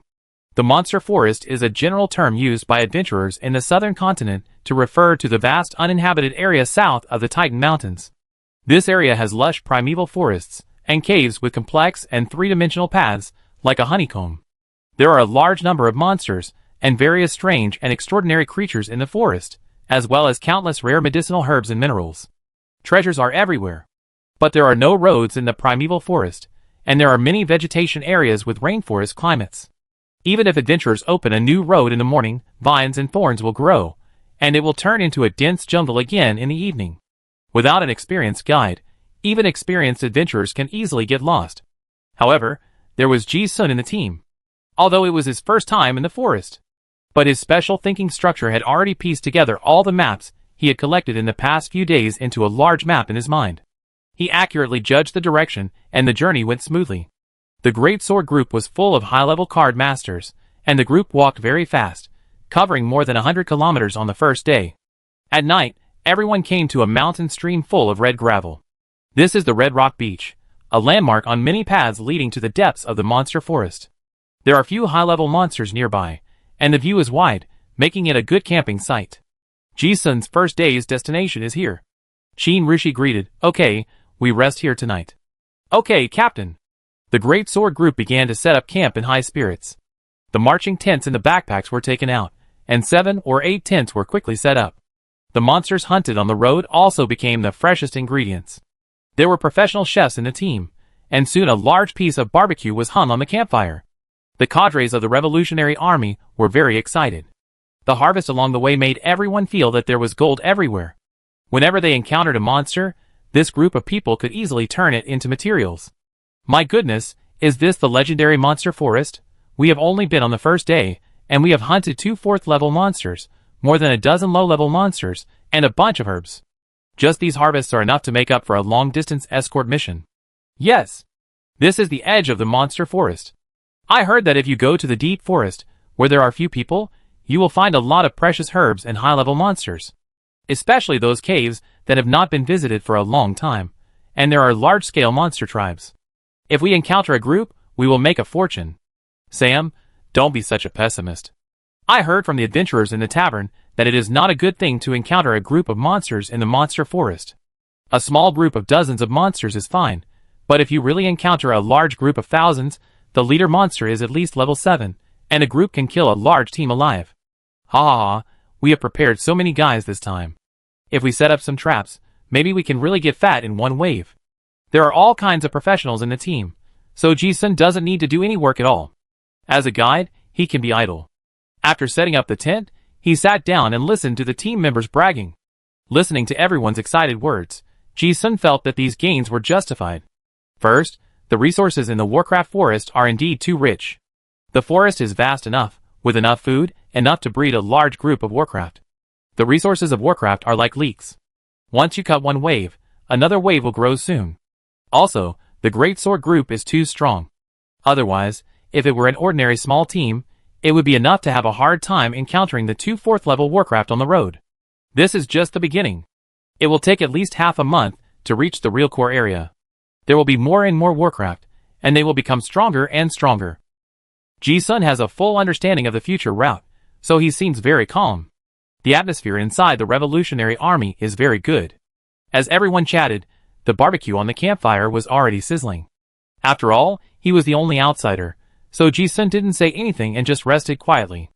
Qin Rushi also sat not far from him, studying the map that he hadn't had time to look at before. At this time, the team doctor, the baby-faced and braided little girl Bonnie, came over with a piece of barbecue. She looked young, but in fact, she had been a frequent visitor on the wanted list more than a decade ago. Bonnie, a senior cadre of the Revolutionary Army and a deadly poison doctor, once used a poisonous spell to poison and kill an entire federal army in the East Wasteland. She was not as harmless as she seemed. She looks like a short little girl, and it is said that she is deformed due to long-term research on toxins. After walking all the way and chatting occasionally, Ji-sun and this Nani are more familiar with each other than others. Moreover, she is Qin Rushi's best friend, so she is more familiar with each other than others. Everyone in the Revolutionary Army does not need to be polite to each other. Everyone gets their own barbecue and soup, even Qin Rushi does the same. The barbecue that Bonnie holds is of course for Ji-sun, the guest. She asked Guide Sean, "What should I call you? Also, how did you disguise yourself? I observed you all the way, and didn't see any flaws." "Thank you." Ji-sun took the barbecue and asked, "How do you know I don't look like this?" Of course he noticed that the girl was observing him all the way. He didn't pretend to be anything, so it was normal to be found to be abnormal. Because he was in a hurry before, he didn't have a chance to ask along the way. Now that she was free, Bonnie stared at Ji-sun's face again and said, "Your appearance doesn't match your temperament. You will know after observing more." Not only was she curious, but the other members of the Revolutionary Army were also very curious about the origin of this mysterious person in the team. After the experience at the city gate at noon, they realized how clever the disguised identity they had just obtained was. Also, the professional guiding ability they had seen along the way before was definitely someone who had been in the monster forest for many years. More importantly, everyone could see that this person had an unusually close relationship with their leader. Hee. Ji-sun smiled. In order to prevent some unexpected situations, such as the inspection at the city gate, he used a disguised identity. There is no need to disguise now. In a moment, the clown mask changed, and he has returned to his original appearance. Bonnie looked at him, and her eyes lit up instantly. "Ah, I said you should not be ugly. Well, you are quite handsome." She blinked, looked at him carefully, and suddenly said, "Hey, why do I feel like I've seen you somewhere?" Everyone in the Revolutionary Army was doing their own things, and they didn't seem to be gossiping, but their eyes were all on Ji-sun's face. Qin Rushi looked at the thick gossip atmosphere in the camp without saying anything, but a helpless smile appeared on her face. Ji-sun reminded, "Wanted order?" "Oh, right. Bonnie just thought of something. You are the one on the wanted order who killed the Lord of Chao's innocent city." Ji-sun nodded and introduced himself again. "Yes. Ji-sun. Nice to meet Miss Bonnie. Although he was also a frequent visitor on the East Wilderness wanted list, he and Qin Rushi were personal friends, and the people in the Revolutionary Army didn't know. Everyone's impression of him still stayed in the time when he was an innocent city. Even his rank was still at the first or second rank. Bonnie was surprised, but she also figured it out. You are also from East Wilderness? No wonder. As she said that, she looked at Ji-sun, remembering that his rank was not high on the wanted list, patted her chest and said cheerfully, "Ah, now we know each other, we are friends." Along the way, Ji-sun and this Nani were the key protected objects of the team, and they were more familiar with each other than others. He also liked the Nani's personality and smiled. Yeah. Qin Rushi listened to the two people's chat, and his eyebrows raised slightly for some reason. Now everyone knows why their leader's friend is from this place. And since they are all from the East Desert, they feel a sense of intimacy. The curiosity was over, and the camp, which had been strangely quiet for a while, became lively again, and everyone did their own things. Because they had to continue the adventure tomorrow, after dinner, they divided the team to patrol at night, and the others went into the tent to rest one after another. Ji-sun originally had his own tent. It made no difference to him whether he was in the wild or in a hotel, as he was meditating anyway. However, he had just tried the magic of immortal control technique last night. He didn't want to waste such a good night. With the blessing of this secret technique, it was equivalent to Ji-sun having Qin Rushi's understanding of the 7th level peak. When he looked at things in his own realm, it was much simpler. It felt like using the logical thinking ability of a junior high school student to look at elementary school questions. Many difficult problems that he thought were profound before were clear at a glance. This secret method of feeling resonance is irresistible. Ji-sun also needs to try many times to deepen his understanding. When he really understands his own field, not only will his strength soar, but he will also be able to figure out the opportunity to advance to the 7th level. This period of time can be used for exploration. However, there are some small problems in reality. The hotel is fine, after all, there are only 2 people, and it doesn't matter what we do. But it's a bit inconvenient in the wild. There are too many Revolutionary Army leaders here. Just thinking about it, I glanced at Qin Rushi's eyes and looked over. The two of them seemed to have the same idea. Qin Rushi's eyebrows also showed a trace of doubt, but then disappeared. With a clear heart, there is nothing that cannot be faced. She turned and returned to her tent. After all, one needs to be thick-skinned. Ji-sun waited for a moment, got up and walked over. Aunt Qin, I have something to tell you. As he said that, he went into Qin Rushi's tent. This time, he stayed there all night.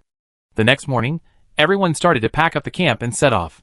After all, it was in the camp, and Ji-sun stayed in Qin Rushi's tent for a whole night, which could not be hidden from anyone. It was not a special tent, and the movement could be heard clearly. Of course, everyone knew that nothing happened. But because of this, everyone was more confused. They could live in the same tent. What was the relationship between the two? When they woke up in the morning, although everyone still had a serious expression, not gossiping at all, doing their own things.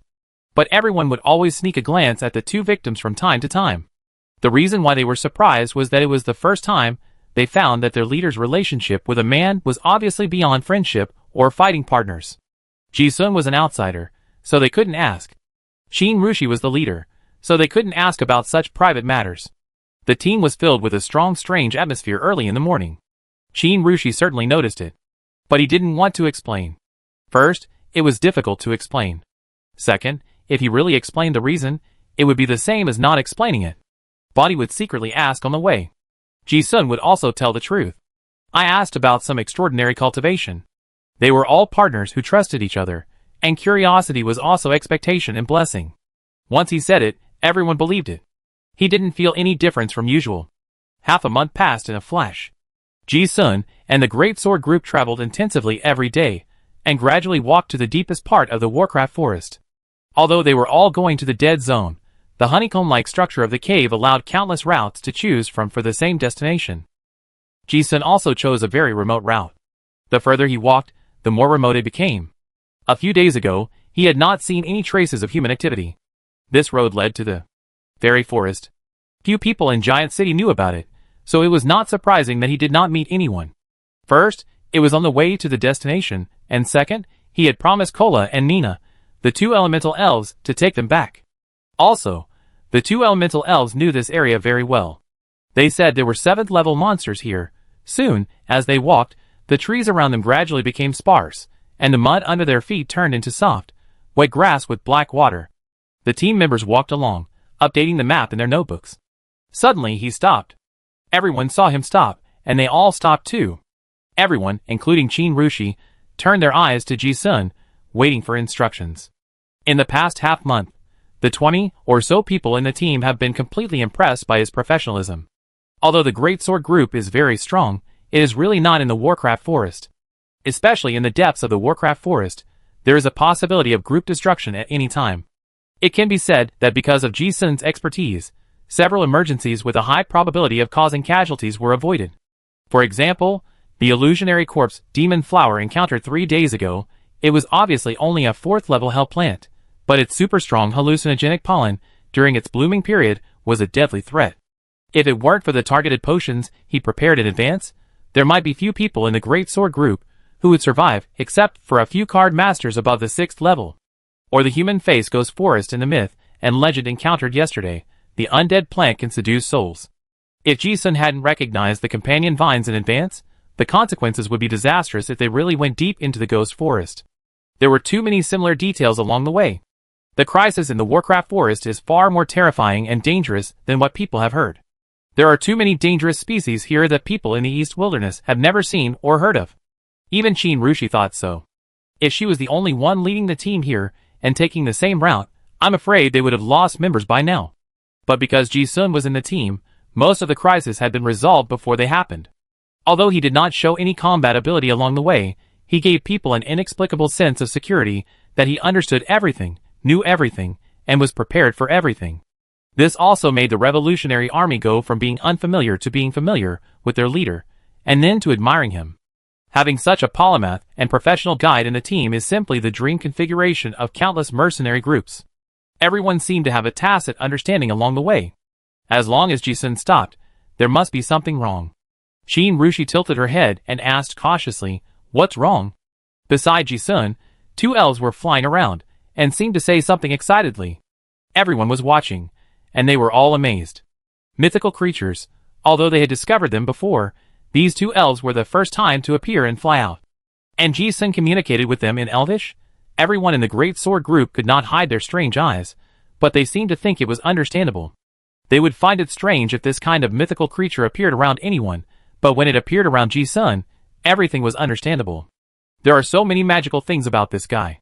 After listening to the elf's introduction, Ji-sun turned to the crowd and said, "The Blackwater Swamp is ahead. There are a lot of poisonous spine dragon pythons in this swamp. They are the descendants of the mythical creature Hell Python. They are very powerful and brutal by nature. The swamp terrain is very easy to hide. Everyone, use antitoxic drugs in advance. Be careful in case of poisoning. Remember to use antidote drugs as soon as possible." That's right, this information is not available in Giant Spirit City. It is information known only by the elemental elves and other natives. Chin Rushi nodded yes. No one else dared to be careless. However, despite being cautious, the members of the revolutionary group have long been accustomed to struggling in adversity, and they are very optimistic all the way. Even in the face of danger, the team members can wear a calm smile on their faces. The team leader Bonnie immediately became excited. "Ah, Ji-sun, this is the material suitable for my profession you said? Ha ha ha, I finally met a 7th level monster. She only needs the myth blood essence to enter the 7th level, and this spine dragon python is perfect." After hearing this, everyone was eager to fight and got excited. "Yeah, we always felt that the 6th level monsters were not good enough for us. Now we finally encountered a 7th level monster. We have to fight hard. After all, the 7th level monster is already a lord monster. It's not easy to deal with it. But if we meet it, we have to destroy its nest. Hey, it's also thanks to brother Ji-sun. Otherwise, who knows that there are 7th level monsters hiding in this ghost place. Yeah. Although they have gained a lot along the way, they are not here to hunt monsters for money. The most important purpose is to find the extraordinary resources that are scarce in the East Wilderness. The 7th level mythical blood monster is their hunting target. Not only for their own use, the hunted materials are also the basis for the development of the Revolutionary Army in the future. In addition to being excited, Bonnie also asked Ji-sun, "What are the weaknesses of this monster?" Everyone looked over. In the team, everyone seemed to have a consensus.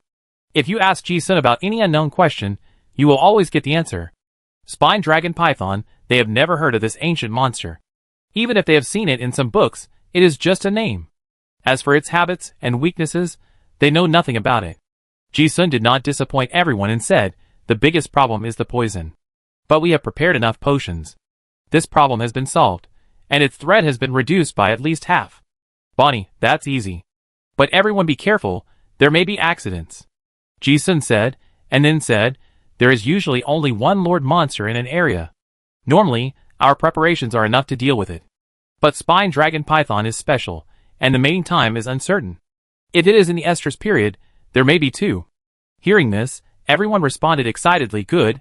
Two is better. Along the way, everyone seemed to have quietly gotten used to Ji-sun's ability to consider everything. Fear always comes from the unknown. But there is such a person in the team who has deduced all the possibilities that will be encountered before they happen, as if everything is simple. This reminder not only does not make people worry, but always gives people a full sense of security. After Ji-sun finished speaking, everyone began to prepare. There are different tactics for hunting different monsters. Traps, cards, and potions are prepared one by one. Even Chin Rushi is preparing seriously. Facing the poison, the naughty Bonnie is not afraid at all, and the girl face is full of excitement. She took out various colorful bottles and jars from her storage ring and started to fiddle with them. Ji-sun was the only one who had the most free time in the team. Chin Rushi brought all the elites with him. They were professional combat teams with their own tactics and formations. There was no need for outsiders to intervene. As a guide, he just needed to stay calm and at ease, just like he did before. Even if there were two 7th level monsters, it would not be a big deal.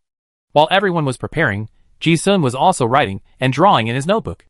Not only was he drawing maps, but he was also habitually cautious. Physical notes were to guard against some mental misleading. At this time, Bonnie saw Ji-sun and said, by the way, Ji-sun, I haven't asked you yet, how is your combat power? After all, it was the first time for the team to hunt a 7th level monster. Everyone knew everything, except for one outsider. Ji-sun listened and responded casually, it's okay. Bonnie listened and didn't say anything. She introduced her own experience and said, 7th level monsters are very powerful. We hunted them once before, and suffered a lot of losses. This kind of mythical monster will definitely be more powerful. There may be accidents in the battle, and everyone will not be able to take care of you. Ji-sun listened and nodded, yeah. He and several nurse professionals were the focus of protection all along the way. No one knew what would happen when hunting a 7th level monster. Even Ji-sun himself took it very seriously. At this time, Bonnie thought of something and said, yeah, try to stay close to me for a while. If anything goes wrong, I will protect you. Of course, with a leader here, these are not a problem. When Ji-sun heard this, his expression was slightly startled and he glanced at her. Although this girl uses poison, she is kind-hearted. Especially after getting to know each other, she is a very good friend. Although Ji-sun feels that he is not the one who needs to be protected in the team, it is good to be cared for. After a moment of hesitation, he did not refuse the kindness and chuckled, okay, thank you. Coincidentally, Chin Rushi, who was not far away, also heard this and immediately cast a strange look. She raised a smile at the corner of her mouth and said to Bonnie meaningfully, he is not as weak as you think. Bonnie didn't understand, huh? At this time, she didn't understand the meaning of this sentence. Chapter 482. After the Great Sword group was ready, they continued to walk towards the depths of the wet grass. As they walked, a faint poisonous fog filled the air, and the soil under their feet turned into a soft swamp. However, for a group of high-level card masters, it was not a big problem. The assassins scattered, exploring the way and setting traps. The melee card masters guarded the front and rear of the team, and Chin Rushi, the leader, also stood in the front. Ji-sun and several magic and auxiliary card masters were in the center of the team. The team is full of elites of the Revolutionary Army. Even if the fog is thicker, it will not affect the professional perception personnel to identify the direction. The targeted antitoxic agents prepared in advance also allowed them to avoid the hidden dangers caused by excessive inhalation of this neuroparalysis poison in advance. In general, all the preparations that can be thought of have been made. Ji-sun and the team also walked very calmly. In the deduction, their team is enough to push through this black water swamp. There is nothing to worry about if it is expected. You will only know the unexpected when you encounter it. Bonnie, the nurse, is the main force in dealing with poison. She just drank a few cans of toxins to increase her combat power, and now her face is glowing green. Walking beside Ji-sun, she was still thinking about what Chin Rushi said before, and finally couldn't help but ask curiously, Ji-sun, what did the leader mean just now? Are you good at fighting? Ji-sun smiled without comment. Well, it's okay. Bonnie blinked again and asked, what level are you now? Why can't I sense your magic power at all? Ji-sun said truthfully, level 6. He is a Qigong master, and this sequence has a unique ability, which is controlling Qi. Some methods that rely on Qi to sense strength are completely useless to him, so it's normal that he can't sense it. Ah, you are already level 6? Bonnie stared at him and said in surprise, I remember when you were on the wanted list, you were only level 1? Or level 2? How did you do it? You advanced to level 6 in such a short time. Although there are many level 5 and 6 card masters in their team, you have to know that they are all cadres of the Revolutionary Army, and each of them is a top talent picked out of 10,000. But even so, which one of them didn't grow up little by little through hard training and fierce battles to get to where they are today? Ji-sun responded casually, yeah. I'm lucky. The demon mark and the occupation card are both good, so I can practice faster. And with Anshin's guidance, it's been smooth all the way. When he said this, a deep look appeared in his eyes, as if he was recalling his own path to advancement. From the first time he came to this world and met Chuchio in the first different dimension, he got marked Joker, and then went to Innocent City and experienced various things, and then all the way to now. If we really talk about the speed of advancement, he is indeed faster than the average person. But the process is far from as easy as he said. Every time he advances, he almost walks on the edge of life and death. Oh! Bonnie listened to Qin Ru's instructions, and seemed to understand. Qin Ru's current realm, the Revolutionary Army cadres, knew that he had reached the level of a true demigod. There is also the special nature of the Bai family's inheritance. After hearing this, the worries of several Revolutionary Army cadres, who originally wanted to protect Ji-sun, disappeared. This swamp gave them a very dangerous feeling. Thinking that if it was level 6, at least it would be able to protect itself. Bonnie and Ji-sun had become quite familiar with each other along the way. While being surprised at his level, the chief nurse asked curiously, Ji-sun, are you in the polymath sequence? She thought that if it was a polymath, it would still be a fragile profession and still need to be protected. Ji-sun listened and thought for a moment. Being a polymath was just a hobby, and could not be considered a combat sequence, so he corrected her, generalist. Hearing this strange word, Bonnie looked at him with a question mark on her face and asked, what is the sequence of generalists? Ji-sun responded, the sequence of knowing a little bit about everything. Bonnie felt that her brain was not working well. Isn't that a polymath? Ji-sun thought it was too troublesome to explain, so he just said, well, it's about the same. Bonnie thought the other party was joking with her, and made a weird expression. Ji-sun looked at her and reminded her, Bonnie, your face is too green, it should be a toxin overload. As soon as these words came out, the teammates seemed to have had experience. They tacitly kept a safe distance from Bonnie. Plague Doctor, the combat methods of this professional sequence do not distinguish between friend and foe. If you don't control it well, you will poison your teammates as well. Ah, I almost forgot about the inhibitor when I was talking to you. Bonnie was reminded by this, and then she came back to her senses, and put on the black leather crow's mouth mask. At the same time, her muffled voice came out from the mask, Ji-sun, you also know about toxins? Ji-sun, well, I've read some books before, so I know a little bit. Bonnie has gotten used to it. This guy really knows everything. The poisonous fog around them is already very thick. As everyone walked, the leader Qin Rushi suddenly spoke up and reminded, everyone be careful. Ji-sun walked up and saw some rotten weapons and armor in the swamp. Judging from the degree of corrosion, it may be hundreds of years old. In other words, adventurers have come to this swamp before. But now they have all become nutrients for the swamp. And since they can kill fully armed mercenaries, this should be the area where Spine Dragon Python is active. However, the Warcraft forest is full of dangers, and the Great Sword Group has been prepared for it. Seeing this trace, everyone is not afraid, but expects those blind swamp snakes to come out on their own initiative. Spine Dragon Python is not very intelligent, and has a cruel nature. Humans are the best food for them. The leading Black Knight has a large piece of blood food on his spear, and he walks and looks around as if he is fishing. Ji-sun also carefully observed the surroundings. Suddenly, he caught a glimpse of the puddle with ripples under his feet, and his eyes were stern. Almost at the same time, the perception card master in the team also suddenly discovered something and shouted, here it comes. Although it was an early warning, the crisis had actually been lurking around. As soon as everyone raised their weapons, an arc appeared on the grass not far away, as if something was drilling rapidly underground. Splash. The mud splashed, and the smell of earth hit us in the face. A huge snake head emerged from the swamp, and rushed towards the blood food with its bloody mouth wide open. Ji-sun looked closely, and saw that the snake head was the size of a calf, with exaggerated scaly skin folds like a cobra, and a bunch of ferocious spines protruding. Most of its body was still in the swamp, and its body length was estimated to be more than 20 meters. As it opened its mouth, 2 arm-sized fangs in the snake's mouth sprayed green poison. Ji-sun looked at it and raised his eyebrows. This is the spine dragon python, He had only seen pictures of it in books, and this was the first time he had seen this kind of mythical blood beast. Yeah, it was indeed quite ferocious. Once snakes launched a sneak attack, they were very fast. In the blink of an eye, the big snake was about to swallow the Black Knight. But everyone was prepared. Almost in an instant, with a muffled sound of dong, Sam the Hammer charged with a shield strike and hit the snake's neck.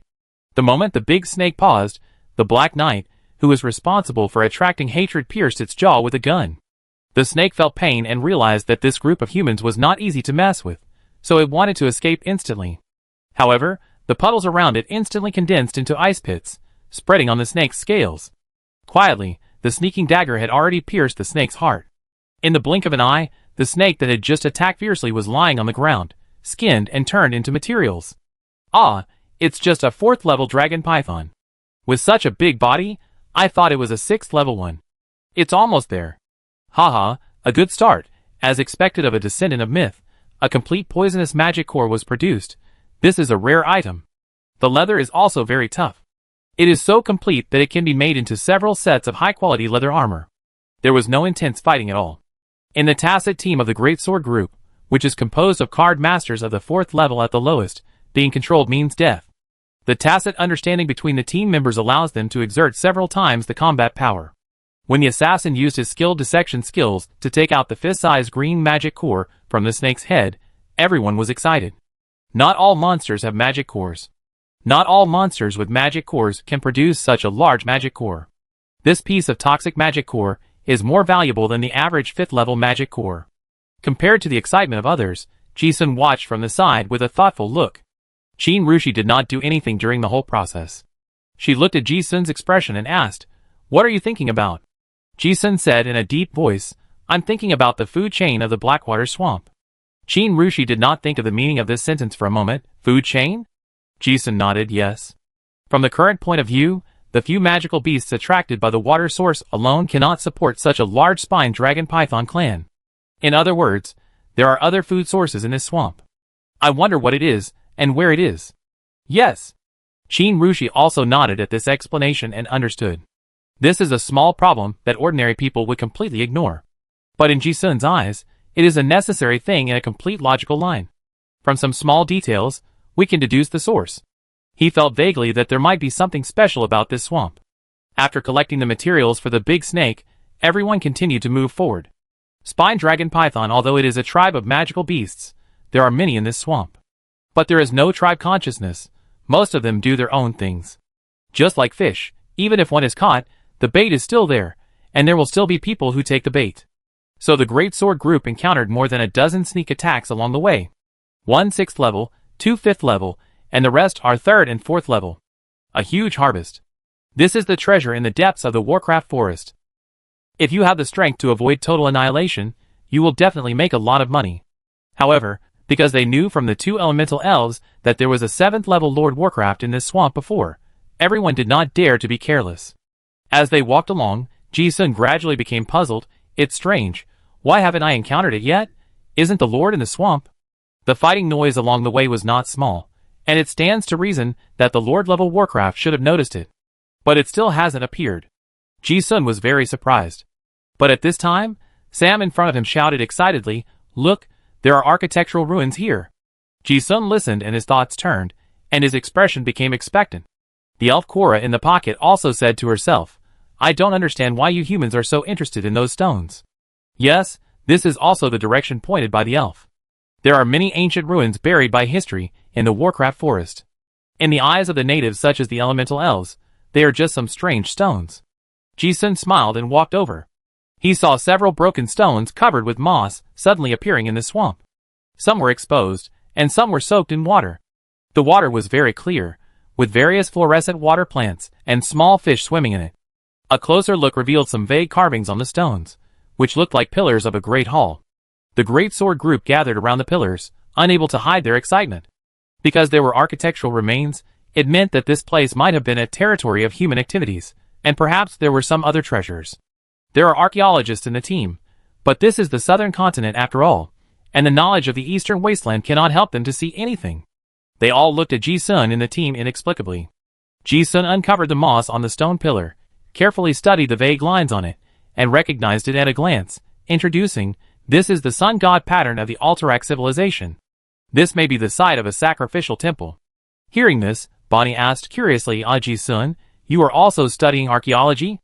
Not only him, but others also cast surprised eyes. To tell the dynasty of the ruins at a glance, one needs a lot of knowledge. Everyone knows nothing about the Alterac civilization, let alone the Church of Light. Yeah.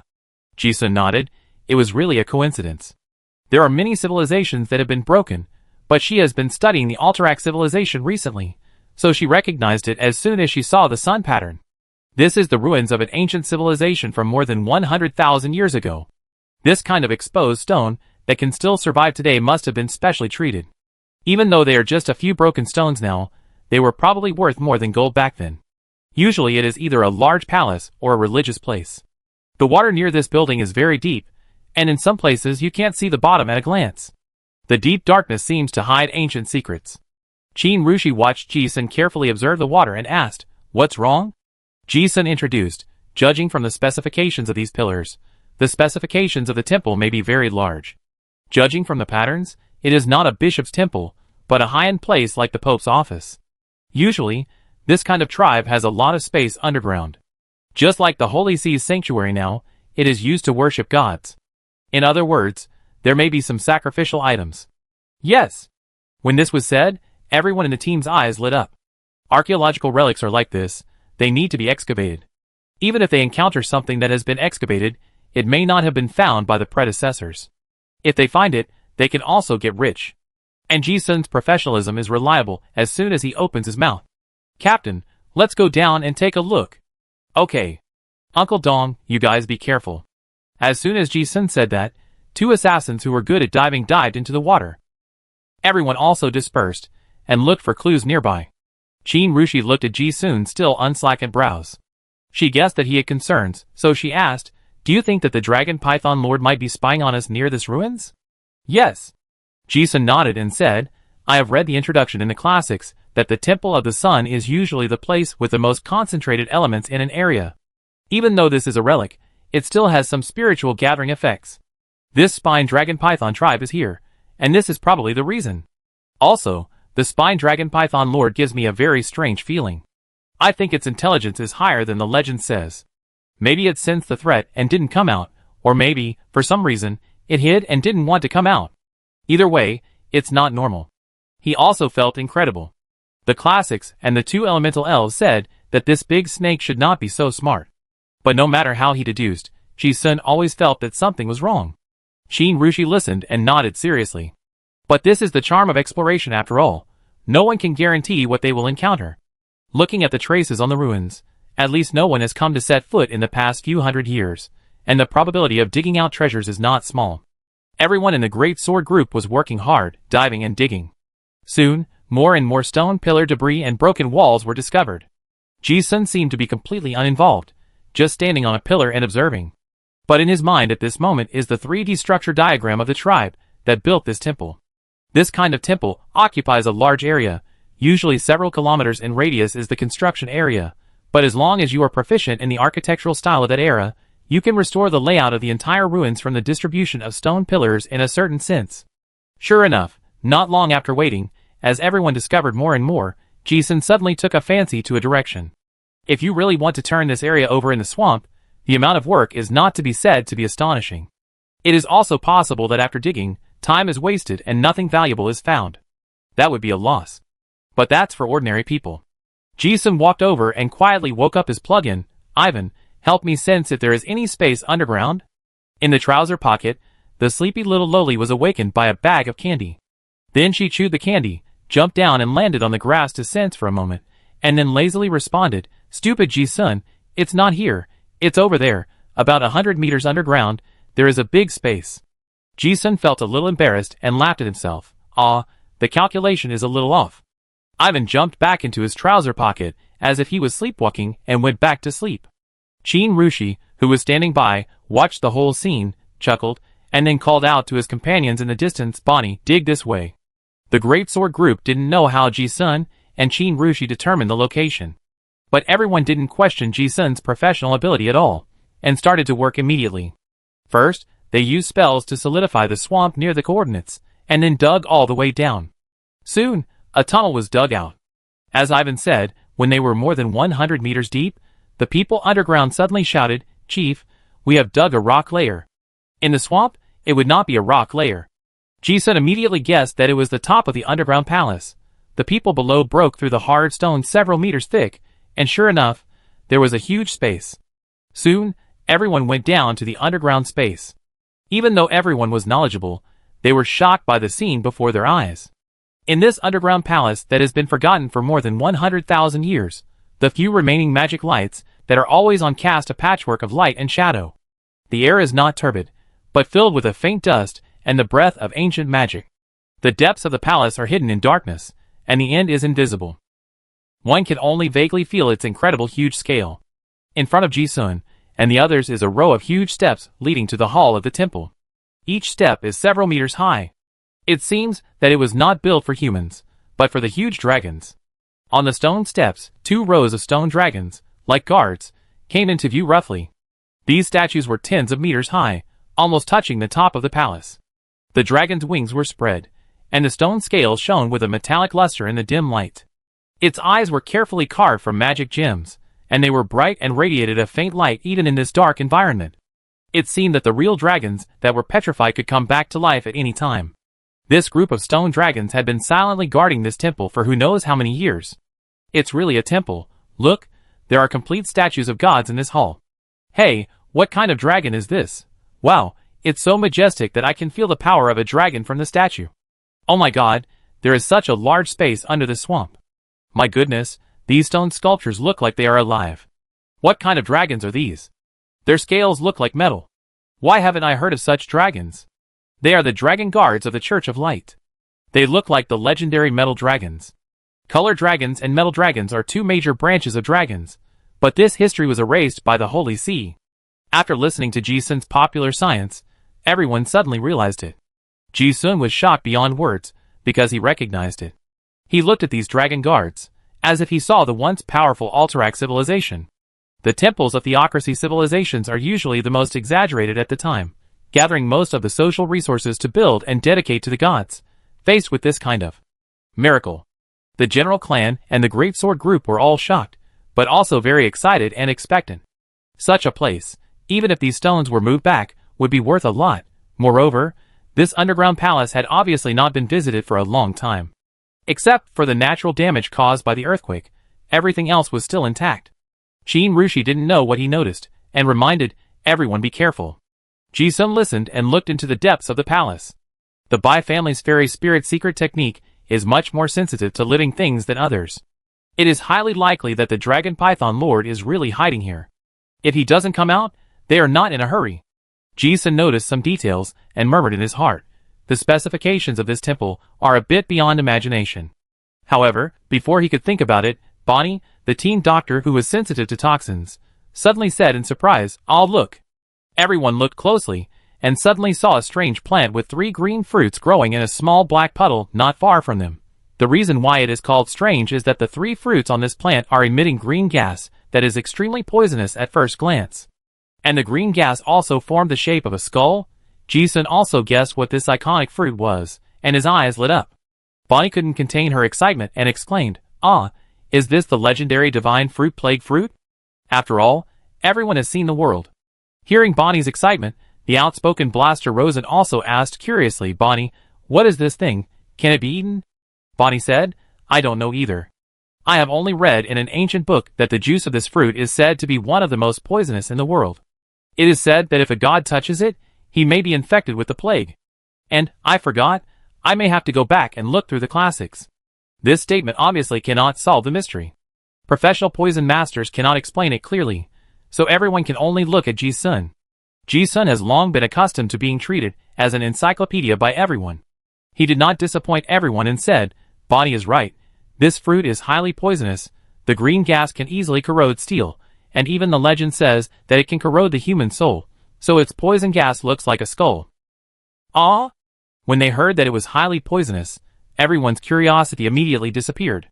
They also kept a safe distance silently.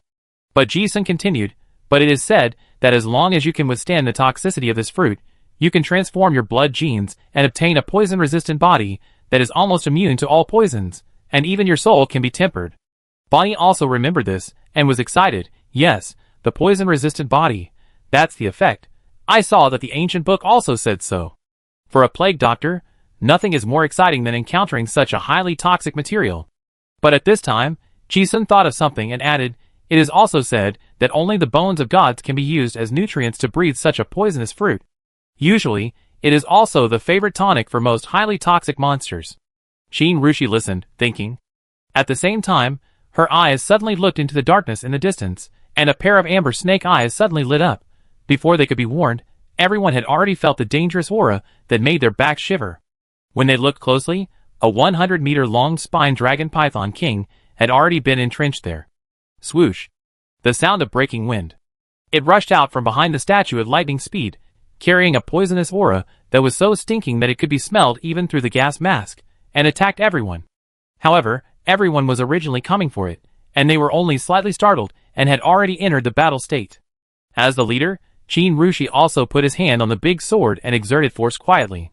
Ji-sun and the team murmured in his heart, "Is it really here? The big snake is here, and the previous deduction has come to fruition." But compared to the inevitable appearance of a Lord Snake, Ji-sun's heart was not disturbed at all. Instead, he was more interested in the environment of this underground temple. He thought to himself, "Where does the fresh air come from? Could this palace lead to somewhere else?" Chapter 483. The 7th-level Spine Dragon Python King. As soon as it appeared, the atmosphere in the huge underground palace instantly became solemn. Before the 100-meter-long snake could disperse the team, the heavily armored Black Knight and Holy Hammer Sam burst into magic power and rushed forward with shields on the left and right. Bang! Bang! Two muffled sounds like knocking on the mountain. The huge snake body that was ejected was actually hit by the two people and froze in the air. The more than 20 people in the Great Sword group were already familiar with various tacit tactical cooperation. At the moment when the two team tanks were holding the hatred, the magic card masters in the team slapped the ground together, and the khaki spell cards in their hands instantly collapsed. Combined attack secret technique, Earthbound Hands. Just watching the earth element condense rapidly not far away, more than a dozen huge elemental hands condensed out of thin air. They interlocked their hands and firmly grasped the tail of the big snake like a belt buckle.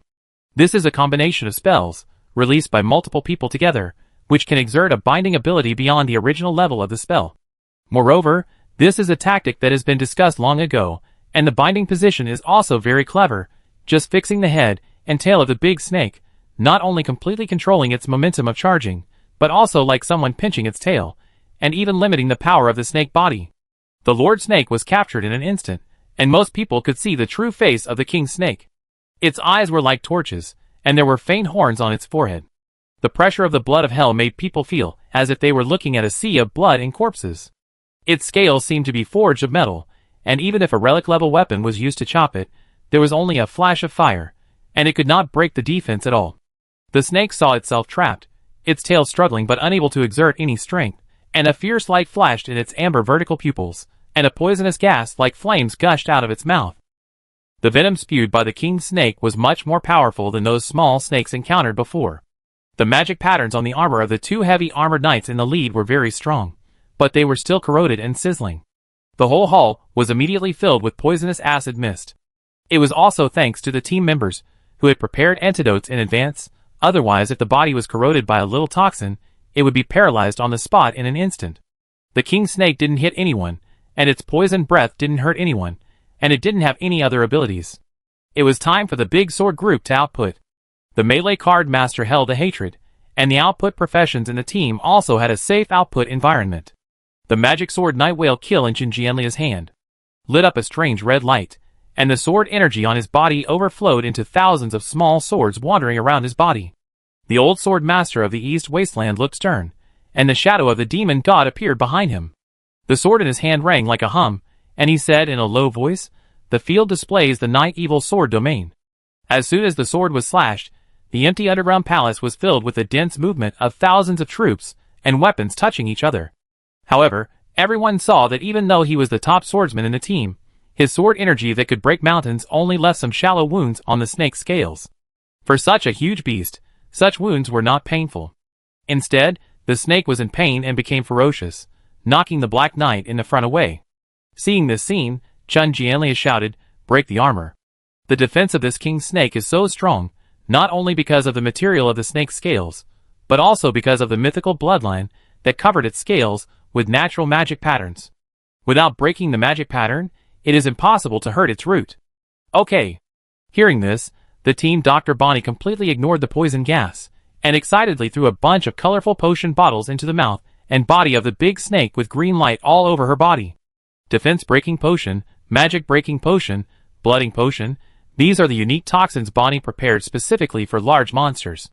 On the other side, two magic card masters who had freed their hands also shot out several cards. Weak aura, mental shock and various high-level spells also smashed towards the big snake's head. The various elemental bombs of the blaster Rosen even blasted brilliant elemental flames on the snake. The team members restrained and covered each other, and at this moment, the Holy Hammer Sam finally completed the transformation.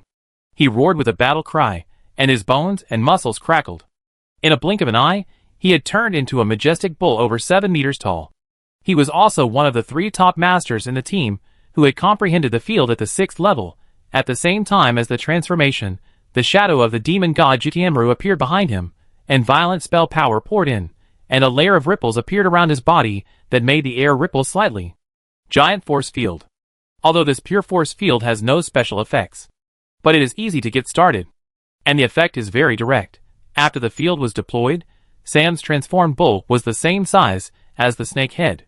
His huge power made him not lose in the collision with the snake head. He completely controlled the monster, and the pressure on the whole team was instantly relieved. After Bonnie's flask potion exploded on the king snake, it was obvious that the light on the scales dimmed a lot. At this moment, the Great Sword group was fully in combat mode, with all kinds of sword energy and spell cards calling out. The Lord Snake, who was so arrogant a second ago, was now howling in pain, and his struggling body was swung around on the ground like a whip, shattering the surrounding floor. But it still had no effect. Watching the scene not far away, Jisun narrowed his eyes slightly and murmured in his heart, "So strong."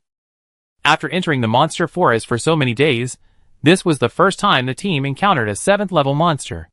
It was also the first time he saw everyone trying their best. A 7th-level Lord monster that could destroy a city was suppressed by these 20 people without any chance to resist. Although this king snake had strong vitality, it would take a lot of time to kill it. But from the moment it was controlled, it was destined to die. Jisun also found it a little incredible. Monsters are different from humans. Their combat effectiveness cannot be completely measured by rank. After all, humans are basically the same structure, and the combat effectiveness of people of the same rank is usually not much different. But the rank of a monster is usually just a measure of the height of the law, not a measure of combat power. There is a huge difference in shape, which also leads to a difference in combat power. Just like this Lord King Snake that is more than 100 meters long, normally, its venom is enough to kill thousands of elites. Its strength and defense are both at the level of top human melee card masters of the same rank. Normally, 3 or 5 rank 7 card masters may not be able to hunt down a monster of this level. But now, the rank 4, 5, and 6 card masters of the Great Sword group have controlled it tightly. Equipment and potions are one thing. More importantly, Jisun saw the tacit tactical coordination that was like a solid wall of steel. Although these revolutionary army cadres were very strong, in Jisun's eyes, they were not the kind of combat power that could rise with the higher rank. Moreover, each of them had shortcomings in their methods. Clumsy close combat, weak magic system, and insufficient output of assassins. Jisun saw various flaws in each of them individually. However, in a team, it is not necessary for everyone to be omnipotent. Each of them is proficient in their own professional sequence. When they are added together, they are omnipotent without shortcomings. This is the meaning of teamwork.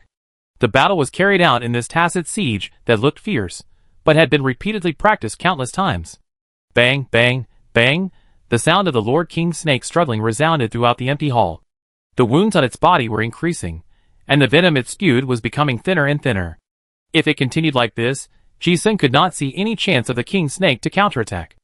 After all, Qin Rushi, as the strongest fighter, did not fight with all her strength. In a battle of this level, her main responsibility in the team was not to output, but to ensure that there would be no accidents. Ji-sun did not intervene.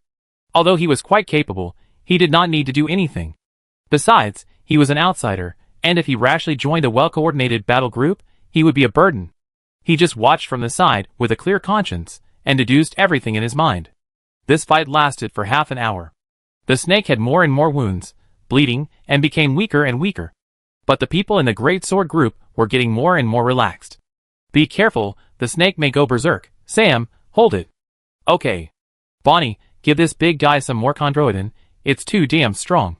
It's worthy of being the mythical bloodline of the hell species. It's much more difficult to deal with than the 7th level monsters we hunted before. Ha ha, Lao Emo, you're poisoned, your butt is green. Get out. Don't look at things you shouldn't look at. While fighting, everyone can also find time to chat. They are all partners who are worthy of life and death trust, and the atmosphere is very good. Ji-sun is also used to everyone's optimistic attitude. Looking at the situation, he also thought that this battle would end like this, and began to look at the layout of the hall.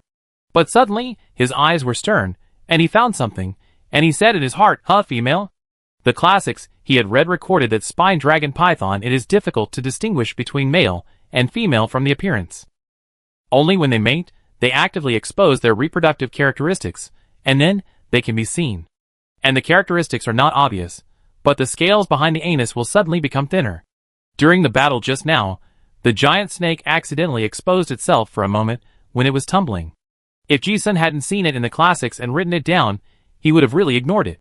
The people of the Great Sword group obviously haven't realized it yet. Regardless of whether it is male or female, this prey will definitely not make any waves again. However, Ji-sun's eyes became cautious. Because the classics record that the leader of this giant snake tribe must be male, but the one in front of him is female. Which means that this is not the leader of this black water swamp. And now, the ferocious hissing of the king snake has gradually lost its ferocity. Instead, it sounds more like a cry for help from a human in desperate situation. Thinking of this, Ji-sun reminded, "Be careful, this is a female snake, there may be another male snake in the palace." Qin Rushi heard it from a distance and nodded. With her here, it doesn't matter if there is another one. The others obviously mean the same thing. The team's combat power has not yet reached its limit, and one more snake is enough to deal with it. Haha, it would be nice to have another one. Yeah, I heard that even in the monster forest, it's hard to find monsters with mythical blood. You can only encounter one of dozens of level 7 monsters. If we really encounter 2 in the first time, we'd be rich. Yeah. We are in need of divine blood crystal. The material of this big guy can be used not only by Bonnie, but also by most melee professions. Everyone, work hard to get this one. Let's go to the cave, and look to see if the male one is hiding. Brother Willio, don't cut it with your sword energy. This leather is so good. If you cut it badly, its value will be greatly reduced. When everyone heard Ji-sun's reminder, they were not afraid, but looked forward to it. Of course, it was not arrogance, but strength as a reliance. Even Ji-sun felt that no matter how many mistakes they made, there would be no accidents. After all, before coming, they had already considered the situation of 2 7th level monsters. However, the accident came very suddenly. Just when everyone was about to get rid of the female king snake, its cry became more and more sharp, and it was heard in this empty hall, which made people feel a bad premonition. Suddenly, everyone heard a sound like a train rushing through the wind. The perception card master immediately reminded, something is coming out at the 9 o'clock direction. After saying that, he seemed to confirm something and added in a serious tone, "Everyone be careful, that guy's life breath is very strong." Qin Rushi also sensed it, of course.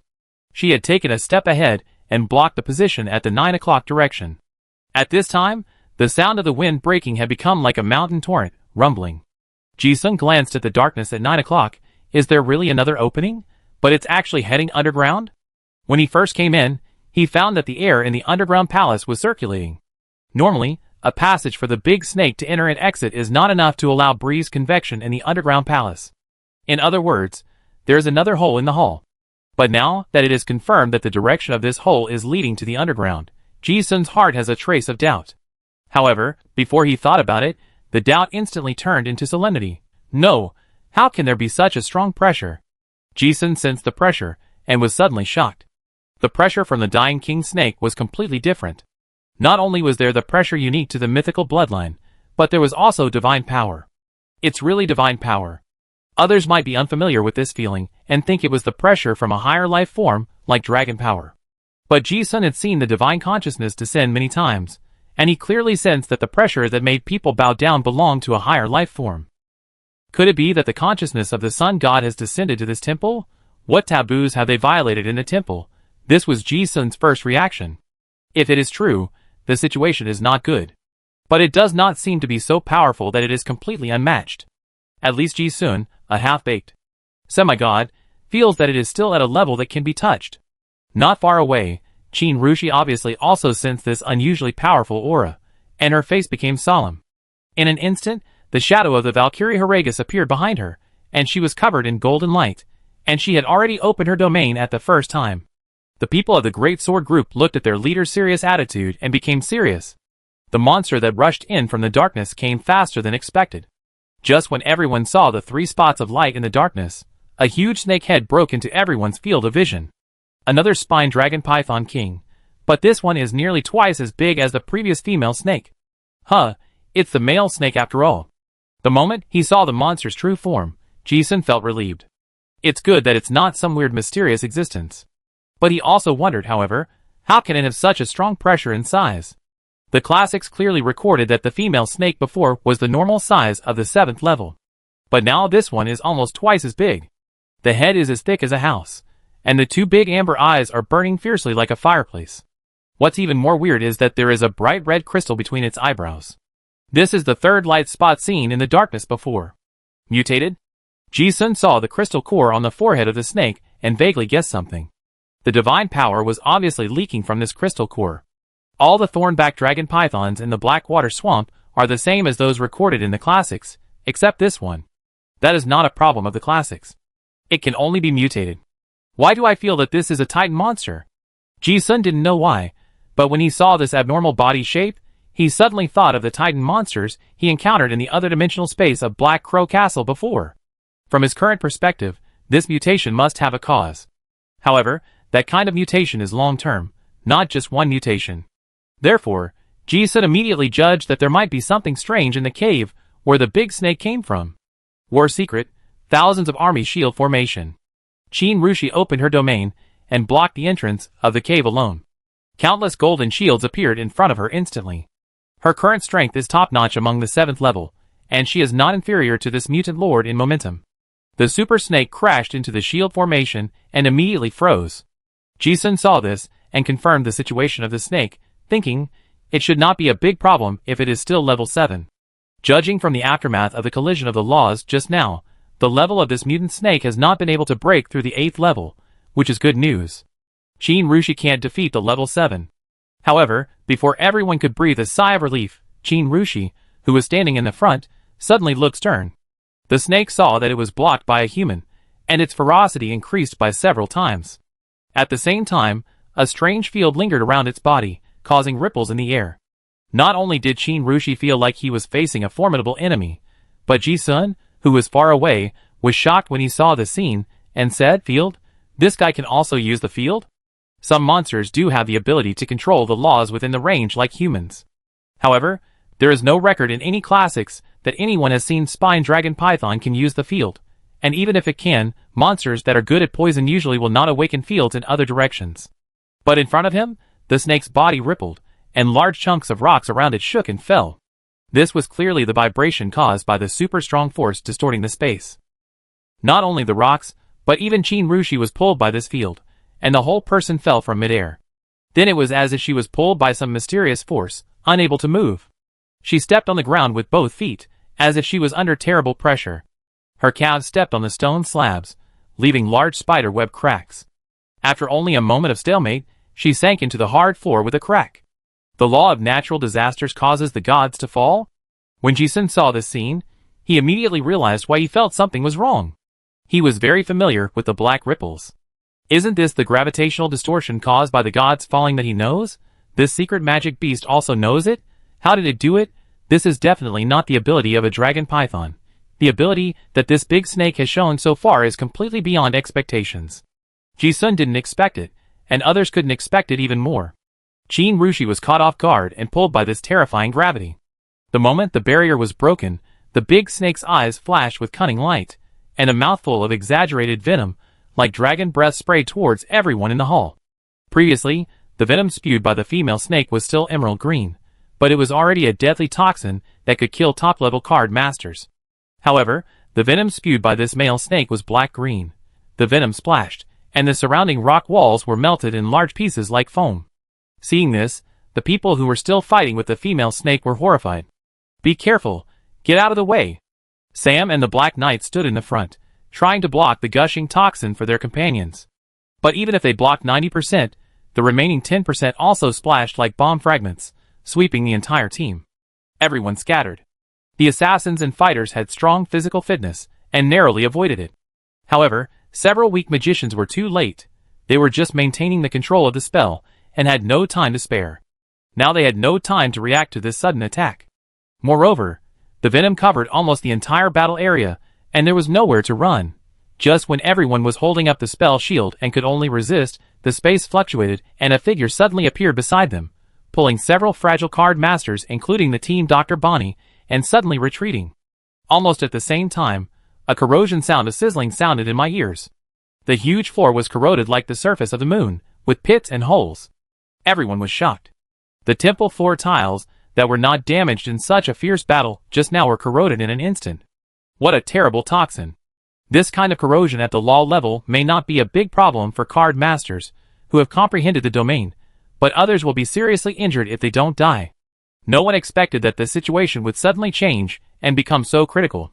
However, just when everyone thought there would be casualties, everyone turned around and saw that several magicians had appeared 100 meters away, safe and sound. What happened just now? Bonnie and several magic card masters looked at Ji-sun beside them, with incredible light in their eyes. When they all thought they had to fight hard, they were rescued, but even if he rescued, how did he do it? At that distance just now, even Jin Rushi couldn't rescue him in time, so how did a Olympic scholar rescue him? They didn't see how Ji-sun appeared behind them. They just felt that he was pulled backwards by a strange force, and then he appeared here. Bonnie and a few squishy people looked at Ji-sun with gratitude. But before they could speak, at this moment, the change happened again. Sam, who turned into a bull demon, shouted, "Be careful!" The crisis just now was avoided, but without the spell, the female snake was also freed. Although Sam and the Black Knight could still withstand the damage, but they couldn't control the giant snake's lightning-fast predatory ejection. The Lord Monster was already quite intelligent. After fighting for so long, how could it not see that the two heavily armored knights couldn't bite, and those few fragile ones were the weak points? Having almost been killed just now, the female snake was also holding back a rage in her heart. Even though it was covered in wounds, it would rush over and swallow these humans first. Boom! The sound of breaking wind came rapidly. Before Bonnie and several magicians could stand firm, the snake head had already appeared a few meters away from them like lightning. Bonnie knew the instant body spell, but not everyone could do it.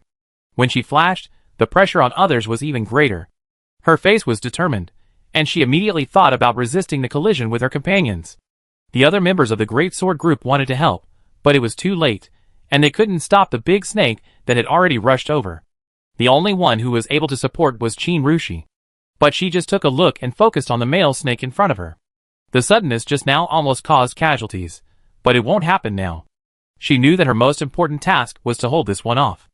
And the other guy wasn't that weak. Bonnie gritted her teeth. The green light on her face became more dazzling, and she stood in front of everyone and prepared to fight. She thought that she had the undying curse, so she would not die. The other magic systems also tacitly used the combined defense barrier. However, just when several people were generously prepared to take risks, something unexpected happened. A figure flashed in front of them again. Bonnie looked at the familiar back and shouted in her heart, "Be careful." She recognized Ji-sun. But at this juncture, even the Black Knight couldn't stop the snake head that was already at the end of the charge. How could this guy be so reckless? But before the words could be uttered in her throat, and before she could sort out her worried thoughts, she saw the man in front of her punching forward calmly. Bang! With a sound. She seemed to hear something beside her ear. The next moment, it seemed as if time slowed down 100 times. The scene in front of everyone became in extreme slow motion. Ji-sun's fist hit the huge and ferocious snake head. Half a meter away, with the fist as the center, The void was cracked like a spider web. The big snake seemed to hit an invisible barrier, and its body froze in the air. Visible to the naked eye, strange waves rippled on the thick body of the snake. The battle scene seemed to be paused at this moment, completely still. The big snake was still in midair, and everyone in the Great Sword group had stunned expressions on their faces. Chapter 484. The frozen scene of the battle was not entirely an illusion. Rather, Ji-sun used the secret method of the lightless sun. At that moment, an invisible repulsive barrier formed in front of him. Starting from more than 10 meters away, it was like a cushioning sponge, which completely consumed the impact of the female Lord Snake. Otherwise, even if his current strength attribute is comparable to the exaggerated level of the 7th level melee, it is still not enough in front of the impact of such a behemoth. He himself was not affected by being knocked down, but Bonnie and the others behind him would be seriously injured. At the same time, he punched out, and the power of the tyrant fist surged into the body of the big snake like a tidal wave, which caused ripples on the surface of the snake. The rank of the big snake was one rank higher than Ji-sun. Originally in its prime, Ji-sun's punch did not cause much damage. But it had just been surrounded by the big sword group for a long time, and both the defense on the scales and the magic power were almost consumed. Ji-sun's punch penetrated, and the power of the fist like a volcanic eruption rushed straight into the internal organs. It's not just a random punch. This is the best place to hit in the deduction. After observing for so long, he knows exactly where the big snake's body has exposed weaknesses, and which parts of the scales have been damaged. This punch has many effects such as armor break, weak point attack, true damage and so on. The big snake is now at the end of its strength, relying on its companion to come to its rescue and vent its anger. This punch immediately beat it to death. The thick snake body stopped in midair for a moment. Then the amber vertical pupil immediately dispersed and fell to the ground with a bang. He didn't die, but he was also knocked unconscious. Ji-sun was not surprised. The punch just now accurately cut off the blood supply to the snake's brain, so it was normal to knock him unconscious. Bang! Hearing the dull sound of the snake falling to the ground, the people of the Great Sword group came back to their senses. A pair of eyes looked at the scene in front of them, and their slightly open jaws could no longer close. They looked at the unconscious snake, and then looked at the guy who had just retracted his fist, with a sleepwalking look in their eyes. The brain seemed unable to accept the scene seen by the eyes. It was only a moment, but it seemed like a long time. The few people who had just been rescued behind Ji-sun finally came to their senses from the shock, and their expressions turned into gratitude and shock. Bonnie stared with a pair of big eyes, stuttering in surprise, and said to herself, "This guy is so powerful? The fragile skin that I thought needed my protection before actually saved them." You have to know that Ji-sun's personality in the eyes of the Great Sword group has always been polygamist. Normally, this is a support profession that is not good at direct combat. Even if they really want to fight, they may be more magic-oriented and use various spells and mysterious means. If that were the case, Bonnie would not be so shocked. But this guy chose the most shocking and unexpected way. The domineering punch just now broke everyone's stereotype. This reckless man's behavior, you tell me he is a polymath? Moreover, a 6th level card master knocked out a 7th level lord monster with one punch. If you don't see it with your own eyes, no one would dare to believe such an outrageous scene. After all, the fact is that there are many 6th level card masters in the team. But no one thought that their punches could be so outrageous. Ji-sun's punch made everyone clearly realize the incredible strength. Bonnie then remembered that it was no wonder that her leader said before that, "This guy is not as weak as you think." Now it seems that he is not only not weak, but also outrageously strong. Ji-sun knew that everyone in the Great Sword group would have a lot of doubts. But now is not the time to chat. The female snake was severely injured and probably couldn't make any waves. But not far away, there was a male snake that was 10 times more powerful than this one. The gravitational field of the big snake was also like a quagmire, trapping Qin Rushi in it, and the two sides fought very fiercely. Ji-sun narrowed his eyes with a hint of coldness, raised the corners of his mouth with an arc of interest, and said to the people behind him, "This female snake is not dead yet, you guys be careful. I go help Aunt Qin." As he spoke, black vapor rolled out of his body and condensed into shape. Looking again, the shadow of the clown demon god appeared behind him, and his body also transformed into a 3-headed terrifying golem. Ji-sun saw that the male snake's methods were already full of divine power. This level of battle cannot tolerate any mistakes. Mistakes may lead to sudden death on the spot, so of course you have to go all out. It has been a long time since he encountered such a strong enemy. He was very interested in trying the methods of the mutant snake, and wanted to use the opponent's divine power to hone himself. At this moment, he was in full swing. In an instant, his temperament suddenly changed. There was no trace of the gentleness in his handsome face, and he became as sharp as a blade, full of fighting spirit. And his transformation was also seen by everyone. Everyone felt very unfamiliar, as if he had changed into a different person. Ji-sun stepped into the air and left, and his afterimage dissipated on the spot. It seemed that the people in the Great Sword group felt that some invisible pressure on their heads had dissipated. Looking at the battle in the distance, everyone also murmured in a low voice. Bronze skin? This is Zhou Ye's supreme body. Yes. Why do I feel that his attainments in the body are more specialized than Zhou Ye's? He is also a Qigong master. Didn't you see that the Qi is almost condensed like armor? My goodness, this is the first time I have seen a Qigong master with such outrageous Qi. Not only the Qi in the body, there was a mysterious force that isolated most of the impact of the laws. He can withstand the collision of the big snake just now. I have never seen such an outrageous method. Didn't you notice that when he was supporting Bonnie and the others just now, he used space teleportation? His attainments in the laws of space are not shallow. I have also seen a few guys who follow the path of polynomist, but none as outrageous as brother Ji-sun. I thought he was just a guide before, and I said we should take care of him, but it turns out that he has been taking care of us all along. Yeah. Hey, why do you think the leader has such a good relationship with him? Ha ha. Let's not just watch. Let's get rid of this snake first. Go and help. At this moment, everyone finally understood that the reason why they felt that the adventure in the Warcraft forest was so smooth was probably not just because of the team's strength. The more important reason was probably because of this person. Before, I only thought that he was knowledgeable and proficient in all kinds of intelligence, and was a perfect auxiliary teammate. Now this strong punch made everyone know that he can assist and also be the main output. Behind the calmness, it was always because of strength. Qin Rushi's combat power was reassuring, and now seeing that there was such a strong teammate hidden in the team, the sense of crisis in everyone's heart seemed to be dispelled immediately. One is a god descending from heaven, the other is treacherous and unsolvable. In the current understanding of the Great Sword group, they can't imagine how the combination of the two can lose. Just as they were thinking, the fainted snake on the ground raised its head drowsily, and woke up. Before it could figure out what happened, Sam, who had transformed into a bull demon, hit it with a dull hammer. The teammates nearby also reacted immediately, using all their means to suppress the last chance of the female snake to turn over. On the other side, Ji-sun joined the battle group and fought side by side with Qin Rushi.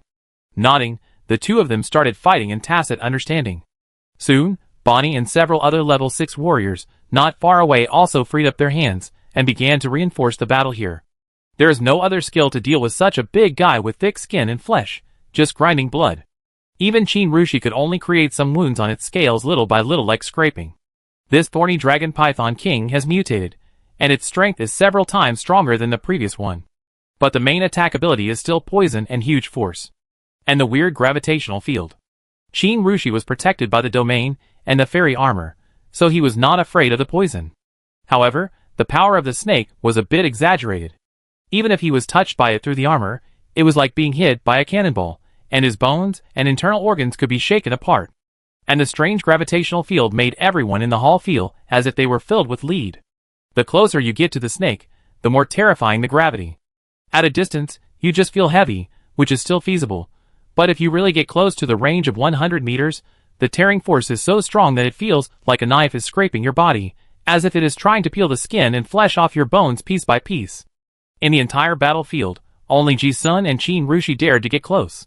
Otherwise, a pure power card master like Holy Hammer Sam would feel like his feet were glued to the ground, and could not move even a step if he got within 10 meters of the snake. Sam dared to come because of his armor and strength. Qin Rushi relied on his strength. And Ji-sun was because the gravitational field had no effect on him at all. Even though the field of this mutant snake was much stronger than what he had mastered, he was proficient in the spell of attracting the gods, and he could completely reverse the gravity by understanding the spell. As for the snake's physical attack and poison, they are even less threatening to Ji-sun. Being huge is an advantage, but also a disadvantage. The snake's limbs are too big, and in Ji-sun's eyes, it is not only clumsy, but also threatening only to the head and tail. Moreover, whether it spits poison or attacks with its limbs, the pre-image of muscle agitation is too obvious. Although its attack can easily kill an ordinary cloth armor level 6 card master, Ji-sun's current agility and observation ability make it impossible for the opponent to touch it.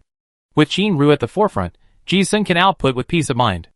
Although the mutant snake is several times more powerful than the female snake and has a stronger venom, for Ji-sun now, if he does not have any special means, he will never be able to gain the upper hand after failing to gain the upper hand when it rushed in. Boom! Boom! Boom! In the temple, the sound of the battle was like thunder in summer, and it was endless. Although the mutant snake caught everyone in the great sword group off guard when it rushed in. But as the battle progressed, everyone adapted to the rhythm of the battle, and it became smoother and smoother. With Jinru able to hold the hatred, in this favorable situation, the only thing left is the cluster output.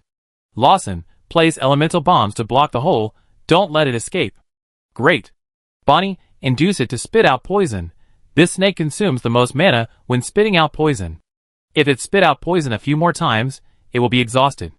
Sam, pay attention to the attack of the snake's tail, and help Brother Jishuan to cover up. Are you still worried about Brother Jishuan? Why not worry about yourself? Look at his speed, faster than several professional assassins of Uncle Dong, and he can teleport. How could that big snake hurt him? That's right, I just know what that guy meant by jack of all trades. He really knows everything. This master-level fighting martial arts, the spells are also top-level. Even various mysterious spells are at hand. This is the first time in my life that I have seen a card master who is proficient in so many professional sequences. The more I watch, the more outrageous it is. Haha, Luo-san, don't you think that Brother Ji-sun's deduction ability is a little familiar? It's very similar to a legend in the East Wilderness. 5-6, are you talking about the legend of the Invincible in the same level, the leader of the 13 Kamen Riders, I am the world? Yes, it's most likely that secret method. I only heard about it before, but now I see it with my own eyes, and I know that this magic secret method is even more outrageous than the legend. My goodness, this ability to predict and deduce is really amazing. The most dangerous moment has passed, and while the Great Sword Group is fighting, the relaxed and harmonious atmosphere has returned to the previous one. Everyone knew how strong Jinru was, so it was not surprising. However, it was the first time they saw Ji-sun's methods. It didn't matter if they saw it. When they really saw it, all the cadres of the Revolutionary Army were silent.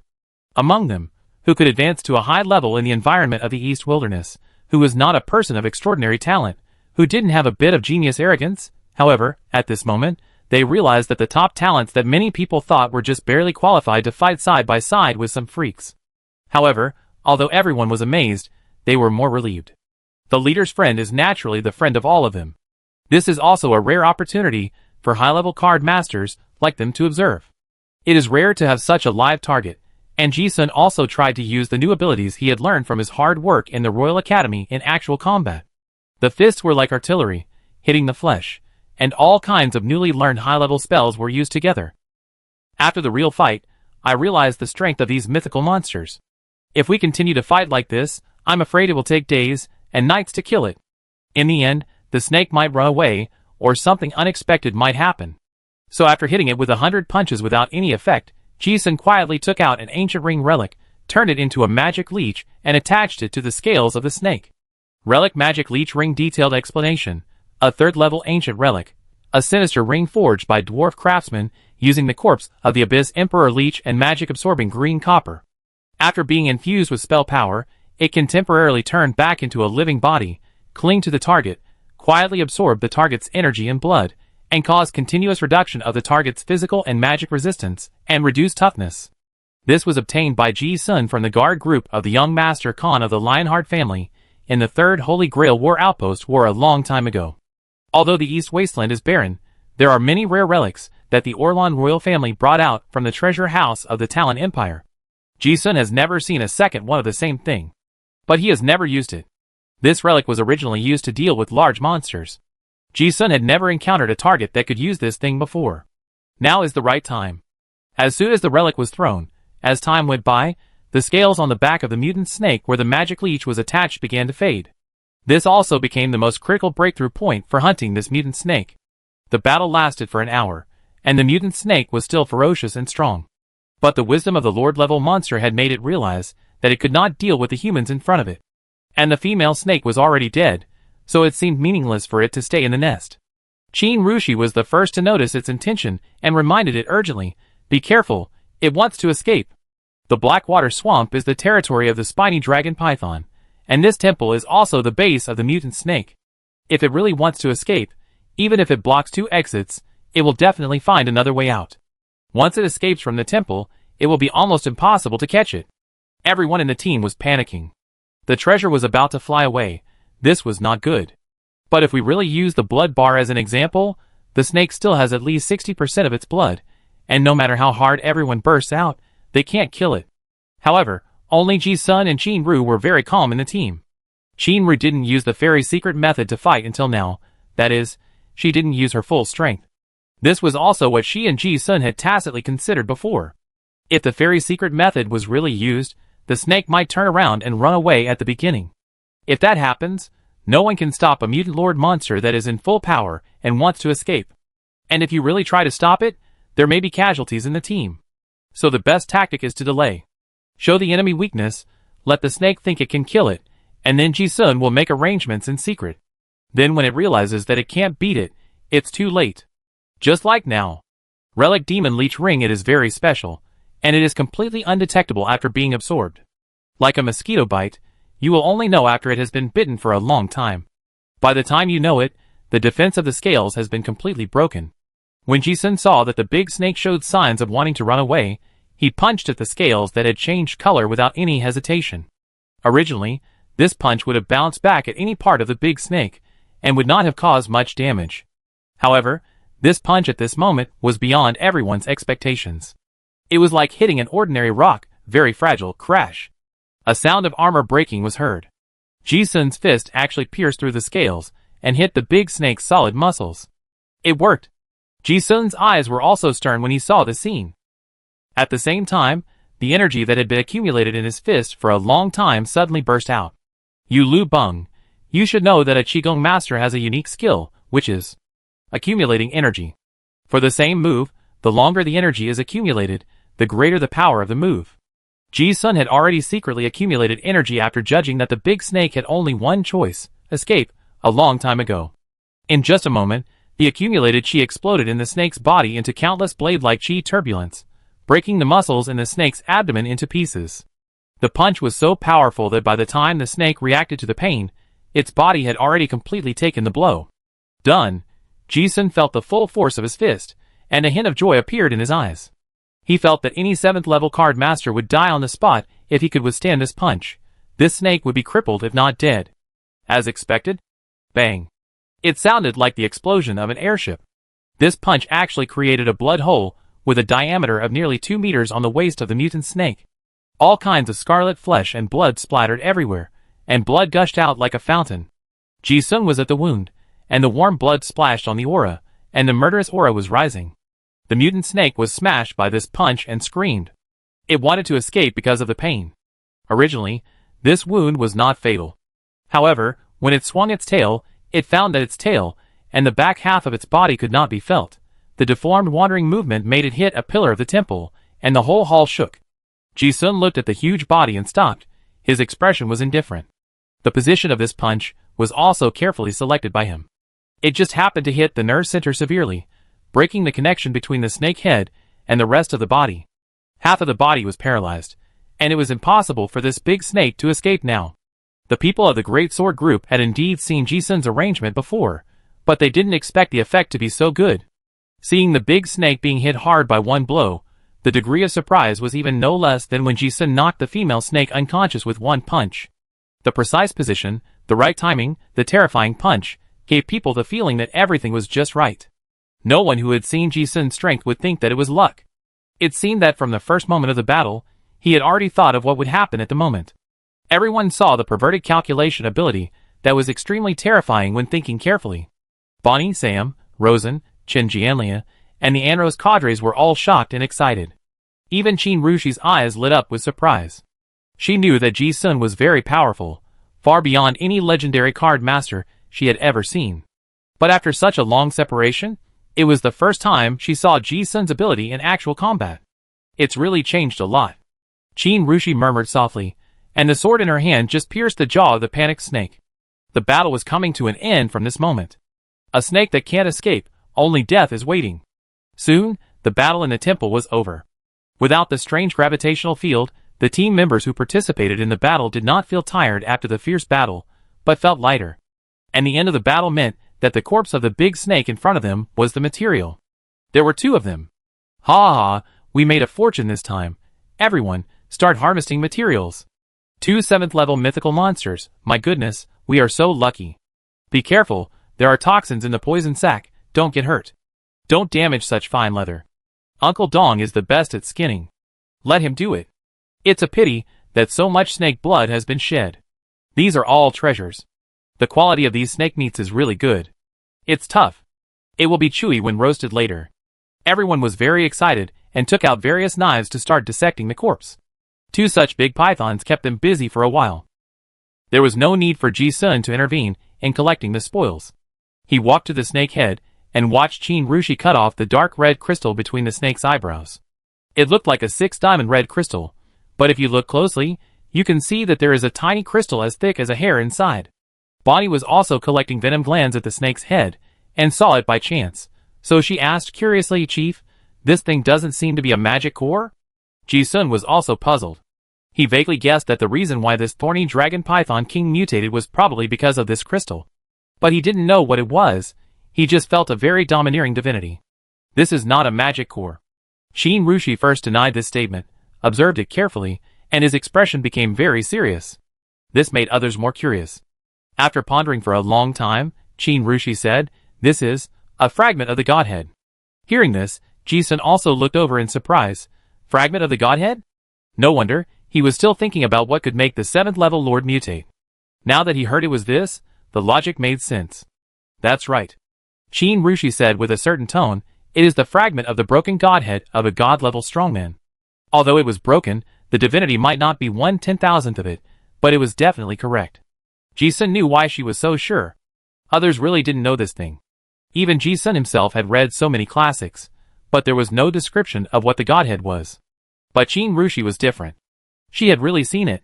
In the Plague Swamp DP955 Research Institute, it was the secret base of the Bai family, which sealed the outer god, the source of plague, Takpara. In the end, the jar was obtained by the Holy See, and the Godhead was obtained by the ancestral immortal. That's why Qin Rushi recognized the crystal as the divine power. So, is this also the reason for the mutation of the thornback dragon python? Ji-sun also frowned and thought. It should be that this thornback dragon python somehow got this fragment of the divine power, and then its body became so huge, and its strength also skyrocketed. If it hadn't met Ji-sun and the others, perhaps it would be even stronger in the future, and even break through the 8th level. But here comes the problem. According to the information the 2 elves said before, the thornback dragon python king in the Blackwater Swamp is not so powerful. Korra and Nina were captured just a few months ago. Extending the timeline a little bit, that is to say, the time when the snake mutated was within the last year, Ji-sun deduced along the timeline, which just happened to coincide with the time when the Great Emperor's relics appeared.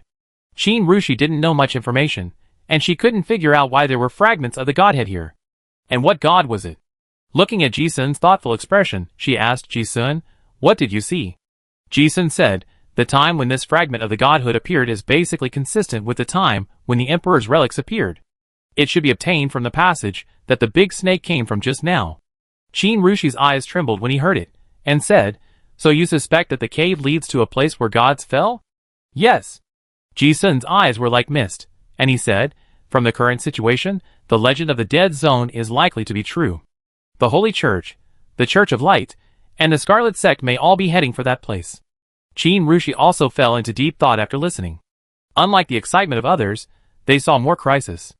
At this time, Ji-sun watched the other members of the Great Sword Group start to search the temple, and thought of something, and reminded them, "Everyone be careful, don't touch the things in the temple."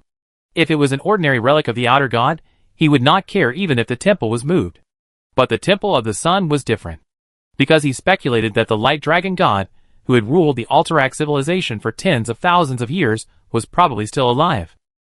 If you really mess with his temple, it may lead to some bad consequences. Ji-sun didn't know what it was. But he didn't explain, and the people of the Great Sword Group didn't have any doubts. Everyone communicated with each other, just searching, and didn't mess with anything. Qin Rushi listened to Ji-sun's words, thought of something, pointed to the crystal core in his hand and said, "This fragment of the Godhead is a treasure for cultivation. Even this small fragment is enough to make a huge improvement for the top powerhouse. If possible, we can try to find other ones. Yeah. Ji-sun certainly knew. Such a small piece can make the 7th level Demon Beast Lord mutate, which can only make humans stronger. At the same time, he became more and more interested in the cave leading to the underground. However, before he could think about it, the assassin in charge of the autopsy suddenly said, "Chief, look, there is something in the snake's belly." Shin Rushi and Ji-sun looked at each other, and walked over immediately. When they looked at it, they actually saw some armor, and weapons, that were corroded beyond recognition in the scarlet blur of the snake's belly. The moment Ji-sun saw the style of the armor, he recognized it, and a solemn expression appeared on his face. He said, "This is the Holy Dragon Knight armor." The Holy Dragon Knight is one of the ace legions of the Holy Church. Not only is the individual combat power very strong, but the equipment is also the best in the entire official legion of the southern continent. Fortunately, it is this kind of high-level enchanted armor. Otherwise, the inferior armor of ordinary adventurers would have been digested by the stomach acid of the big snake. Shin Rushi also frowned when he heard it, because the two of them thought of the same thing. There was still food left in the snake's stomach, which meant it had just eaten these people recently. Thinking of this, Ji-sun and Shin Rushi couldn't help but look towards the cave in the darkness, not far away. The snake had crawled out of that cave before. That is to say, there might be people from the Holy See deep in the cave. Chapter 485. General land reclamation missions can be solved by mercenaries. The Holy Dragon Knights will participate. It must be a top-secret mission of the Holy Church. I suspect it may be related to the fragments of the Godhead. Yes. It seems that the passage from which this mutant snake came should lead to the dead zone. Its fragments of the Godhead should also be obtained from somewhere. Ji-sun and Shin Rushi saw the rotten armor in the snake's body, and they thought of a lot of things at once. Originally, they all planned to explore along the cave. But now, he immediately gave up the idea. According to Ji-sun's speculation, the area of dead zone, even if the journey is smooth, is at least half a month away from the Blackwater Swamp. Now it seems that this cave may be a shortcut. However, the situation in the cave is unclear, and the probability of encountering danger is very high if you explore it like this. A mutant 7th level Lord monster almost reduced the number of members of the Great Sword Group, not to mention the unknown area of Dead Zone, which has been confirmed to have 8th level monsters. If we really explore like this rashly, we may be wiped out. And the danger is not only the monsters, we may also encounter people from the Holy Church. The divine fragments are of inestimable value, and they are treasures coveted by powerful gods. If we really encounter them, there will inevitably be a conflict. Now the Holy Church, the Church of Light, and the Scarlet Cult, the three major outer god sects, are all playing a game around the dead zone. These three parties are forces with outer gods. It is very risky for others to participate. So after Ji-sun and Shin Rushi discussed, they decided to follow the original plan and go to the dead zone to see the situation first. While Ji-sun and Shin Rushi were thinking about the cave, the Great Sword Group was looting the temple with great pleasure. This relic seemed to have never been visited by anyone, and was relatively well preserved. However, after Ji-sun reminded them that the outer gods of this sun temple might still be there, they did not dare to touch anything related to the gods. For example, the dragon guard statue, and the giant dragon throne in the depths. But even so, the harvest was very great. Haha, look, there are so many gold coins here. They should be used for sacrifice. Brother Ji-sun, can we take these things? As long as they are not on the altar, they should be fine. Okay. After all, more than 100,000 years have passed, and almost everything in the temple has decayed except the stones. But soon, the team members found a pool of gold coins in the mud-covered fountain at the entrance of the temple. Dragons have no use for gold, but they are greedy by nature, and like all kinds of golden and precious things. Just like humans like to choose the color of floor tiles, dragons usually use gold coins to pay their nests. Therefore, many temples related to dragons in the southern continent are piled with a large amount of gold and silver, which are just decorations, and do not involve any mysterious power. After asking Ji-sun, the know-it-all, everyone started digging for gold coins enthusiastically. The Revolutionary Army needs this batch of funds. This can exchange a large amount of supplies for the base in Dongwang. The snake has a special person to deal with it. Ji-sun has no interest in the gold coins. He just took a few samples, and looked at the golden dragon head portrait on them. Relics related to the Alterac civilization, especially those pointing to the dragon god of light, are now taboos in the Arel Empire. Ji-sun also secretly obtained some documents recently, and learned the origin of the portrait on the gold coin. It should be the dragon god Melodius, who is recorded in the classics as the king of Alterac, ruler of the Golden Clan, dragon god of light, lord of justice and life, and other great names. Another outer god from the age of chaos. However, in the records of the Arel Empire, he is the lord of bad omens, the source of all disasters. Even that name is a taboo. So it is little known. Everyone in the Great Sword group was careful not to enter the core of the temple, but Ji-sun was interested in checking the blurred lines and exquisite reliefs on the stone carvings. It's not that these things cannot be touched, but they cannot be touched with the subjective thoughts of greed and blasphemy. Otherwise, the evil thoughts directed at the gods will usually be noticed. Ji-sun was simply interested in the information hidden in these ancient relics. Usually, these murals are epic stories that record the great achievements of the rulers. For archaeologists, they have high research value. The stone carvings of the Sun Temple are the same. Although most of the reliefs are broken and corroded, they can be understood by guessing. All the records are from the perspective of humans, praising the great golden dragon god who brought them light, food, and everything. Ji-sun thought that there was nothing that could surprise him. However, as he looked at it, he saw a war scene on the relief in the southwest corner of the temple. As he looked at it, his eyes froze. Because what he was looking at was a giant hand. What's going on? Did the dragon god Melodius fight with that mysterious giant hand? Ji-sun also found it a little incredible. If he hadn't witnessed the scene of the big hand breaking the seal under the Royal Academy Tower of Babel, he really couldn't understand that the blurry palm was a monster. After all, there is a difference of more than 100,000 years, and there are two timelines, and the scenes are chaotic. Ji-sun felt that his brain was not enough. Previously, in thousands of troops besieged the city, the high priest of Talon, Nan Shinyu, did popularize the ranks of the gods. What is the lower godhood, the middle godhood, and the Emperor Lanlingster is the only upper god in countless years. However, the extraordinary realm above the 9th level, for him, is already only based on imagination. Ji-sun can't understand what that means exactly. He just felt a strange feeling when looking at those murals. One hand can fight against the dragon god head-on. No wonder the Royal Academy has to continuously extract the divinity of the big hand, otherwise this thing might destroy the world. It took more than 100,000 years to break the seal, and it took several top-level masters of the Royal Academy to suppress it together. You could imagine how terrifying its original divinity is. From the energy level alone, Ji-sun felt that the big hand might be stronger than all the known elemental veins in the entire East Wilderness combined. It was so strong that it seemed as if it shouldn't exist in this cave world. Just by seeing the content on the carving, Ji-sun felt as if there were some broken clues in his mind that had nothing to do with his original cognition. It felt like a puzzle of the world that was originally well made. No matter which piece, the color and pattern were logically connected to each other. However, at this moment, there were a few more pieces that had no connection with this world no matter how you looked at it. Ji-sun instantly realized that he might have touched some ancient secrets that were erased in history. Then think about the recent situation in the Warcraft Forest. An idea popped up in my mind. The death of Emperor Lanlingster might be related to this. Qin Rushi saw Ji-sun absorbed in his research, and walked over, looking at the carving, and asked, "What's wrong?" She didn't know much about archaeology as Ji-sun did, and didn't see anything. Ji-sun pointed at the big hand on the carving and said, "Aunt Qin, didn't I tell you before that the Royal Academy sealed a mysterious big hand?" Qin Rushi also thought it was a coincidence. Is this the hand? It's highly likely. Ji-sun nodded, and then said, "Moreover, I suspect this is not an ordinary temple. It may be part of some super large seal. Look at these array patterns, they are magic patterns pointing to the seal. Like the 6-pointed star and 9-pointed star magic array, the star corner is the array corner.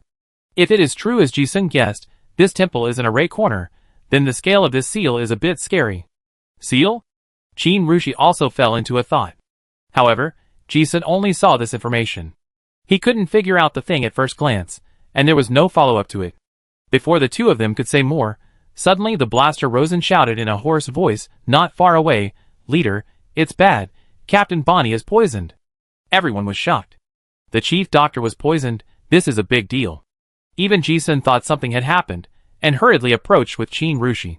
However, before they got closer, Bonnie, who was lying on the ground, sat up with her head shaking. She looked at her companions who were looking at her with strange eyes, and did not forget to complain, "Ah, Luo-san, don't yell. I'm not poisoned, I'm just drunk." Everyone, Ji-sun couldn't help laughing when he heard it. He knew the habits of the team's chief nurse. Bonnie is a poison master. She likes to eat poisons and toxins on weekdays. One is to cultivate the body's tolerance to poisons, and the other is that she is really greedy. Just like alcoholism, once it becomes a habit, it is addictive. But if you eat too much, you may get overloaded with toxicity, which is called intoxication. Seeing Bonnie lying by the pond, Ji-sun guessed that she was intoxicated by the plague fruit. This is indeed the case. After Bonnie woke up, she looked at the fruit with skull-green gas and said with shining eyes, "Ah, this fruit is too strong. I just sniffed it, and it turned out to be intoxication." However, there was no fear in her tone, only enthusiasm and excitement. Just this poison gas. The toxin level is probably above level 7. If we can really collect them, even if we encounter a 7th level card master, we will be killed instantly by the poison. Everyone's eyes twitched inexplicably when they heard this. Bonnie also looked at Qin Rushi and said, "Ah, leader, I want to take this fruit away, but I can't contain it. What should I do?" She couldn't digest this fruit at her current level, so she could only take it back and study it slowly. But the premise is that it must be taken away. Qin Rushi tried to get closer to the fruit, but soon felt the burning sensation, and then showed a helpless expression. "My domain can't withstand this kind of poison for a long time." The level of the toxin law was too high for her to bear. The ordinary containment card was simply unable to restrain the terrifying toxicity. And she didn't dare to use it. Even if it was forcibly contained, once it was leaked, the whole team would probably suffer. Seeing that Qin Rushi was helpless, Bonnie pursed her lips and looked pitiful. Ah? If her own leader couldn't do anything, then there was really nothing she could do. Suddenly she thought of something and looked at Ji-sun. "Ji-sun, do you have any ideas?" Ji-sun thought about it, and said in an uncertain tone, "I'm not sure if it will work." However, when Bonnie heard this, her gloomy expression immediately brightened up. "Ah, you have a way?" Ji-sun didn't say much and took out a few golden containment cards. After infusing the spell power, a black vortex appeared on the card. Everyone looked at it, and Bonnie asked curiously, "What kind of containment card is this?" This is different from any containment card on the market, and it has a law power that they have never come into contact with. And it clearly looks like a space hole has been opened? Ji-sun responded, "This is a disposable storage tool I made using the space law. I have read so many books in the Royal Library, among which there are rare books on the market related to the space law. Although I did not learn any space spells, I still learned a few tricks. For example, the method of making this special space containment card." He also added, "But I am not sure whether it can withstand this kind of toxin." But for Bonnie, this was already a great surprise and despair. As they were talking, the Great Sword group looked at the fruit in the venom pool a few meters away in surprise, as if it was carefully pulled out by an invisible big hand and flew into the air. Seeing this, Bonnie and the others around her were all stunned. They looked at the fruit, then at Ji-sun, and their expressions seemed to be saying, "How did you do it? You know, this plague fruit can even corrode the soul. That is to say, elements, matter and spiritual power, if they touch, will be corroded." They tried to pick it with spiritual power just now, but failed. What do you see now? Ji-sun actually pulled up the whole poisonous fruit by the roots? How strong is his spiritual power? However, in the expectant eyes of everyone, Ji-sun's brows suddenly frowned, as if he was exhausted, and the spiritual plant slowly fell into the poisonous water again. The corrosion is too strong. Ji-sun also muttered in his heart, and laughed at himself. The degree of concentration of my spiritual power is still a little bit lacking. It's like a paper hand holding a flame, which burns more and more vigorously. The spiritual hand was corroded just now, so I couldn't hold it up. Bonnie looked at Ji-sun frowning, thinking that he felt embarrassed for making a mistake in front of everyone, and quickly encouraged him. "Ah, it's okay, it's okay. Ji-sun, you are already super awesome." This is not a consolation, but the truth. This scene has long stunned everyone in the Great Sword group. Especially those magic card masters, who think their spiritual power is pretty good. None of them think they can do this. Without asking, they knew that Ji-sun's mental power was ridiculously strong. At this moment, everyone only had admiration in their eyes, and no one had the intention to laugh at him. As she spoke, Bonnie frowned and suggested unwillingly, "How about we think of another way?" However, Ji-sun said casually, "No need." As he spoke, before others could be puzzled, he took out a bright crystal ball. "If you are not strong enough, then use equipment. Moon, this silver moon holy object is the best mental power amplifier." Ji-sun took it in his hand, and he immediately became energetic. He looked again, and the hand of spiritual power in front of him immediately materialized. The gentle moonlight condensed into a big hand, slowly pulling up the poisonous strain not far away. Most of the cadres of the Revolutionary Army knew about this relic. Now seeing Ji-sun casually taking out the holy relic of the Silver Moon sect that now dominates the East Wilderness, Everyone's expression was indescribably strange. Why does this guy seem to be so wild? Ji-sun didn't pay attention to the expressions of the crowd, and this time he pulled up the poisonous strain very easily. Then he separated the fruits one by one and carefully placed them in several containment cards. When the spiral on the card disappeared, the burning feeling in the air, that seemed to be a breath of fire, disappeared instantly. Bonnie was overjoyed. Did it work? Ji-sun held the card in his hand. His expression was a little uncertain. It worked. But I don't know how long this card can last. But it's not a big problem. Since he was able to successfully contain it the first time, even if it was broken later, he could seal it the second time. And this is the card he made himself, so if it is leaked, it can be sensed immediately. Ji-sun had already convinced everyone with his strength. After this explanation, the Revolutionary Army was even more amazed at his ability to know everything. Bonnie was so excited that she gave Ji-sun a warm hug of friendship. Wow, Ji-sun, you are so amazing. Chin-ru was watching from the side, with a gentle smile on her lips. The materials of the two 7th level Lord monsters were processed, the plague fruit was successfully contained, and the gold coins were dug into piles. The group did not stay in the temple for long, and quickly cleaned up the scene and left. If it was an ordinary monster lord, they would have killed it. But there was a trace of divine fragments on the forehead of the mutant snake. Ji-sun and Chin-ru both felt that the people of the Holy See might follow the traces of the snake all the way here. Sure enough. A few hours later, when the Great Sword group had disappeared in the depths of the Blackwater swamp, a group of fully armed mercenaries walked out carefully from the cave where the snake came out. The Spear Knight pattern on the emblem is one of the top mercenary groups in the southern continent, the King's Knights. In order to track down the snake that escaped from the Forbidden Land, the King's Knights came with 5 7th level sub-captains. If Ji-sun and the others were still here, they could recognize the blonde and blue-eyed sub-captain in this team, William, who was met at the gate of Giant Spirit City before. Captain, there is a relic here. It seems to be the nest of the big snake. Everyone be careful. The mutant dragon python king may be hiding here, Captain. Something is wrong. There are traces of battle in the relic. Soon, the King's Knights discovered that not only did they not see any trace of the Snake King, but someone had already entered the temple first. Chapter 486. The Great Sword group went all the way to open up the wasteland. In the depths of the monster forest, there is a powerful lord monster almost every few hundred miles. With the accurate information from the guide Ji-sun, they hunted a large number of monsters one after another, and found a lot of precious herbs. With Chin-ru's super combat power, the Great Sword group went all the way safely, and successfully hunted down 2 7th level Lord monsters, Earth Brown Bear and Flame Lion King. The biggest gain came from a group of Wind Wolf tribes that came to them on their own. The battle was fierce, and many people in the team were injured. But the harvest was also very considerable. In the end, the 7th level Magic Wolf Lord and hundreds of low and middle level Magic Wolves provided them with a large number of high-level Magic Beast materials. The harvest of the Great Sword group in just half a month's journey was almost equivalent to the results they originally planned to achieve in at least half a year. In this way, a few days passed in a flash. There is a cave with lush vegetation further southeast of the Blackwater Swamp, which is the fairy forest where the elemental elves are.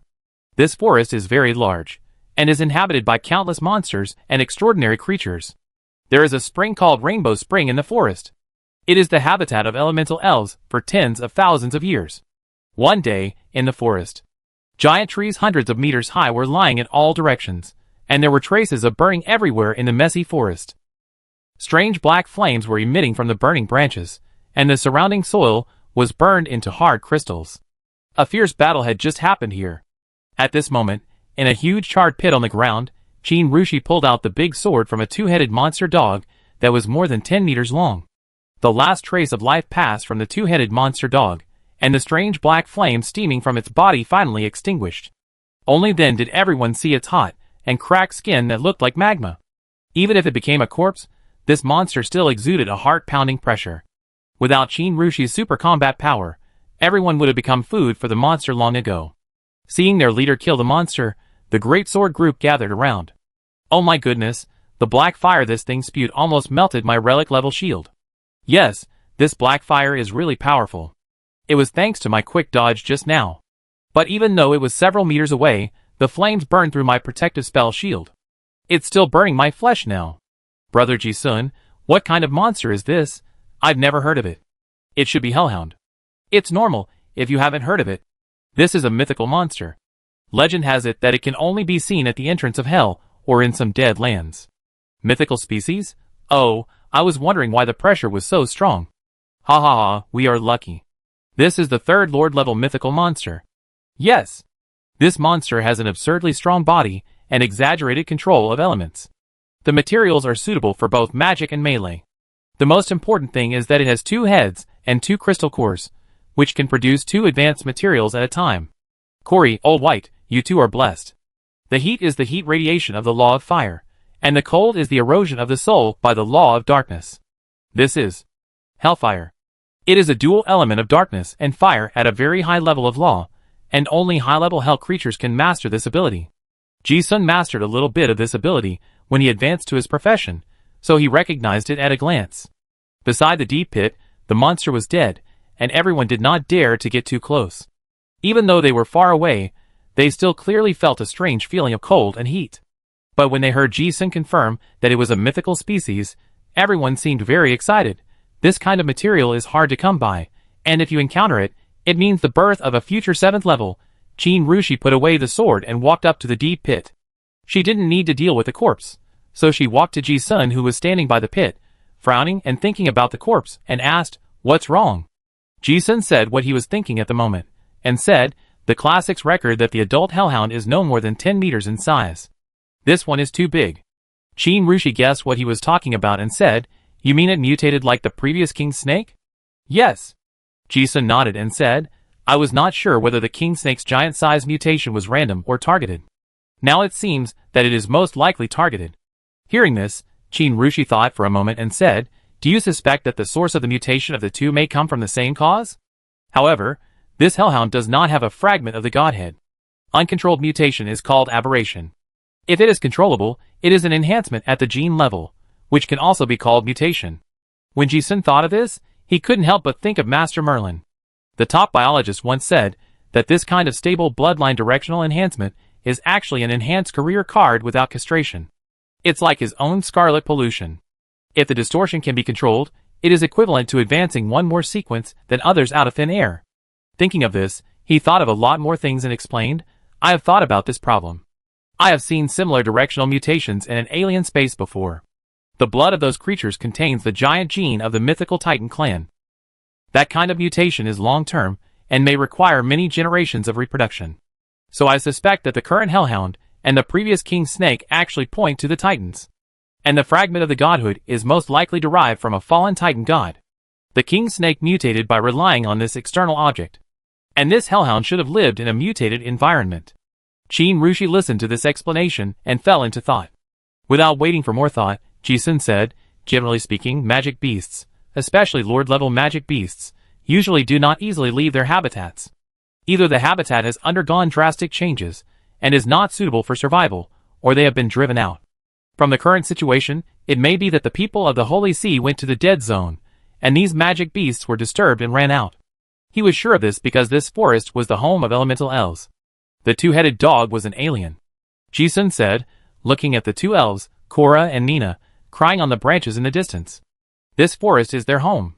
Originally, they had great expectations and met Ji-sun, a kind-hearted human, to send them back. However, when they came back, they found that not only their home was occupied by an alien monster, but also all the tribesmen in their home were driven away, and the rainbow spring was dried up. They were like children without a home, with strings of crystal elemental dew flowing down their pitiful cheeks. Ji-sun had actually guessed this situation before. Elemental elves are the darlings of the elements, and are also very special creatures. They can get along with almost all creatures in the forest, because with them, the elemental aura of the forest will naturally gather. This is the living environment that other creatures also need, and everyone gets along peacefully. But humans are different. Since the fairy forest has been discovered by human adventurers, it is absolutely impossible to let these 100,000 walking gold coins. If you continue to live in the forest in this leisurely way, there will definitely be a constant stream of predators. As for the rainbow spring, there are natural spiritual stones and places with spiritual spring water. Once discovered, they will definitely be dug out. This also makes the forest that was originally described by the 2 elves as the ocean of elements become what it is now. But even so, the concentration of elements in this place is the highest that Ji-sun has ever seen naturally. This is also the most important reason for attracting this Lord-level 2-headed hellhound to use it as a habitat. Woo-woo, the fairy forest has been destroyed, and the tribesmen are gone. Maybe they encountered danger, and moved to other places. I ask around, maybe I can find them. Thank you, Ji-sun. But I'm very sorry that we may have to break our promise to you about the reward. It's okay. The two elves cried bitterly. When they were tired of crying, they hid in Ji-sun's pocket and never came out again. Without their home and tribesmen, they only have Ji-sun to rely on. Ji-sun didn't say anything. It's expensive to keep two elves. But as time goes by, they are no longer just pets. With these two clever little guys in life, life has become more colorful. As for the others, they are not that important to Ji-sun. Hellhound appeared in the fairy forest. This kind of monster has never appeared before, and it is expected that other places will be different from the previous information. Now they can deal with one, but they may not be so lucky next time. Ji-sun and Qin Rushi discussed it, and the team did not move forward. The next trip needs to be replanned. It happened that several team members were burned by hellfire in today's battle, and needed to rest. The team camped near the abandoned Rainbow Spring. This is the territory occupied by hellhounds. At least there are no other Lord-level monsters in a large area nearby, which is safe enough. Soon, tents were set up and bonfires were burning. The meat of hellhounds is highly poisonous and tastes bad. Only Bonnie, the poison master, likes the bitter taste that gets stuck in the teeth. The thick soup on the campfire is the meat of the magic wolf. These meats with magic residue taste much better than those farmed poultry in the city, and Ji-sun has also enjoyed a feast recently. When camping and resting, it is also the most relaxing time for everyone. Everyone gathered around the campfire as usual, boasting and singing. There are musicians who are proficient in music in the team, and there is a harmonious and noisy atmosphere in the camp. The cadres of the Revolutionary Army are a group of passionate and faithful people. Ji-sun has become very familiar with them after spending these days together day and night, and there is no taboo in chatting. Gossip has always been a curiosity factor in human blood. After a full meal and a full afternoon of fighting, Qin Rushi went to rest in the tent first. Ji-sun was dragged by Bonnie to try the poisoned wine she prepared. As they drank, they started to gossip. Bonnie and Qin Rushi were close friends, and she was more suspicious of their relationship than others. After all, she didn't even know that they knew each other before this adventure. She suddenly asked, "Hey Ji-sun, when did you and the leader know each other? What is your relationship?" At this, everyone around the campfire pricked up their ears. Ji-sun looked at the blazing flames of gossip reflected in everyone's eyes, and said calmly, "Aunt Qin is my respected senior and sincere friend." Bonnie was not happy to hear this answer. "Friend, I have never seen the leader be so sincere to any man. Tell me quickly, how did you know each other?" Ji-sun knew that the girl was teasing him, but he also said, "I knew each other a long time ago. And Qin has saved me many times." Qin Rushi was not present, and everyone was even more excited. Chen Jianwuliu, who was listening, also interrupted, "Honglu. They met in Honglu."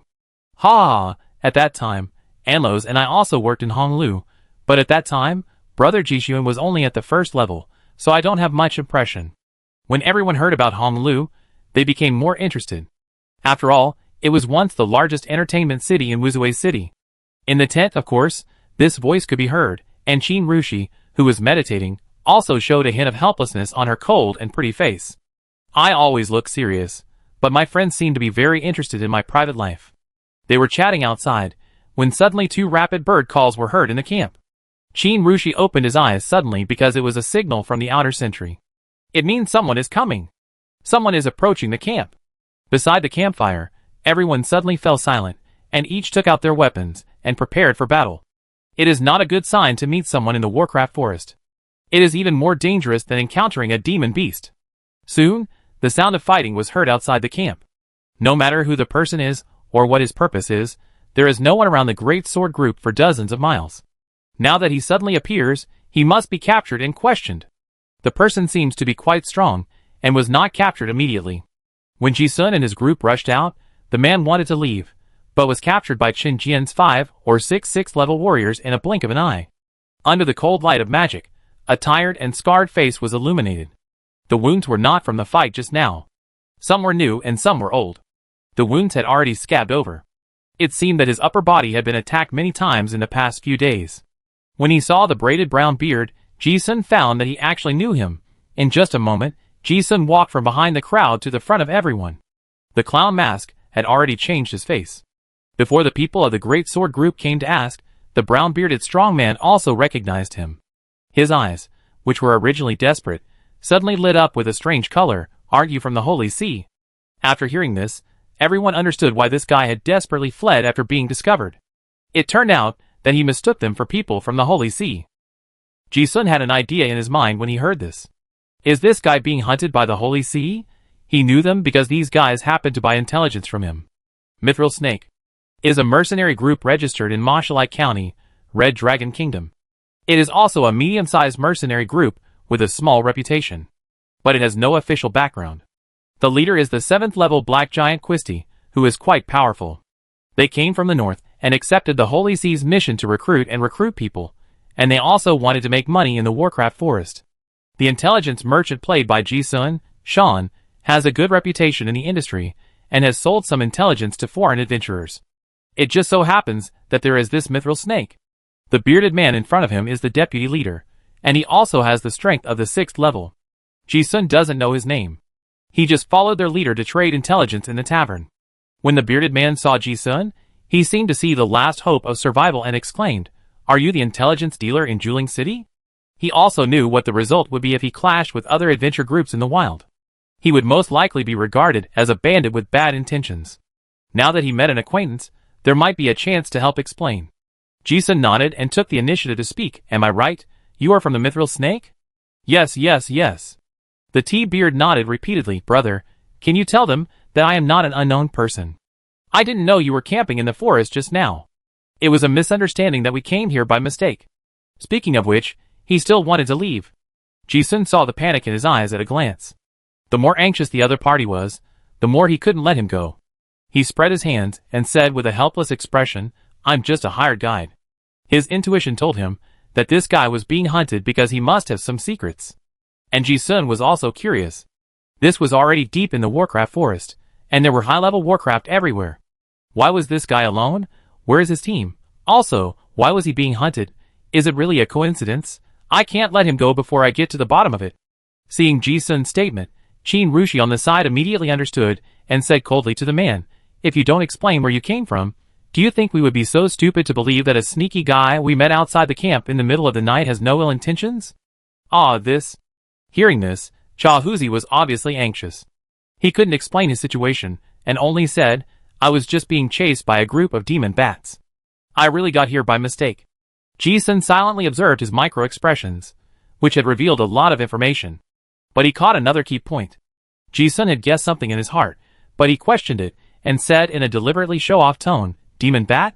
What kind of bat can chase a level 6 lord? As far as I know, the strongest bat in the monster forest red-haired pterosaur king bat is only level 4. No, not that one. Chahuzi knew that what he said was hard to be believed, and said, it is a very large bloodthirsty bat, probably a hell species. They come in groups, at least tens of thousands of them. Ji-sun actually believed it. He thought of a dark creature hell bat.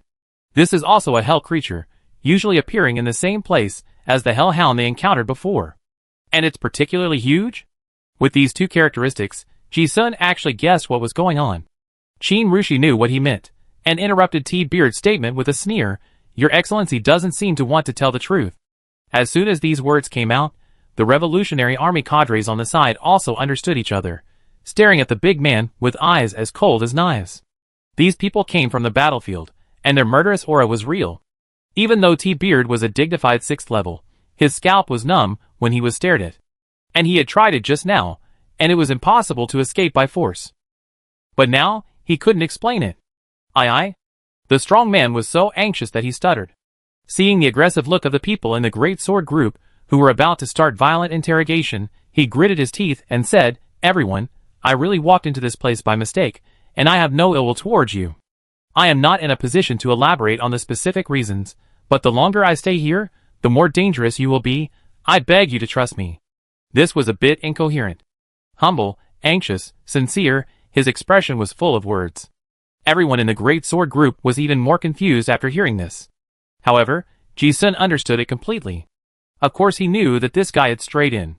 This T-Beard didn't know why, but he knew it. Because there was originally a Lord-level hellhound here, other monsters didn't dare to barge in. The bloodthirsty bats knew, so they dispersed after chasing here. T-Beard didn't know why, but he instinctively came to the safe zone. What he didn't know was that it was also thanks to Ji-sun, and the others who dealt with the two-headed dog, otherwise he would have been food in the mouth of the monster half a day earlier. Qin Rushi pressed again, the last chance. If you don't tell the truth, don't blame us for being rude. T-Beard looked at the expressions of the crowd, and couldn't make up any good excuses temporarily. He even made a cross, and his heart was also aroused with anger. He sneered and asked, if I tell you the truth, your entire team may be in trouble. Do you still want to hear it? Not saying it's for your own good, you are still looking for death, don't blame me. As soon as these words came out, there was silence all around. It seemed that the atmosphere was weird. What words will cause trouble after hearing them? The people of the Revolutionary Army are not scared. Compared to any danger, they are more curious. Ji-sun also narrowed his eyes slightly. The other party didn't speak, and he had guessed most of it. It's just that I got hold of some secrets, and was hunted down by the Holy See. Who knows and who is implicated? It seems to be exactly as he expected. T-Beard knew that he couldn't persuade these people, so he said bluntly, I am being hunted down by the Holy See now. Once they find out that you have contact with me, they will definitely implicate you. In the southern continent, the Holy See is supreme. No one can save the people they are hunting, not even the 3 royal families. T-Beard originally thought that everyone in the Great Sword Group would be cautious after hearing this. However, he never expected to see more and more curious expressions. Qin Rushi listened with no change in expression. They were not afraid of the Holy See. He asked again, oh, tell me why the Holy See is hunting you down. You? Cha Huzi was speechless. He didn't trust anyone, but now he was in a desperate situation and had no choice. He looked at everyone and suddenly calmed down. He said, I have reminded you of what I should have reminded you of. Since you insist on doing this, I will not stop you. But I said, can you let me go? Hearing this, Qin Rushi said calmly, go ahead. T-Beard's eyelids jumped when he heard this casual tone. But it's okay. Pulling this group of people to the same front, there may still be a chance. Okay. Since you dare to listen, then I tell you. He didn't waste time and said directly, a few months ago, our group received a call-up mission from the Holy See. We often do some official missions on weekdays. Without thinking too much, we came to the Warcraft Forest. Regarding our origins and purpose, this intelligence merchant can help me confirm it. Later, we came to the Monster Forest and explored in a general direction designated by the church. Those guys didn't tell us what to look for, we just explored along the way. We also surrounded and suppressed some heretics. Everything was normal before. Although this forest is very dangerous and there are many high-level monsters, we are an experienced group after all. We lost some brothers along the way, but we also arrived near the designated area. Until half a month ago, we found a strange ancient ruins, and everything changed. There is a huge pit where gravity hangs upside down, like a passage connecting to hell, a bottomless pit. There are many hell-like monsters that we have never seen in the pit, and there are also some large mercenary groups with us. Because of the monster attack, we suffered heavy casualties. Originally, the leader wanted to give up the mission, but unexpectedly, the church issued a death order, requiring us to conduct an in-depth investigation. Then, we accidentally discovered a big secret. The story told by T-Beard was similar to what Ji-sun had guessed. That bottomless pit was the dead zone that he had guessed, which was blocked by the Holy See. But when he heard gravity hanging upside down, he suddenly realized that the place was a little special. When T-Beard talked about the big secret, he stopped with a worried look on his face.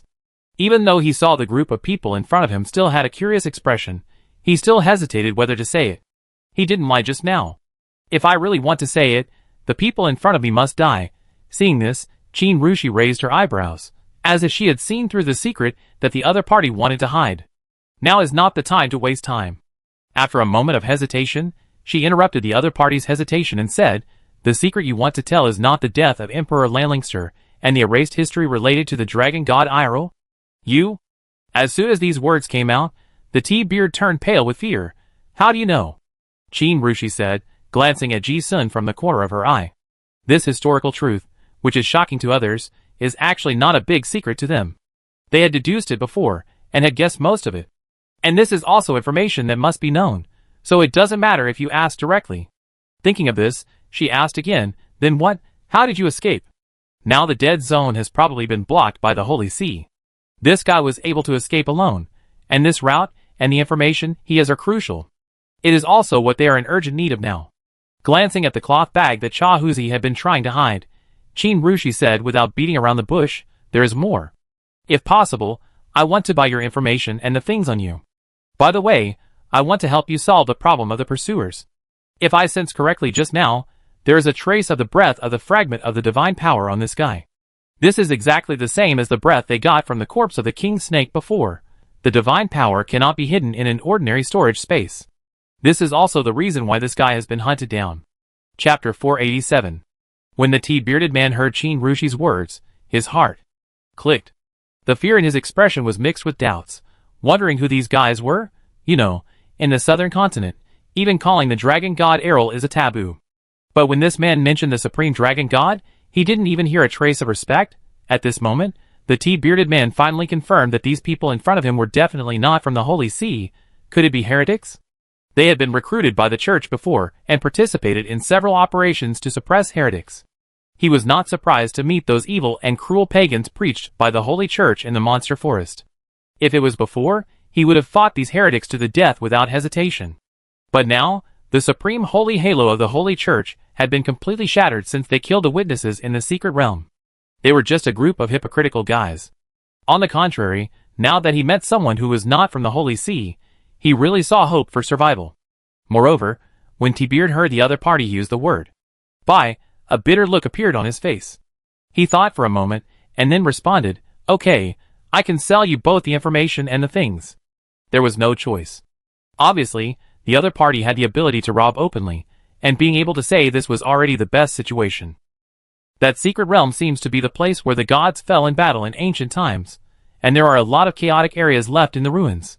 The secret realm seems to be connected to the underworld, and there are a lot of monsters from hell and the abyss. We have only explored the 13th floor of the cave, and we have already encountered many incredible high-level monsters. Those monsters are huge and much stronger than the monsters of the same level. Some have strange abilities. We suffered heavy casualties, and we don't know how deep it is. After T-Beard recognized the reality, he was no longer so evasive when speaking.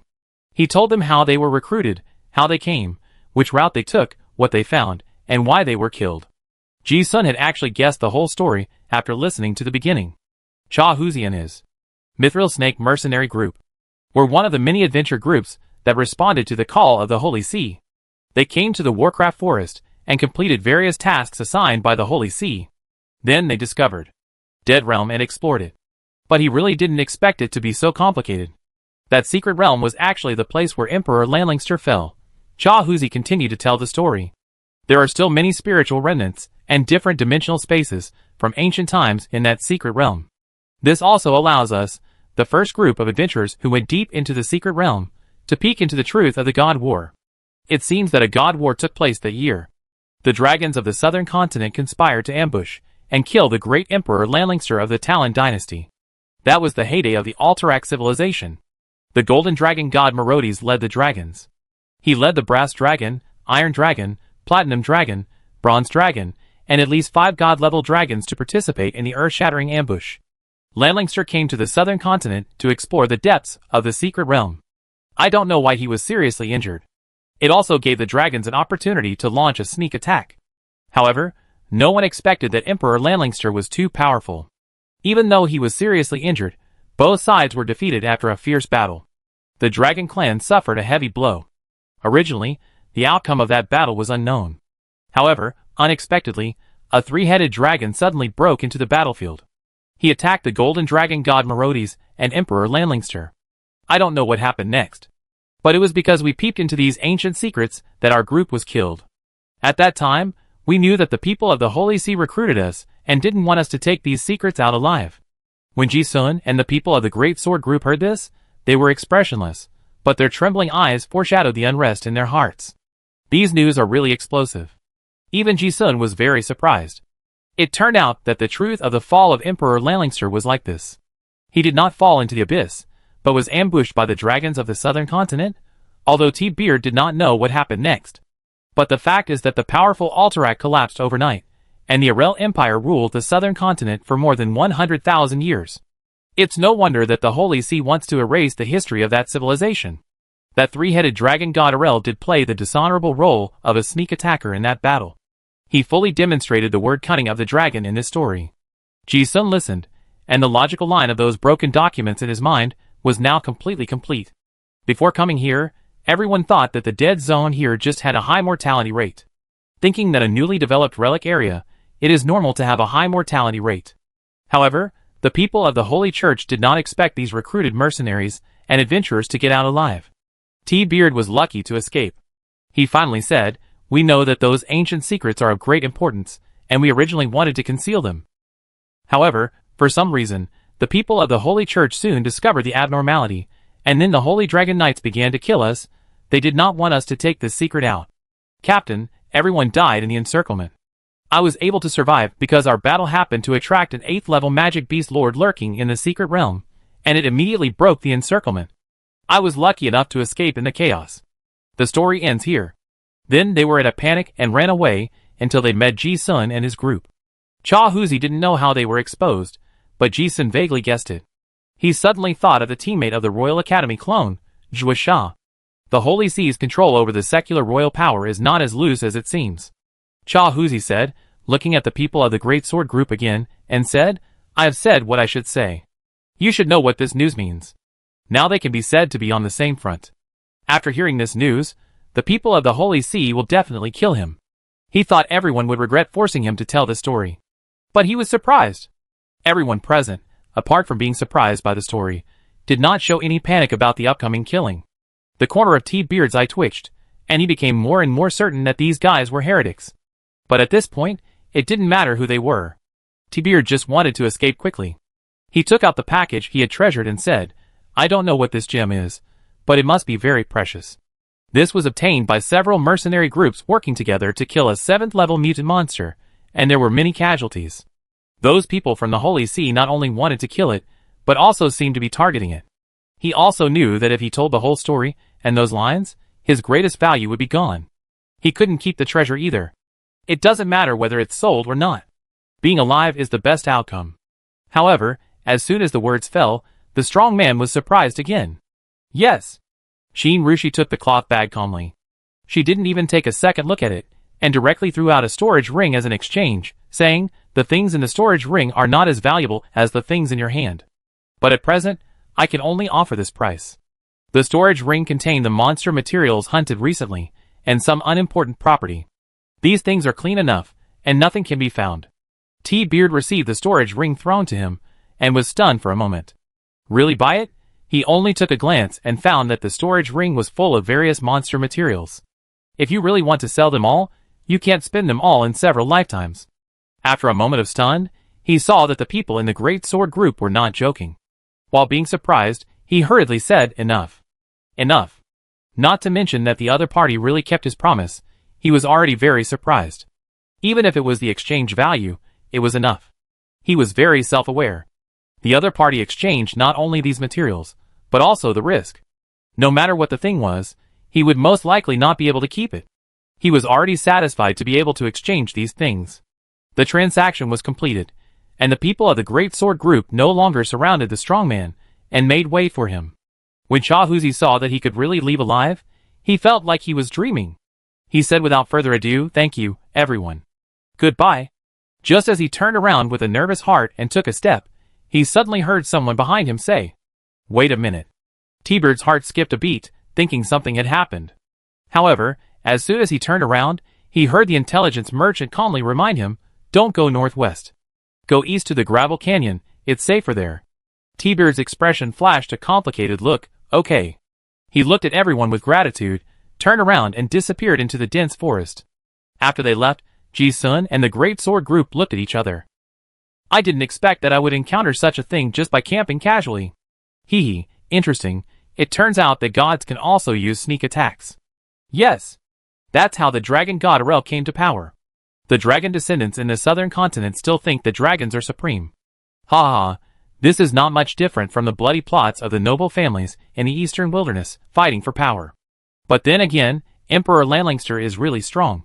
Even the ambush of the 5 dragon gods ended in a loss. He is worthy of being the legend who ended the chaotic era. Hey, you say, why did Emperor Lanlingster go to the dead zone? What is there? The ultimate secret of the world. Bah, Rosen, can you stop talking nonsense? Speak more honestly. If you don't believe me, ask Brother Jishuan, he will definitely say the same thing. Ha ha ha. Without outsiders, the Great Sword Group also started chatting. The Revolutionary Army has been surviving in encirclement and suppression for many years, so when everyone heard the secrets that would scare anyone in the southern continent, they were not worried at all, but curious instead. However, even though they were chatting, everyone also sensed the crisis. Since the people of the Holy See were chasing the guy again, now that they were in contact, there would of course be risks involved. Chen Jianwulia reminded, "Chief, I'm afraid we can't stay here any longer. We have to camp somewhere else." "Yes." Qin Rushi nodded, looking at the cloth bag in his hand. A trace of thought flashed across his expression. This fragment of the Godhead was different from what they had obtained before. This piece involved some other causes and effects. Even if it was hidden, some mysterious means might be able to track it down. Ji-sun knew what she was thinking, so he said directly, "Give me the stuff. I go for a walk." Qin Rushi wanted to say she would go by herself, but looking at Ji-sun's eyes, she only said a few words, "Okay. Be careful." Ji-sun nodded. The tacit understanding between the two of them didn't need to be explained. He could think more carefully than anyone else, and he could also move in space, which was the best anti-tracking method. He was also the best person in the team to deal with this trouble. As he said that, he took the cloth bag, turned around and plunged into the dense forest. In order to avoid suspicion, Ji-sun wanted to follow the route of T-Beard's escape and continue walking for a while to build up this logical line. He had a strong acting ability, and could even imitate some details of T-Beard's body movements, such as the slight limp on his left leg due to the injury, and the footprints on the ground with the right heavier and the left lighter. In this way, he ran for dozens of kilometers and made a big circle. Then he jumped into a dark river. Then he let Ivan swallow the fragment of the Godhead. Any storage space is not as safe as this girl belly. A few space teleports completely eliminated the traces of the action, and a perfect tracking trace was completed.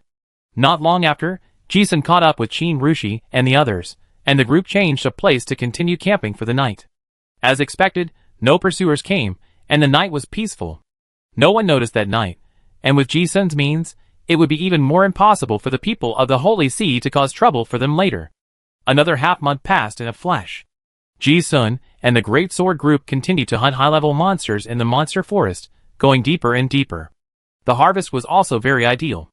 As they went deeper, there were more and more high-level monsters. They were strong enough and successfully hunted a large number of monsters. Among them were 2 7th-level monsters with mythical blood, Dragon Claw Fire Crow and Golden Wing Vulture. This made everyone in the Revolutionary Army very excited. Because this is a precious material required for advancement to the 7th level, it just happens to be highly consistent with the advancement needs of the Blaster Rosen and the group's chief assassin, Bing de Dondung.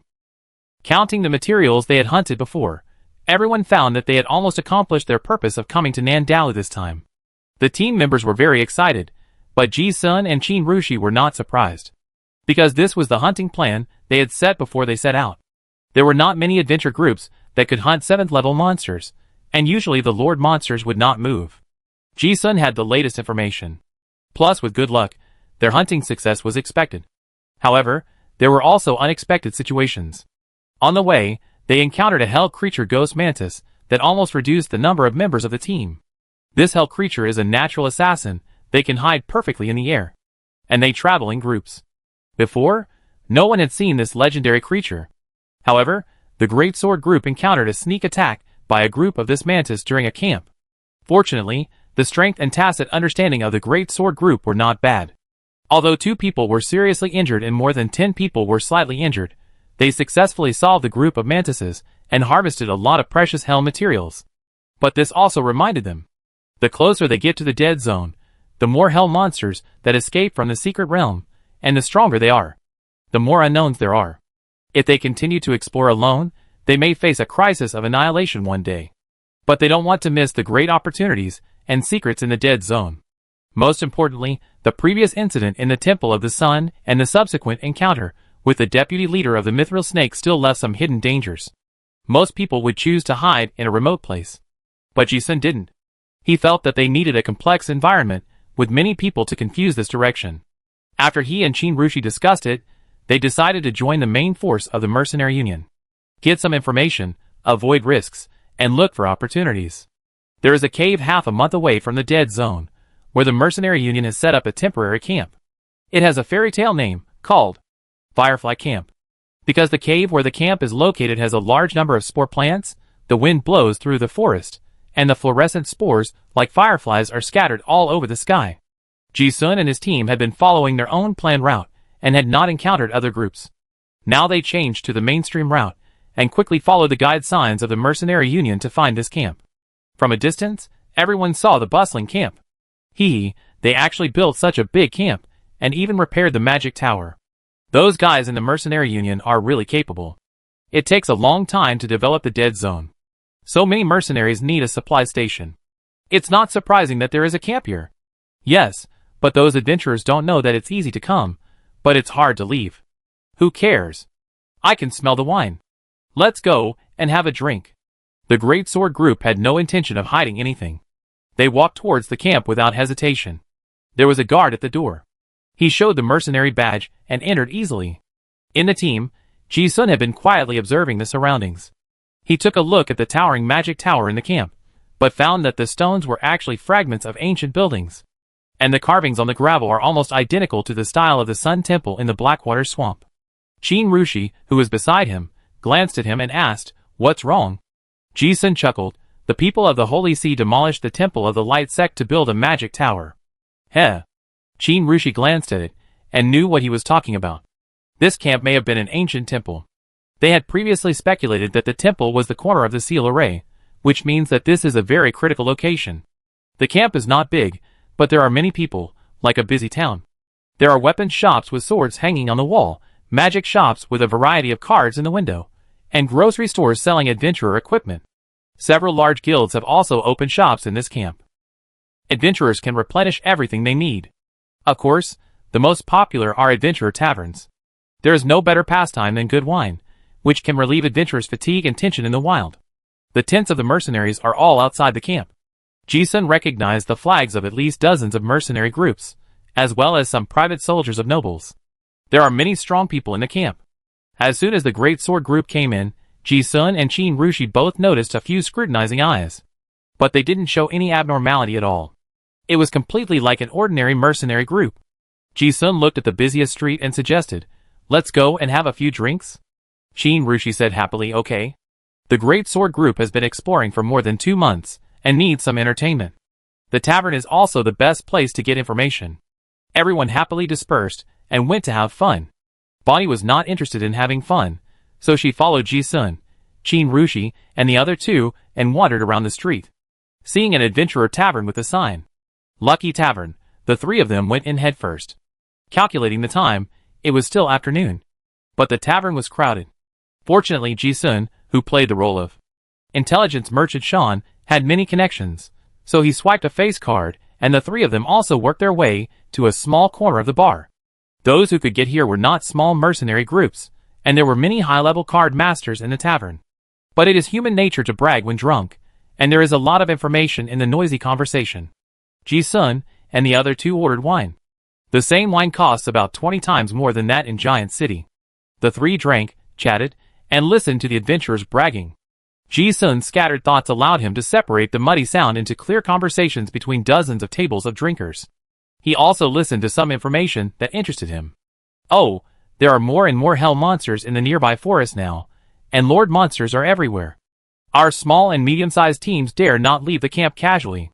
Yeah, I don't know where all these hell monsters came from. They are ridiculously strong. The 8th level underworld peacock the day before yesterday, the Red Dragon royal family's royal cavalry suffered heavy losses when it was shown with a death beam, and the monster finally escaped. It's a pity, it is said, that it is a high-purity mythical species.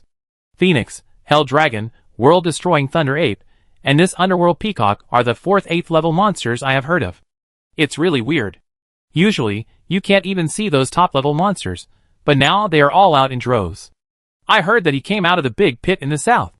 Hey, aren't the Black Dragon and Silver Dragon royal families recruiting experts to explore the big pit? The price is very high. Isn't your Giant Shield Regiment interested? Someone I know went there before, but there is no news yet. I don't know what the situation is. I think that route is very risky. Let's wait and see for a few days. The Holy See has recruited them. I saw with my own eyes that the elite of the Holy Dragon Knights have gone there, so I think there will be no problem. These conversations turned into fragmented intelligence fragments in Ji-sun's mind, and then they were pieced together with strands of logical lines, gradually restoring the situation of the Firefly camp in recent times. However, most of them were independent groups, or they had just arrived at the camp, so few people knew the true situation of the dead zone. Ji-sun did not think that he could get any useful information on the first day. Anyway, there was no rush, so the three of them drank one cup after another. However, the camp was not big, and if they knew each other, they might meet on the street. As Ji-sun and the other two drank, a familiar scene happened again. A guy wearing shining armor, and with blonde hair and blue eyes suddenly entered the tavern, recognized Qin Rushi at a glance, and walked straight over. Hey, isn't this Captain Qin?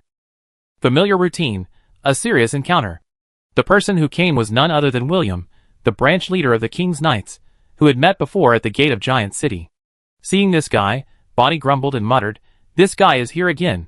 However, when Ji-sun saw the person coming, he looked at Qin-ru and whispered. Sure enough, he was targeted. Chapter 488. William came over, leaned on the bar in a casual but gentlemanly manner, and threw a gold coin, 2 glasses of gold lim. The money he gave was far more than the price of the wine itself, and more was the tip for the bartender, and the cost of cutting in line. This is the way that the noble brothers often show their financial strength and demeanor. The bartender took the money, and quickly brought 2 glasses of wine enthusiastically. William gestured to Qin Rushi to give 1 glass. Then he raised his glass and asked in a familiar tone, "Oh, Captain Qin, it's really fate that we meet again." Qin Rushi had a glass of wine in her hand, so she didn't touch the glass of Jin Lim. She raised her glass and responded politely, Because she was going to drink, she didn't wear a helmet. Her hair was tied up casually, and she only wore a soft coarse linen waistcoat around her neck, covering most of her face. Even so, if you look closely, the cold and pretty face still has an unconcealed surprise. William looked at her with a strange look in his eyes, and a self-proclaimed gentlemanly smile on his face. There was no topic to talk about, so he took the initiative to bring it up. The Warcraft forest is not very safe recently. It's not a good time to hunt now. For some reason, many high-level monsters escaped from the secret realm over there. Captain Qin, did you have a smooth journey? Qin Rushi had no interest in chatting with strangers, so he just replied, yeah. William looked at the situation and didn't get annoyed. He continued, I heard that Captain Qin is from Mona County in the north of the Red Dragon Kingdom. I once went there with the captain to participate in the battle, and met the Lord Earl Barney once. Oh, Clemington's blackberry wine is the best fruit wine I've ever had. Ji-sun, who was right next to Qin Rushi, heard this, and a barely perceptible chuckle flashed across his eyes. It sounded like a normal pickup line. Talking to a woman about her hometown will always help you find some common topics. But in fact, this was just a test. If it was his real identity, it would be fine. If it was a disguised identity, it would be hard to continue the conversation. This guy is very smart. However, before William could see anything, Qin Rushi showed a hint of interest and said the longest sentence since they met. Earl Barney died 2 years ago, and now his son, Barney Jr., has inherited the title. Clemington was also destroyed in the war, and the fruit wine there is almost extinct now. I haven't drunk it for a long time either. Since Ji-sun had thought of this flaw, he had already told Qin Rushi about some local customs and practices of disguising his identity. After hearing this, William really no longer doubted anything. The strange color in his eyes completely disappeared, and he said calmly, Oh, that's a pity. I haven't been to the north for a long time, and I didn't know it was so rare to meet you by chance. If I am honored, I would like to invite Captain Qin to dinner. My team hunted a very precious white deer before. Qin Rushi, I'm sorry. I'm a little tired after just arriving at the camp, so I might take a rest for a while. William, oh, I'm so abrupt. I have to say that William is quite talkative. In such an awkward atmosphere, he talked for a long time. Ji-sun and Bonnie didn't even want to give up their seats to be alone, which made the young master even more embarrassed. After all, he couldn't talk anymore, so he said, see you next time, and William left tactfully. After the people left, the atmosphere among the three returned to normal. Bonnie muttered, what an annoying guy. As she spoke, she raised her glass, looked at Ji-sun jokingly and asked, Ji-sun, don't you think so? They have been getting along for a long time. Ji-sun certainly knew what she was teasing about, and he also commented seriously, yeah. Indeed. Qin Rushi heard that the two were teasing her, rolled her eyes at them, and asked, what did you see? Bonnie shrugged, and the casual look on her face disappeared, and then said, that guy has my scent mark on him, so he must have been to the temple in the Blackwater Swamp. Bonnie, the chief poison master, has more than just combat abilities. She also has many unique secret techniques. They suspected that they would be targeted, so the temple kept some tricks. Unexpectedly, William had been there before. Coincidences are rare for high-level card masters. Even if there are, they are premeditated. They can basically confirm that the Great Sword Group may have been noticed. However, Ji-sun and Qin Rushi's expressions were not surprised. It was normal for a group of independent players like them to be noticed during this sensitive period. But the sense of crisis also came. Bonnie looked slightly solemn. Qin Rushi glanced at Ji-sun again and asked, "What do you think?" "Not a big problem." Ji-sun knew she wanted to ask about the risks of staying. He pondered for a moment and gave an answer that surprised Qin Rushi and Bonnie, "And I think the guy's identity may not be from the Holy See. He is not a vampire, so he is probably from the Holy See of Light." Ah? This thought was too jumpy. Bonnie didn't understand why he thought of this. But the facts of these days have proved that what Ji-sun said must be reliable, so she was even more surprised. "How did you see that?" Qin Rushi also cast a curious look. "Guessed." Ji-sun smiled and said, "That guy must have suspected the identity of the Great Sword Group before. After all, identity can be disguised, but temperament cannot be disguised. If he is really a loyal holy believer, then seeing us appear in a special place like the Firefly Camp, the person who came to visit us might not be him, but someone from the church. So I think the guy's identity might be a little questionable. The Revolutionary Army has a sense of righteousness, which is completely different from other mercenaries, who are paid to do things. Although it is not a flaw, it is enough to arouse suspicion," Ji-sun said, "but it's not a big problem. I suspected him before, but he was not exposed, and now he will not be exposed. Besides, the suspicion should be completely dispelled now. Unlike vampires, the pagans of the Light Sect are also dragon descendants, but they believe in different gods, so they are more secretive. Since Princess Sophia of the Red Dragon Kingdom was a heretic, so was the vice president of the Royal Academy, King's Knight. It's not surprising that there are believers of light in this mercenary group with the background of the Red Dragon royal family. Ji-sun is sure that the current Firefly camp must be mixed with various forces." "Is that so?" Bonnie thought it made sense but asked, "Is it possible that it was because of the leader? That guy was tempted by beauty and covered up?" "Yes. But for high-level card masters, it is unlikely that this desire will overcome reason. Moreover, there are better options to achieve the goal." Ji-sun used the most understated tone to talk about a sinister plan, saying, "If I were in his position, a more clever method would be to inform the Holy See immediately of the suspicious persons, and then wait for the Great Sword Group to be arrested and interrogated. If there is a problem, it will be a great achievement. If there is no problem, then show up again, and use your identity as a guarantee. Saving people, and gaining the favor of the entire group is much more direct than inviting them to dinner." When Qin Rushi heard the plan, a slight surprise flashed in her eyes. At this moment, she realized how far Ji-sun had thought. Bonnie felt scared, as if someone had pointed a gun at the back of her head in secret for a long time, and her back was cold. She thought of something and asked hurriedly, "Will he go out and inform the people of the Holy See?" Coming to this mercenary camp was considered a risky move by many Revolutionary Army cadres. But they came because they believed in Ji-sun and Qin Rushi's judgment. Now it seems that there is indeed a hidden danger. "No," Ji-sun said firmly, "now that he has shown his face, if we are caught, they will definitely suspect that it is related to him. The plan will be inferior. It is meaningless." Qin Rushi had already understood his thoughts, and raised her eyebrows. Bonnie rolled her eyes, and was stunned for a moment.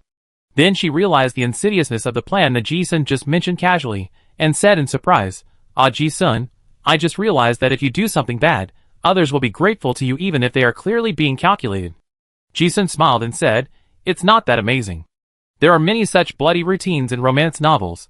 You will know if you read more." Bonnie believed it and asked in surprise, "You still read romance novels?" Ji-sun didn't blush and said decisively, "Read." Qin Rushi smiled but didn't say anything. The three of them drank a lot in the tavern and understood the general situation in the camp. Now, Dead Zone is still in the development stage. The Holy See and the Three Kingdoms have invested a lot of manpower, financial resources, and material resources, but the progress is still slow. A large number of new adventurers and official legions come to the Firefly camp every day. There are many new faces in the camp, such as the Great Sword Group, and they are no longer noticeable in a blink of an eye. The Great Sword Group has been active in the forest for more than 2 months. It must be said that after drinking some wine, both the body and mind are happy. The news has been almost heard. Ji-sun plans to rest for a night and check the situation tomorrow. The situation in the dead zone is complicated, and no good opportunities have been found for the time being. Just be patient and wait. Ji-sun, Chin Rushi and Bonnie walked on the street, with a slight smell of alcohol, strolling around. This kind of adventurer camp must have a street market. Firefly Camp is no exception. There are people from the Chamber of Commerce here, who are always cleaning up the goods. Mercenaries and adventurers will sell some items that are inconvenient to carry on the street and go back light. The three of them plan to go and take a look. Ji-sun is also used to looking for clues in the adventurer market. Those relics excavated from the forest will not lie, they reveal more accurate information. There were a lot of people at the market, just behind the tavern street. Adventurers just spread a piece of rag on the ground and put things on it, and it became a stall. The goods were also very diverse, including bloody monster materials, earthy antiques, various gems, ores, herbs, beast eggs, monster cubs, everything. Others bought goods. However, in Ji-sun's eyes, he saw not only items, but also causal connections. Like the roots of plants, they are often hidden underground and cannot be seen. Ji-sun looked at the goods, and when he heard the stall owners bragging about the origins of the goods, he could immediately analyze where they were produced. Once countless fragments of information were gathered, a gradually complete intelligence network was formed. This was an ability he had developed in the past few months in Juling City, and he was already familiar with it. The three of them walked along the way, looked along the way, and bought some by the way. These stalls really have good things, and they are first-hand goods. Many adventurers do not have the ability to identify some rare treasures, so the chance of picking up leaks is very high. Ji-sun saw many ancient relics that were obviously very valuable, but they were being sold at street prices. As a polymath, he picked up bargains along the way and bought a lot. Chin Rushi was also in a good mood and strolled along the way. However, when Ji-sun thought that the biggest gain tonight might be these bargains, he didn't expect to hear a familiar voice from the noisy sound stream. I tell you, if you want to say who knows this forest best, I am second to none. No one dares to say that I know this fluorescent forest, the Burial Mountain, the Moon Valley, the Devil's Longevity Cave, the Hell Volcano, and other dangerous places. I know them all. What? It's not on the map, that's normal. I have exclusive information, understand? Exclusive top-secret information. You guys are making a fortune by paying me as a guide. Hey, you still don't believe it? The 8th level underworld peacock that appeared recently. No one knew it before, right? I know it. It's a pure-blooded hell species. Legend has it that it's a capable general under the devil of hell. It can destroy all laws with its annihilation light. The key is that after the transformation, it's a gorgeous beauty. Oh, when it comes to that beauty, it's something to say. Old Sue, have you really seen the same thing you said? How come I haven't seen it? I have seen another peacock in the transformation stage before. My goodness, that beauty is really a knife to scrape bones. It can make people blind their eyes. You just brag as if it were true, ha ha ha. But then again, although this old man brags a lot, and is a little timid, he really brought us here safely. Ji-sun listened to the voice, and tilted his head to look. Not far behind him was a small adventure group strolling in the market. It looked like they had just arrived at the camp.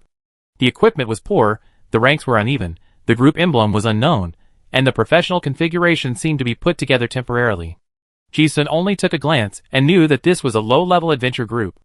Only this kind of adventure group would dare to spend a low price and hire some unreliable guides. Ji-sun didn't think much of the adventure group.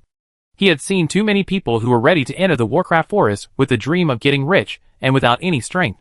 However, looking at the old man with broken front teeth and spitting and bragging, Ji-sun's eyes twitched suddenly. Who else could this be but Old Man Sue? It seems that this guy has taken on a new role as an adventure guide. Chin Rushi also noticed the change in Ji-sun's expression and asked alertly, "What's wrong?" She had never seen Ji-sun show such a strange expression along the way. Following his gaze, Chin Rushi also saw Old Man Sue and frowned. Ji-sun watched the boastful old man walking past from not far away, his deep pupils shimmering faintly, and suddenly felt an inexplicable excitement in his heart, and said, TSK, this guy is here? This is a big deal. Others thought the old man was bragging. But only he knew that what Old Man Sue was bragging about might be the guy's real experience. The last time they met was near the ruins of the behemoth imperial city in the old continent, and the old man disappeared inexplicably. Ji-sun didn't expect to meet him here again. But then the surprise on his face disappeared. That's right. Such a big scene in the dead zone. If this person didn't come, it would feel like something was missing. Chin Rushi was not familiar with Old Man Sue, but he also knew of his existence. Hearing what Ji-sun said just now, she cast a puzzled look. Ji-sun didn't explain much, just said, "Let's go back first, and explain it to you slowly." The plan this time may have changed.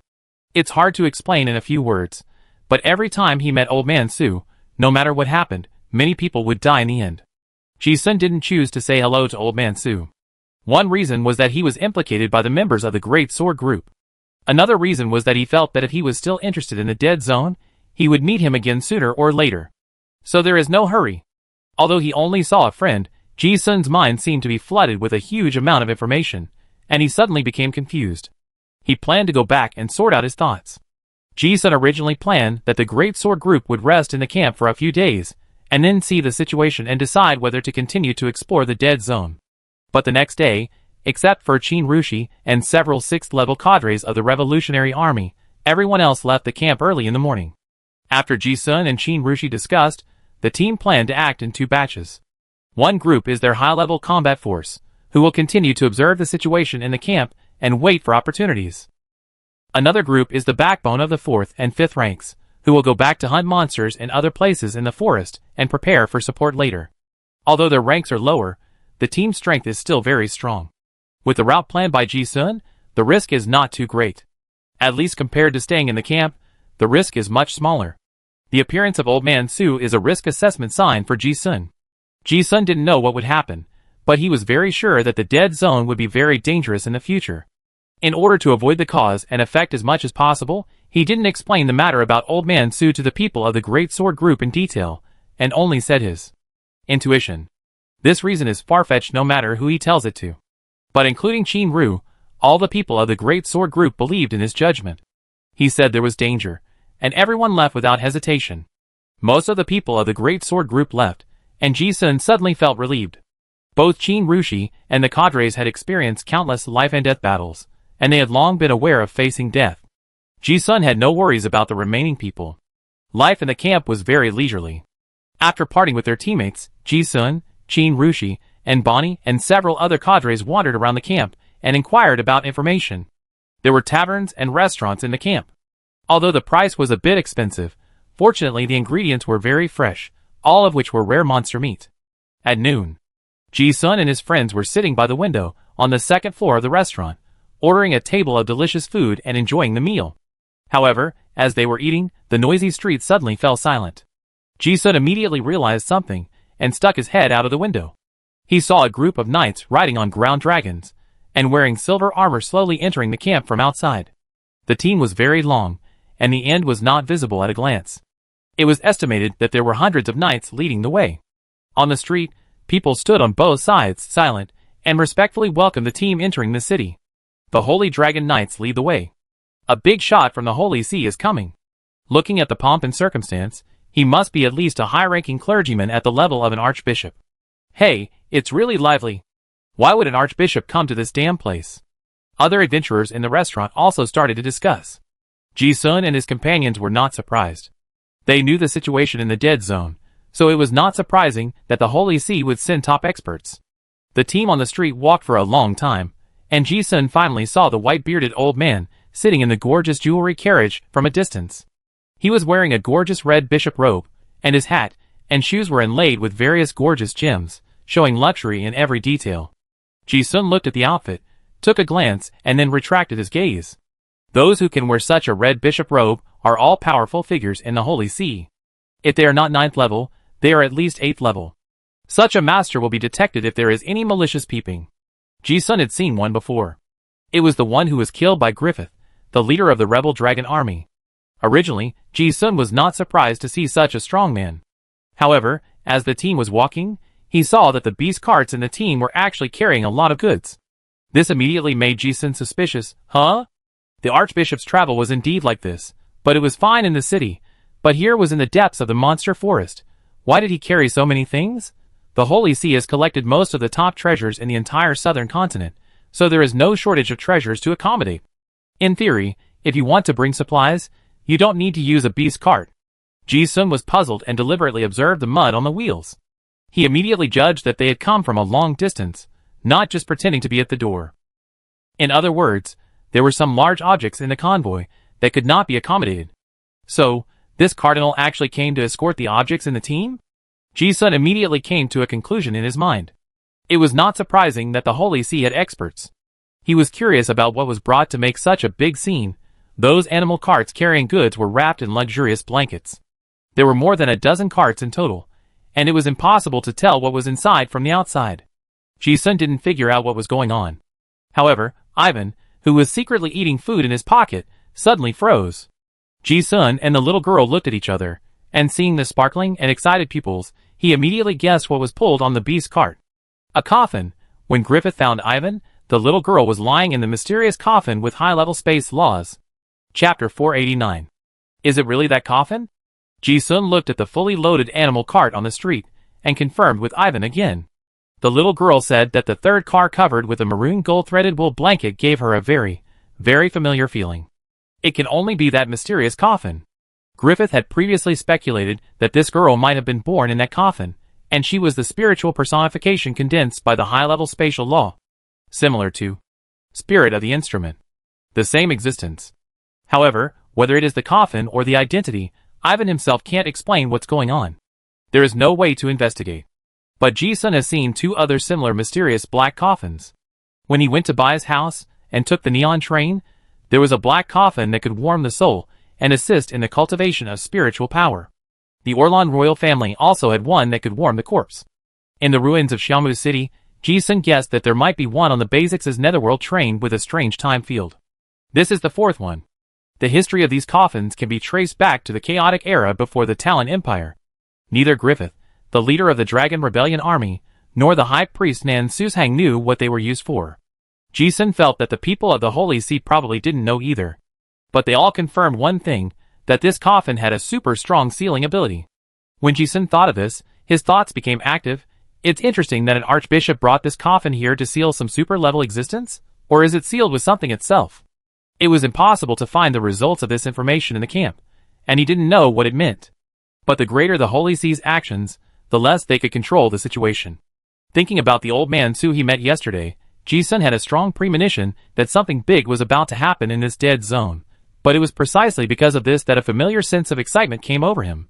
Ji-sun said all his speculations, and finally came to his own judgment, reminding, I suspect that the core of this chaotic storm may not be in the dead zone, but in the camp. Hearing this, Qin Rushi and the Revolutionary Army, who were sitting at the same table, suddenly became serious. They knew what Ji-sun meant by saying this, which was to remind them of the risks again. If they continued to stay, they might fall into a dead end. But everyone couldn't keep up with Ji-sun's thinking. Bonnie asked doubtfully, Ji-sun, you said that the bishop was either level 8 or level 9, and there was also the magic tower. Who dared to mess up the camp? Ji-sun didn't beat around the bush and directly said the most likely outcome of his deduction. What if it's not a human? Demolition Master Rosen's expression brightened, and he suddenly said, you mean the monsters? Saint Hammer Sam beside him finally understood and said, yes, recently, there have been so many high-level monsters in the dead zone. If we can attract a few of them to attack the camp, we may be able to break the city. But what is the purpose of doing this? The Red Robe Archbishop is so strong. If he really wants to leave, no matter how many monsters come, it will be useless. After hearing this, everyone was confused. However, Qin Rushi, who had not spoken, had already known what Ji-sun meant, and said at this time, if they are not coming for people, then there must be something in the camp. After thinking for a while, she continued, this camp was originally a temple of the sun. Perhaps there is something that is vital to the former dragon god Merodes. I suspect that the people of the Holy See want to use this as bait to lure the people of the sun cult to attack and take back the item. So that's it. Everyone understood it immediately. They have been fighting guerrilla warfare in the East Wilderness for many years, so they are very familiar with this tactic. Of course, they understand the difficulty of encircling and suppressing the sun cult in the monster forest.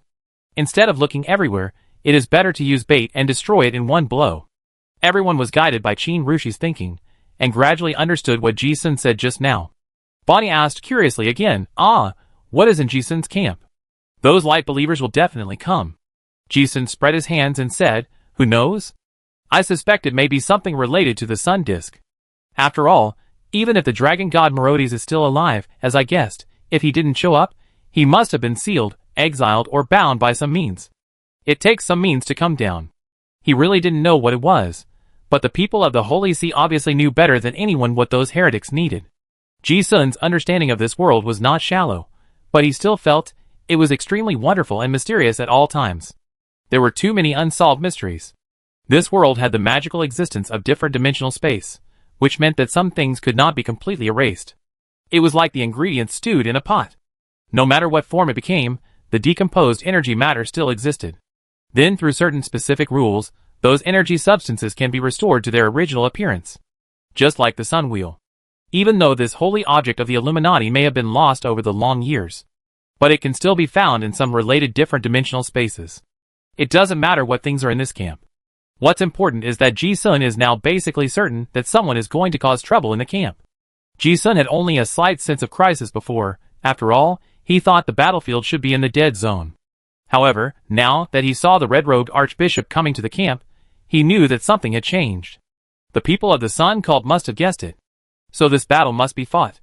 Having watched Griffith attack and kill the 9th level archbishop before, Ji-sun knew very well that if masters of this level really fought, any extra glance could be the cause of death. This was also the reason why he told Qin Rushi and the others now. If you stay here, you might really die.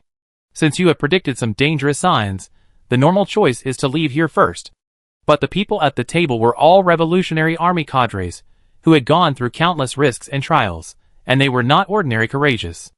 Although they all realized the crisis, they did not retreat, but instead had a kind of excitement in their eyes. There must be opportunities in the crisis. Everyone can see that this dead zone related to the fall of Emperor Lalingster must have a great opportunity. If there is a slight chance, no one wants to leave empty-handed. Ji-sun said again, but I think, Aunt Qin, you are optimistic about the 8th level pure-blooded hell species nether peacock, right? I think if there is a problem in the camp, the monster might come. Qin Rushi just nodded, yeah. She had learned about underworld peacock before, and found that the attributes of that hell-type monster were very consistent with her career sequence. But as a leader, she had to consider more. She didn't dare to be careless, glanced at Ji-sun, and asked, do you have a plan? No. Ji-sun shook his head. Qin Rushi also frowned as she looked at him. Everyone also cast a surprised look, as if to say, you don't even have a plan? Ji-sun looked at him and laughed at himself. I am the world, but I can't deduce everything. At least, he can't do it with his current ability. But he didn't explain much, because he had encountered this situation more than once. If he hadn't met Old Man Su, he really thought it would be safest to leave the camp first and watch the excitement from a distance. But since he had met him, there is actually a way. Without further ado, Ji-sun stood up and said, I go find an anchor point first. Everyone anchor point? Ji-sun nodded seriously yes. An anchor point for survival. After the Holy See team entered the camp, they settled down in the magic tower in the southeast. The camp returned to its normal bustle. Not only an archbishop and thousands of holy dragon knights came, but also a large number of mercenaries and adventurers followed the convoy. There were many more unfamiliar faces on the street. Ji-sun was not sure whether the other members of the Great Sword Group could contact Old Man Su, so he and Qin Rushi walked out of the restaurant alone. Qin Rushi's fate was very special, and another point was that her contracted ancestor spirit fairy knew Old Man Su. Old Man Su loves wine, and he can be found in taverns most of the time. As expected, the two had just found the second tavern when they found a wretched old man in the corner of the bar of the Time Traveler Tavern. He was wearing a simple adventurer's leather armor, and it was obvious that he had no money. He took out a few silver coins and counted them again and again, and the embarrassment of having no money to eat after drinking was completely written on his face. But he was greedy for the wine in the cabinet. His wrinkled old face was full of entanglement. In the end, he reluctantly handed over a few coins in exchange for a glass of inferior wine handed over by the bartender with an expressionless face. Ji-sun looked at the old man with a smile on his face, as if he had never changed. He didn't know why. A legendary figure always encountered such embarrassing situations. He and Qin Rushi walked over, asked the bartender to serve the wine, and greeted him at the same time, Senior Su, long time no see. Qin Rushi also greeted him indifferently but respectfully, Senior. In front of this immortal, no matter what his status is, he must show enough respect.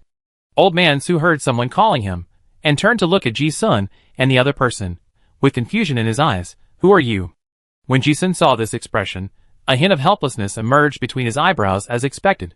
Oh, I forgot again. Ji-sun didn't mind at all, and signaled the bartender to put 3 large wooden cups filled with rum in front of him. He handed a cup to Old Man Su.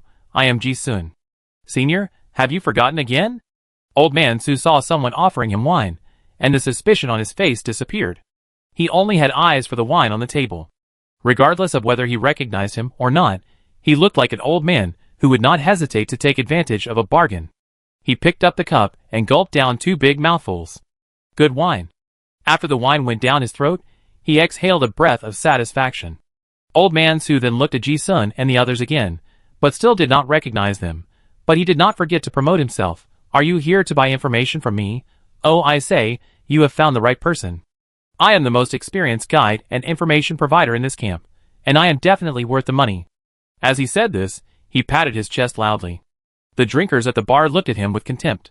This old man was unreliable from head to toe, and the word liar was almost written on his face. Ji-sun looked at him, and didn't know whether to laugh or cry. Having seen the identity of Old Man Su as a fortune teller 100 years ago, he knew that this guy looked unreliable, but in fact he was still very reliable. Today, this old senior played the role of information dealer, so just treat him as such. Ji-sun did not expect the other party to recognize him immediately. The most important purpose of coming here is to confirm that this anchor point is in the camp. At least no matter what happens, Old Man Su will not die. In Ji-sun's eyes, this anchor point can anchor many things. The drinker next to him seemed to be ruined by the slovenly look of Old Man Su and turned away. Ji-sun and Qin Rushi sat at the bar. Old Man Su seemed to be thirsty, and drank a large cup in 2 gulps. Ji-sun didn't mind at all, and asked the bartender to serve a few more cups. Since he was here, there was no need to rush, so he chatted slowly. Ji-sun asked casually, Senior, why did you come to the Warcraft Forest? Old Man Su seemed to feel a little embarrassed for drinking, and responded, I just want to eat. Oh! Ji-sun listened and really took it seriously. Before, he didn't understand what was going on with Old Man Su. But now, as his vision improved, he gradually found that he seemed to understand some of it. Ji-sun was also good at acting, but he knew that no matter how perfect his acting was, there were traces to follow. But Old Man Su's acting never gave him this feeling. This feeling is that no matter how an actor acts according to the script, there are always traces of performance. And Old Man Su, he is the character described in the script. Just like the rules of some universe, no matter what his identity is, he is not abrupt. Since he was an intelligence dealer, before he recognized me, Ji-sun also planned to make good use of this condition. He asked directly, Senior Su, I want to ask, what are the weaknesses of the underworld peacock? If you want to deal with it, how can it be possible? Before the old man finished listening, he looked as if he was afraid that the other party would regret asking for advice, and answered quickly, Hey, little brother is really knowledgeable. Speaking of the underworld peacock, no one knows it better than me. That peacock, a high-level pure-blooded hell creature, has a beam of annihilation and can break all spells. Yeah. Although Ji-sun had heard him brag with others on the street yesterday, he still listened carefully at this moment, nodding his head from time to time. Others didn't believe it. He believed it without a doubt. Qin Rushi beside him also listened very carefully. Although she was not familiar with Old Man Su, and felt that the old man's words and deeds were unreliable, she knew he was powerful. Old Man Su boasted for a while, and then realized something when he saw the serious expressions of the 2 people. He stopped talking abruptly and suddenly asked, Are you serious? I thought they were just curious. It seems that these 2 people are really planning to pay attention to the underworld peacock. Yeah. Ji-sun smiled slightly and said, I know that only the senior knows the accurate information about the peacock, so I'm asking for advice. Old Man Su looked frightened and muttered, That's an 8th-level monster. Even a large mercenary group may not be able to do anything to it. Why don't you ask for something else? Before he could finish, Ji-sun took out a few gold coins and blocked the old man's mouth. Let's talk about other things later. Let's think about it, and listen to the information about the dark peacock. He didn't know why Old Man Su was moved by a few gold coins, but he had tried it many times before, and it always worked. When Old Man Su saw the gold coins, his eyes immediately lit up. Oh, that's easy.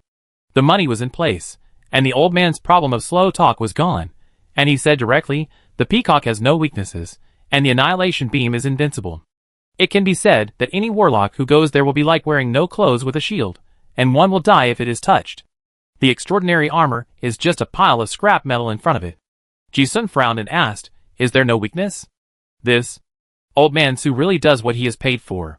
He hesitated for a long time, as if racking his brains, and then said, If you really want to talk about weaknesses, it is that the body is relatively weak. Don't use any spells to deal with it. Close combat is the best way. Or you can master some non-elemental laws and means, such as time, space, fate, poetry, order, famine, and war, which may be able to hurt it. That depends on the means. But I remind you, if you don't understand the law at the 8th level, don't even touch it.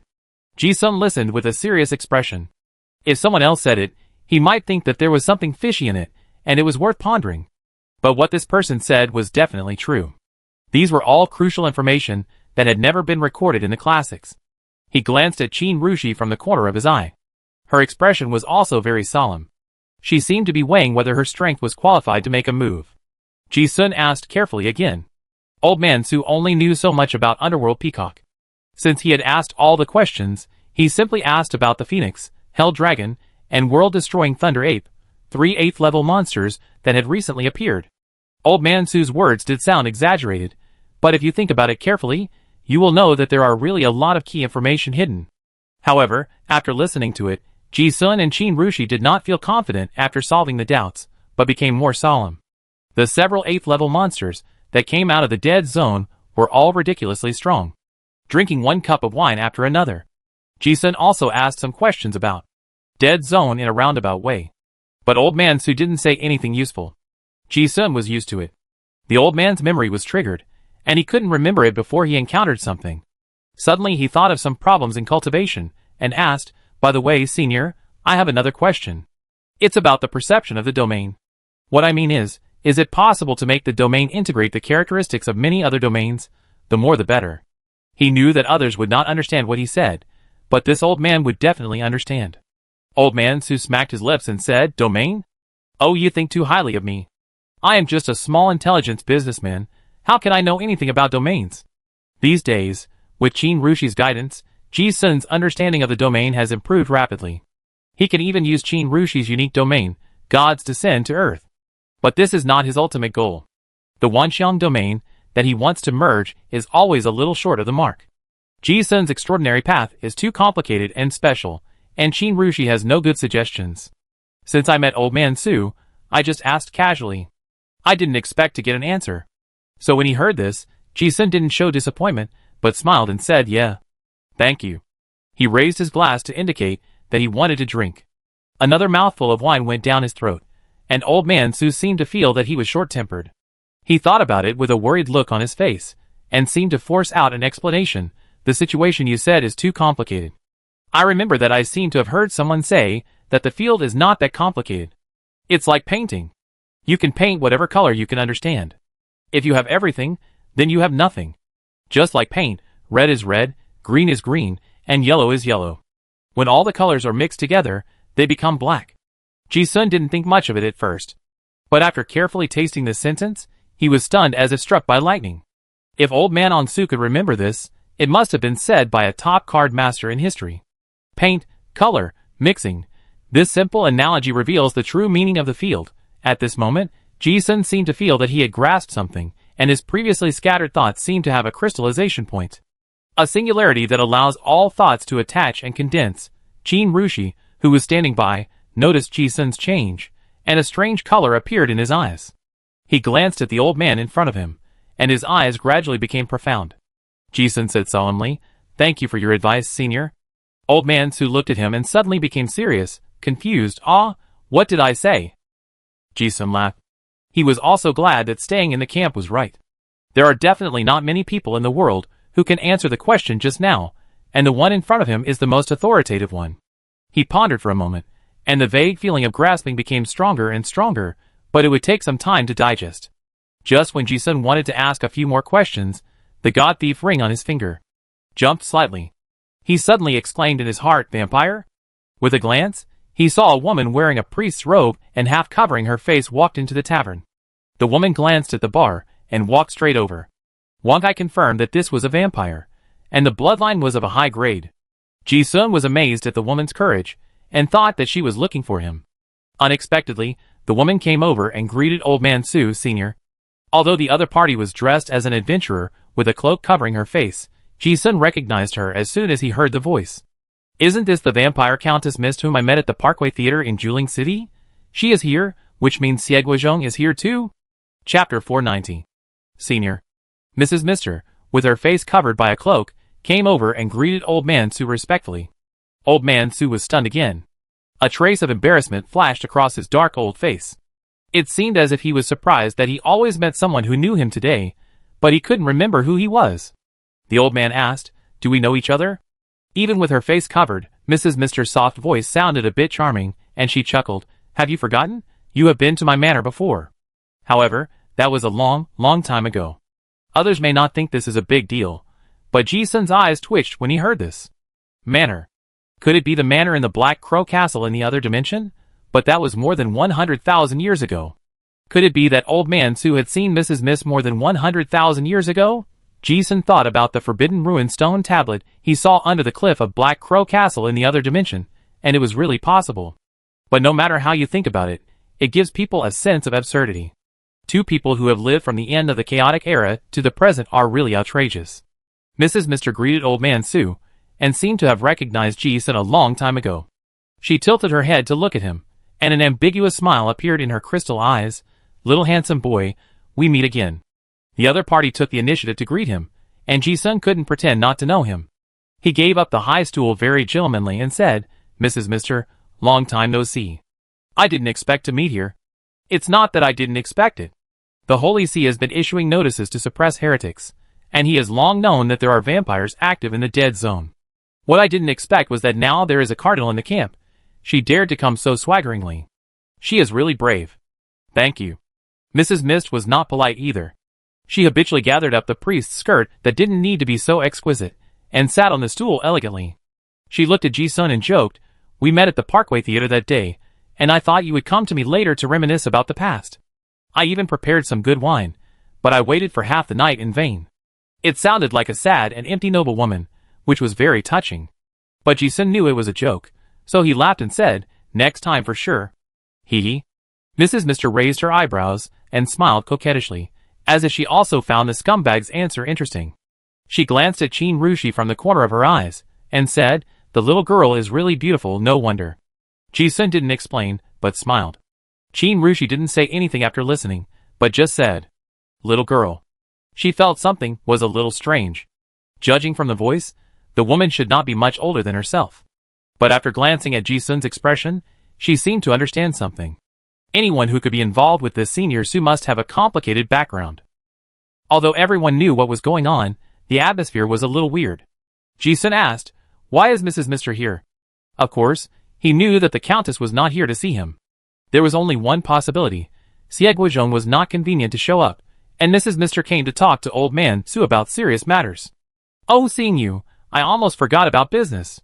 Mrs. Mist patted her chest, which was still majestic even though it was hidden in her loose robe. She asked the bartender to serve the wine, and then talked to Old Man Su about business. "Senior, I want to ask you for divination." When Old Man Su heard this, he didn't care whether he knew her or not. He looked like a charlatan who would never let go of any business that came to him, and hurriedly greeted her enthusiastically. "Oh, then tell me, young lady, what are you fortune-telling for?" As he spoke, he patted his chest and said his self-boasting words, "I dare not say anything else, but when it comes to divination, I am the most experienced fortune-teller in this camp. I know a little bit about fortune-telling, finding objects, pendulums, tarot, poker, numerology, and astrology, if not proficient in them." He did not hold back his voice, and the nearby drinkers looked down on him. Wasn't he an intelligence dealer just now? How come he is a fortune-teller now? He is indeed the oldest, but fortune-telling. All the wild fortune-tellers on the market are liars. After hearing the words master of everything, others have already determined that he is a liar. Mrs. Mister seemed to believe it very much. After listening to what Old Man Su said, she agreed, "Yeah. I didn't believe it back then either. Now that your divination has come true, I realize how shallow I was at the beginning." Ji-sun felt that she was hinting at something when she heard this. Mrs. Mist didn't say anything more, and directly handed over a gold coin and asked, "Senior, I want to ask about good and bad luck." "Oh, that's easy." Old Man Su couldn't take his eyes off the gold coin, and said casually, "Miss, are you here to explore the forest for treasure? You know, this is deep in the Warcraft forest, full of dangers. Especially recently many top-level Warcraft have appeared in the secret realm, which is very risky." Others who heard this nonsense thought it was worthless. Who doesn't know that the Warcraft forest is dangerous? Isn't this nonsense? However, Mrs. Mist frowned when she heard it. After a moment of silence, She seemed to have learned some unconventional rules from somewhere. She silently took out a few more gold coins and put them on the bar and asked, "Is there any way to avoid risks?" Sure enough, when this action came out, Old Man Su's eyes lit up. It must be said that this old man is still very professional. After he took the money, of course, he had to say a few more words. He pretended to fiddle with the gold coin in his hand, as if he was fortune-telling something, and then said, "Girl, you are lucky to have met me. If you really encounter fatal danger, you can go to the southeast to get out of danger." After saying this, the lingering uneasiness between Mrs. Mister's eyebrows dissipated, and she said solemnly, "Thank you." Others only laughed at her. But Ji-sun and Chin Rushi listened, and a trace of thought appeared in their eyes. Mrs. Mister completely ignored the gazes of others, and said, she asked the bartender to serve the wine again, saying, "An old friend of yours asked me to say hello to you, and this is the wine he said he would treat you to. I'd like to ask you again if the thing he's looking for is in this camp." Old Man Su was stunned. "My old friend? What is it?" Mrs. Miss didn't respond, just looked at him. A drunk drinker not far away couldn't stand it anymore, and laughed. "Hey, old man, you can tell fortunes. Why are you asking people what they're looking for?" Everyone else could hear these conversations. But what they heard was not the original intention of the conversation between the two. Old Man Su was embarrassed by this. He quickly raised his glass, and pretended to drink a glass to cover it up. His eyes turned, as if he had an idea immediately.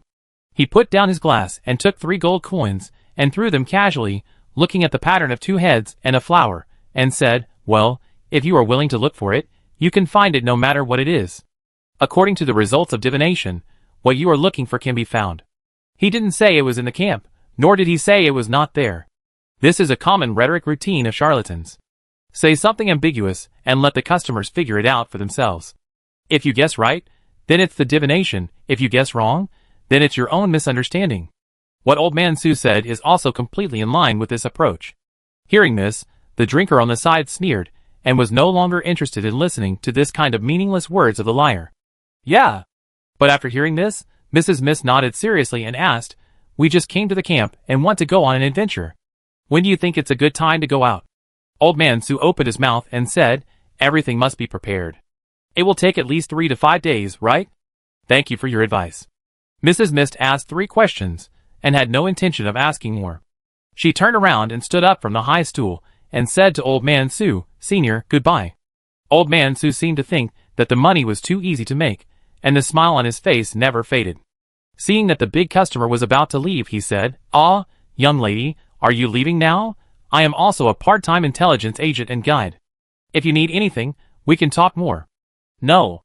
Mrs. Mister, I ask you for advice when I have a chance." When they met more than 100,000 years ago, the old man erected a stone tablet at the seal. At that time, she didn't know how powerful he was. Seeing him again now, she no longer looked down on him. She knew very well that the more questions she asked, the greater the cause and effect involved. She left decisively. Turning around, Mrs. Mister glanced at Ji-sun and teased him, "Handsome boy, I be in the camp for the next 2 days. When can we make an appointment to have a good chat alone?" Ji-sun didn't take it seriously, and raised his eyebrows and said, "Yeah. Next time for sure." Mrs. Mister smiled charmingly. Without saying anything more, she turned and left the tavern. Mrs. Mister left before she even had time to sit down. Ji-sun fell into deep thought. The conversation just now seemed like some insignificant things to others, but he caught a lot of key points in his mind. 1. Siegwuzhong is nearby. 2. Something that the Scarlet Cult is looking for is in the camp. 3. They will start in 3 days. Previously, Ji-sun was still guessing what was sealed in the coffin brought by the Cardinal. Now it seems that it is very likely the mysterious giant hand of the Royal Academy. After all, Siegwuzhong, or the Scarlet Corruption Sayades in his body, was going for that big hand. And if you want to bring that hand out, you need a carrier that can hold it. This is the role of the coffin. This must be a top secret of the Vatican. Ji-sun knew that there was a coffin in the convoy because of Ivan. The Scarlet Cult probably doesn't know about the church's secret weapon. At least not sure. That's why Mrs. Mister came to divine. Then she got some indicative answers from Old Man Su. In ancient times, many wars required prophets and priests to divine the date. Ji-sun smelled some ancient rules in the conversation just now. He thought the camp would be the main battlefield before, but it was just an inference. Now that he has met Mrs. Mister, it is basically certain. After Mrs. Mister left, Ji-sun and Chin Rushi did not stay in the tavern for long. Now that they were sure that Old Man Su was in the camp, It would be convenient to find him. The two walked on the street, and Ji-sun's thoughts were still immersed in deduction. As he walked, he looked at Qin Rushi beside him and suddenly asked, "Aunt Qin, are you curious about the origin of Mrs. Mister?" Qin Rushi said calmly, "There is a rotten smell on that woman. It feels to me that she should have lived for at least hundreds of years. Could it be a vampire?" Ji-sun was also surprised that she could see so much, but shook his head and said, "Yes, she is a vampire. However, she has lived for not a few hundred years, but more than 100,000 years." Hearing this, Qin Rushi was stunned, really surprised. "Ah? Yes. The first time I saw her was in another dimension." Ji-sun knew that Qin Rushi had a knowledgeable immortal behind him, and he also wanted to say it out so that more people could refer to it. He also said what he had thought of before, as well as a series of related clues. Qin Rushi listened very carefully. There were so many important information hidden in the conversation in the tavern just now. As they walked, the two of them came to the restaurant they had just visited. Several cadres of the Revolutionary Army were still waiting here. The bored guys were leaning against the window, as if watching something exciting. Bonnie looked at Qin Rushi, and the two of them coming back, and greeted them. "The commander is back." The other people also looked over, but their eyes were still looking out the window. Qin Rushi asked, "What are you looking at?" Bonnie gossiped, "I'm looking at your suitor, who is bullying others by taking advantage of his power." Qin Rushi also felt strange after hearing this. What did this have to do with anything? Ji-sun also looked out the window. Just happened to see William, the young master of the King's Knights mercenary group, leading a team to patrol the camp. They seemed to have encountered a suspicious person, and then the two sides clashed. The other party in the conflict was a small adventure group of 7 or 8 people. The King's Knights blocked the alley, and the onlookers outside could not see the excitement. But Ji-sun and his team could see it clearly from the second floor. The conflict was over, but some people were injured and bleeding. It looked like a normal procedure of checking suspicious people, searching, arresting people, and taking them back for interrogation. Similar things happened many times every day in the Firefly camp. Some were wrongly accused, and some had real problems. Originally, these were not worth paying attention to.